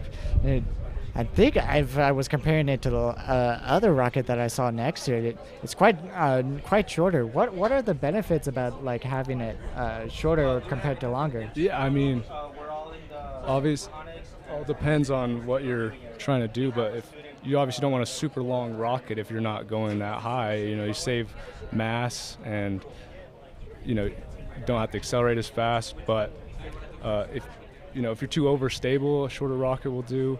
And really, it just all depends on your aerodynamics, matching your motor curve. So many different factors that go into the design. Some people have bigger rocket diameters in general, so you got to make that rocket longer to make sure your center of gravity and center of pressure are in the right spots to make your rocket stable. And that's, the length of your rocket is a key to determining that. Okay. And that's it's just one of those things of not every rocket's going to be the same. It's going to be how the team is going to base it off their criteria, their payloads, what sort of challenge they want to face. Yeah. Or challenges they have to face. Exactly. And it's comes down to their craftsmanship. It's quite amazing. And as things are getting closer, we're definitely having a bigger group towards our student viewing area. We've got a lot of students packed in now. We're all ready to probably about 30 groups or so, but they're beating the heat and kind of things like that. But as we kind of move from that, they want to get front row seats to their rocket launch. And sounds like we have an interview ready. So we're going to go ahead and toss it over to Hannah, and we'll see you guys next time. beautiful Spaceport America. I'm here with Nathan and Spencer from BYU. Go Cubes! Woo! There we go. We love that school pride. So tell us a little bit about your team. Tell us a little bit about what you're looking forward to here at the launch. Yeah, so this is our team's, I think, 7th year coming to the Spaceport America Cup. A couple of us have been here before a few times as well. We're really excited to be out here showcasing the Project Alta. It's one of the coolest, biggest rockets we've ever built, 10K COTS category. Our team is made up of upperclassmen, mostly juniors, seniors, a few sophomores as well. We are mostly mechanical engineering students from the College of Engineering. We do a lot of composites work. Everything is custom carbon fiber on the rocket. Our payload, Spencer will talk about that. It's a 3D printer inside the rocket, which is super cool. And we have some live telemetry systems, and we're really excited for the flight, and we hope and we believe that it's going to go really well. Right, that sounds amazing. So tell me about your rocket then. So the payload is a custom 3D printer that is polar coordinates. So it's got a rotating build plate with a radial gantry and then a dual lead screw Z-axis. We chose that just because it was the smallest configuration we could get while still having a reasonable build volume. And then we're using a research style of 3D printing called direct inkwrite, where instead of extruding melted plastic, we're extruding a photo-curing resin and then shining UV lights to harden it on the build plate. And so it's a really fun system to work with. It was a really big challenge to try and shrink a printer down to that footprint. It's a 4U CubeSat structure, but it all ran, and it all works. Batteries. Payload, the whole thing runs on batteries too, which is pretty impressive. That's amazing. So what's your favorite part of the rocket? Ooh, I mean, I was payload, and so my favorite part is the payload. But it's also really cool to see the paint job on it. BYU has a really good reputation for paint job, and Barry this year, one of our team members, did an excellent job with that. And so it looks like the BYU Y Mountain. You've got the Y on there, and just a really great color scheme. It's really beautiful. That's amazing. So tell us a little bit about your journey down here. Let's see, so we left on Sunday morning early from Provo, and basically just drove all day, made a couple of stops for church and food and stuff like that, and then got here late Sunday night and just had a blast getting to be with the team again. A lot of people had kind of gone different directions at the end of the semester, and so getting to bring everybody back together for the trip, whether we picked them up on the way down or saw them down here, was a lot of fun. Definitely. And you guys are from Utah, correct? So how are you guys holding up with the weather? I know it's like hot. Yeah, so luckily in Utah it is pretty dry, and it's been pretty warm in the 90s the past few weeks. Obviously this heat, there's kind of a threshold, once you get above 95, it's like a whole new deal. So, packing down the water, eating lots of food. I think we're handling it pretty well. No one's had heat exhaustion yet so far. We're going to keep up that streak, but we're excited to be here. It's a hot time, rockets bring the heat. So we're excited for the launch, and hopefully everything goes well for that. Definitely. Well, we're excited to have you guys here, and thank you so much once again. We'll toss it back to the booth. That's all I have right now.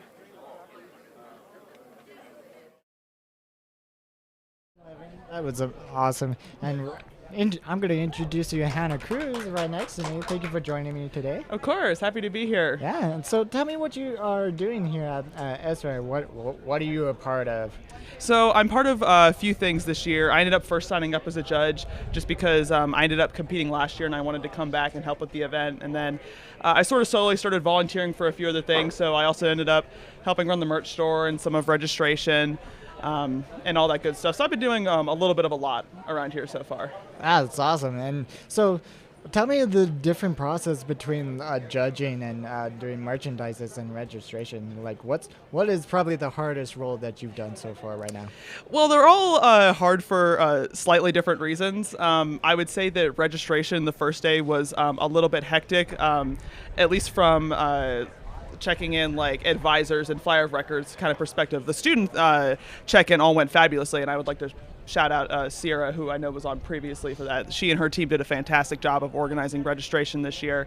The flyer of records and advisors was a little bit difficult because we actually had our printer breakdown, which was supposed to be printing badges.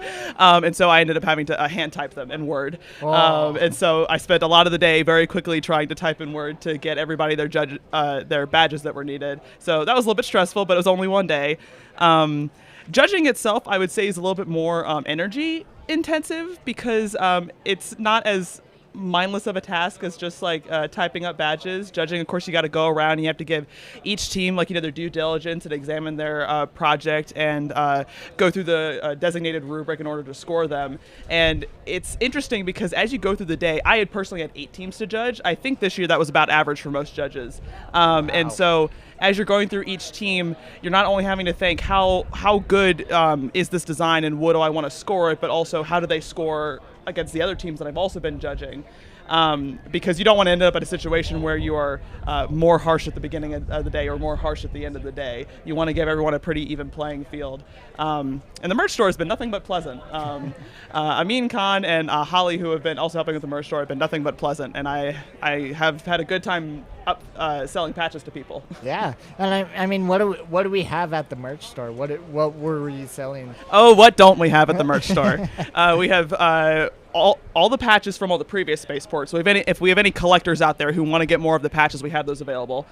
We have additional versions of the patch for this year. Each student ended up getting a free one in their bag, which was part of their Rocketeer fees. That's awesome. But if you want additional ones, or if anybody wants any sort of gifts or anything like that, we have additional ones there. We have a variety of stickers and sizes for also mission patches. We have ESRA specific mission patches and stickers in case anyone wants to represent.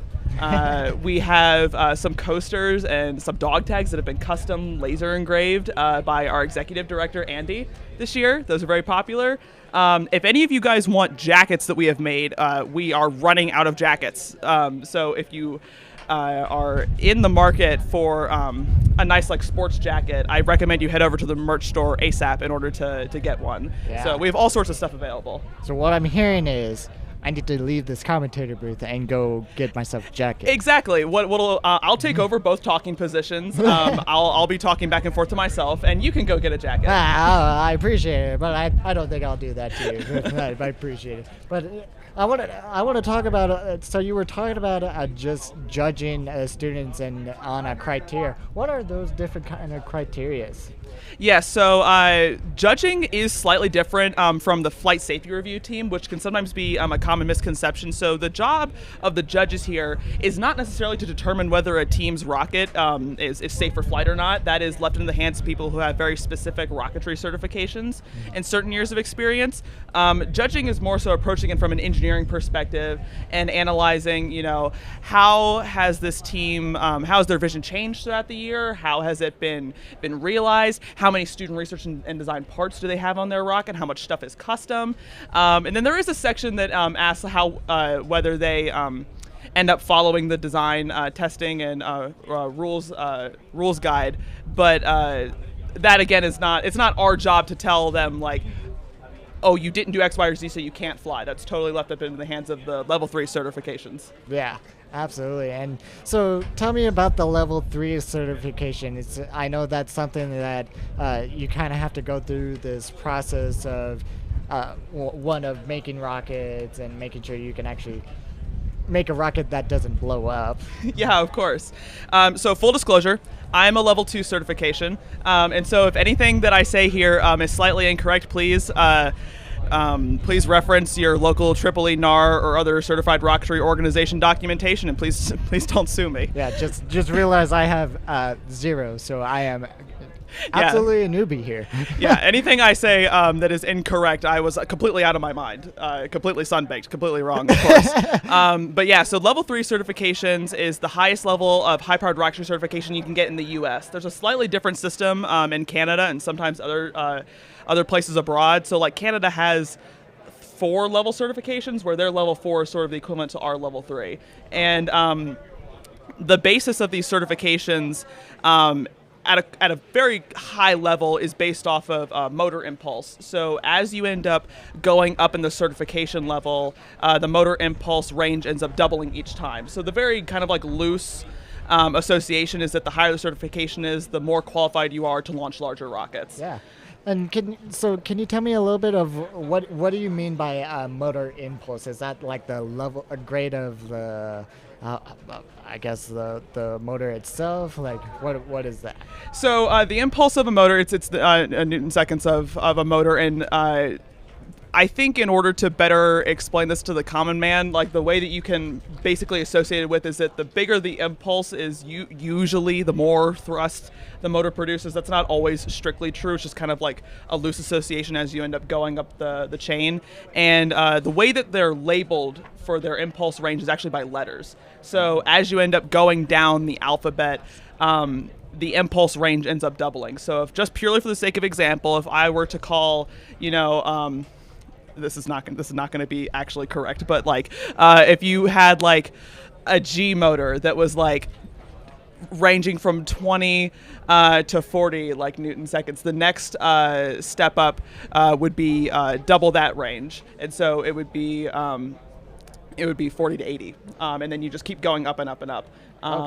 And then usually down the alphabet, most high-powered rockets, like all of the rockets motors that are here are around like N, M, and a few O's probably kind of range. And then once you start getting into higher impulses than that, it's less common to find like commercially available motors like that, just because there's not very much use for them. Yeah, and at that point, our students, even if our students are doing that, is that something they're having to custom chemistry or things like that? They certainly can. A few popular motor vendors that I know are like Wildman Rocketry, Wildman, he sells the motors, but like the two major motor manufacturers are mostly Aerotech and Cicerone. You also have people like Animal Motor Works, not to, of course, discount any small motor manufacturers, which are also very necessary. But you'll see a lot of Aerotech and Cicerone motors that are here at this competition.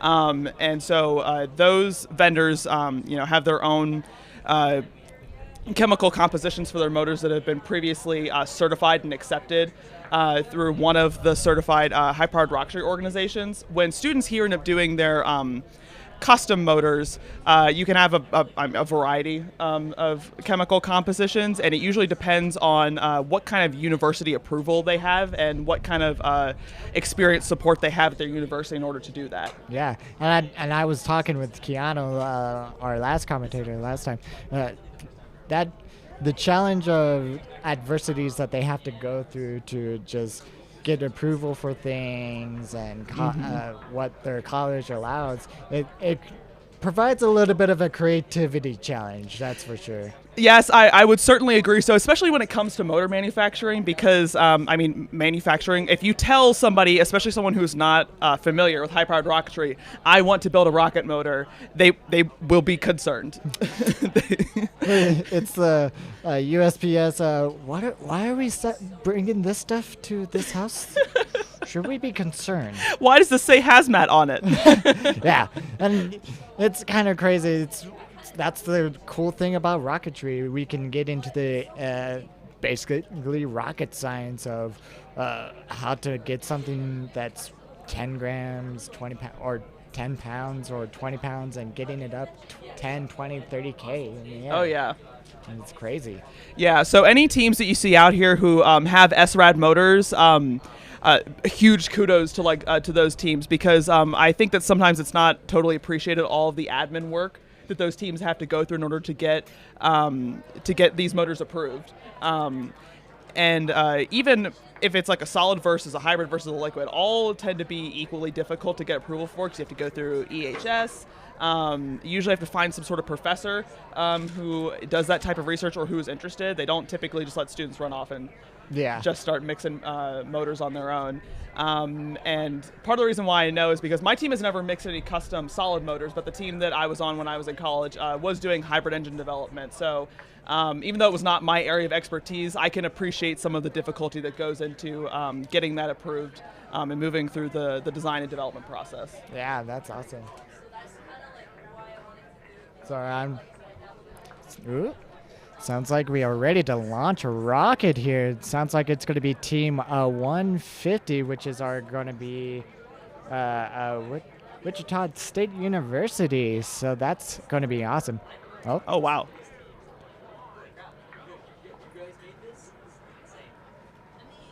Wow. Oh, wow. Look at that. Oh, that's amazing. That's just flying straight. That was fantastic. Yeah. And tell me since you were a previous competitor, what is the experience kind of like getting your rocket set up and just launching it? All right, It's horrifying. It's so stressful. I think especially And when the you are a drogue is team out. lead or someone who has been very, very invested in your project, it is very stressful.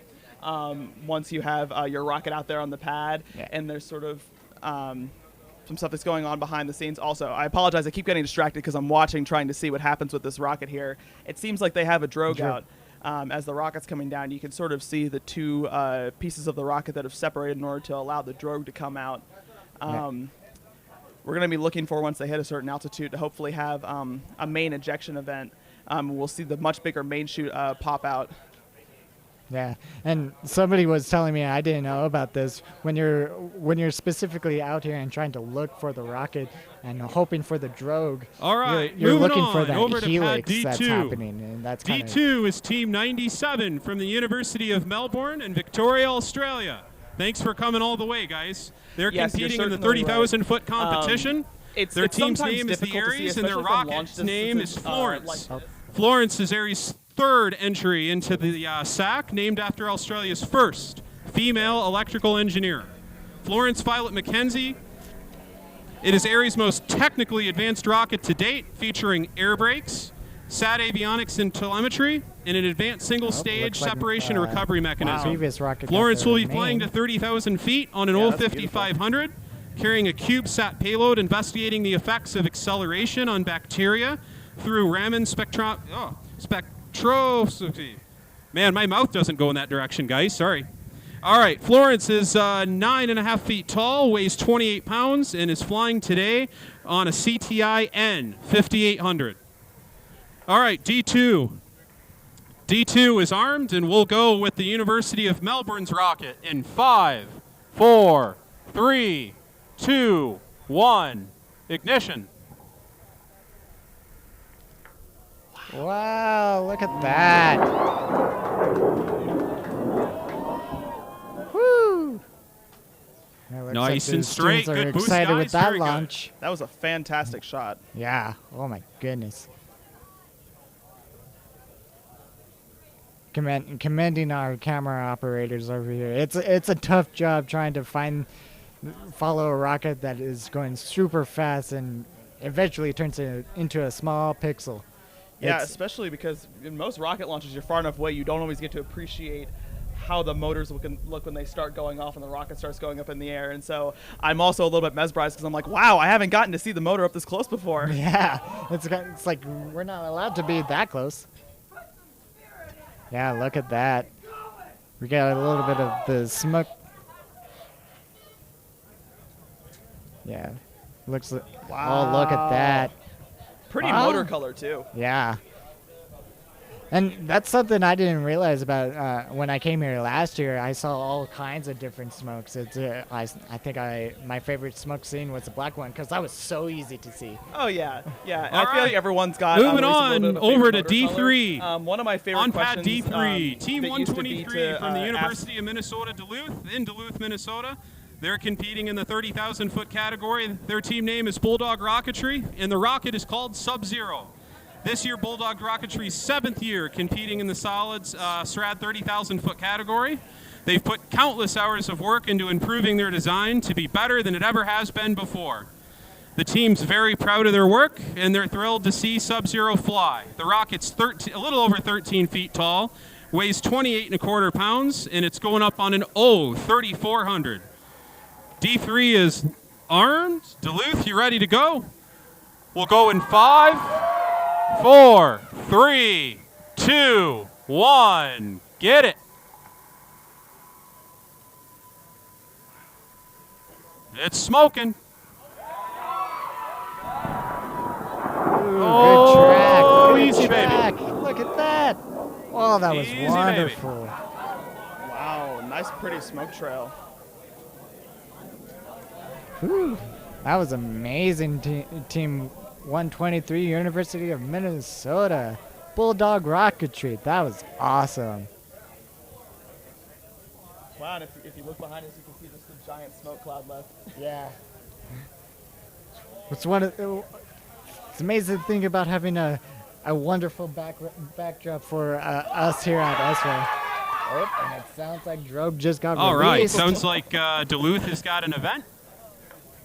Woo! That's super exciting. I mean, Drogue for teams means it's gonna descend at a safer rate. Drogue means it's not going to come in ballistic, which is something to be celebrated. Yeah. I've been out there during recovery, and it's always looking for those ballistic rockets, and it's just like, whoa. Yeah, I think on the way in there was a sign that said "Watch for falling objects," and I was like, this is the understatement of the century." Yeah, this sounds ominous and very lighthearted. All right. Could you imagine somebody walking in who doesn't know it's a rocketry competition? Watch for falling objects, and you just see basically a missile coming out of the air. It's like, what is this? No! Who's attacking us? Ah! I like this rocket's paint job. Yeah, it's amazing. It's All right, beautiful. moving on over to pad D4 is Team 93. Team 93 is Pennsylvania State University from University Park, PA. They're competing in the 30,000-foot category. Their team name is the Nittany Rocket Labs, and the rocket is called Dorothy. Dorothy is 12 and a half feet tall, weighs 23 pounds. It's going up on a Loki Research N5386. All right, D4 is armed. Penn State, you ready? Let's send you in 5, 4, 3, 2, 1, go. We're seeing smoke. Oh, look at that. Oh. Whoa, look at that. Oh. Rapid aerial disassembly. It's kind of a crazy thing about these rockets. They're so tiny, and it allows them to just fly up so quickly. Oh yeah, especially some of these 30K rockets, because they're so light for mass optimization. Those things kick off the pad real fast. Oh yeah, and it's kind of crazy how it's like even at 30K, it's not that much higher than it is to just get to Las Cruces from here, but it's like, it's pretty high. Yeah, I like to tell people that 30,000 feet is about the cruising height of most planes. So imagine getting on an airline and flying somewhere and you just see a rocket fly up beside you. What is this? It's like one of these teams needs to paint one of their rockets to be Superman and then have a cape. That'd be amazing. Pennsylvania State, I'm sorry, that was a great effort. Idea. There's cool and then there's really cool. That was really cool. I got this. Okay. But it looks like we got another rocket about ready. It sounds like Team 154, which looks like our Youngstown State University. Where is Youngstown? Do you know? Where is where? Youngstown. Oh, I don't know if I know. Oh, I feel awful. No, that doesn't tell us state at all. Yeah, it's pretty incredible how many people come from all over the country in order to launch here. I was being told that we had about 19 other countries that are here for this competition. That sounds about right. Yeah, and it's crazy. They do even. I can't even imagine the struggles and the workarounds they have to get through to just get through customs. I can't imagine having to ship a rocket to the U.S. Yeah. That's a little hard. Yeah, I know that people are always shocked because my team was Virginia Tech, and we usually drive down here, and everyone would be like, "Why don't you fly?" And I'm like, "You can't put a rocket on a plane without TSA saying something about it." It's a little suspicious. But it's one of those things of because I mean a lot of teams aren't going to put it on a plane. They're going to either ship it, they're going to drive it here, and that's even a challenge on its own to that. Oh yeah. I definitely as a U.S. team we had the privilege of having the option to drive our rocket as opposed to having to deal with the shenanigans of having to ship it here.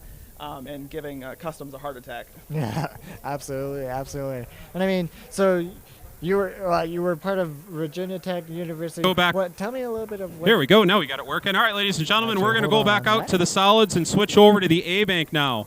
On pad A4, Team 154 from Youngstown State University in Youngstown, Ohio. They're competing in the 10,000-foot category. They're called Penguin-powered rocketry, and their rocket's name is the Arctic Arrow. This is their third consecutive year competing in the Spaceport America Cup. Youngstown is a small town in northeast Ohio in the industrial region, and the Penguin is their mascot. The Arctic Arrow is the largest rocket to ever be built at Youngstown State University. The team this year developed and experimented with winding their own carbon fiber tubing to help reduce cost of construction and overall weight. The Arctic Arrow is pushing boundaries to make YSU Penguins fly. The rocket's just over 12 feet tall, weighs 37.5 pounds, and will be flying today on an Aerotech M1939. All right, you guys ready? We've got A4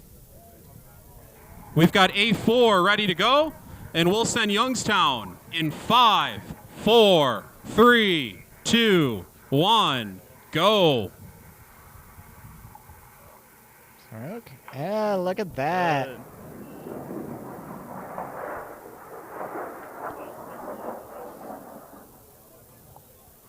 All right, What a let's keep an eye on beautiful track that. on that. Arcing over the flight line here. Oh yeah. It's interesting sometimes when you see the plume once a rocket comes off the rail, because you can sort of tell once it left the rail, because usually you have a plume smoke that comes up we've got straight, an apogee and event. then it becomes like slightly tilted as the rocket And has that's a actually main. finally left the rail and goes up. And it looks like we might have an main there at apogee on you guys in Youngstown. And I was hearing, looks like we have a main at apogee. Also, not uncommon. Yeah. Yeah. And so, what's the reason for not having main at apogee, other than having to walk farther? Well, that's the primary reason, because it really you really don't realize how far away your rocket can drift when you have a main come out at apogee, because sometimes you forget. We have certain wind conditions down here on the ground that get much higher as you go up in the air, especially for some of these 30K teams. So if you have a parachute come out at apogee, especially if you have a rocket that's not that. Just going to remind everybody to keep an eye on that rocket under main. We're going to move on to the A5 pad, which is Team 55. Team 55's Liberty University, and they're out on A5. They're from Lynchburg, Virginia. They're competing in the 10,000-foot contest. Their team's name is the Liberty University Rocket Team, and the rocket is called Waymaker. The Liberty University Rocketry Team is a legacy of passionate, innovative Christian engineers pushing the bounds of collegiate rocketry for God's glory. Their rocket Waymaker is 123 inches long, 6 inches in diameter, and weighs just under 48 pounds. They're going to fly it today on an Aerotech M1845. So A5 is armed, and we'll send Liberty in 5, 4, 3, 2, 1, go. Ooh, look at that. Very nice. Very nice, very nice. What? What? We're waiting. Up, looking for an event. Oh. All right, Liberty, let's get an Soon to reach event on you apogee. here. There's an event There for it Liberty is. at apogee. Yep. There we go. There's your backup charge. Well done. Well done, Liberty. So, I think we were on the mains and having to deploy at apogee. Yeah, I apologize. I'm trying really hard not to interrupt the poor PA behind us. If main comes out at apogee, basically your rocket's going to drift all the way to potentially white sands, and you will not be able to get it back. Something else also that's worth considering is that if you have your rocket come out, or if you have your main come out at apogee, it's a really big parachute intended to slow your rocket down a lot. And if you have main at apogee that's pulling on that shock cord, you could potentially end up either getting a shear where it ends up either pulling out a bulkhead or pulling out a U-bolt, or depending on the orientation of your body tubes, it could end up just like pulling a hole down this, like a line down the side of your body tube, which would end up in a point deduction because the quality of your airframe matters when you recover it for your points here at Spaceport. Yeah, and I mean, why is that important for when these students go on to the industry? It's really important not to shear body tubes that have astronauts on them. But it's really important because you need to get your rocket back in one piece to really show that you have mastered the art of getting to the altitude of the category that you're in. Plus, also, because it's hard. It's very hard, and I know, and personally, in my experience, I've sheared plenty of body tubes, had plenty of damage that's been done to my airframe with rockets coming down, and so it's important to continue working past that in order to improve yourself as a rocketeer and also the safety of others. Because if you end up pulling out a bulkhead at apogee, the rest of your rocket might end up falling like a rock, which is obviously much more dangerous for the spectators who are watching. Yeah. All right, we're getting some paperwork straightened around up here, and we're bouncing around on the pads just a little bit, but we'll get everybody in the air. So next, we're going to move out to the B bank. Out on B5 is Team 128 from the University of Newcastle in New South Wales, Australia. They're competing in the 10,000-foot category. Their team's name is NU Rocketry, and the rocket is called Prometheus NIJ. So this is their first time competing in the Spaceport America Cup. Their rocket Prometheus is 7 feet, 11 inches long, 4-inch diameter, and it's running today on an L2200 motor. It's flying a Technologie demonstration payload, which will achieve a controlled pressure inside a closed volume during the descent using an embedded system. All right, we've got B5 armed. Let's send the University of Newcastle. We'll send the University of Newcastle in 5, 4, 3.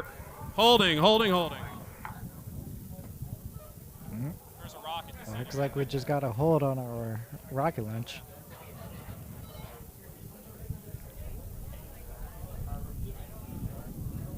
Nice.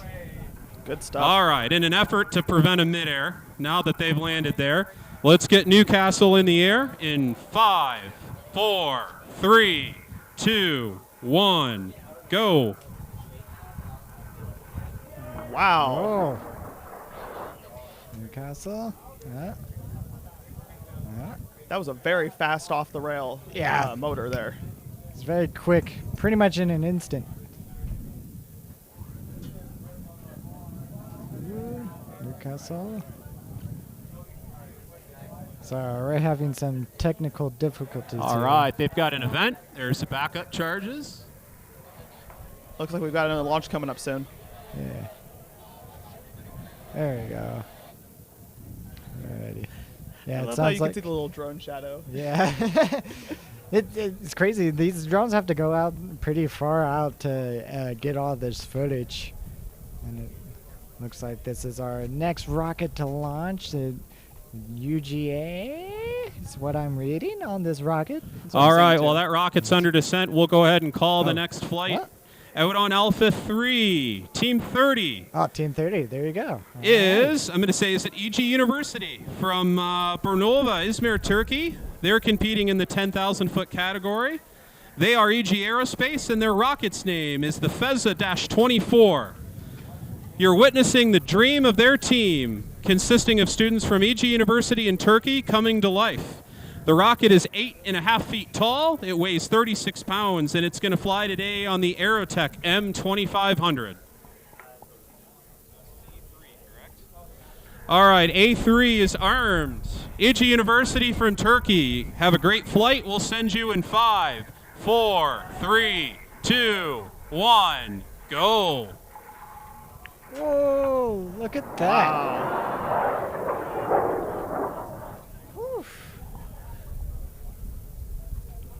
Getting good track on this one. I gotta say, I've been impressed so far with the performance of a lot of these rockets. It seems like it's been going very, very smoothly. Yeah, I'm like, if I can remember from last year, it was just we had a lot of trouble with heat and just wind. It's just crazy. Absolutely. I know that's something that a lot of teams are having to fight against. Is having to cool down their rockets. Oh yeah. Oh yeah. Okay, so there's been a separation on that rocket. We're tracking it here from LCO. The body tubes that my team used to make for our rocket was usually out of carbon fiber, which is black. which does not play very well with the desert heat. Yeah. And so you got to be very careful to make sure that your batteries don't get drained before you take them out to the launch pad. Yeah, absolutely. And I had this thought of like, I know that with the parachutes and drogues, a lot of the main important components about that is that it's also allowing for... All right, while they're under descent, we'll call the next flight. We're moving out to Bravo 1. On Bravo 1, Team 147 from Virginia Tech in Blacksburg, Virginia. They're competing in the 10,000-foot category. They are rocketry at Virginia Tech, and their rocket's name is Inferno. They've worked hard this year in designing its best rocket yet. Project Inferno is complete with an air brake system designed and tested by the team to accurately attain the desired 10,000-foot altitude, as well as a payload designed to acquire atmospheric data for future team simulations and predictions. The team is hopeful approaching this year's competition and excited to see what will come. Inferno is a little over 11 feet tall, weighs 56 pounds, and is flying on an Aerotech M2500. All right, Tech, you ready to go? We'll send your rocket in 5, 4, 3, 2, 1, go. Yes. Wow.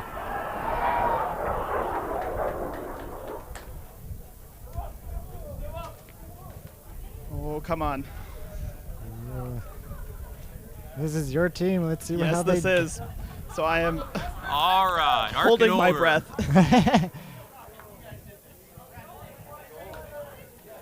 Amazing.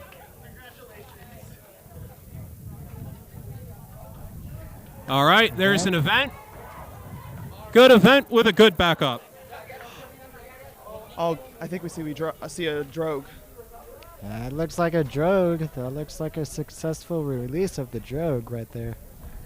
Okay. Now, that last flight, LCO has spotted a separation, and it sounds like the booster might be coming in ballistic. So I need a heads up everywhere. Everybody step out and look up for this booster that may have separated here and is coming in hot.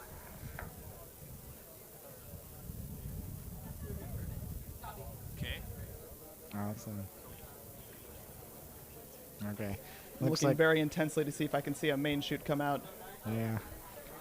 But jumping back to a little bit of a conversation, so a lot of teams are having to worry about their payloads. Can you tell me a little bit of what challenges the students have to heads do up on the flight line. Heads up, everybody. We've got a booster separated from that last rocket that is coming in without a chute, so heads up.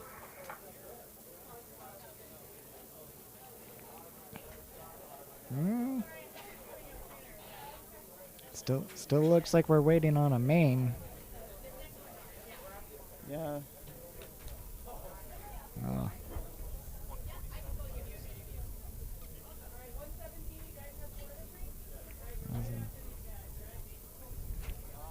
Awesome. All right, looks like we pulled over to the next rocket. Sounds good.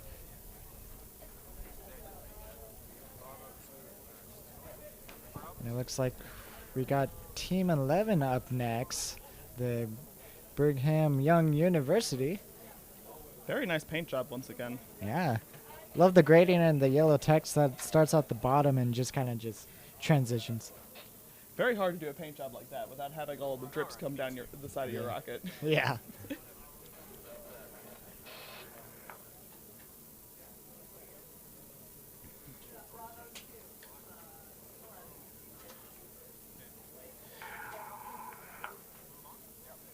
All right, moving on to the next flight. We'll go out to B2.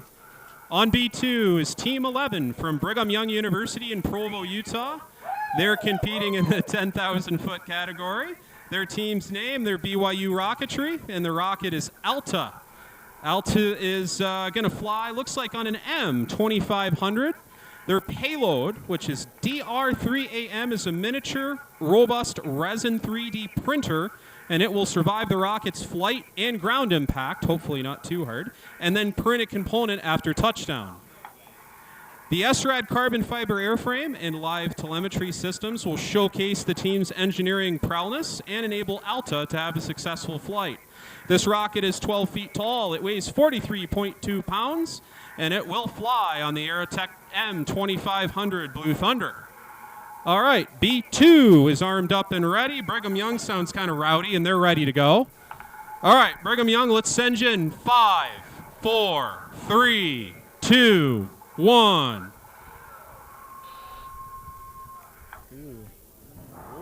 Nice, pretty blue flame. Nice launch.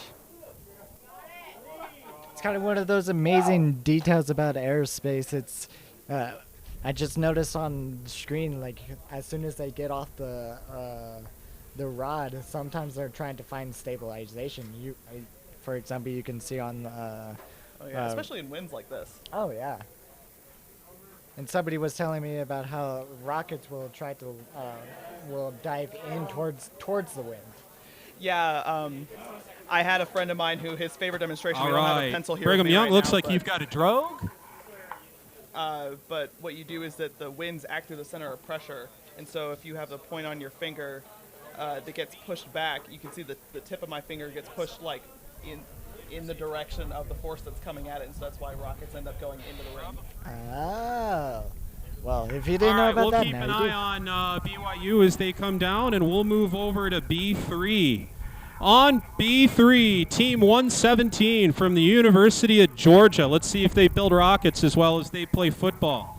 They're from Athens, Georgia. They're competing in the 10,000-foot category. They are the University of Georgia Student Aerospace Initiative, and the rocket is called Updog. This is the University of Georgia's inaugural flight of the Updog launch vehicle. The rocket's equipped with a vibration integrated piezoelectronic experimental research payload, or VIPER for short. I would have rather just said that. This experiment will monitor the health of embedded components using smart material piezoelectric patches. I really have to focus on that word. Keep your eyes on the skies for this rocket, because that's what's Updog. I love it. All right, it's 10 feet tall, weighs 40 pounds, and it's going up today on the Aerotech M1939. So B3 is armed up and ready to go. Let's send Georgia in 5, 4, 3, 2, 1.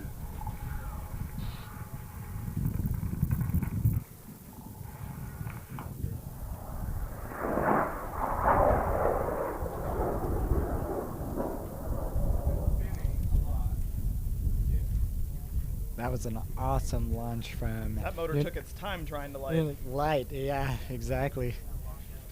Sat there for a moment and then it just went. Usually it's mostly a symptom of what the chemical composition of the motor is. Okay. Or can occasionally be the fault of an igniter. All right.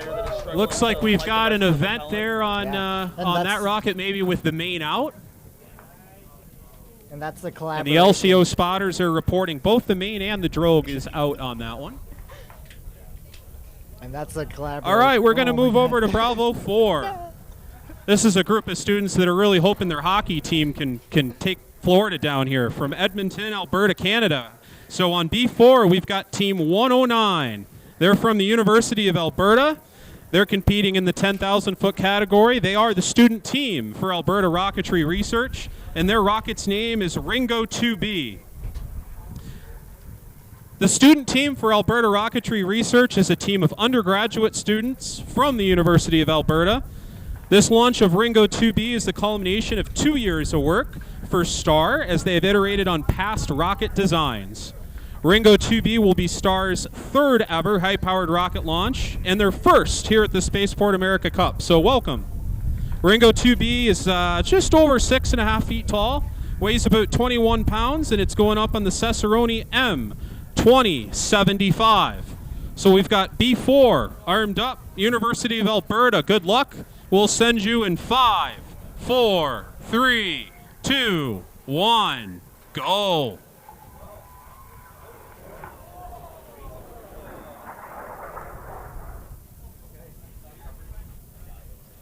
That was interesting. That had some different color smoke to it.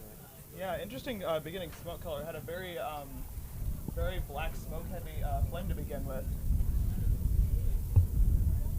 All right, Alberta, we're watching you here. This is actually Let's look for an event. One or two good pucks here, eh? There's one. There's two. All right, we've got an event. Looks like a drogue was successfully. All right, it's under drogue. And as a Montreal Canadiens fan, guys, I'm rooting for Edmonton. I hope they can bring the cup home. I would like to issue a formal apology to the people on the loudspeaker who I keep interrupting. We're going to keep on doing that. The RPA system guys, they're doing amazing work.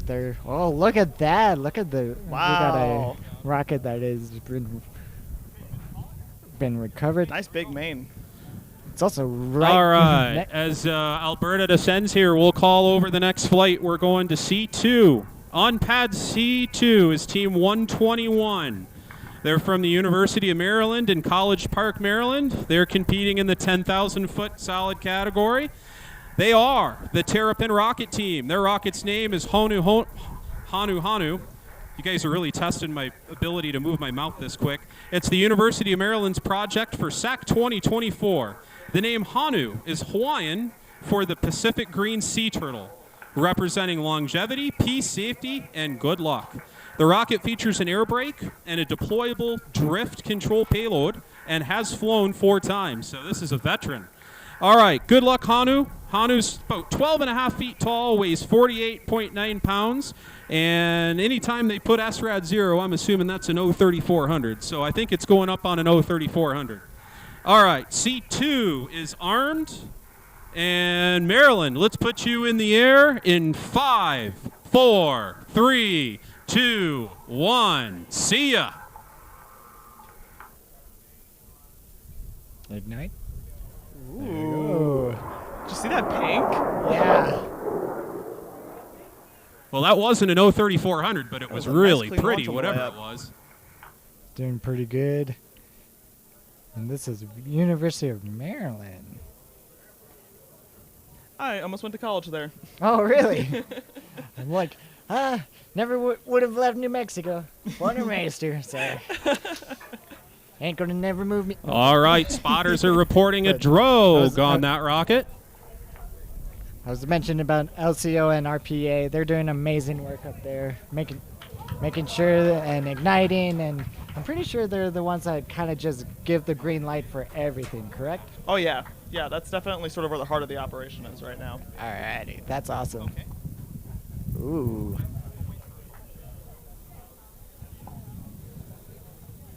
And it looks like we have 116, the University of Florida up next.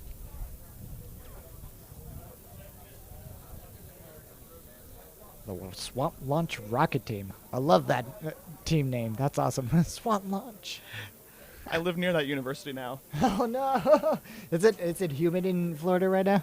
Oh my God. We're sitting at what is my phone telling me weather-wise? We're sitting at 102 right now. It's just so wet in Florida. It's a nice state. Ah yeah. It's. Have you seen any crocodiles yet? I've seen so many gators. Oh my gosh. They're all over the place. All over the place. All over the place. It's crazy. I have a couple that live in the pond in front of my office. Are you feeding the gators? I promise I'm not feeding the gators. Oh, okay. Oh, look at that. That's a mane. Ooh, nice big mane.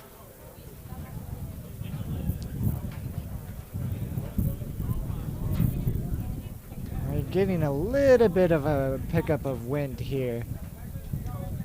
But it's coming just over the mountain range, and it has touched down. Looks like a nice soft landing. And that's a pretty good sign for anybody for payload stuff, right? Oh yeah, definitely. Yeah, and speaking on payloads, what are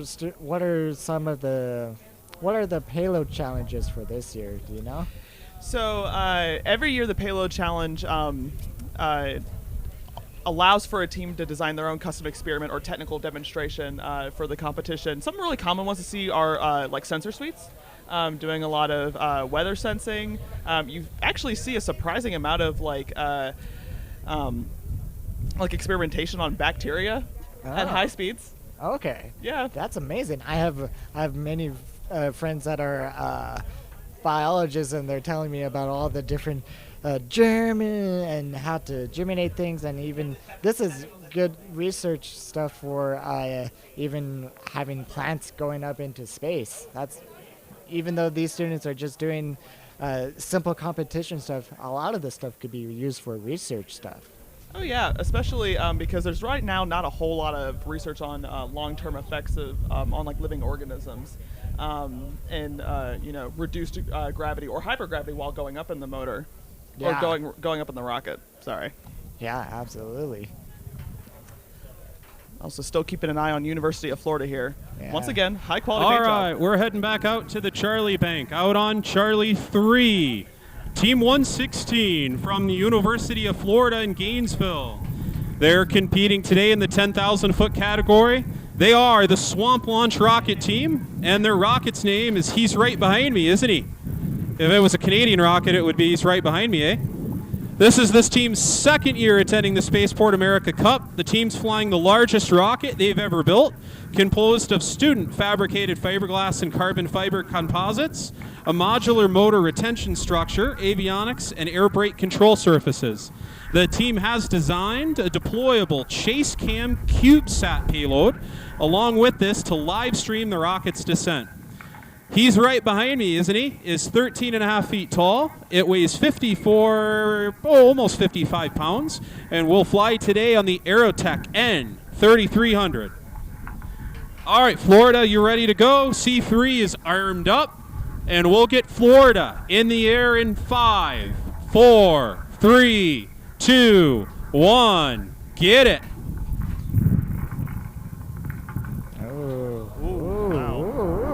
Oh, straighten out, baby. Straighten out.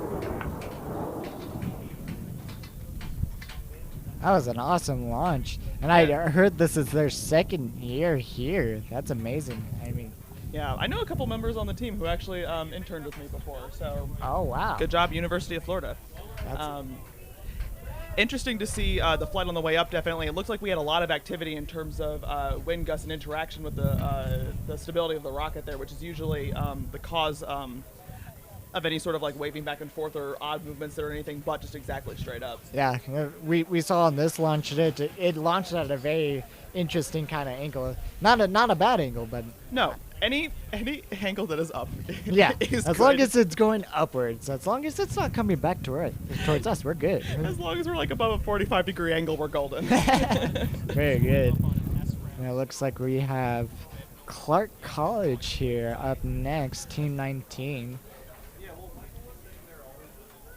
A very interesting, beautiful design of the rocket here with the black tip grading from a orange to white. Yeah, it's interesting to look at the fins because it looks like the team has. All right, folks, we just got a call from the MCC that the winds are up to about 24, so unfortunately we're going to have to hold for a little bit. Stay tuned, and once we get the winds back below 18, I believe it is, we'll keep getting rockets in the air. Okay. I think that is LCO telling us that they're going to hold off on rockets at the moment. But that was a good amount of rockets that were launched there. Definitely. And I mean, good on the teams for getting up so quickly, especially with all of the wind gusts that we've been having. Yeah. I was trying to say initially on that one rocket that you saw on the screen before it ended up launching, it was kind of interesting. If you looked at the fins on the rocket, they were very, very long in terms of root cord and not as long in terms of fin span, which I think is interesting because you can have a lot of different fin designs that end up serving the same purpose. The whole purpose of rockets' fins in order to pull the center of pressure back in order to make the rocket stable. And usually, and so the bigger the fins are, the further back the center of pressure will end up getting pulled. And some teams will try and achieve that either by having a large fin area that can either mean really like wide like height of the fins that can either involve having really long root cords or sweeping the fins, which is more so a colloquial term for having the fins sort of like start to extend at an angle further back on their rocket in order to put the area further back on the whole airframe of the rocket and pull the center of pressure back. So always interesting to see how different teams end up approaching fin design and manufacturing. Yeah, and that, yet again, that just leads into the creativity and problem solving, just solving the problem to get it to here and get it on the pads and launching it.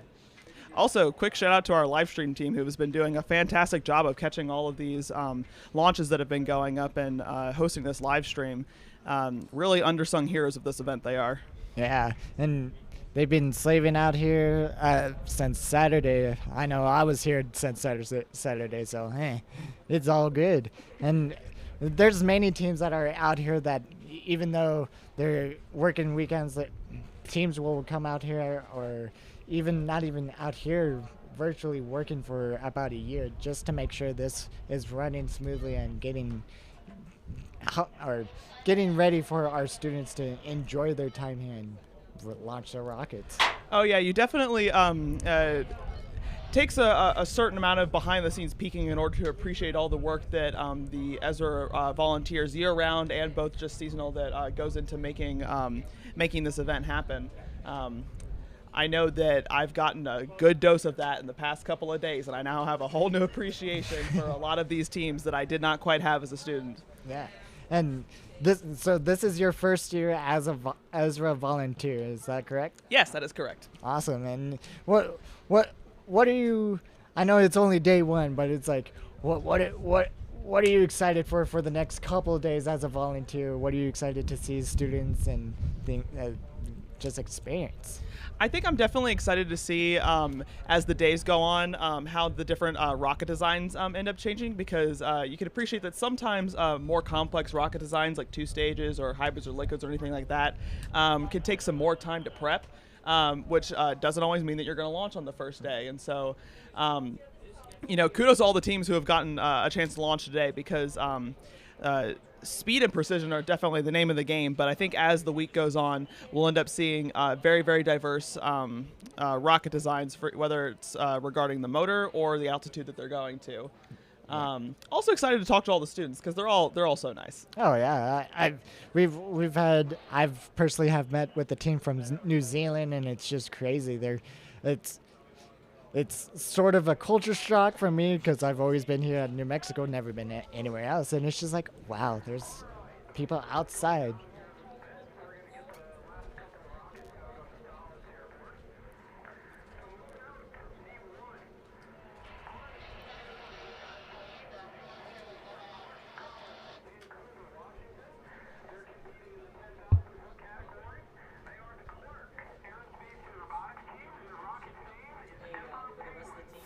Clark Community College is in Vancouver, Washington.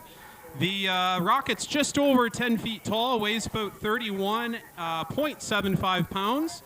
And the file cut off the motor here. It says SRAD 0, so I'm thinking you're on a big M or maybe, 3,400. Well, not going to 10, not at that weight, so you're probably on an M. All right, so we've got Clark ready to go. C1 is armed, going in 5, 4, 3, 2, 1. Go.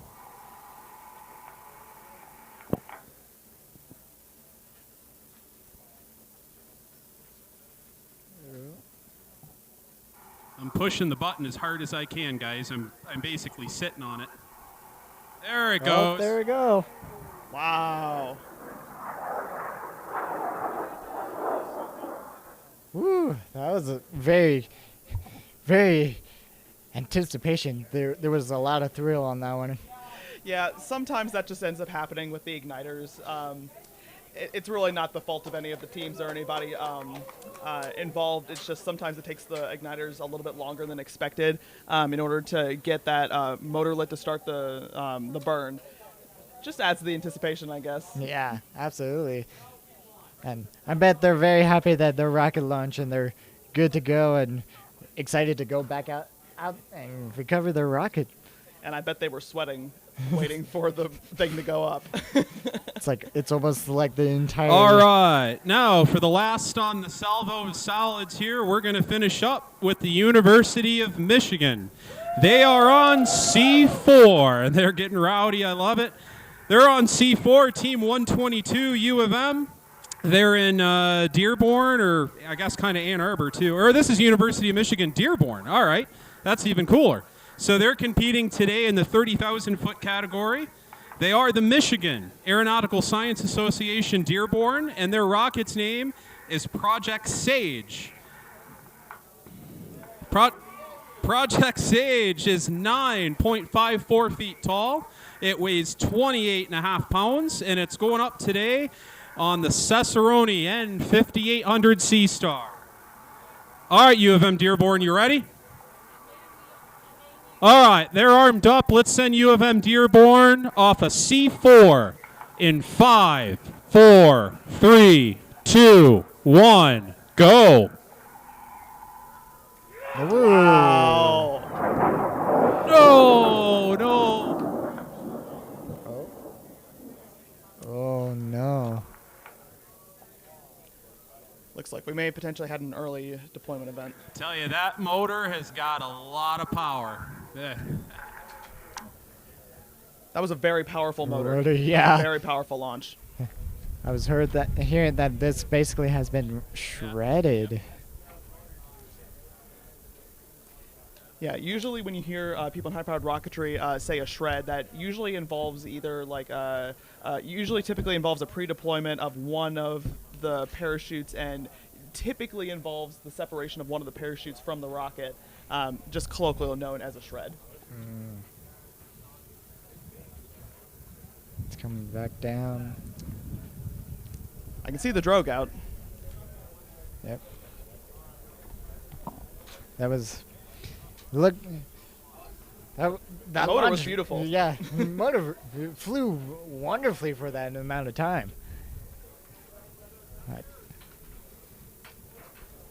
But it looks like... Wow. Yeah, it looks like we're getting replay.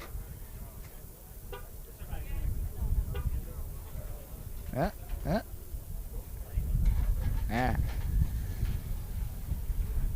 sounds like that is the end of our solid rocket launches. So we can stop interrupting the poor PA. Yeah, very good. Finally, poor PA. Well, maybe not. Maybe not. Never mind. Off to the 2 stages. Yeah, it sounds like we're going to the 2 stages now. Oh, we were psyched over here.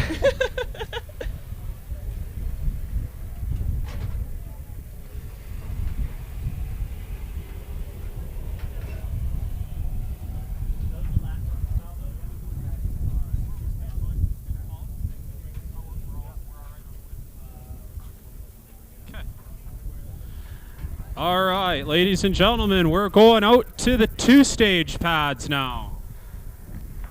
And my screen just jumped on me. Stand by. Let me get my card open back up. That's okay. We're going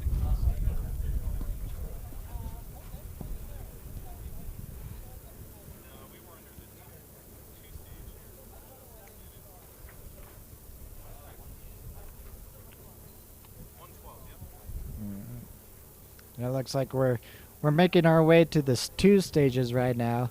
Now, what's the difference between the solid rockets and the 2-stage?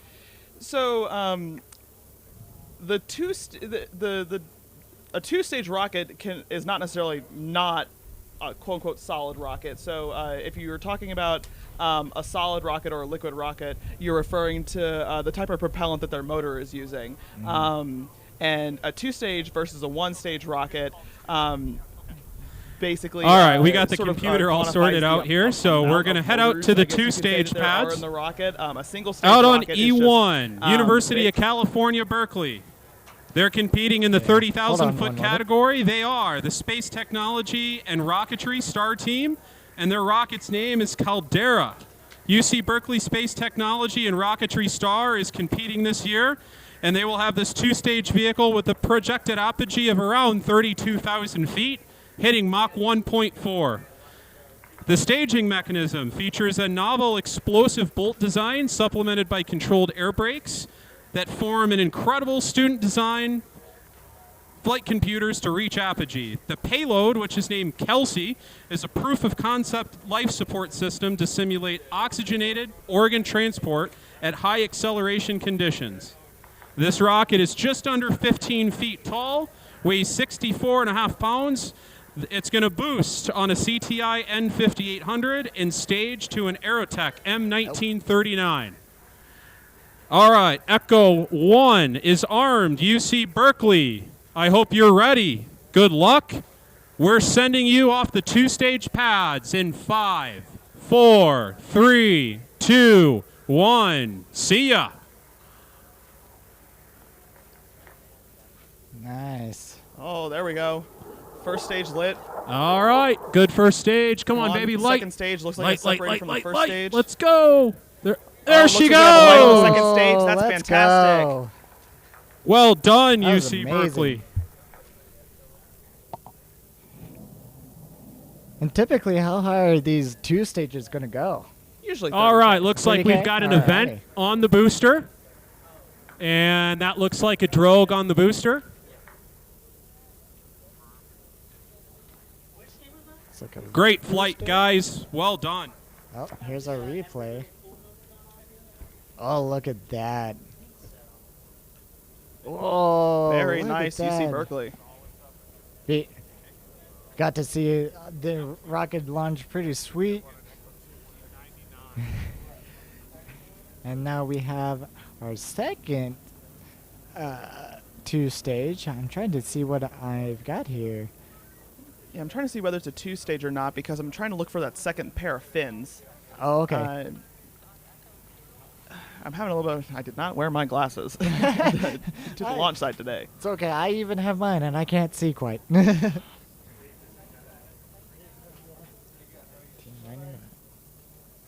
Ah. Looks like Team 99's up next, Yeah. University of Austin. Yeah, Texas at Austin. Longhorn Rocketry. I have friends on from that team too. Oh, got friends all over the place. Exactly. I'm great.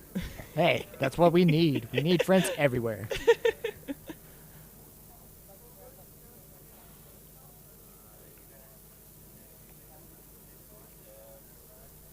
Looks like they're trying to verify recovery operations on the first 2-stage right now before they potentially launch up the second one. Ah.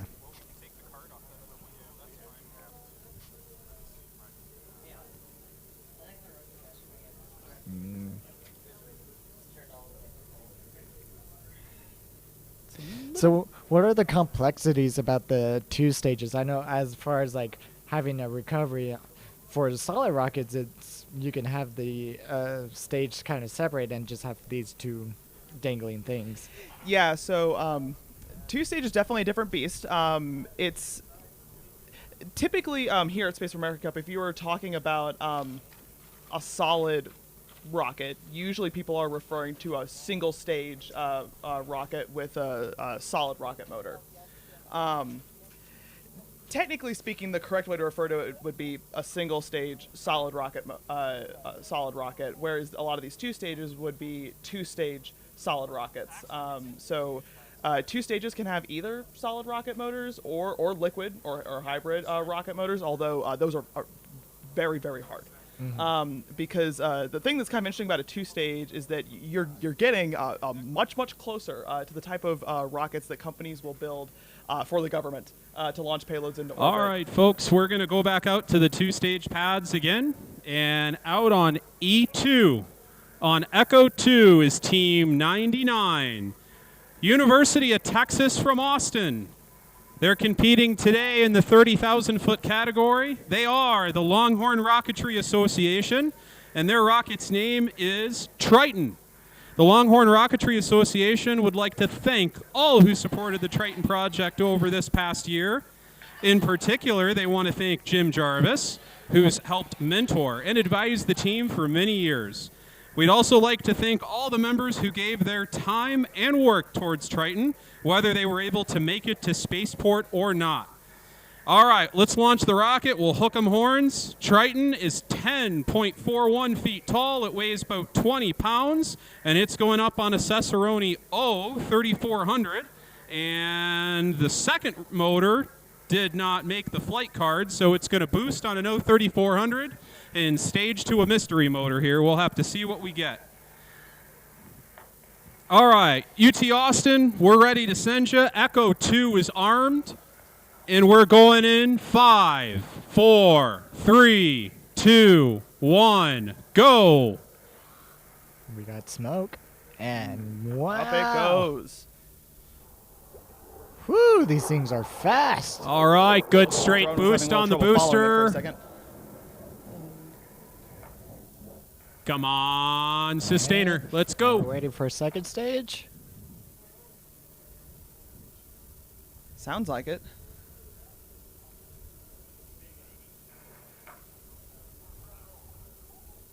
Yeah. It's a little bit difficult to see here on the live. Oh, there it is. Oh, this looks like this is a live All right, replay. obviously Totally we didn't get a bad. sustainer ignition there, so we'll be tracking that rocket for recovery. Wow. Interesting. So yeah, what I was saying, trying to say before, some about two stages is that you're getting much closer to the rockets that people will use in industry in order to try and get to orbit, and the reason for that is because once you have multiple stages, you can have multiple sets of rocket engines or motors, which allow you to produce more power in order to get to higher altitudes. And that's part of the reason why when you asked, oh, are we like what kind of altitude do these two stages usually go to? For this competition, it's usually going to be 30K, because if you wanted to make a two-stage rocket that was accurate enough to like only go to 10,000 feet, it would have to be a much smaller rocket on a much smaller motor that would end up having some trouble accommodating some of the payload requirements the Spaceport America Cup has. Also, we gotta be smaller and less cool, huh? Maybe just a little bit. But yeah, two stages definitely end up getting significantly more complicated, especially at this kind of scale. Because like small model rockets that are on much smaller motors that are considered two stages, usually the way that they work is that you have the first stage, there's that first motor that burns through, and then the first motor is actually touching the second motor. And so the first motor is used to then light the second motor, so then the first stage falls off and then the second motor is already lit. Unfortunately, it is much harder to do that for rockets this size because those little model rockets, those first booster stage motors usually end up being like usually about half or smaller the size of the motor on the next stage. So once you start getting into rockets like these that have much longer motors, it doesn't always work like that. And so you have complexities in terms of lighting your second motor. You have to decide whether you want to have passive staging or active staging. Passive staging at a very high level usually is when the first motor finishes burning out, and then because you have that really quick change in impulse, the first stage just falls off. Because it's kind of like when you stop in a car and you feel like you want to keep going forward. The second part of the rocket keeps going forward while the first one falls off. And then, or you can have active staging, which usually ends up involving some set of explosive bolts or something that ends up lighting in order to like force the two stages apart. Both very difficult, and both can cause a myriad of problems. Yeah, and it's kind of one of those difficult things of it. Yet again, it comes down to the collaborations of different things. Which component's going to work? Do you have a faulty component? Is something on our end faulty? It's going to be kind of crazy, and it's just a huge collaboration. Yeah, two-stage rockets definitely need some very intense collaboration between all major sub-teams, especially involving like any avionics, recovery, and airframe, because once you start getting into two-stage rockets that start going very, very fast, you also have to make sure your friends aren't going to tear off at the speeds that you're going. Which is one of the important things that ESRA actually ends up judging the teams on is do you know what velocity your fins are going to start to flutter at? Because if you are flying at a velocity where your fins start fluttering, you could potentially get some resonance and have your fins snap off. Yeah, and that's something of you have to be accounting for the vibration of things and just how. Not a lot of people think about just how vibration affects rockets in general as it gets bigger. But thank you for talking about the different rocket bits with me. I think we are heading to another interview, so I'm going to go ahead and toss this over to interview. Good afternoon, everyone. We're back here at beautiful Spaceport America with Tim from Estes Energetics. Tim, thank you so much for coming. So just tell us a little bit about yourself and Estes Energetics. Yeah, Heba, thank you for having us out here. Thank you for Spaceport America. You know, we're excited to be here as a sponsor. Estes Energetics is a defense solid rocket motor manufacturer. So we make energetic materials, and solid rocket motors for defense industrial base. So we're happy to come out here and see the students and see what they're working on and add to our team and kind of, you know, get acquainted with everyone and build that strong team. So that's we appreciate amazing. being here. That's amazing. We're so happy to have you. So just kind of tell us a little bit about Estes Energetics and why you guys decided to sponsor this year. Yeah, so we're about 3 years old. So we're growing. We're the only black powder production company in the United States. We also do solid rocket motors for small and medium tactical size missiles, as well as energetic materials. So we wanted to come out and see everyone out here and see what the interest is in solid rocket motors, and see who wants to mix and come learn with us and grow with us too. So it's important for us to be here and sponsor the teams. Absolutely. So you're kind of here to recruit as well. So what are you looking for in like future employees at your company? Yeah, so you know, all of us are, you know, kind of self-starters. We kind of want to run and jump at a problem and solve something. So we're definitely looking for that. We're also looking for interesting experience. So something a team member can add to the team. You know, whether it's, you know, from the bottling industry or, you know, different industries, or, you know, experience in solids that maybe we haven't thought of, or energetic material processing. So we want to add a well-rounded team, because requests we get come in and it might be different off-the-shelf things. We got to figure out how to make it. So that's kind of our niche there, is making interesting things as well as, you know, build to print, you know, things for the Department of Defense. So Absolutely. And just kind of tell us a little bit about your experience here so far. I mean, I know it's day one, but what do you think so far? Yeah, no, I love it. You know, I started my journey at IREC out in Green River, Utah. So it's been fun to come back as a sponsor, and, you know, you kind of feel that same like nervousness. You're not firing a rocket motor, but, you know, you kind of get that same feeling that the students are, and you get to talk to them, and they're nervous, and they're, you know, staying up late at night getting the rocket done, and you remember back to that. So it's an interesting experience to kind of see that and kind of relive that. So it's been fun. Definitely. So Tim's story kind of comes full circle from student to sponsor. That's amazing.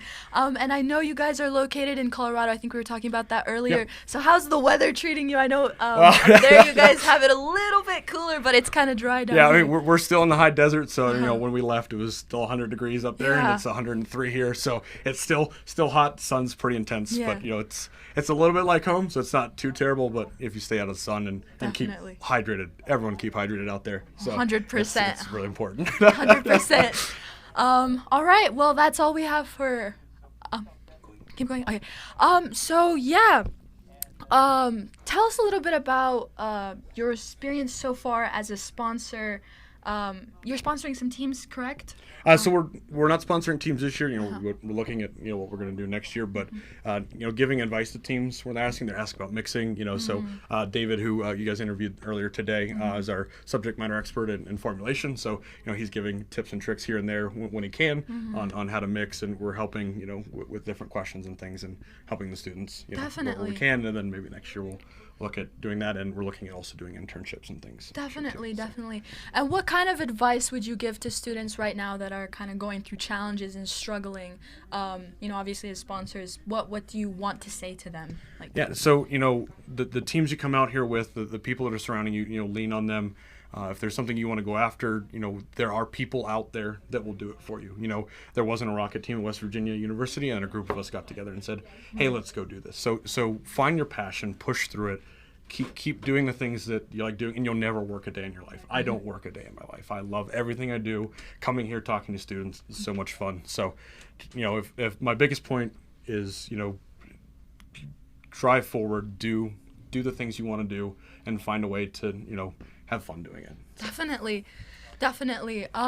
Well, thank you so much, Tim. We really appreciate your time. That's all we have for right now. We'll give it back to the booth. Thank you so much. Thank you. Thank you, Heather. It was awesome being able to talk to Timothy Fritz, who is with our I'm trying to With remember. our Estes? Estes, there you go. Yeah. And you were telling me about Estes being the little rocket models. Can you tell me like why that's kind of a little bit of important for newer Rocketeers? Oh yeah, definitely. Also, I apologize to everyone for my hair just doing like the absolute worst things right now. But yeah, it's super common to find people in high-powered rocketry who say that their start was with little Estes rockets. So the difference between model rocketry and high-powered rocketry is, again, motor size. So a G-class motor or lower is considered model rocketry. Okay. Anything higher than that ends up being considered high-powered rocketry and requires a certain type of certification in order to buy the motors. So that's why you see a lot of kids who are doing these like smaller Estes rockets, because it doesn't require buying expensive propellant or any sort of special certifications, just because they're relatively small. Of course, safety is always important around high-powered rockets, but there is a difference between launching a little tiny G motor that's about the size of like, I don't know, maybe like half my hand, maybe a little bit bigger, versus these big 98 millimeter diameter motors that we have out here for Spaceport America Cup. But yeah, if you ask any person who's been in high-powered rocketry long-term, how did you get started? I would put a good amount of money, maybe another semester of college tuition, on the fact that they will probably say, oh, I started off launching Estes rockets. So a very, very important sponsor to the high-powered rocketry community, and a great stepping stone for people who want to get into high-powered rocketry, but don't necessarily want to start off by spending the money that is sometimes required in order to be involved with the hobby, especially at scales like these. Yeah, absolutely. I mean, it's always good to start small and then grow bigger.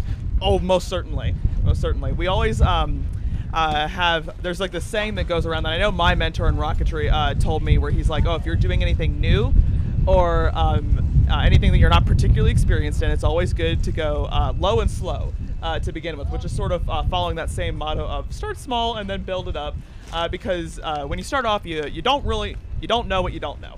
Exactly. And I mean, we're already kind of taking a look here, but it's like we've got a convoy going out to the Silvos, or probably the range here. A lot of our recovery teams, as well as the rocketry teams, I'm pretty sure. Yeah, usually with how big this caravan is, it looks like they're probably taking out a decent amount of motors to the solid pads. But sometimes if you have teams who have rockets that land either close enough to the launch rails or are in like a relatively straight shot away from the launch rails, you'll have their cars that'll tag along with the convoys, and they'll park them down there so that they can start their recovery operations at a closer distance. Because we don't want people walking in the desert for that long if we can help it. Yeah, absolutely. And we saw today in some of our launches, a lot of those rockets, I'm pretty sure we saw one rocket that landed pretty much on top of the launch pad. Yeah, sometimes you do get lucky enough that your rocket basically lands right back where you launched it, and that requires another champagne pop from the team, because man, we don't even have champagne out here. I can't believe ESRA did not provide us with champagne. That's this is honestly disappointing. Someone go get Andy. Though I'll take water. That's water any day, and that's extremely important, because especially for these recovery teams going out there, it's long hours staying out there, being hydrated, and that's a dangerous point for us. If students are being careful, keeping an eye out for even the little wildlife, it can turn kind of scary and real quick. Yeah.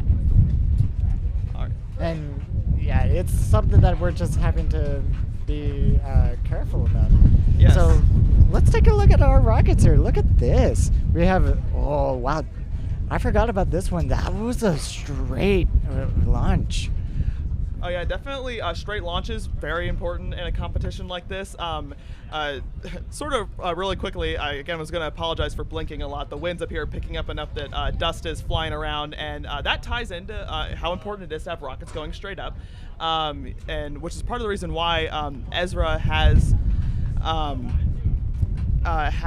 a requirement that teams need to have a minimum off-the-rail velocity of 50 feet per second off the rail, with a higher recommended off-the-rail velocity of over 100 feet per second. Sorry, we're getting a lot of different information right here, but we're looking at the next rocket. Oh.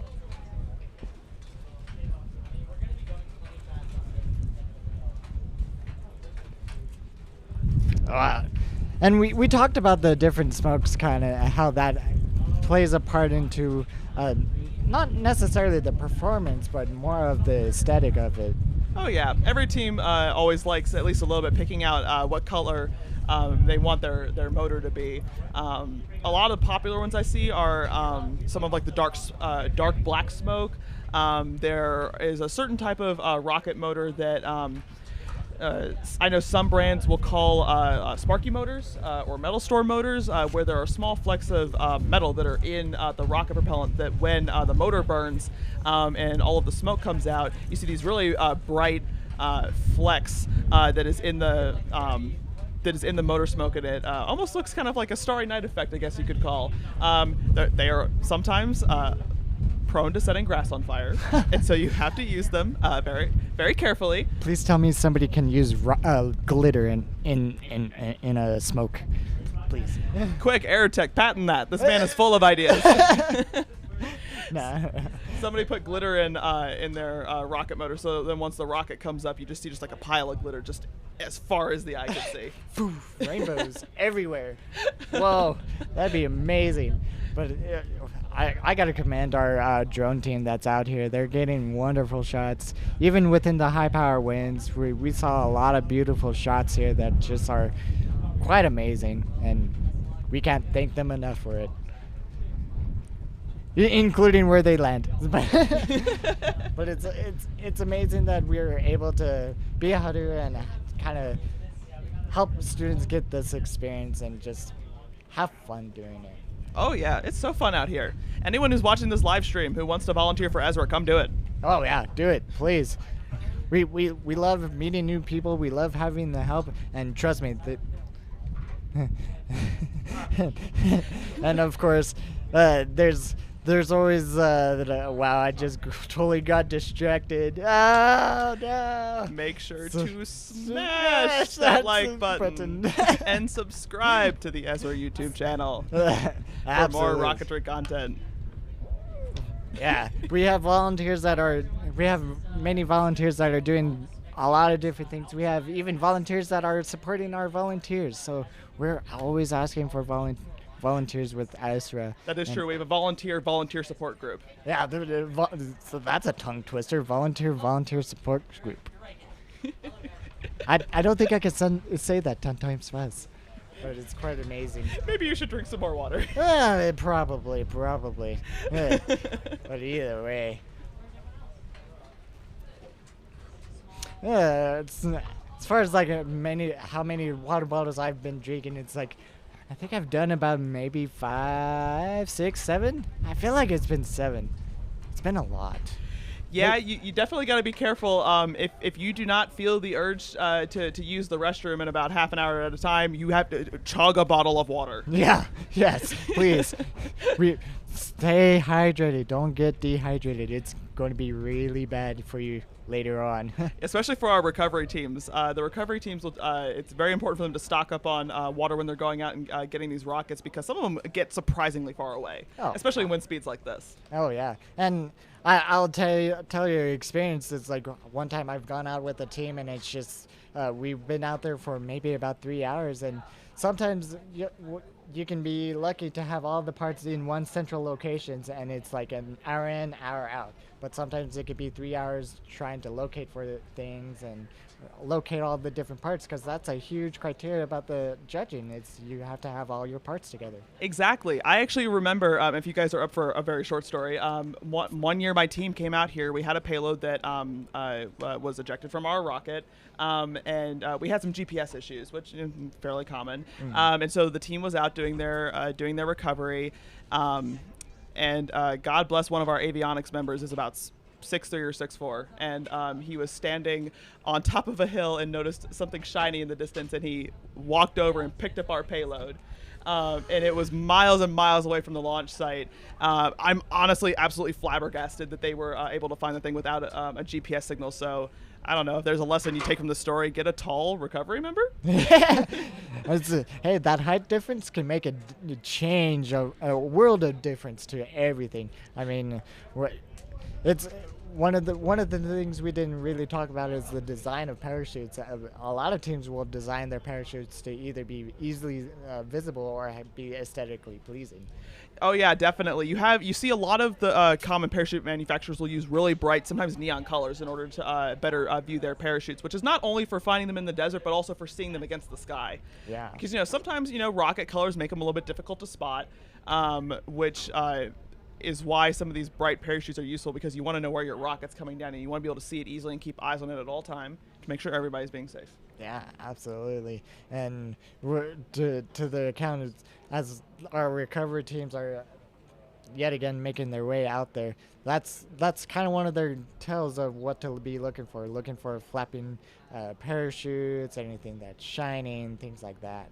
Oh yeah, I think one of my favorite things about recovery and recovery testing is that a pretty universal way of testing to see how well your parachute inflates is to get one of your team members to grab all the strands in a hand and just run as fast as they can down a long stretch of land. And if it blows out behind them, then you know that your parachute is good.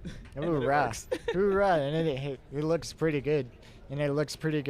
As far as so something that I remembered seeing was was about having the parachutes. They can be kind of tethered in different ways, can they not? Yes, they definitely can. There's a wide variety of ways you can set up your parachutes in order to recover your rockets.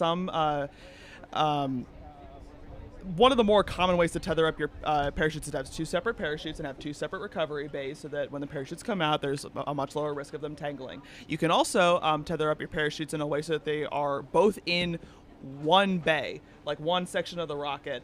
And there's a couple different devices on the market that you can use to do that while also not having your main parachute deploy too early. But also it requires a very special hand to have those work. I cannot say that I have personally been able to be successful with one of those yet.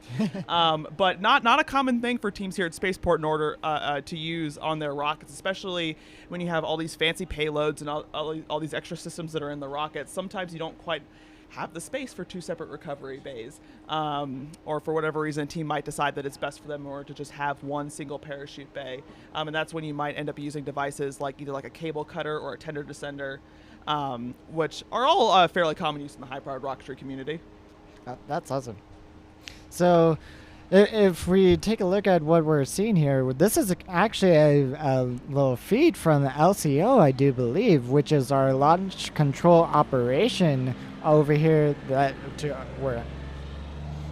is basically they are the guys that are pushing the big red button for everything to be launched, as well as the PA system.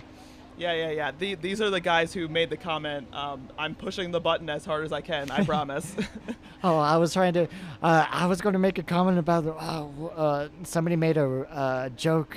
It was the, "What's up, dogs?" comment. I was like, yes.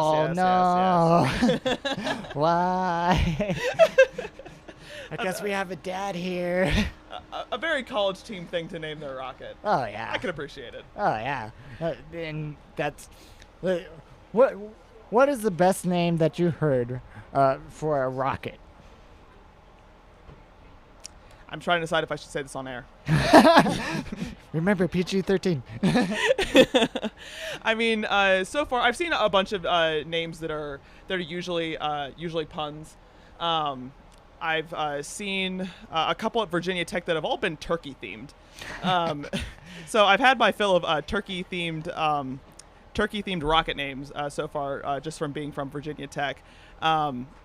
I've seen the thing that I was thinking of before that I'll spin it away that is fine to say on air is that it's typical for when people are firing rockets to say firing and then the rocket name. And so I've seen some teams that have had some pretty good play on words in terms of having a sentence start with the word firing and then having something that follows up that is usually fairly clever and humorous.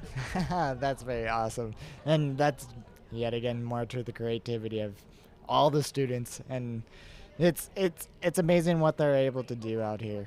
Oh yeah, exactly. And then there's always the battle of a funny rocket name versus serious rocket name, and so it's always good to see the teams out here and see what direction they potentially have leaned in. It looks like we can see here on the live stream some of the students that are out there on the pads setting up some of their rockets. You can see a few students with those reflective blankets in order to try and save some of their internal subsystems from the extreme New Mexico heat. Yeah, I'm thinking those are Mylar, correct? Oh, maybe. Maybe. They certainly might be. They might be. But yeah, and the internal cooling of of the systems and just making sure everything is going to be not toasted after you recover it. Exactly. You need those batteries to stay alive long enough for you to be able to find your rocket. Mm-hmm. Yeah, it tentatively looks like they might be setting up on the solid pads again. It looks like these rockets might be more single-stage solids just by the length of them and by how many of them there are in one location. ESRA has a bunch of different collections of pads set up for the different categories of rockets that end up launching, and our most populous category is the 10K commercial solid motor category, and so that is why they have so many of the rails out there right now, because it allows them to save some time, because the most time-intensive part of it is getting everybody in line, getting everybody out there, putting the rocket up on the rail, and then getting everybody back. So the more rails that they have out there, the more rockets they can get set up and ready to go at one time, which moves this event along faster, which is nice when you have over 120 teams competing.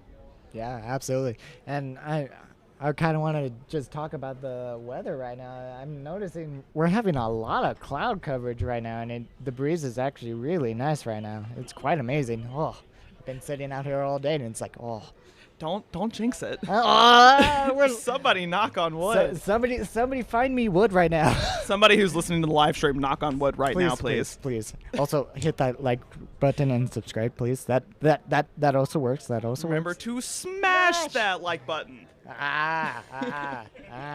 Very good. Can we get 10,000 likes? What, are we about to pull a Mr. Beast here? Just 10K?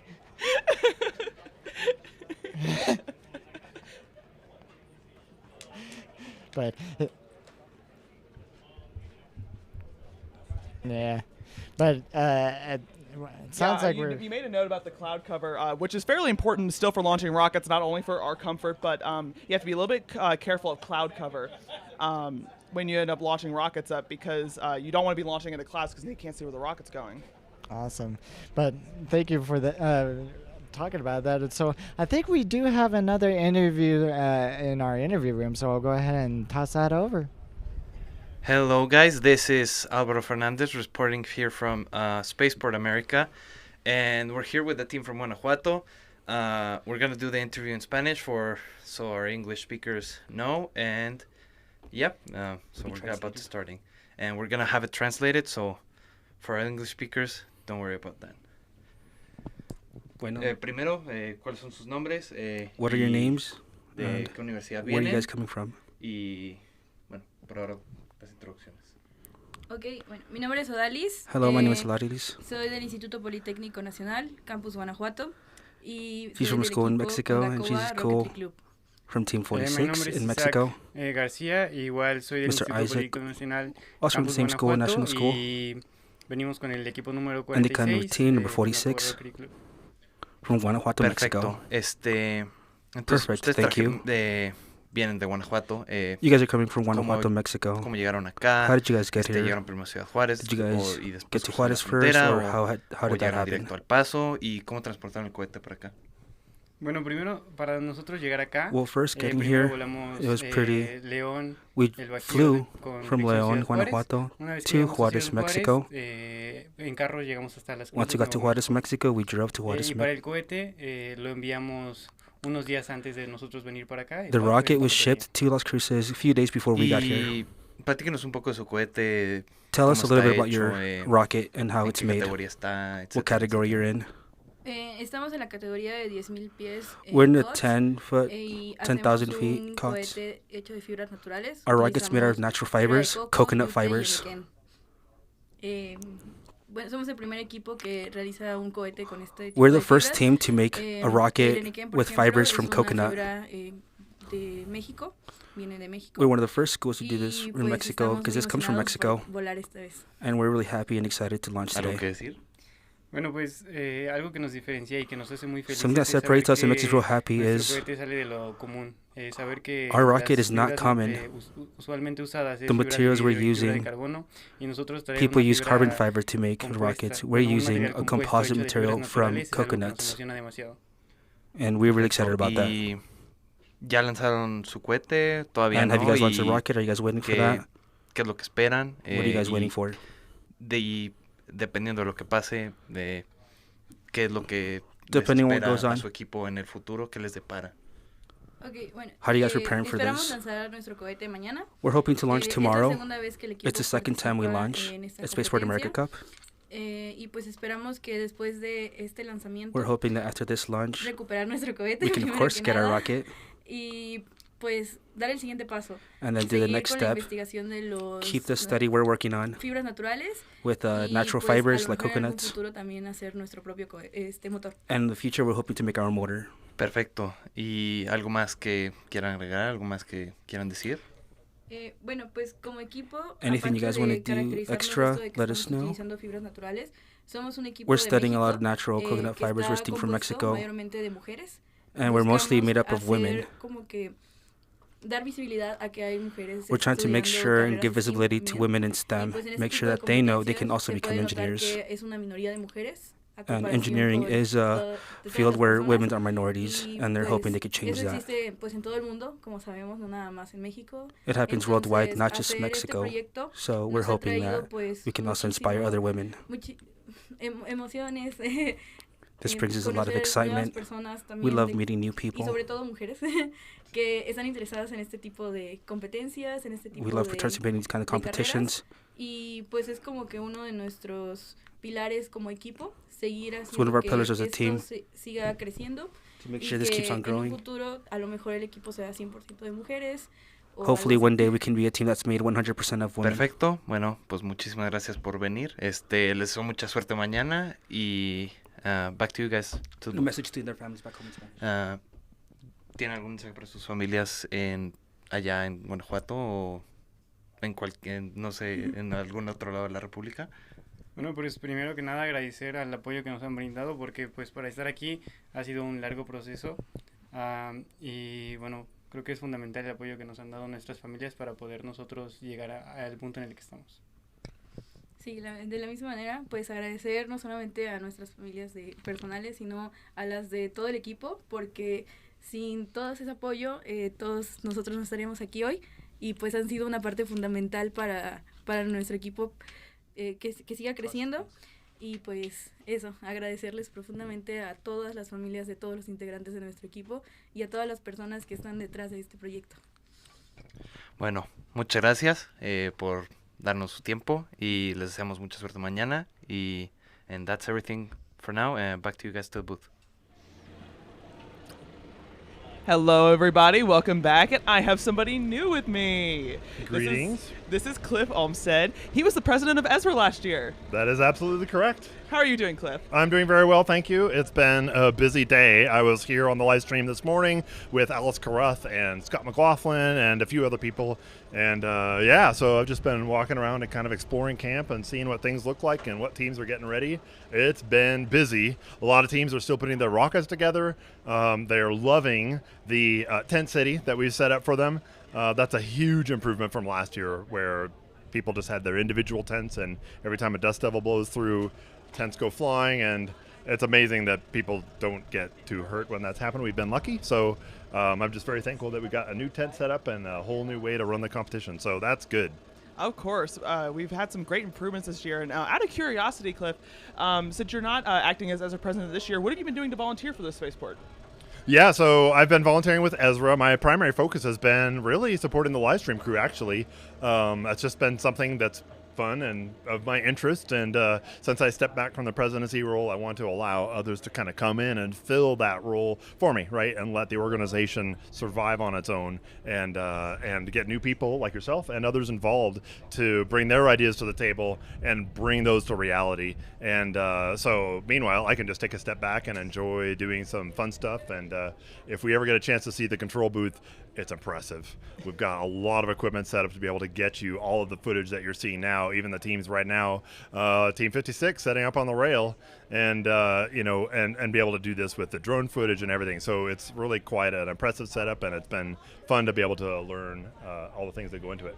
Yeah, definitely. As we start getting into commentating more on what the team's doing out here, really quick, I wanted to give you, Cliff, and also the current ESRA president, Steve, a big shout out. We wouldn't be able to do these events without you, and I appreciate all the work you guys have done and put in. Thank you so much. Of yeah, course. super appreciate that. And, it's a ton of work, but like I said, every year we go and we're all tired at the end of the week. But you see the reaction of the teams, and you see the, how momentous this occasion has been. And it's like, okay, we'll do it again.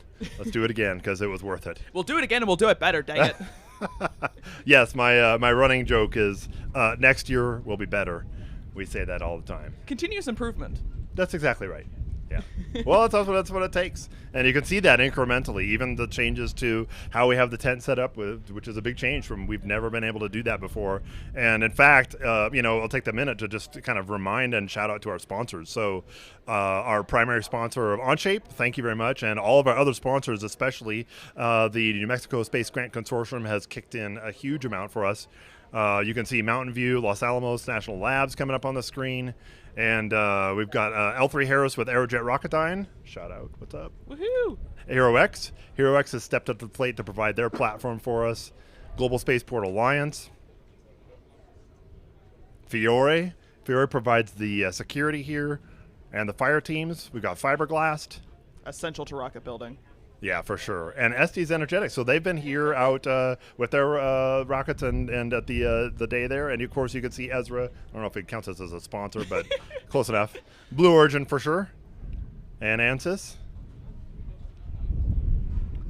And Honeywell. You saw earlier in the day who tuned in several hours ago on the live stream, they were showing the image of the weather data up to high altitude. We've got Animal Motorworks. They just showed up at the tail end there. So Animal Motorworks is one of our prime vendors to get rockets out to the teams. So those commercial off-the-shelf motors that you purchase, Animal Motorworks is one of the vendors that provides them. Yeah, of course. Thank you to all of our sponsors. And I know that we were talking as some of the drone footage was out there on the field with some of the students. We could see that they're setting up, it looks like a decent amount of more single-stage solids out there on the pad. So hopefully we can get another good salvo run going on. You can see a bunch of students out there are working hard. Looks like to get their rockets mounted on the rail and all their electronics armed, which is honestly one of the most terrifying parts is, are your altimeters going to turn on, and are they going to beep in the correct formation? That is for sure. What do you have to listen to when you arm? Are you actually, what do you hear and what do you look for when you try to arm? So it depends it varies a little bit from brand to brand depending on what altimeter you end up getting. A very common method for altimeters, which are the electronics that are used in order to manage a rocket's recovery system. A common method for you to know how your wiring has been connected is that there's a series of beeps that start up, and depending on how many beeps happen during a certain period of time can indicate the status of your wiring. And so this is just an example, but like if you hear like one beep, that might mean that nothing is connected. If you hear two, might mean, oh, we have connection to one parachute. And if you hear three beeps, it's okay, we have continuity to both parachutes. So very essential for teams to listen closely to those altimeters before they say that their rockets are good and ready to launch, because you want those parachutes to come out okay. Yeah, for sure. And so you're arming the rockets once they're in the vertical position, correct? Yes, you arm the rockets once they're in the vertical position. Typically the reason why you do this is because if you have a rocket that is in the horizontal position, even if it is facing away from the crowd, which is typical Triple E procedure, so that people are safe, you do not usually want to arm the rocket while it is in a horizontal position, because if something does happen where the rocket ends up either going off or something ends up, Like accidentally igniting or something like that. Yeah, anything like that, and the rocket separates. You do not want that to be facing towards anybody because that could provide some very serious safety concerns. Yeah, for sure. So it's a big challenge, and I think trying to just hear those beeps, for example. You've got wind blowing. You've got other teams that are trying to set up. Must be pretty difficult. Yeah. Also to add to the difficulty, all the teams here usually have redundant systems for their electronics, and that is so that if one system ends up failing during flight, you have a backup system that can typically end up taking over so that the rocket can still land safely. But that usually means you have more than one altimeter that is beeping at one time. Oh my gosh. And so you have to sit there and you've got your ear up against the rocket and you're like, oh my gosh, I'm hearing 2 beeps at one time, and it's kind of like tapping your head and rubbing your stomach at once, trying to figure out which beeping belongs to which altimeter. Oh man, yeah, that's really difficult. Yeah, so God bless all the recovery and avionics leads out there who are listening to their altimeter beeps to make sure that all their wiring is good. Right. So the altimeter is measuring the altitude of your rocket as it flies and controls the ignition and all that. Well, no, it doesn't control the ignition, but after it actually takes flight, it starts recording all that data. And each rocket reaches some maximum altitude. So how do you determine what your maximum altitude of the rocket was after the flight is over? Yeah, so most altimeters... Most more modern altimeters have a method where you can plug a computer or something into the altimeter and it'll export your data. Some of the nice ones, really quickly we can see a team on screen. It looks like recovering their rocket. Having a little bit of a hard time seeing from the drone exactly which team this is, but God bless that team for finding their rocket. Yeah, so that ties right into what we were talking about, where the rocket has flown. It lands back down in the desert somewhere, yes, preferably close to camp, but then you've got to go get your rocket and bring it back. And so how do you, right, so you were saying you can plug into a laptop or get that data? Yeah, so you can either plug it into a laptop. Sorry, a PA test just happened. And either it'll export the data or there are a couple altimeters. I know that I have like a Missile Works, like RRC2 Plus, which is a slightly smaller altimeter, which also ends up exporting its maximum altitude in beeps. So once again, returning to the beep system that you have to listen very closely to figure out what was the maximum altitude of your rocket. But most of the altimeters that teams are using in this competition here has data that could be exported. Great. Okay. Yeah. Thanks for that. It's really interesting because it's such a key part of the competition is back to those awards. The Jim Behrman Award is the measurement of your maximum, how close your predicted altitude was to what you actually achieved. So getting that data is really critical to being able to know where you stand in the competition. Yes. I believe that ESRA has been developing their requirements more recently regarding gathering data from the teams in order to make sure that there's a fair, even playing field when it comes to considering what the altitude was due to awards like the Behrman Award, where how close people are getting to 10,000 feet is very important. We've had teams that have gotten it, like the difference between the Behrman Award has been like 10,000 and 3 feet versus 10,000 and 15 feet. Super close. Yeah. Extremely competitive. Very, very close. Yeah, for sure. That's amazing. Yeah. So let's see. Right now, we're still waiting for this next salvo. The wind conditions have actually calmed down. I know it's been kind of up and down over the afternoon with moments where it's quite blustery, and right now it's it's pretty calm. You can see there are teams still kind of transporting back and forth and getting their rocket set up. The flag has not changed. I still see the green flag, and you could see all these teams are. We've got more rockets vertical, which is a great sign. But they've got to finish their final checkouts, and then we'll be ready to go. So we'll be keeping an eye on that for sure. Especially, it is currently 4:52 p.m. Mountain time. Mountain time. Yeah. And our window is going to cut off in, I think, about an hour. Yes. As far as I understand, I believe that our waiver for the day ends at 6.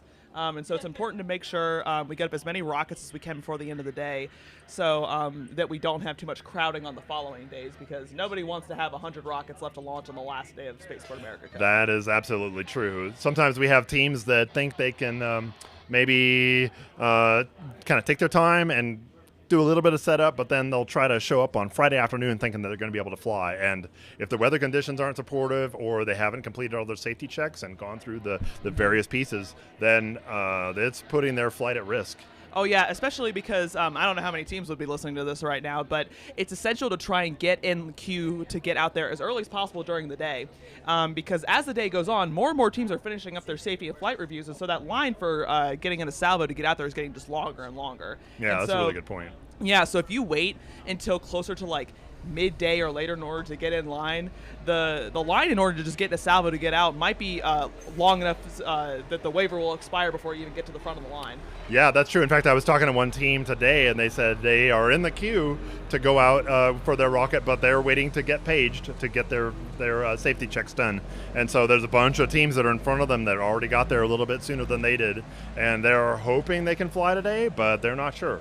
So good news is it's the first day. We've got at least 2 more good solid days for flight until we get to Saturday, and Saturday is only really a half day available, and it's much harder to get your rocket and be sure that you can actually fly on that day. Yeah, it's interesting you bring up the pager system because we did not have the pager system the couple of years that I competed, and so when I started walking around and seeing teams that had those little pagers, I was like, are those restaurant pagers?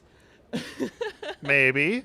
No, they're ESRA pagers. Exactly. You're right. I'm sorry. I'm being sacrilegious here. They're ESRA pagers. But very innovative system. I don't know if I ever would have thought of that, but that's the thing. It's some of us that have been doing this for a while and been volunteering for a while. Sometimes you need new people to come in and say, "Hey, what if we just tried this?" And we didn't think of that. Like, yeah, let's give it a whirl and see what works. And it sounds like it's working quite well. I'm super impressed. I definitely think it's got good potential because there's always a whole, there's always a little bit of confusion sometimes around like the process of like, okay, what kind of safety reviews do we need to do? Who do we need to check in with in order to get our rocket out there? Which, sometimes is just a symptom of a competition that is being as thorough about its safety. Like ESRA is. You have a lot of steps along the way in order to make sure that these rockets are safe and ready to go up. So whoever thought of the pager system, I frankly commend them because I think it's a good way in order to keep teams out of the sun while also giving them a way to easily tell when it is their turn next in order to move on to the next phase of getting the rocket ready for launch. Yeah, for sure. Yeah, I love that.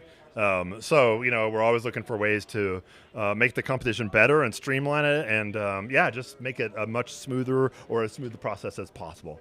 And again, not only does it require the teams to be well coordinated and rehearse and practice their setup, but also the ESRA folks, we've got to figure out ways that we can be as efficient as possible so that when teams are ready, we're not a real big factor in that delay. Exactly, because this is like the largest rocket competition. So when you have a lot of teams like this that are around, and hopefully we are continuing to grow the competition, processes that help to optimize getting these teams on the pad are very, very important. And you're totally right that getting new blood into the system is essential for coming up with these. And using that, I will shill. Please come and volunteer with ESRA if you have any interest in helping to volunteer with the organization. We need your ideas. Come help us.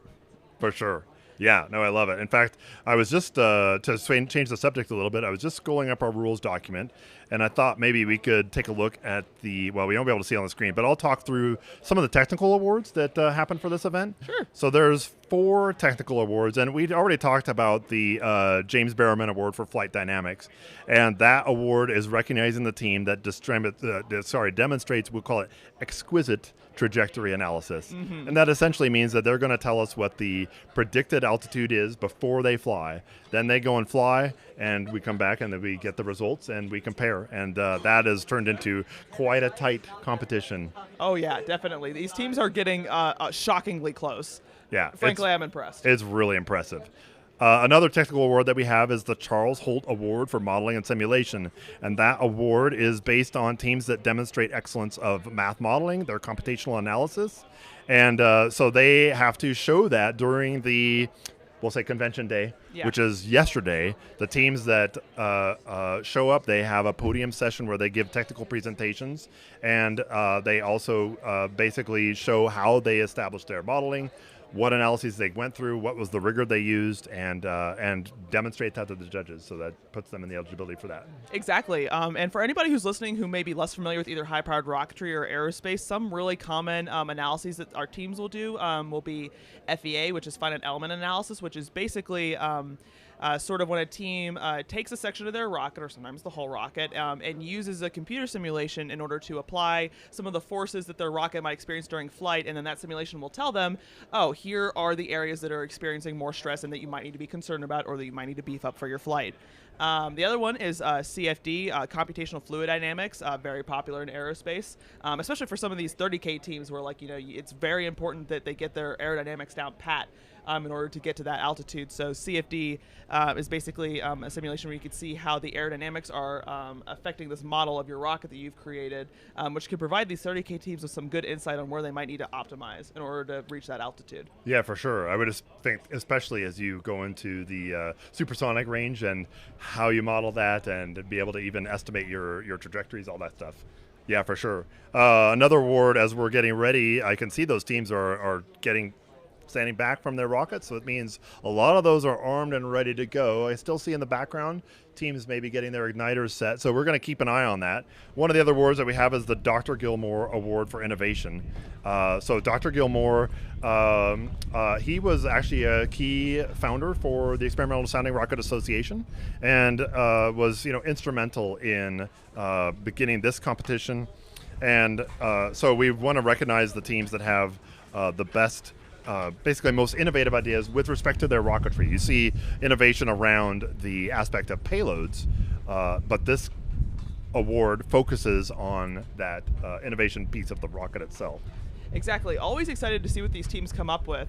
And every year they continue to impress me more and more with the different projects they end up putting in their rockets. I know that a semi-popular system to have in rockets here are a set of air brakes in order to help teams reach their target altitude. And even though just the generic concept of a set of air brakes has been popular amongst the teams here due to the goal of the competition, seeing how different teams have approached implementing these air brakes and how they differ from each other, I think has really shown how the teams, different teams, have prioritized innovation in their design. Yeah, for sure. I love it. The very last technical award we have is the Jim Farfar Award for Technical Excellence, and that recognizes a team that demonstrates exceptional overall engineering discipline and technical skill through their analysis and conclusion. So I think the way I interpret that is it's the overall kind of technical competency of the team, how much individual team members know of the rocket. Oftentimes, well, I wouldn't say often, sometimes you see teams who have people who are very expert at their specific technology or piece of the rocket. But when you ask them questions about other elements of the rocket, they don't necessarily have a whole lot of knowledge. So I know that this award plays into that. Maybe you have some comments on that. Oh yeah, definitely. I think that it's important that you bring up team knowledge regarding just the overall state of the rocket, because like you said, there are plenty of teams that have subject matter experts on their team for specific aspects of the rocket, which it is. Everybody, has their niche, and that's how you end up getting a really good rocket. But it's also important for all sub-teams or all members to understand overall how their rocket works, because if you don't, that can, sometimes lead to gaps in knowledge that might end up affecting the performance of the rocket. But I will say that I've actually this year been very impressed with the teams who have showed up, and the general knowledge that all of their members have regarding their project, and especially their vision for the future. Right. Yeah, and that's something that I know ESRA has brought up in the past, is wanting to make sure that everybody on the team has a thorough understanding of their project and their design. And going into the competition this year as a judge, I've been pleasantly surprised by how many team members have been very actively involved in talking to me about their design.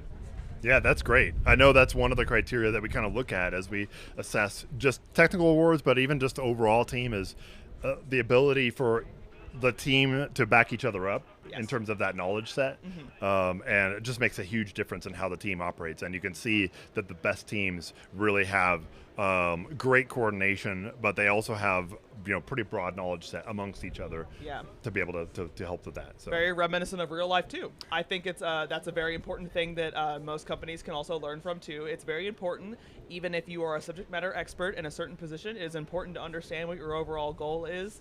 so that you can work more efficiently as a team. Would you agree? I definitely agree. I'm being a little bit tongue-in-cheek because Cliff and I work at the same company. We do, and it does require teamwork. And, the whole point of this competition is to help foster that growth and experience so that you've in an environment that's not just competitive, but it's a complex engineering challenge, and you have to work as a team to have it be successful, and that's pretty real in industry. Oh yeah, I would definitely say, if anybody were to ask me what the most influential part of my college experience was, I would 1,000% say that Spaceport was one of the best things to prepare me for industry. Also, really quickly, I wanted to comment on the fact that we still have a green flag up right now, which means that we still have teams that are prepping and arming their rockets. But as soon as we see that flag change color, which indicates moving on to the next phase of launch operations, we'll definitely be sure to let everybody know. Absolutely. Yeah, so definitely think that Spaceport is one of the most valuable things that a person who is interested in rocketry or aerospace or honestly any type of STEM could do during their college career. Right. I think it does a great job of preparing you for real-world requirements. That's something that I think sometimes more universities could do a better job of, is preparing their students for meeting design requirements. In the form of an actual specification? Yeah. As a system engineer, that sounds great. And so I think that exposure to Spaceport America Cup does a great job of preparing these students for receiving, kind of like a sort of a mock request for proposal, meeting all the system requirements, and then delivering a product that ends up meeting those goals. Yeah, that's exactly right. We run into that all the time. It's super common for us in our industry to get a specification from a customer that says, here's what we want. It's got to meet this performance, and we've got to build products, in our case, build rocket engines that meet those performance parameters. Yeah, plus I also have thought more recently during my involvement for the Spaceport America Cup about the payload challenge and how ESRA formats the payload challenge. So the payload challenge is hosted by the Space Dynamics Laboratory, who is a very valued sponsor. And the way it works is that the payload challenge requests that the team have a payload in their rocket that either shows some sort of technical or experimental merit, which, some people might say, really, you have a rocketry competition that has a payload competition that can basically be anything within requirements. But I think that is fairly reflective of certain, launch providers like ULA, who have singular rockets that can provide multiple different payloads and sending them to orbit. And so I like seeing what the different teams come up with and how that factors into their rocket design. And I think that's more realistic sometimes of real-world launch providers. Yeah, I think that's a good point. The other thought on that is that we really want to encourage, as an organization, and we want to encourage collaboration, not only amongst the colleges and universities that are participating, but hey, this is a STEM event as well. And so what we've seen on occasion is a university partnering with a high school to help design and develop that payload, or at least the payload concept. Maybe the high school gets involved with some of that design piece. The university then helps take that to completion so it fits the final form factor and all that. So it's a really good opportunity to expand the influence beyond just the university's strict experience, but really bring that out to the community. Oh yeah, it's a great opportunity for outreach events. I think that is that is a very important aspect, is that ESRA and Spaceport America Cup can help encourage these teams to be more involved with their communities and teaching others about STEM. And so you're right. I think it's awesome whenever we see universities ended up pairing with high schools, because sometimes these high school rocketry teams don't always get the same support across the board. Yeah. And so getting extra university support, I think, is a very charitable thing that a lot of these teams end up doing that I'm very impressed by.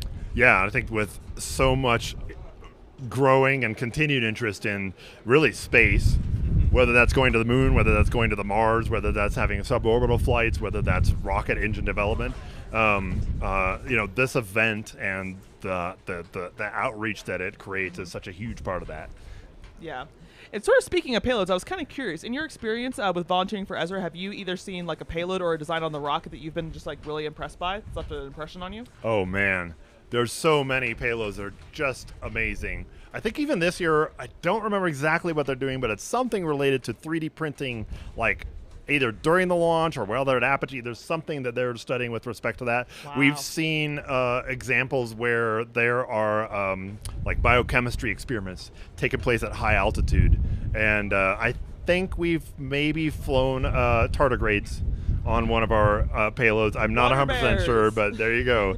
So there's been a really wide range of very innovative, atmospheric samples, plasma discharge experiments. Our friends at SDL look at all of those payloads, and they are going to be evaluating and determining who are the winners of those payload, innovation challenges. So I'm excited to see what the teams have come up with. I have not yet had a chance to go explore in detail this year what the payloads look like. Well, I hope you get an opportunity to as the week goes on. Me too. Looks like we're still looking at some of the teams out here with their rockets. I've been very impressed by some of these paint jobs. Yeah, the color schemes are amazing. I it always amazes me in the level of talent and the range of skills that come from the going into the rocket. There's technical efforts that obviously the engineering side, if you're developing your own propellant, there's chemistry, there's mechanical engineering, electrical engineering, computer science, you name it. But there's also things like, hey, we need business majors, graphics designers, and visual media, people that are all tied into these teams. It's great to see. Oh yeah, I think that sometimes rocketry teams, I've found just in speaking with a lot of them, have found that they're like, oh, it's a struggle sometimes in order to get people who are non-aerospace or mechanical or engineers involved with the team, because I think that sometimes other disciplines don't quite realize that we do need them. We do need them, and we do need their help. For sure. And so when I end up seeing these teams that have either people who are involved in finance or business or any of the arts and stuff like that, I get really excited because I think that's doing a good job of spreading the love of high-powered rocketry past just the people who you would stereotypically associate with being interested in it. Yeah, no, I totally hear that. So let's see where we're at. I know we're looking at Team 130 right now, which is University of Pennsylvania. I can tell that because it says it on the side of their rocket. Super convenient that way. And as we were saying earlier, that there's more of those teams that are pretty close to being ready. So we're watching to see the flag change color. I can see they're setting up maybe a ladder to do some final checks. Maybe they're arming the rocket or they got something to check out. But once they complete that activity, and if there's any other teams that are still getting set, then we'll be in good shape. Yeah. So far, we're getting those gusts of winds, but I think the sustained winds are maybe holding at something less than the limit, so that's a good thing. Yes, I haven't heard any news so far about any more holds, so hopefully, that continues so that we can launch off more rockets. And yeah, it looked like out there the teams were definitely setting up some of their ladders in order to arm some of their electronics. I think some people don't really always expect the rockets that are out here to be as big as they are. People always look a little bit shocked when I tell them about exactly how big the rockets are to launch out here. And so we do typically have to get teams up on ladders in order to get to the higher systems in their rockets in order to either arm electronics or any other systems that are up there, some of payload systems. In fact, I think I heard from a team yesterday that said their ladder, they had maybe a 10-foot ladder, and they realized, it's too short. So they're going to have to fly tomorrow because they've got to fix that before they can arm their rocket safely. Exactly. Get some tall team members who can reach up very high in order to arm your systems. Exactly. Yeah, I know that my team one year, we had a rocket that was probably about, I think it was about 15 feet tall, 14, 15 feet tall or so. And we had a system that was up in the nose cone that was just tall enough that our next lead had to reach up really high in order to arm our payload. And I'm getting news here that I think we're going to quickly transition into a video from one of our sponsors. Okay, yeah, that'll be great. It sounds like maybe that's coming up in just a few seconds. But meanwhile, we're just holding steady. The weather, I saw the temperature.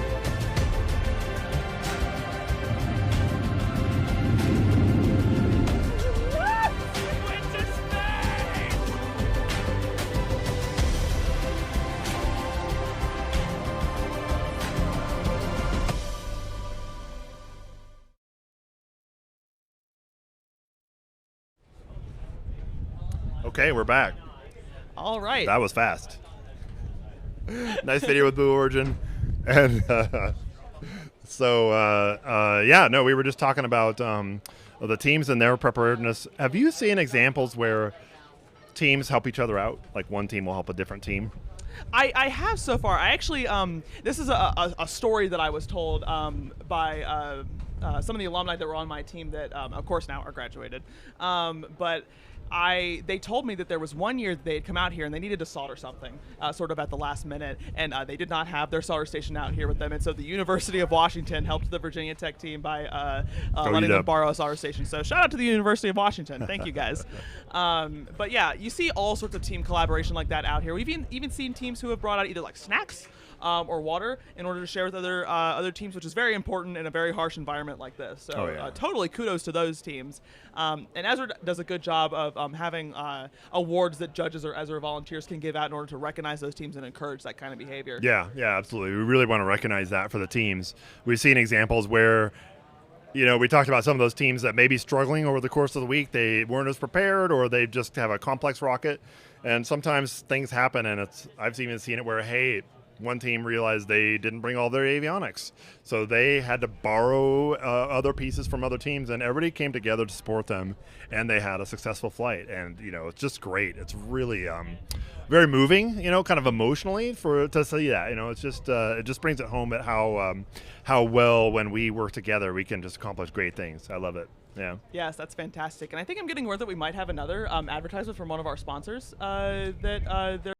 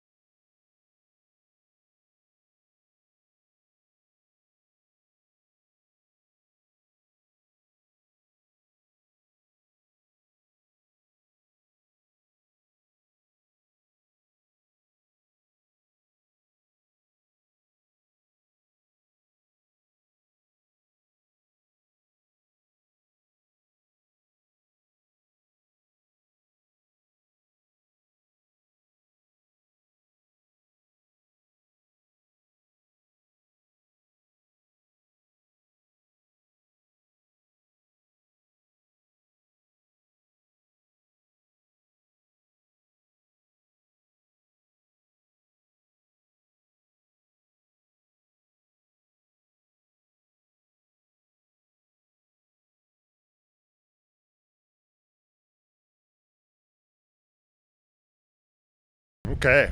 Another great video from our sponsors. I love it. That video is long, but there's a lot of cool stuff there. There was. I want to drive the tractor. Don't let him drive the tractor. That's probably Alamos, maybe a if bad you can hear me idea. now, don't do it. Hey, well, teams are queuing up here in the spectator area, and they've got their antennas out for telemetry. I think that means we're getting a lot closer. I don't know that we've changed the flag color out at the pads yet, but we're definitely getting closer to launch. We're keeping an eye on our...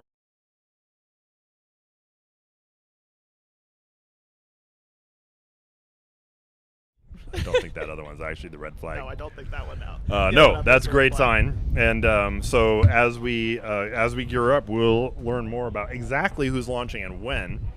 And there we go. We'll see if I can hold this stuff down. Keep an eye on the gusts, and again, those sustained winds greater than 20 miles an hour when we're in a weather hold. So we'll be measuring those and find out what that looks like. But you can see that the teams looks like a lot of rockets are vertical and ready to go. And we'll know that we're eminently close when we get the convoy of vehicles coming back. Yeah. And, yeah. Yeah, exactly. The red flag right now means that rockets are armed, and you can see a couple vehicles are starting to come back. And if there's ever a time where you see you're like, oh, most people are back, like why aren't the rockets launching? Usually that means that they're trying to still pull some people back from the range, because it's very important that everybody is at a safe distance before they end up launching off any of these rockets.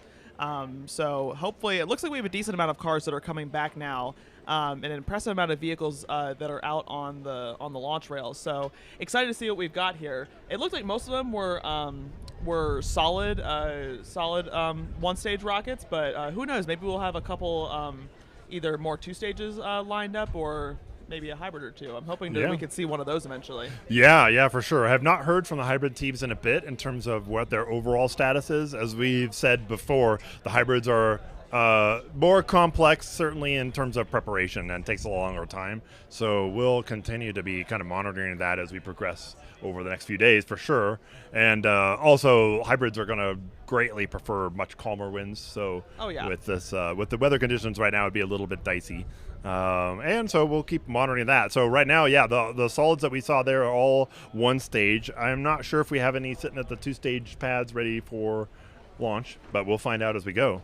Yeah, I'm not sure that we had an impressive amount of two stages launched today, though. Actually, each year I'm pleasantly surprised by the increase in the amount of two stages that end up entering into the ESRA competition. So it's great to see these teams end up taking on more and more complex challenges each year. Right. I always have a little bit of a soft spot for seeing the hybrids launch, because my team for the longest time, as long as I can remember, has been doing progressive hybrid development. And so I always like to see the hybrids that can get out there and end up successfully launching. Always a very impressive feat. Oh, yeah, for sure. And it's such an accomplishment. Plus, they sound really cool. Oh, they do. They make really interesting sounds. They do not sound at all like a solid rocket. No, they don't. And you're totally right. It takes like a whole other level of preparation in order to bring a hybrid engine out here, especially for, I know, at least personally in my experience with teams that end up using nitrous in their hybrid engine, it's very important to keep nitrous at a controlled temperature, because if not, at a high enough temperature, it can become, I guess you could call it a monopropellant, or it can self-combust. And so when you come out here, it's very important to keep nitrous below a certain temperature in order to keep everybody safe. And I've heard a couple of the ESRA folks working with student teams recently in order to increase ESRA involvement in that, in order to help the hybrid teams with getting their propellants out here and storing them, keeping them at proper temperatures. So hopefully with those measures, we might see more hybrids end up out here. Yeah, I think that'd be great. And I had heard that we do have some, or are taking some steps to more proactively keep the nitrous cool and at the right temperature. So maybe later in the week we can get some people on the camera here that can talk to it and explain what exactly we're doing. Oh, that would be fantastic. I would love to hear from some of the teams who are doing hybrids about their designs and their design process, because I also know it takes a long time to develop a hybrid. Yeah, that's for sure. And so you can see we've got that convoy of vehicles that are heading out of the pads, coming back to Tent City. And again, the teams up here are gradually accumulating with their telemetry systems right next to our booth here. And once all the vehicles are clear and those people that you can see in the background have cleared out too, we'll probably start hearing some announcements and hopefully we'll be able to get these rockets in the air before we lose our flight window, which expires in exactly 37 minutes. I was wondering whether you were going to round up or not.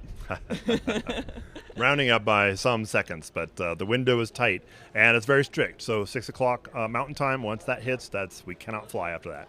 Yes, you're totally right. And that's another question that I have people oftentimes ask me is how do you not hit any planes while you were launching these rockets? And the answer is you have a waiver with the FAA and with local authorities that make sure that everybody is aware of a rocket launch that's happening, especially one of this size.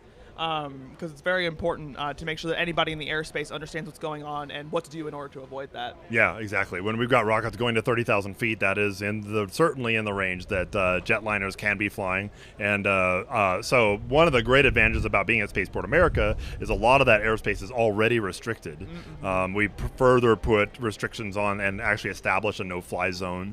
So any airplane cannot fly in this area, and we keep it open to be able to get our rockets done. That's very interesting. I actually didn't know that because most high-powered rocketry launches I've been to, at least in my experience, some of the waivers that have gotten called in, usually it functions more so as a warning as opposed to a restriction, which can add a little bit of an extra level of anxiety, given the fact that it's just hey, please don't fly here, as opposed to a you can't. So it's good to hear that Spaceport America has helped us out with making sure that we can keep everybody in the surrounding area safe by having tighter restrictions. Yeah, for sure.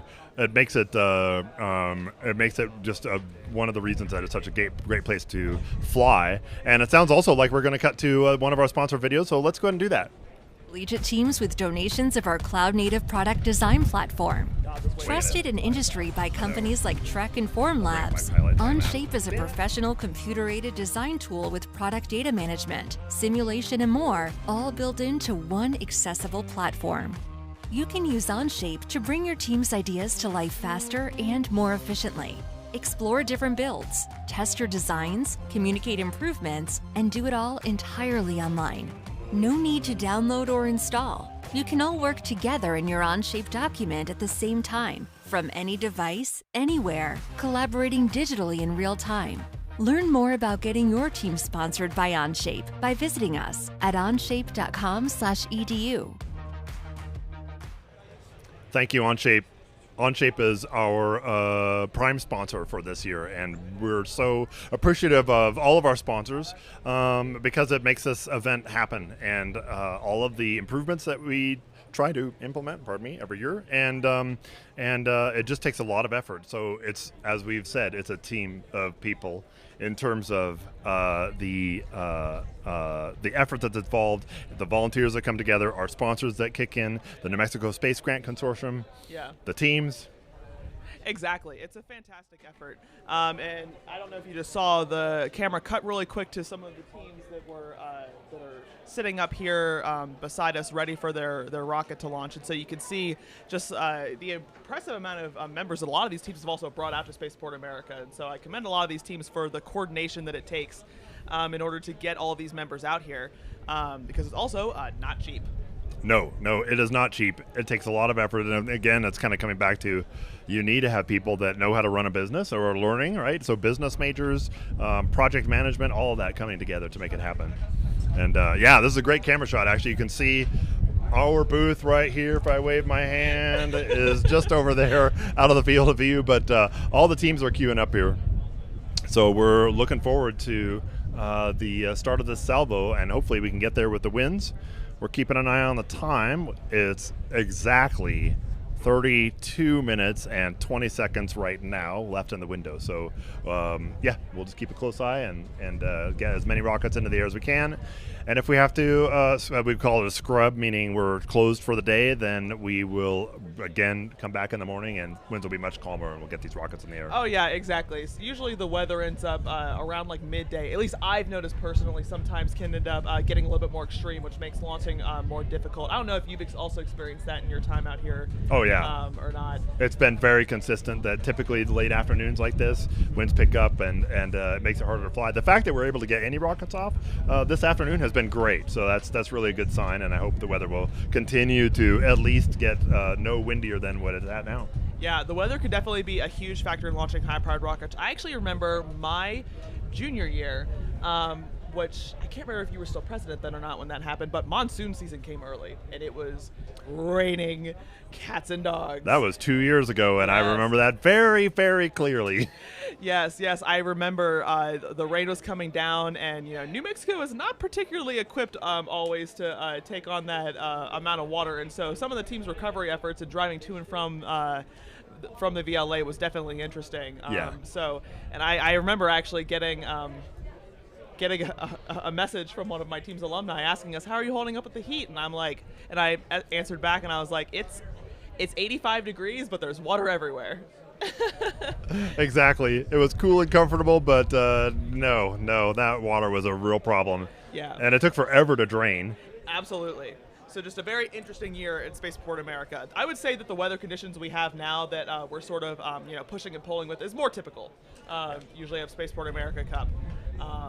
Especially, I feel like with most rocket launches, you always want to keep the wind down below a certain speed with rockets that are going this high, because once you start getting up a certain altitude, the wind may be high down here, but it's even higher up there. And if you're not careful, those rockets can end up drifting super, super far away and make the recovery team's job much harder in order to get it back. Yeah, that's for sure. The interesting thing about that weather, even just a couple of years ago, was it was a good test. So we have, we've got a schedule, and we have to meet that schedule in terms of the days that are available for flying. The nice thing was that even though we had really it was challenging weather with that rain and low cloud cover. Again, we've said it before, you can't fly into clouds at that low cover. So we were very closely watching the weather precisely as we could to make sure that we could get as many rockets flown as we could. And I think by the end of the day, we got all the rockets that were available for flight into the air. Yes, we definitely did. And you know how I know? Because I remember my team was the last rocket to launch that day. Well, there you go. Yeah. All the more reason. It could be pretty exciting. So, the ESRA team, the Spaceport America team, the students, we all have to be really patient with each other. We've got to be in good communication and make sure that we are, being as flexible as possible so that we can adjust to the conditions. Exactly. And also a quick shout out to our team over here who is managing the rocket spectator area, where all the team members are obviously very eager to see the rockets go up in the air. And a lot of effort has gone into making sure that teams have their telemetry ready, that they are aware when their rocket's going to be launching, when the LCO plans on pushing the button, so that they can see all the hard work that they put in all year finally pay off. Yeah, absolutely. And you can see with this close-up, we've got a mix of some of the ESRA folks there. You can see all the teams have their T-shirts out, and those telemetry antennas, they are ready to go. And so again, we're just kind of waiting for the final word on the remaining people that were out of the pad, and also what our actual sustained winds are at right now. I'm not sure if we've exceeded the limit, but it seems like maybe it's calming down just a bit. That red flag is moving pretty briskly, though, so we'll see. I do see some vehicles pulling out right now, so that's a good sign in terms of overall being ready to go. Yeah, definitely. I think we ended up just getting a notification that they're going to hold the launch for just a second in order to see whether these winds might die down some. Our launch control officers have been very diligent in making sure that we are meeting EEE requirements for launch. And so as soon as we hear any sort of updates or any news differently from the LCO, we'll update you guys, of course, as soon as we can, so that you guys know how many more rockets are going up and what the schedule looks like for the rest of the day. Exactly. And there's been a number of changes that happened this year in terms of being able to measure the conditions at the vertical launch area more precisely. There's a new weather station that Spaceport America has put in. It's really, really close to where we're sitting. I can see it from here about 100 feet away. Wow. The other thing, too, is we saw earlier in the live stream, Honeywell has a LiDAR system that is capable of measuring up to about 80,000 feet to measure the wind conditions. Wow. There's also an acoustic system that you can't see but is out there collecting data, and that measures, I'm not sure exactly, but a few thousand feet into the air using actually acoustic signals and measuring the Doppler effect. So science in action to keep us informed at what's happening and when we're really able to fly.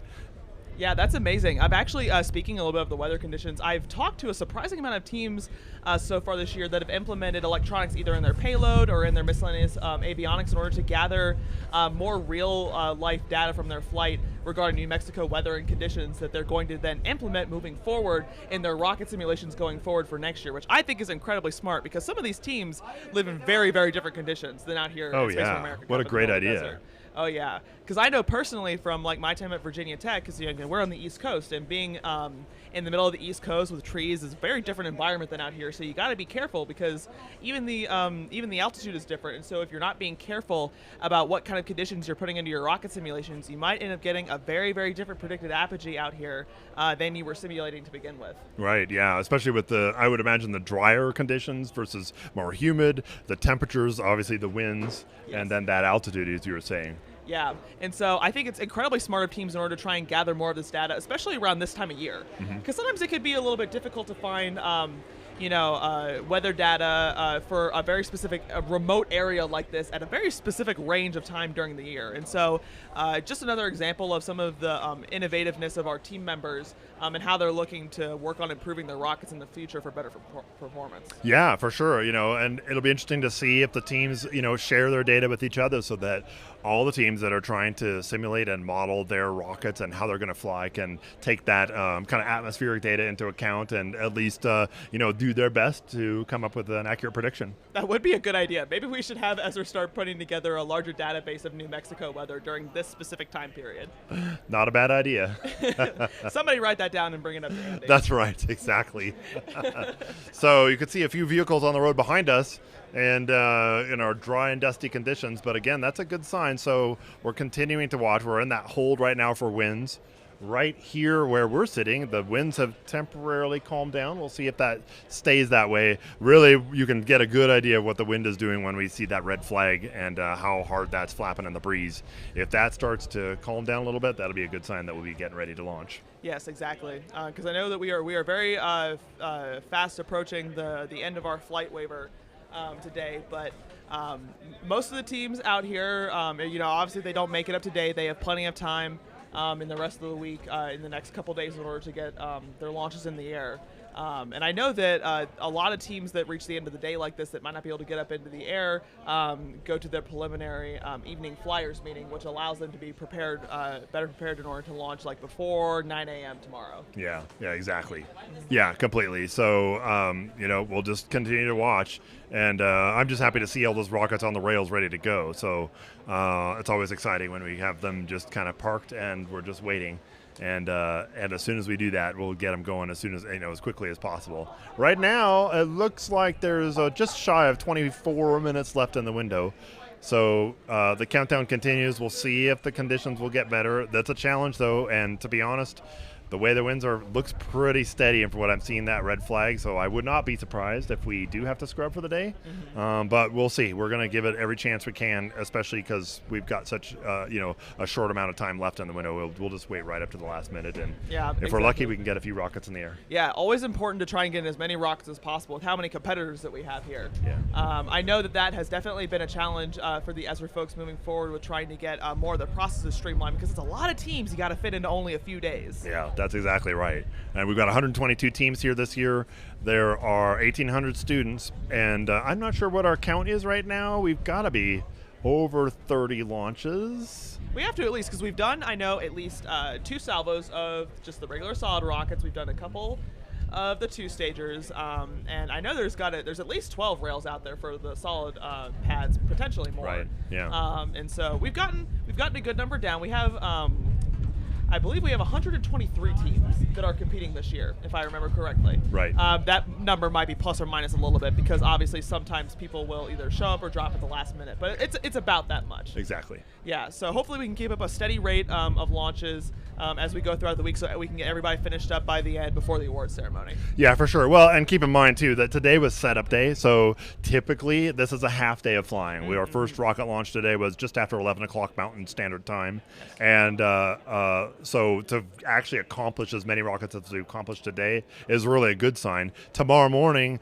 there's no more setup. ESRA is ready to go. Those teams will be ready to go. They just need to get on the rails, and we'll hit the button right as soon as our window of opportunity opens. And so that makes it a lot easier to get even more rockets done tomorrow before the winds start to pick up. Yes, and you're totally right. Yeah, if the conditions hold steady and winds are calm and we don't have any, rain or low cloud cover, knock on wood, then we'll be in great shape.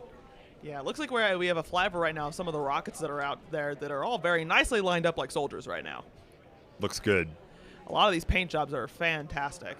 Yeah. I must say, these students are doing a much better job of painting their rockets than I ever have with my personal ones. Yeah, there's some great designs. I think my favorite is, I think it's one of the teams from Turkey painted their rocket with a crocodile or an alligator on it. Oh, very fun. It's very cool. I love that. There's a close-up of the red flag.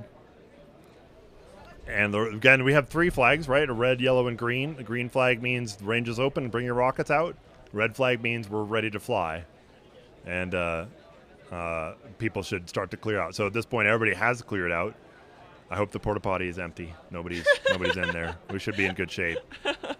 Oh no, we forgot one. We left John out there. No, we do check. Everything's safe. So, yeah.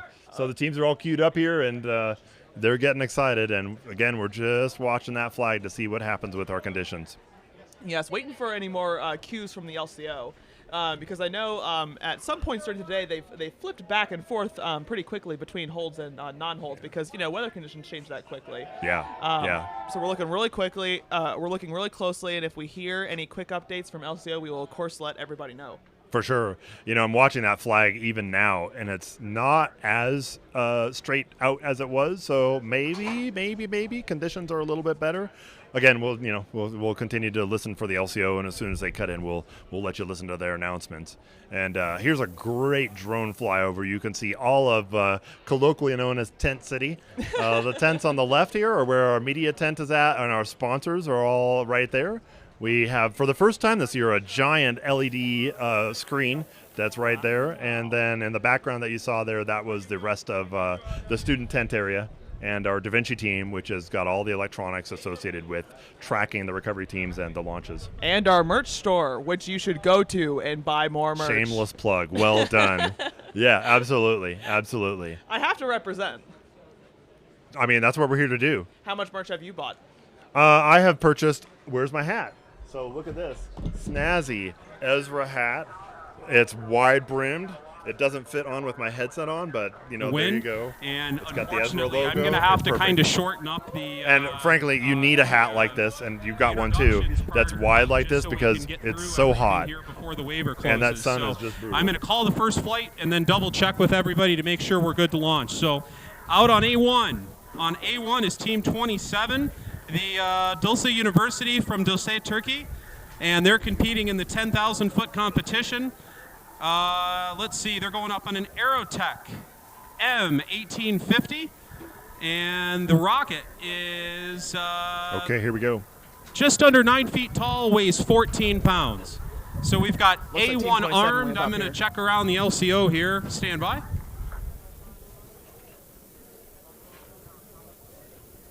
Okay, sorry about that. I stepped on the announcement just a little bit, but the winds are good in the moment, so we're going to take advantage of that opportunity.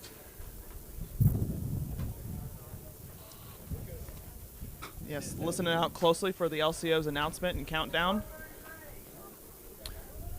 Looks like Team 27, Duluth University. I hope I didn't brutalize that name. Is going to be the first team to go. You can see that Alpha 1. That's the launch pad A1. Shout out to the team that's managing the assigns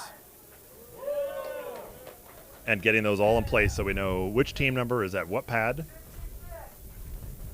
If I've seen that right, that's a Turkey flag. So this is one of our Turkish teams. Yes.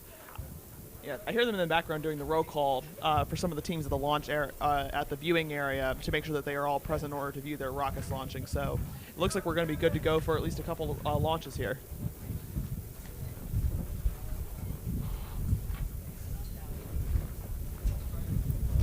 We're just kind of being quiet and we're going to listen in.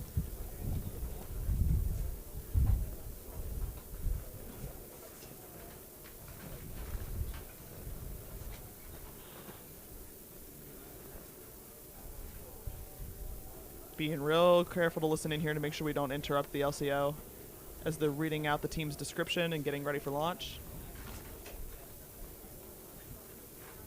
Nice overview of the whole solids.